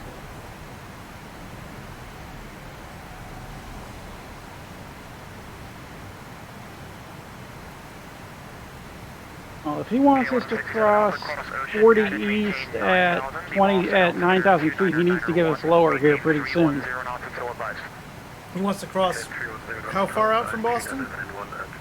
40. Oh yeah, we're okay.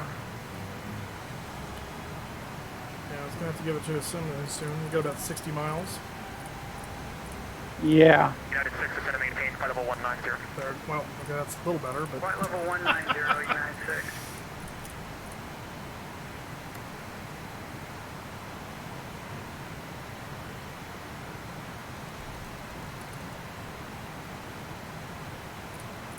I'm going to go ahead and start setting 2,000 feet per minute just to try and that's fine. Hold it down.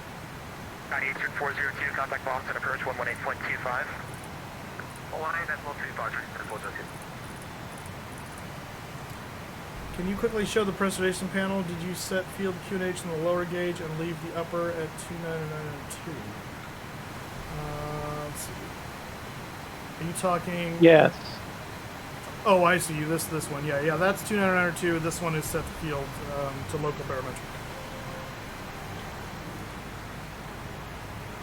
And actually, I should change that to 2991 on the upper as well. we're close enough to transition that it doesn't really matter. Right. And well, I mean, we're close enough between standard and field altimeter. I know It what doesn't you really meant. matter. 2991, 2992. Big difference. Go ahead and set it now, so I don't have to go back there again. Will do.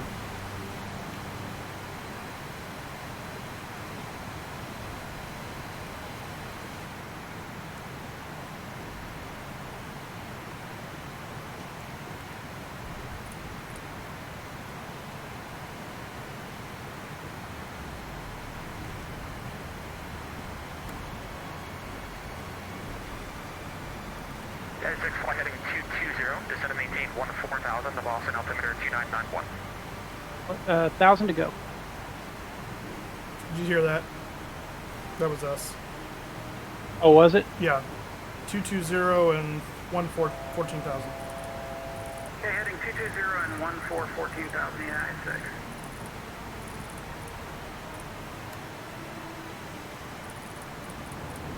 Okay, 220, 14,000 VS 2,000 descent. And altitude selector. Ambiguous documentation is always helpful.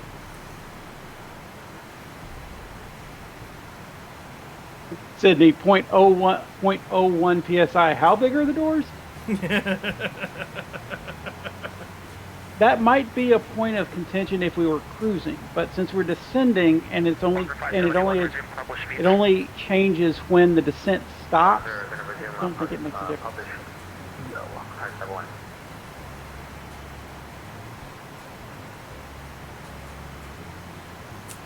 All right, going through transition, so setting 291 on my side. 2991 on the right.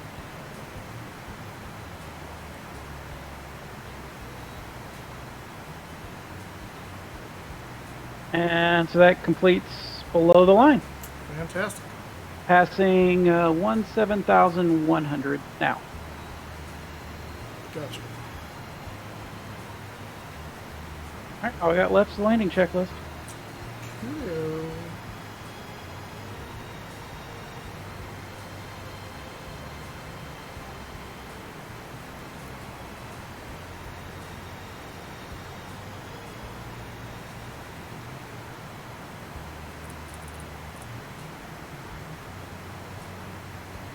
Yeah, but when the final altitude is 0, you're depressurized anyway, whether it's 0.01 off or not. Yeah. Plus, on the 200, it's actually in the after landing, I'm supposed to open all the dump valves, so you manually depressurize the aircraft.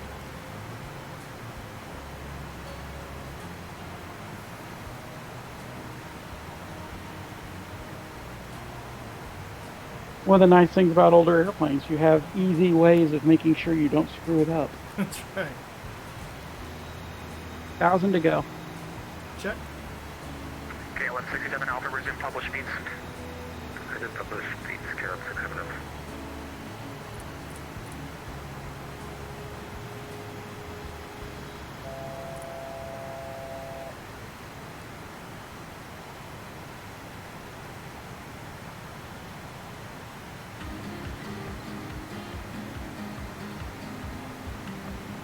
Hey Moose, if you want to, we can switch the MCP to number 2, and you can set the 33 left ILS and course on your side, ready to switch over.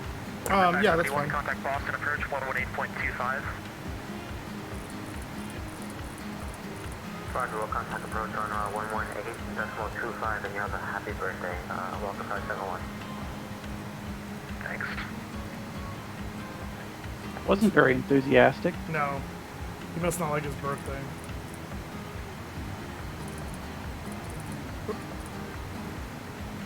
110 set with it. Okay, yep. ILS set with course 330. Perfect, thank you. Okay, 1167 Alpha, contact Boston approach 118.25. 118.25, Caleb 670 Alpha, living. And level at 14, turning on the inner landing. Gotcha. Which we were supposed to do at 18, but okay. Oh. 6 direct Boston VOR. Fine. Direct Boston VOR, United States. Just a second. Let's scroll it. All right, we're okay to go to Fort Loke. Boston. Whoop, that's fine.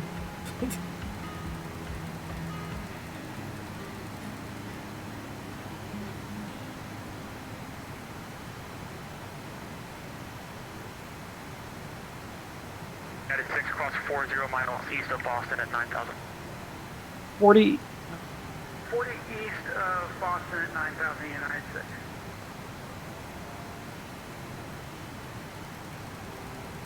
Yeah, I don't want to do that math. Just go down now. Yeah.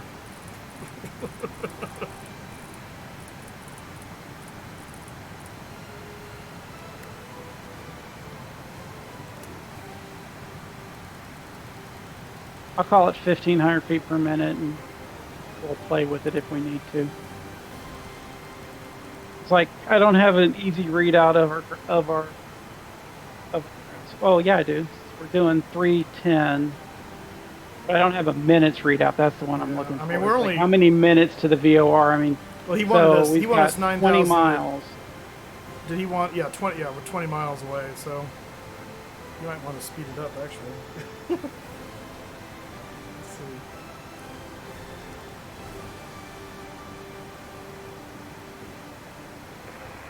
Boston Center, good afternoon, United 6, 91 with you at flight level 330.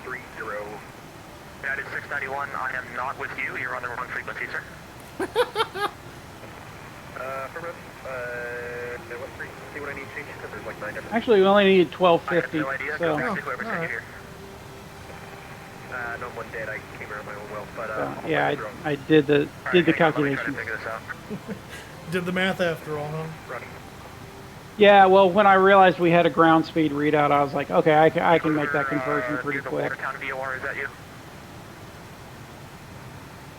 It's like 310 knots divided by 60 gives you 5 miles or 4 miles per minute. Then you take you got 20 miles to within 6,000 feet at 4 miles a minute gives you 1250. 128.32.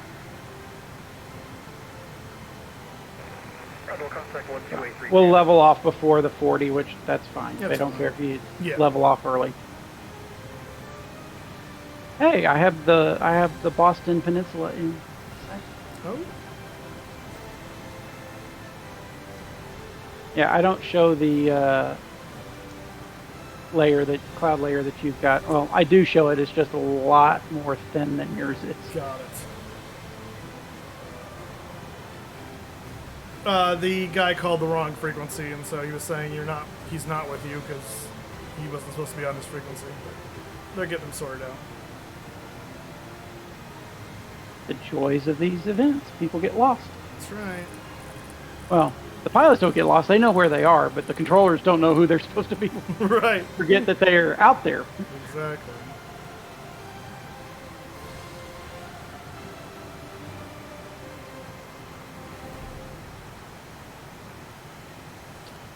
Slow into 250 as we cross 10,000. Roger. 1,000 to go. Checked.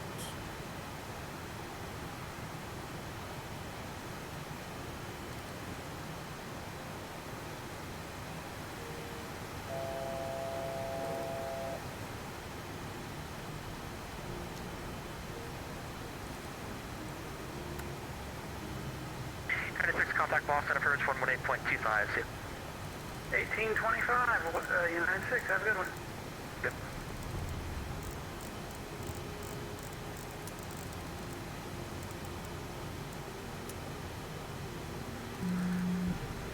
Citation 2 Charlie Victor, contact Boston, approach 119.65.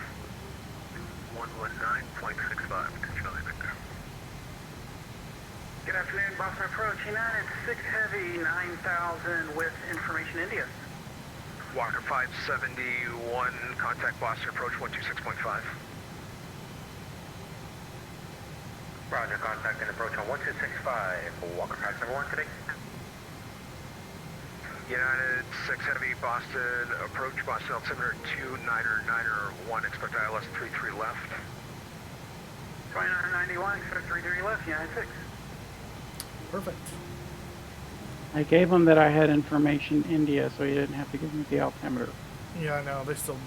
It cracks me up when they still do it. It's like, yes, I know. I know. Well, and you're really only supposed to give it on transition. Yeah. KLM 67 Alpha, heavy speed 210, contact Boston approach 126.5. Speed 210 and 126.5, KLM 67 Alpha, bye-bye. Wait.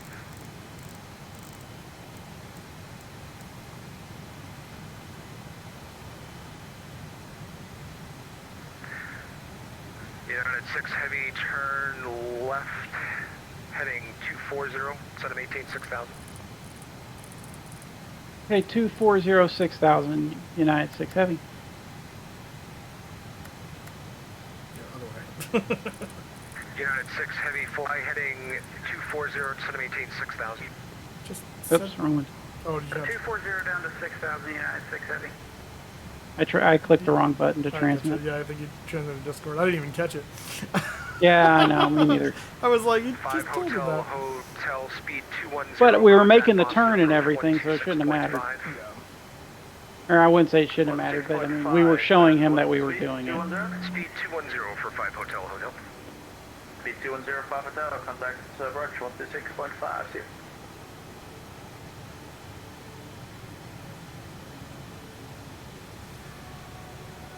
Okay, so we're back to dual. We are on vectors. We've got ILS tuned to the left, Boston on the right.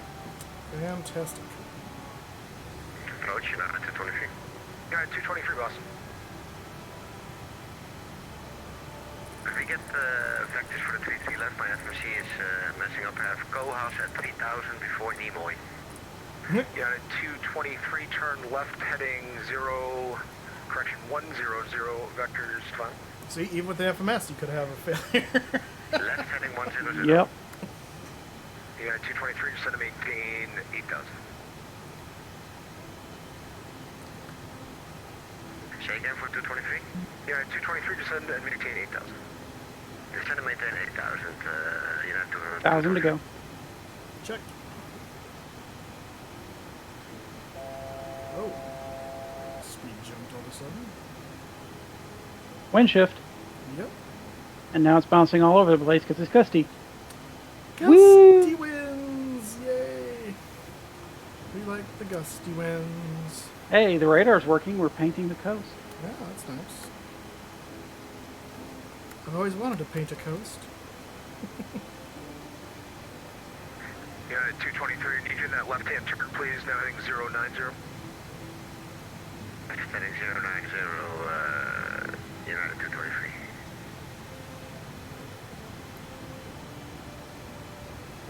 Also, just as a heads up, V clean is 237. Gotcha, thank you.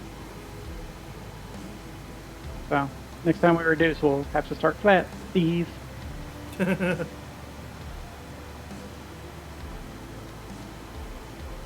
Illini trying with the are we there yet?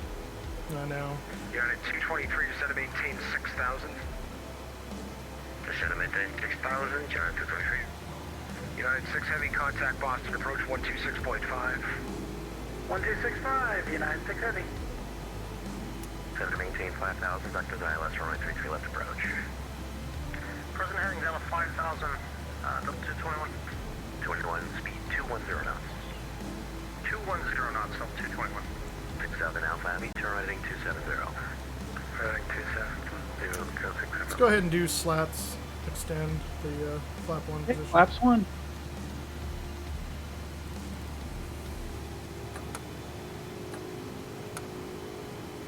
Since our speed's all over the map. Flaps 1 selected and indicating. Thank you. And approach United 6 Heavy, 6,000, heading 240. 6 Heavy, Boston approach, good evening. Flight present heading descend and maintain 4,000, vectors ILS runway 33 left approach, speed 210 knots. Okay, out of 644, 210 knots. United 6 Heavy. 5 hotel, reduce speed 240, 4,000, 210. 210, Papa Delta. Got it. 571, Boston Tower, 128.8 so long.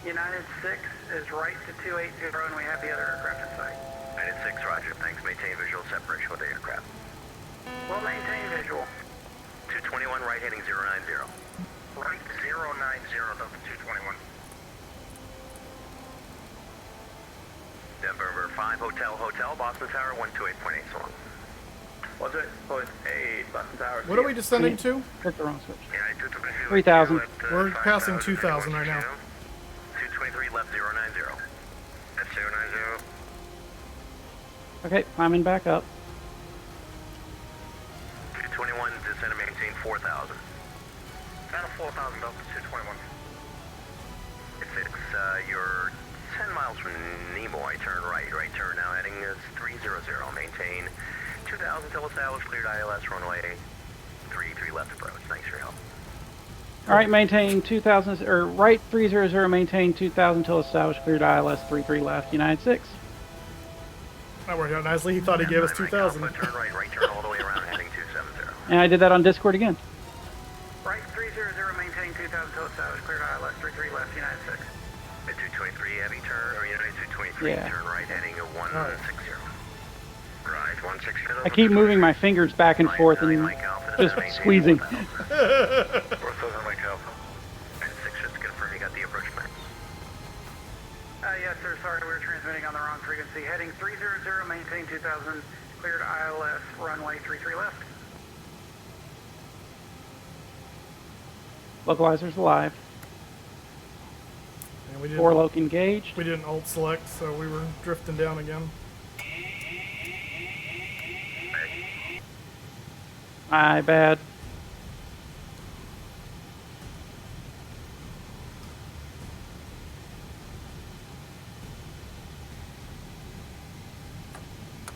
Ready for flaps 20? Yeah, let's go ahead and flaps 20. 9 Mike Alpha, turn right, heading speed 300, check, flaps descend, 20 maintain 4,000, join the localizer, report established. Localizer established. Report social localizer Navigational. 222, Delta 221, turn left, heading 060. Left 060, Delta 221. Thank you all for your help with that. Good work, sorry about that. That was fun. Boston approach, good afternoon. Challenger 424, Charlie Mike. Ooh. Challenger 424, Juliet Mike, Boston. This thing is whipping around in the wind. Oh, the autopilot's off, that's why. Yeah, no, I'm doing it manually. Okay, well, you're climbing. You're through 2,600 feet. Oh, you're right, we are climbing. Charlie Mike, reduce speed 190 knots. 190, 4 Charlie Mike. That's what I was trying to fix. Oh, I got you. Because when I accidentally hit the VS off, I think it kicked the autopilot off. Yeah, I see that happen. Not the auto throttle. Turn left, heading 360. Left 360, Delta 221. Like, why are we drifting weirdly? Wait, are you? Yeah, no, yeah. Go ahead and leave the autopilot off. I'm just. Okay. Yeah. Yeah, 2,000 until yeah. until we intercept. Yeah. Just realized, I'm like, why am I fighting something that feels like? Okay, yeah, no, it's. I thought it accidentally got kicked off because I hit the wrong switch. Yeah, it might have kicked off when I over controlled because I was trying to fix the altitude issue because I was watching it get away. Ah, okay. Tap 9 Mike Alpha, 6 speed. Speed 210, Mike Alpha. There, Mike Alpha, reduce speed 190 knots. Traffic now at your let's call it 1 to 2 o'clock. Let's go ahead and go gear down. Northwestbound. Gear down. Going to be cutting just inside of you, Boeing 737. Caution wing turbulence. Spoilers on. 223, right turn heading 340. John, the localizer, report established. Right turn heading 340 on the localizer, report established for the fleet 3 left, United 223. I have the runway in sight. Copy. Gear down, green light. Okay. This is heavy, thanks again for your Flaps help. to I go. do appreciate it. Contact the tower now, 128.8. So long. Tower 128.8, no problem, United 6. Have a great afternoon. Thanks. Approach Portugal 9, Mike Alpha, established localizer 33 left. Foxtrot or cross runway. Glide slope's alive. Let's go flaps 30. Yeah, runway 9. Flaps 30. And on Foxtrot, cross runway 4 left. Sorry about that. Yeah, Foxtrot 4 left, and we'd like to go to general aviation. Roger, 5 Hotel to Hotel. When you're on the other side, make your next right turn, cross runway 4 left, contact ground point 9er and let him know you want to go to signature. Perfect. We'll take a run here and then contact ground point 9er and we'll let him know 5 Hotel. Air China 81 Heavy, you ready to go? Yeah, we're ready, actually. China 81 Heavy, the wind 32015, gust 20, runway 33 left, clear for takeoff. Roger, you're right. Issue 9, clear for takeoff, actually. And Boston Tower, United 6 Heavy, 6 mile final, 33 left. 96 Heavy Boston Tower, hello, traffic 747 departs priority arrival, the wind 32015, gust 20, runway 33 left, clear to land. Okay, clear to land, 33 left, copy traffic, United 6. All right, we're clear to land. Landing checklist, please. Stand by.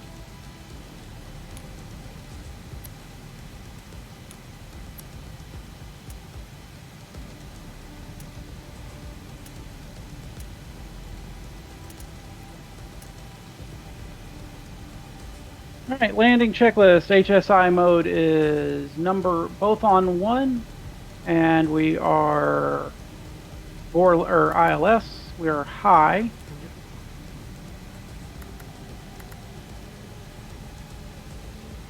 Okay, that's weird. What's happening? Oh no, I know what it's doing. Okay, so those modes are set. Ignition, flight start. Fuel panel is set for landing. Landing gears down, in, and green light. Speed brakes. Speed brakes. Oh, that's me. Sorry. Speed brakes armed. Okay, flaps 30 green light. 8 green lights in the back. Hydraulics are normal. Landing checklist is complete. Fantastic.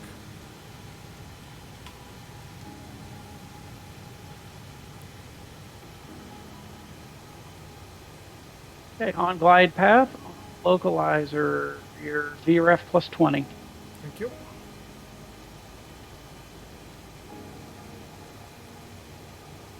Glide slope.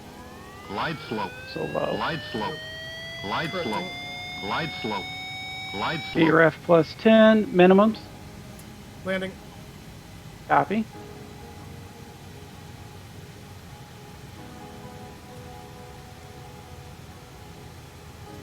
VRF plus 10.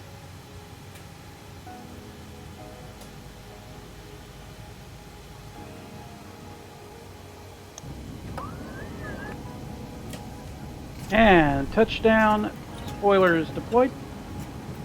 4 green. Given the winds, I will take 311. That's fine. That was nuts. Absolutely. November 27537, Austin Tower, cross runway 33 left at Delta. 60 knots. Okay.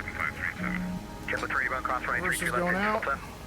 Crossing runway 33 left at Delta. 216, keep it up, cross runway 33 left at Delta. American 216, Boston Tower. Whew.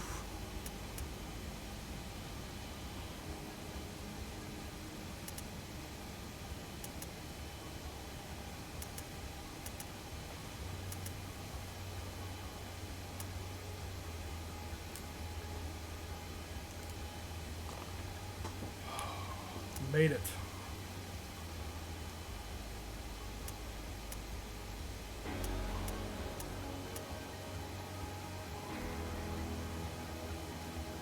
American 216, Boston Tower.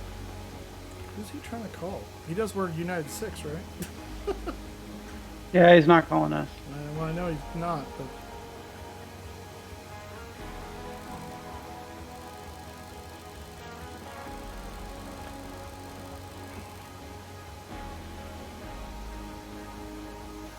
What are we short of here? Is it 15? What is this? Yeah, short of 1-5. No, sorry, 22. It's 4 left, 22, right? Yeah. Taxes! Beautiful, lovely taxes! American 216, Boston Tower.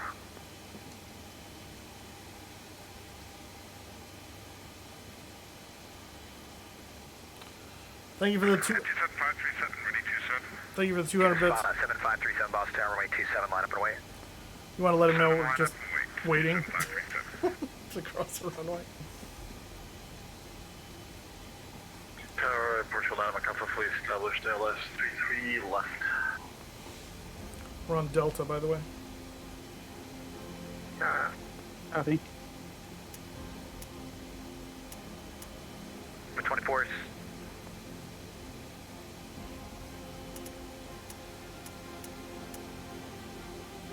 Portugal 9, Mike Alpha. After landing checklist is complete. 32015, gust 20, runway 33 left, clear land, traffic holds on the cross runway. Left, clear land, Madam Alpha. United 6, cross runway 4 left, hold short of Bravo, contact ground point, enter. Okay, cross. Cross 4 left, hold short of Bravo, contact ground point 9, United 6. Clear right. Clear left. Lights are.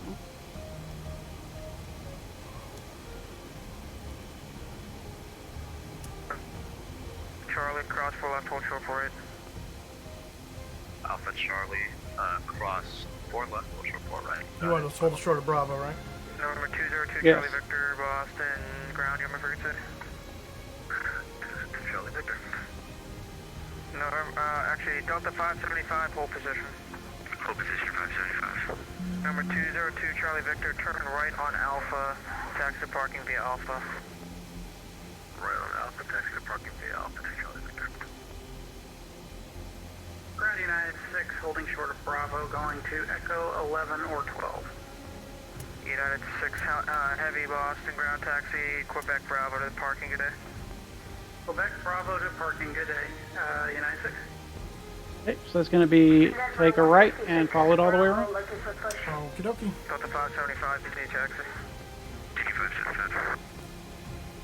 Who's looking for push? Denver 156 Oh, that's a that's a fail on the scene. The scenery was saying we were on Delta. That's Quebec, yeah. Okay, that's why. Yeah. Alpha's also looking for push off for Bravo. So I Probably guess- just updated since. Actually, it says Quebec on mine. Yeah, I mean this is Hold your push. somewhat newer scenery. This isn't default, so.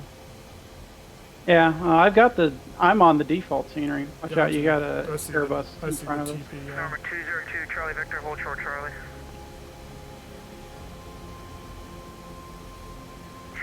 Charlie Victor.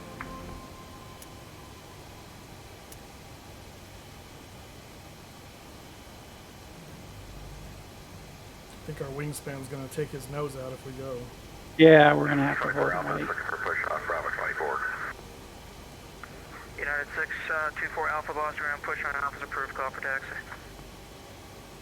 Alpha approved, call for taxi. 24 Alpha.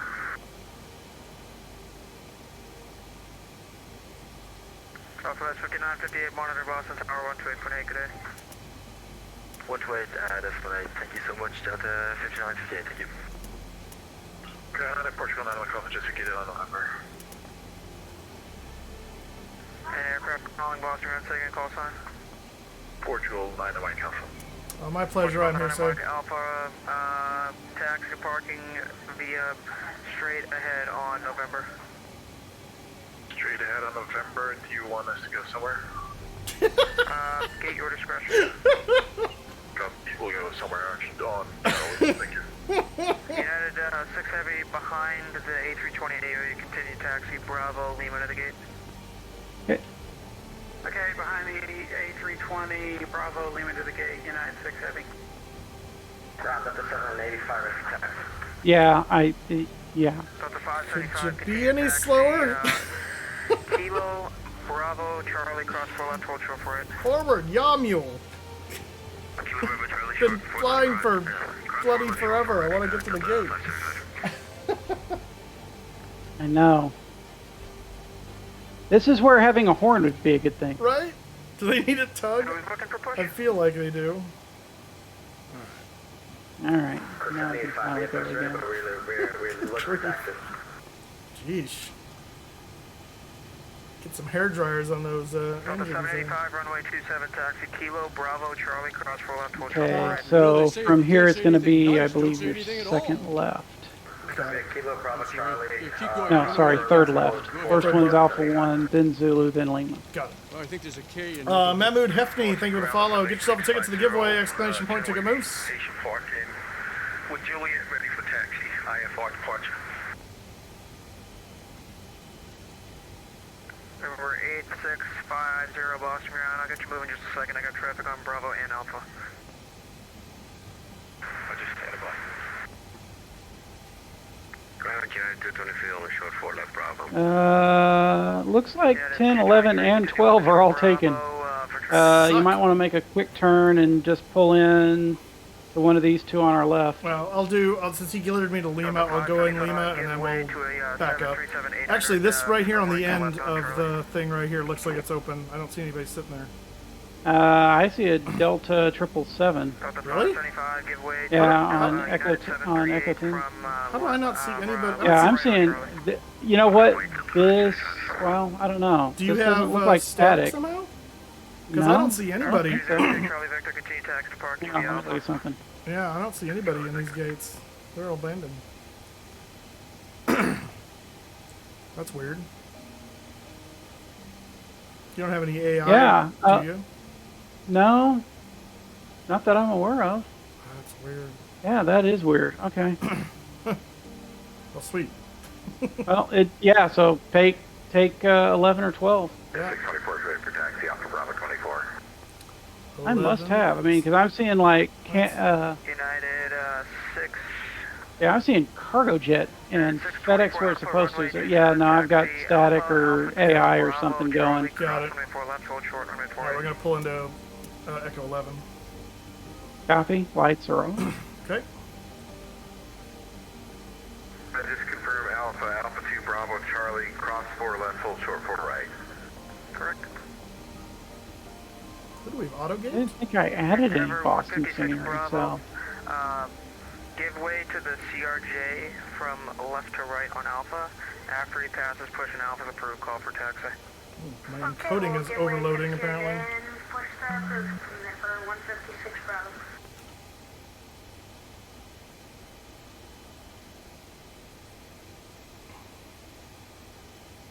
JetBlue 374, you weren't looking for push 2, were you?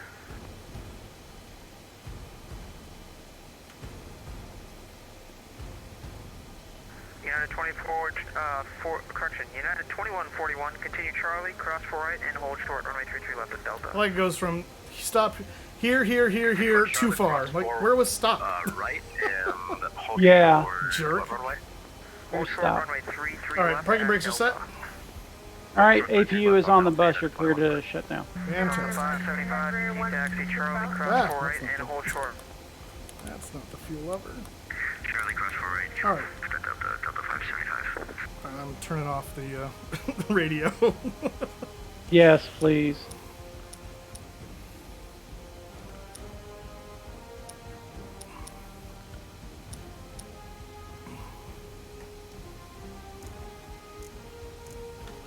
Alright, that's off. That can go off now. That can go off. I'll release the passengers. That's off. Perfect. That gets your gasket. Wunderbar.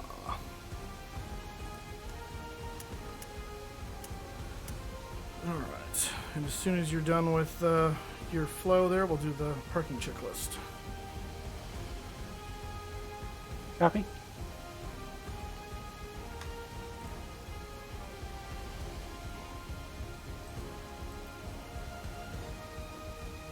Why it can't. Oh, manual. Okay, ready for the checklist. Alright, go ahead. Electrical APU on the bus. Start levers. Cut off. Parking brake. Actually, let me make sure we've got our. I forgot about that. Set chocks and brakes released. Copy. Beacon. Beacon is off. INS mode selectors. Are off. HSI displays. Well, that doesn't matter for those because we don't have class. I don't think we can do that. Seatbelt. Seatbelt's off. HF radios. We're never on. Transponder. Is standby. Wing anti-ice. Is off. Nacelle anti-ice. Off. Window heat. Is off. Boost pumps are off. Reserve fuel transfer switches are closed. What was that one? Air conditioning is set on pack 2 on half. ADPs are off. Exterior lights are nav only, so they're as required. Okay. Oxygen regulators. I threw them out the window. Awesome. And emergency lights. Our passengers deboarding, they're still on, so as required. Okay, and computers doesn't really apply, so parking checklist complete. Fantastic. You ready for the terminating checklist? Yeah, let's do it. Why not? All right, INS mode selectors. Are off. Window heat. Off. Off. Standby power. That's mine. Sorry. Yep. Standby power is off. And emergency lights. Off. Oxygen regulators. Are thrown out the plane. Copy. Upper deck heaters are off. Okay. Yeah, the upper deck heaters are off. The air conditioning packs are closed. Flight deck fan is off. And APU bleed air is closed. Crew oxygen valve is closed. I don't know where that one is. Yeah. Where else? It's off. It's thrown out the plane. It's closed. It's good enough. APU ready to shut it off. So APU's off. And batteries are off. All right. Terminating checklist complete. Fantastic. Welcome to Boston, everybody. Cap Flyer. Fantastic having you as crew. Rothmiller was good wherever you are in Disneyland. It was great having you for the at least the beginning of the flight. That was a lot of fun. Oh man, even with the INS Borken itself. Although the height of excitement was the near collision on approach with the other that aircraft. That was exciting. Yeah, that was interesting. There's the guy he's talking about. There's an airplane. It's right there. Oh my gosh. Dive. All right, so we're going to close the giveaway out, and we're going to do a drawing for 4 gift subs to the Mustafa channel. So let me finish that out here real quick. And then while I'm getting that list prepared, I'm going to get off VATSIM, and we're going to try and see if a replay of this and see what it looks like while I'm compiling. But let me make sure I've got the latest info here before I close the giveaway out. It's 11:30. I think this is, yeah, I did not have the latest. That's good. That's why we check. All right, so if you haven't gotten a ticket to the giveaway, do it now because we're going to close that here in just a second. I'm going to disconnect from VATSIM, and we should disconnect from shared flight too. Show main menu. Active flight disconnect. Cool. All right, so let's go ahead and set up the toggle replay.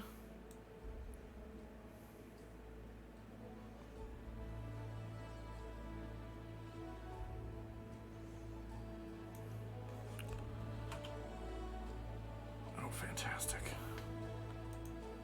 All right, we'll let that do that thing while we're doing this.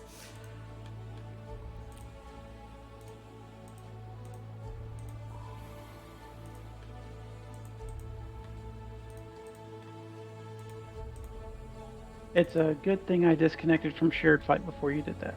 Why? Were you... Well, I disconnected the replay would have Oh, would no, have yanked me. No, I disconnected from shared flight before I even did the replay, so.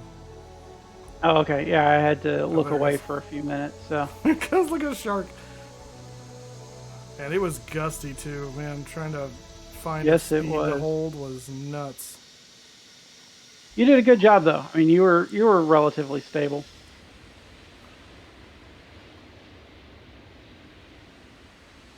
Yeah, I just realized we needed a drop, so I cut the engines there because we were going to float all day otherwise.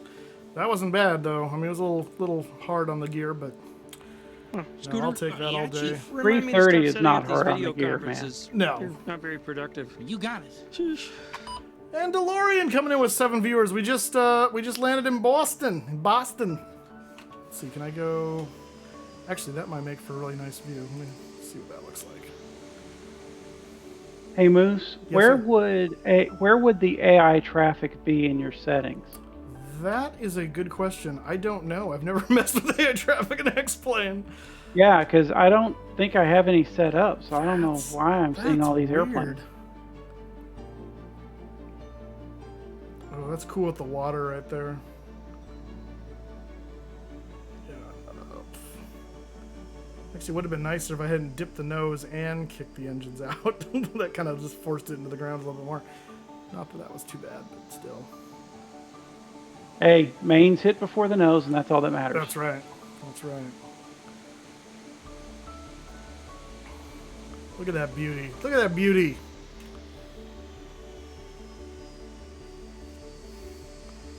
Whew. That is gorgeous. I could look at that all day.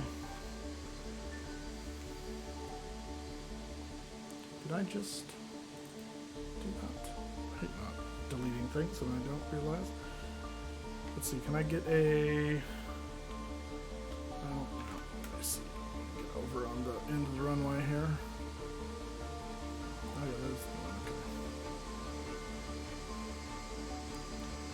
That would be this here, you know.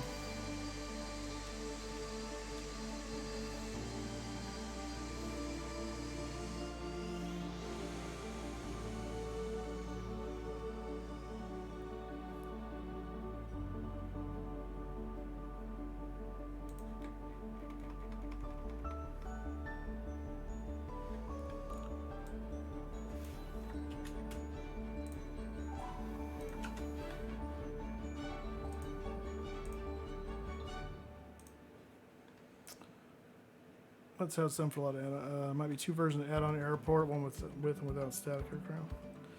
Yeah, that's how I had to do at Schiphol, was like that.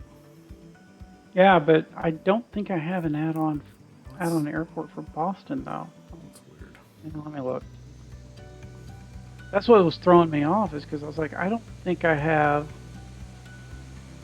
add-on scenery. I'm just happy I got that close to center line with the wind pushing me over like that. Yeah, you did great, man. Like I said, you have nothing to be ashamed of. Oh, I don't think I do, but I'm my own worst critic. Bet you can't wait to go to sleep tonight. Oh yeah, I'm gonna sleep like a baby tonight. I need to go back to the hot tub and just soak for an hour now. There you go. Okay, let's see. Did I get the last? I think I did. Yeah, okay. Alright, so we're going to let that taxi in there. I'm going to go to here. And we are going to bring up for the giveaway, Google, random number, not random, that's not going to help me. We have in the giveaway today 106 entries. 106. So I'm going to put that over here. Kind of duck that down there. All right, let's go ahead and kill the Muzak. And let's do... Look at Spy still flying around like a chump. Let's go to my channel so I can gift subs when the time comes. Nope, don't do that, thank you. There we go. All right, here we go. So the way this works, just to clarify, so if you haven't hit the follow button yet, do it now. If you're not a follower and I draw your number, then I'm moving on. You must be a follower to win. If you are not a sub to the Mustafa channel and I draw your number, you will get a free sub to the Mustafa channel. If you are already a sub to the Mustafa channel, then I will give you a sub to any channel on Twitch. If your number is drawn more than once this stream, you will only win the first time. After that, we just redraw. So you can't win twice in one stream. That's the Druga rule. So, so Ingo says if it's default scenery, then it's in the graphic settings of X-Plane. Show parked aircraft, upper right-hand corner somewhere. Okay. Ghost Rider, yeah, you did miss it, but if you want to Again. see, the result here, you can see this. This was the landing. I'm gonna put the thing back up here, and we're gonna draw the first winner. So here we go. Drum roll, please. 9. Wow, in the beginning. All right, pays to be here first. 9 is Tesla. No, it's not. Sorry, iTraveler. Can't count. 9 is iTraveler. Congratulations, iTraveler. iTraveler. I think iTraveler is a sub at the moment, if I recall correctly. Yep, here we go. We got a little bit of a float there right at the end, and then we cut the power, and ba-bam. There we go. Nice and solid. iTraveler. I'm pretty sure I saw him with a thing by his name. Come on. Where was the last time he said something?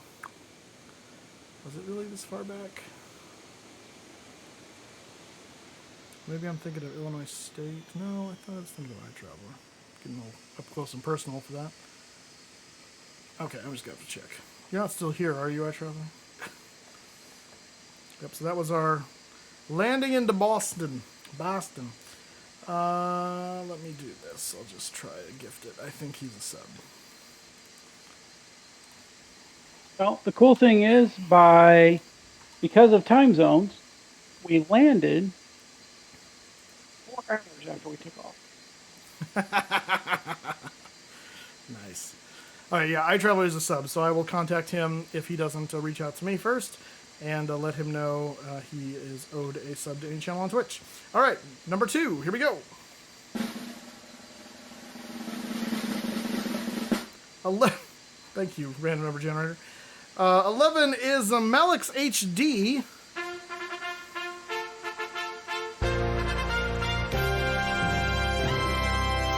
Let's see, Malix HD.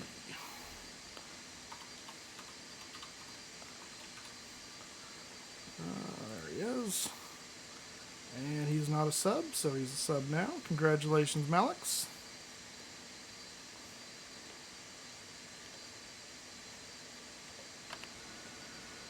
The internet is a completely different culture, isn't it? You said it. Everything here is immediately followed by sarcastic comments and nasty responses. Yep.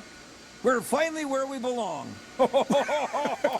All right, number 3. Here we go. Oh, Ghost Rider coming in with a prime sub. Thank you, Ghost Rider. There it goes. It's like, is it going to show? The internet is a completely different culture, isn't it? Oh, very kind of you using your prime on me. I appreciate that. Followed by sarcastic comments and nasty responses. Yep. We're finally where we belong. All right, number 3. Drum roll.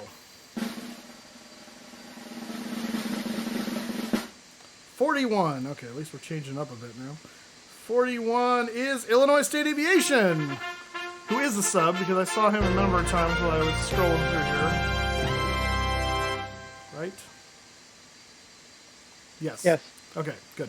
So Illinois State, if you're still here, let me know who you'd like a sub to. If you don't reach out, if you don't say you're here pretty soon, then I will message you on Twitch. So Illinois State and iTraveler I need to reach out to. And our final sub goes to 64. 64 is Homie Live.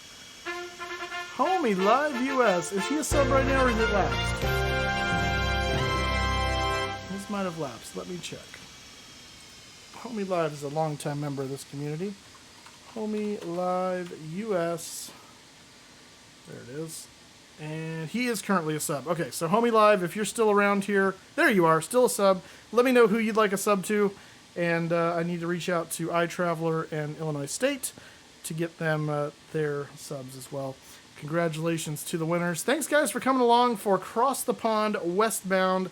It has been a long day. It is getting really warm in this room, and I need to get out of here. Cap Flyer, once again, humongous thank you to you for doing the shared flight with me. That was a lot of fun. That's definitely the new best way to cross the pond is doing shared flight. That is so cool. Absolutely. Thank you for having me. I really did enjoy it. Yeah, no, that was tons of fun. We're gonna have to do that in the Rotate MD-11 one of these days when it gets up to snuff. Yeah, that or when they release the Musfus version, we can do it in the the MD-80. Oh yes. Oh. MD-80 is definitely a two-man crew airplane. It is, and I love that airplane so much. Oh, that's cool. Okay, so we're gonna go find someone to throw it to. In fact, I think we're gonna throw it to 757 Spy just because we were chatting throughout the time. And he's got a little bit while to go still to land in Tampa with his MD-11. So we're going to go throw it to him. So go say hi to him. Give him some love. He's a great guy. If you've never checked out one of his streams, make sure you give him a follow. And I will be back next. Should be live next on Thursday. This next week, the next 2 weeks are going to be a little rocky because of the Easter stuff coming up. I work at a church. So as you know, Easter is our Super Bowl. So... there's going to be some stuff that may come up last minute and things, so just bear with me as we go kind of a little more rough and tumble for the next 2 weeks while we get ready for Easter. But I appreciate all of you guys. Thank you for coming out. Puff, a humongous thank you again for the gift sub bombs. You're amazing, my friend. Everyone else who hit that sub button, I really appreciate you guys. It means a lot to me, the support. So in fact, Ghost Rider. We had Puff with a number of subs, Kushan Gaming with a gifted sub, Sky Command with a gifted sub, Fly 787 with a resub, and Motosua with a resub. And was that it for today? Yeah, that was it for today. So thank you guys so much. Again, really appreciate it. Keeps me going. So we'll be back next week. Have a wonderful rest of your weekend. I will see you later. Mustafa out. Later, Moose. See you.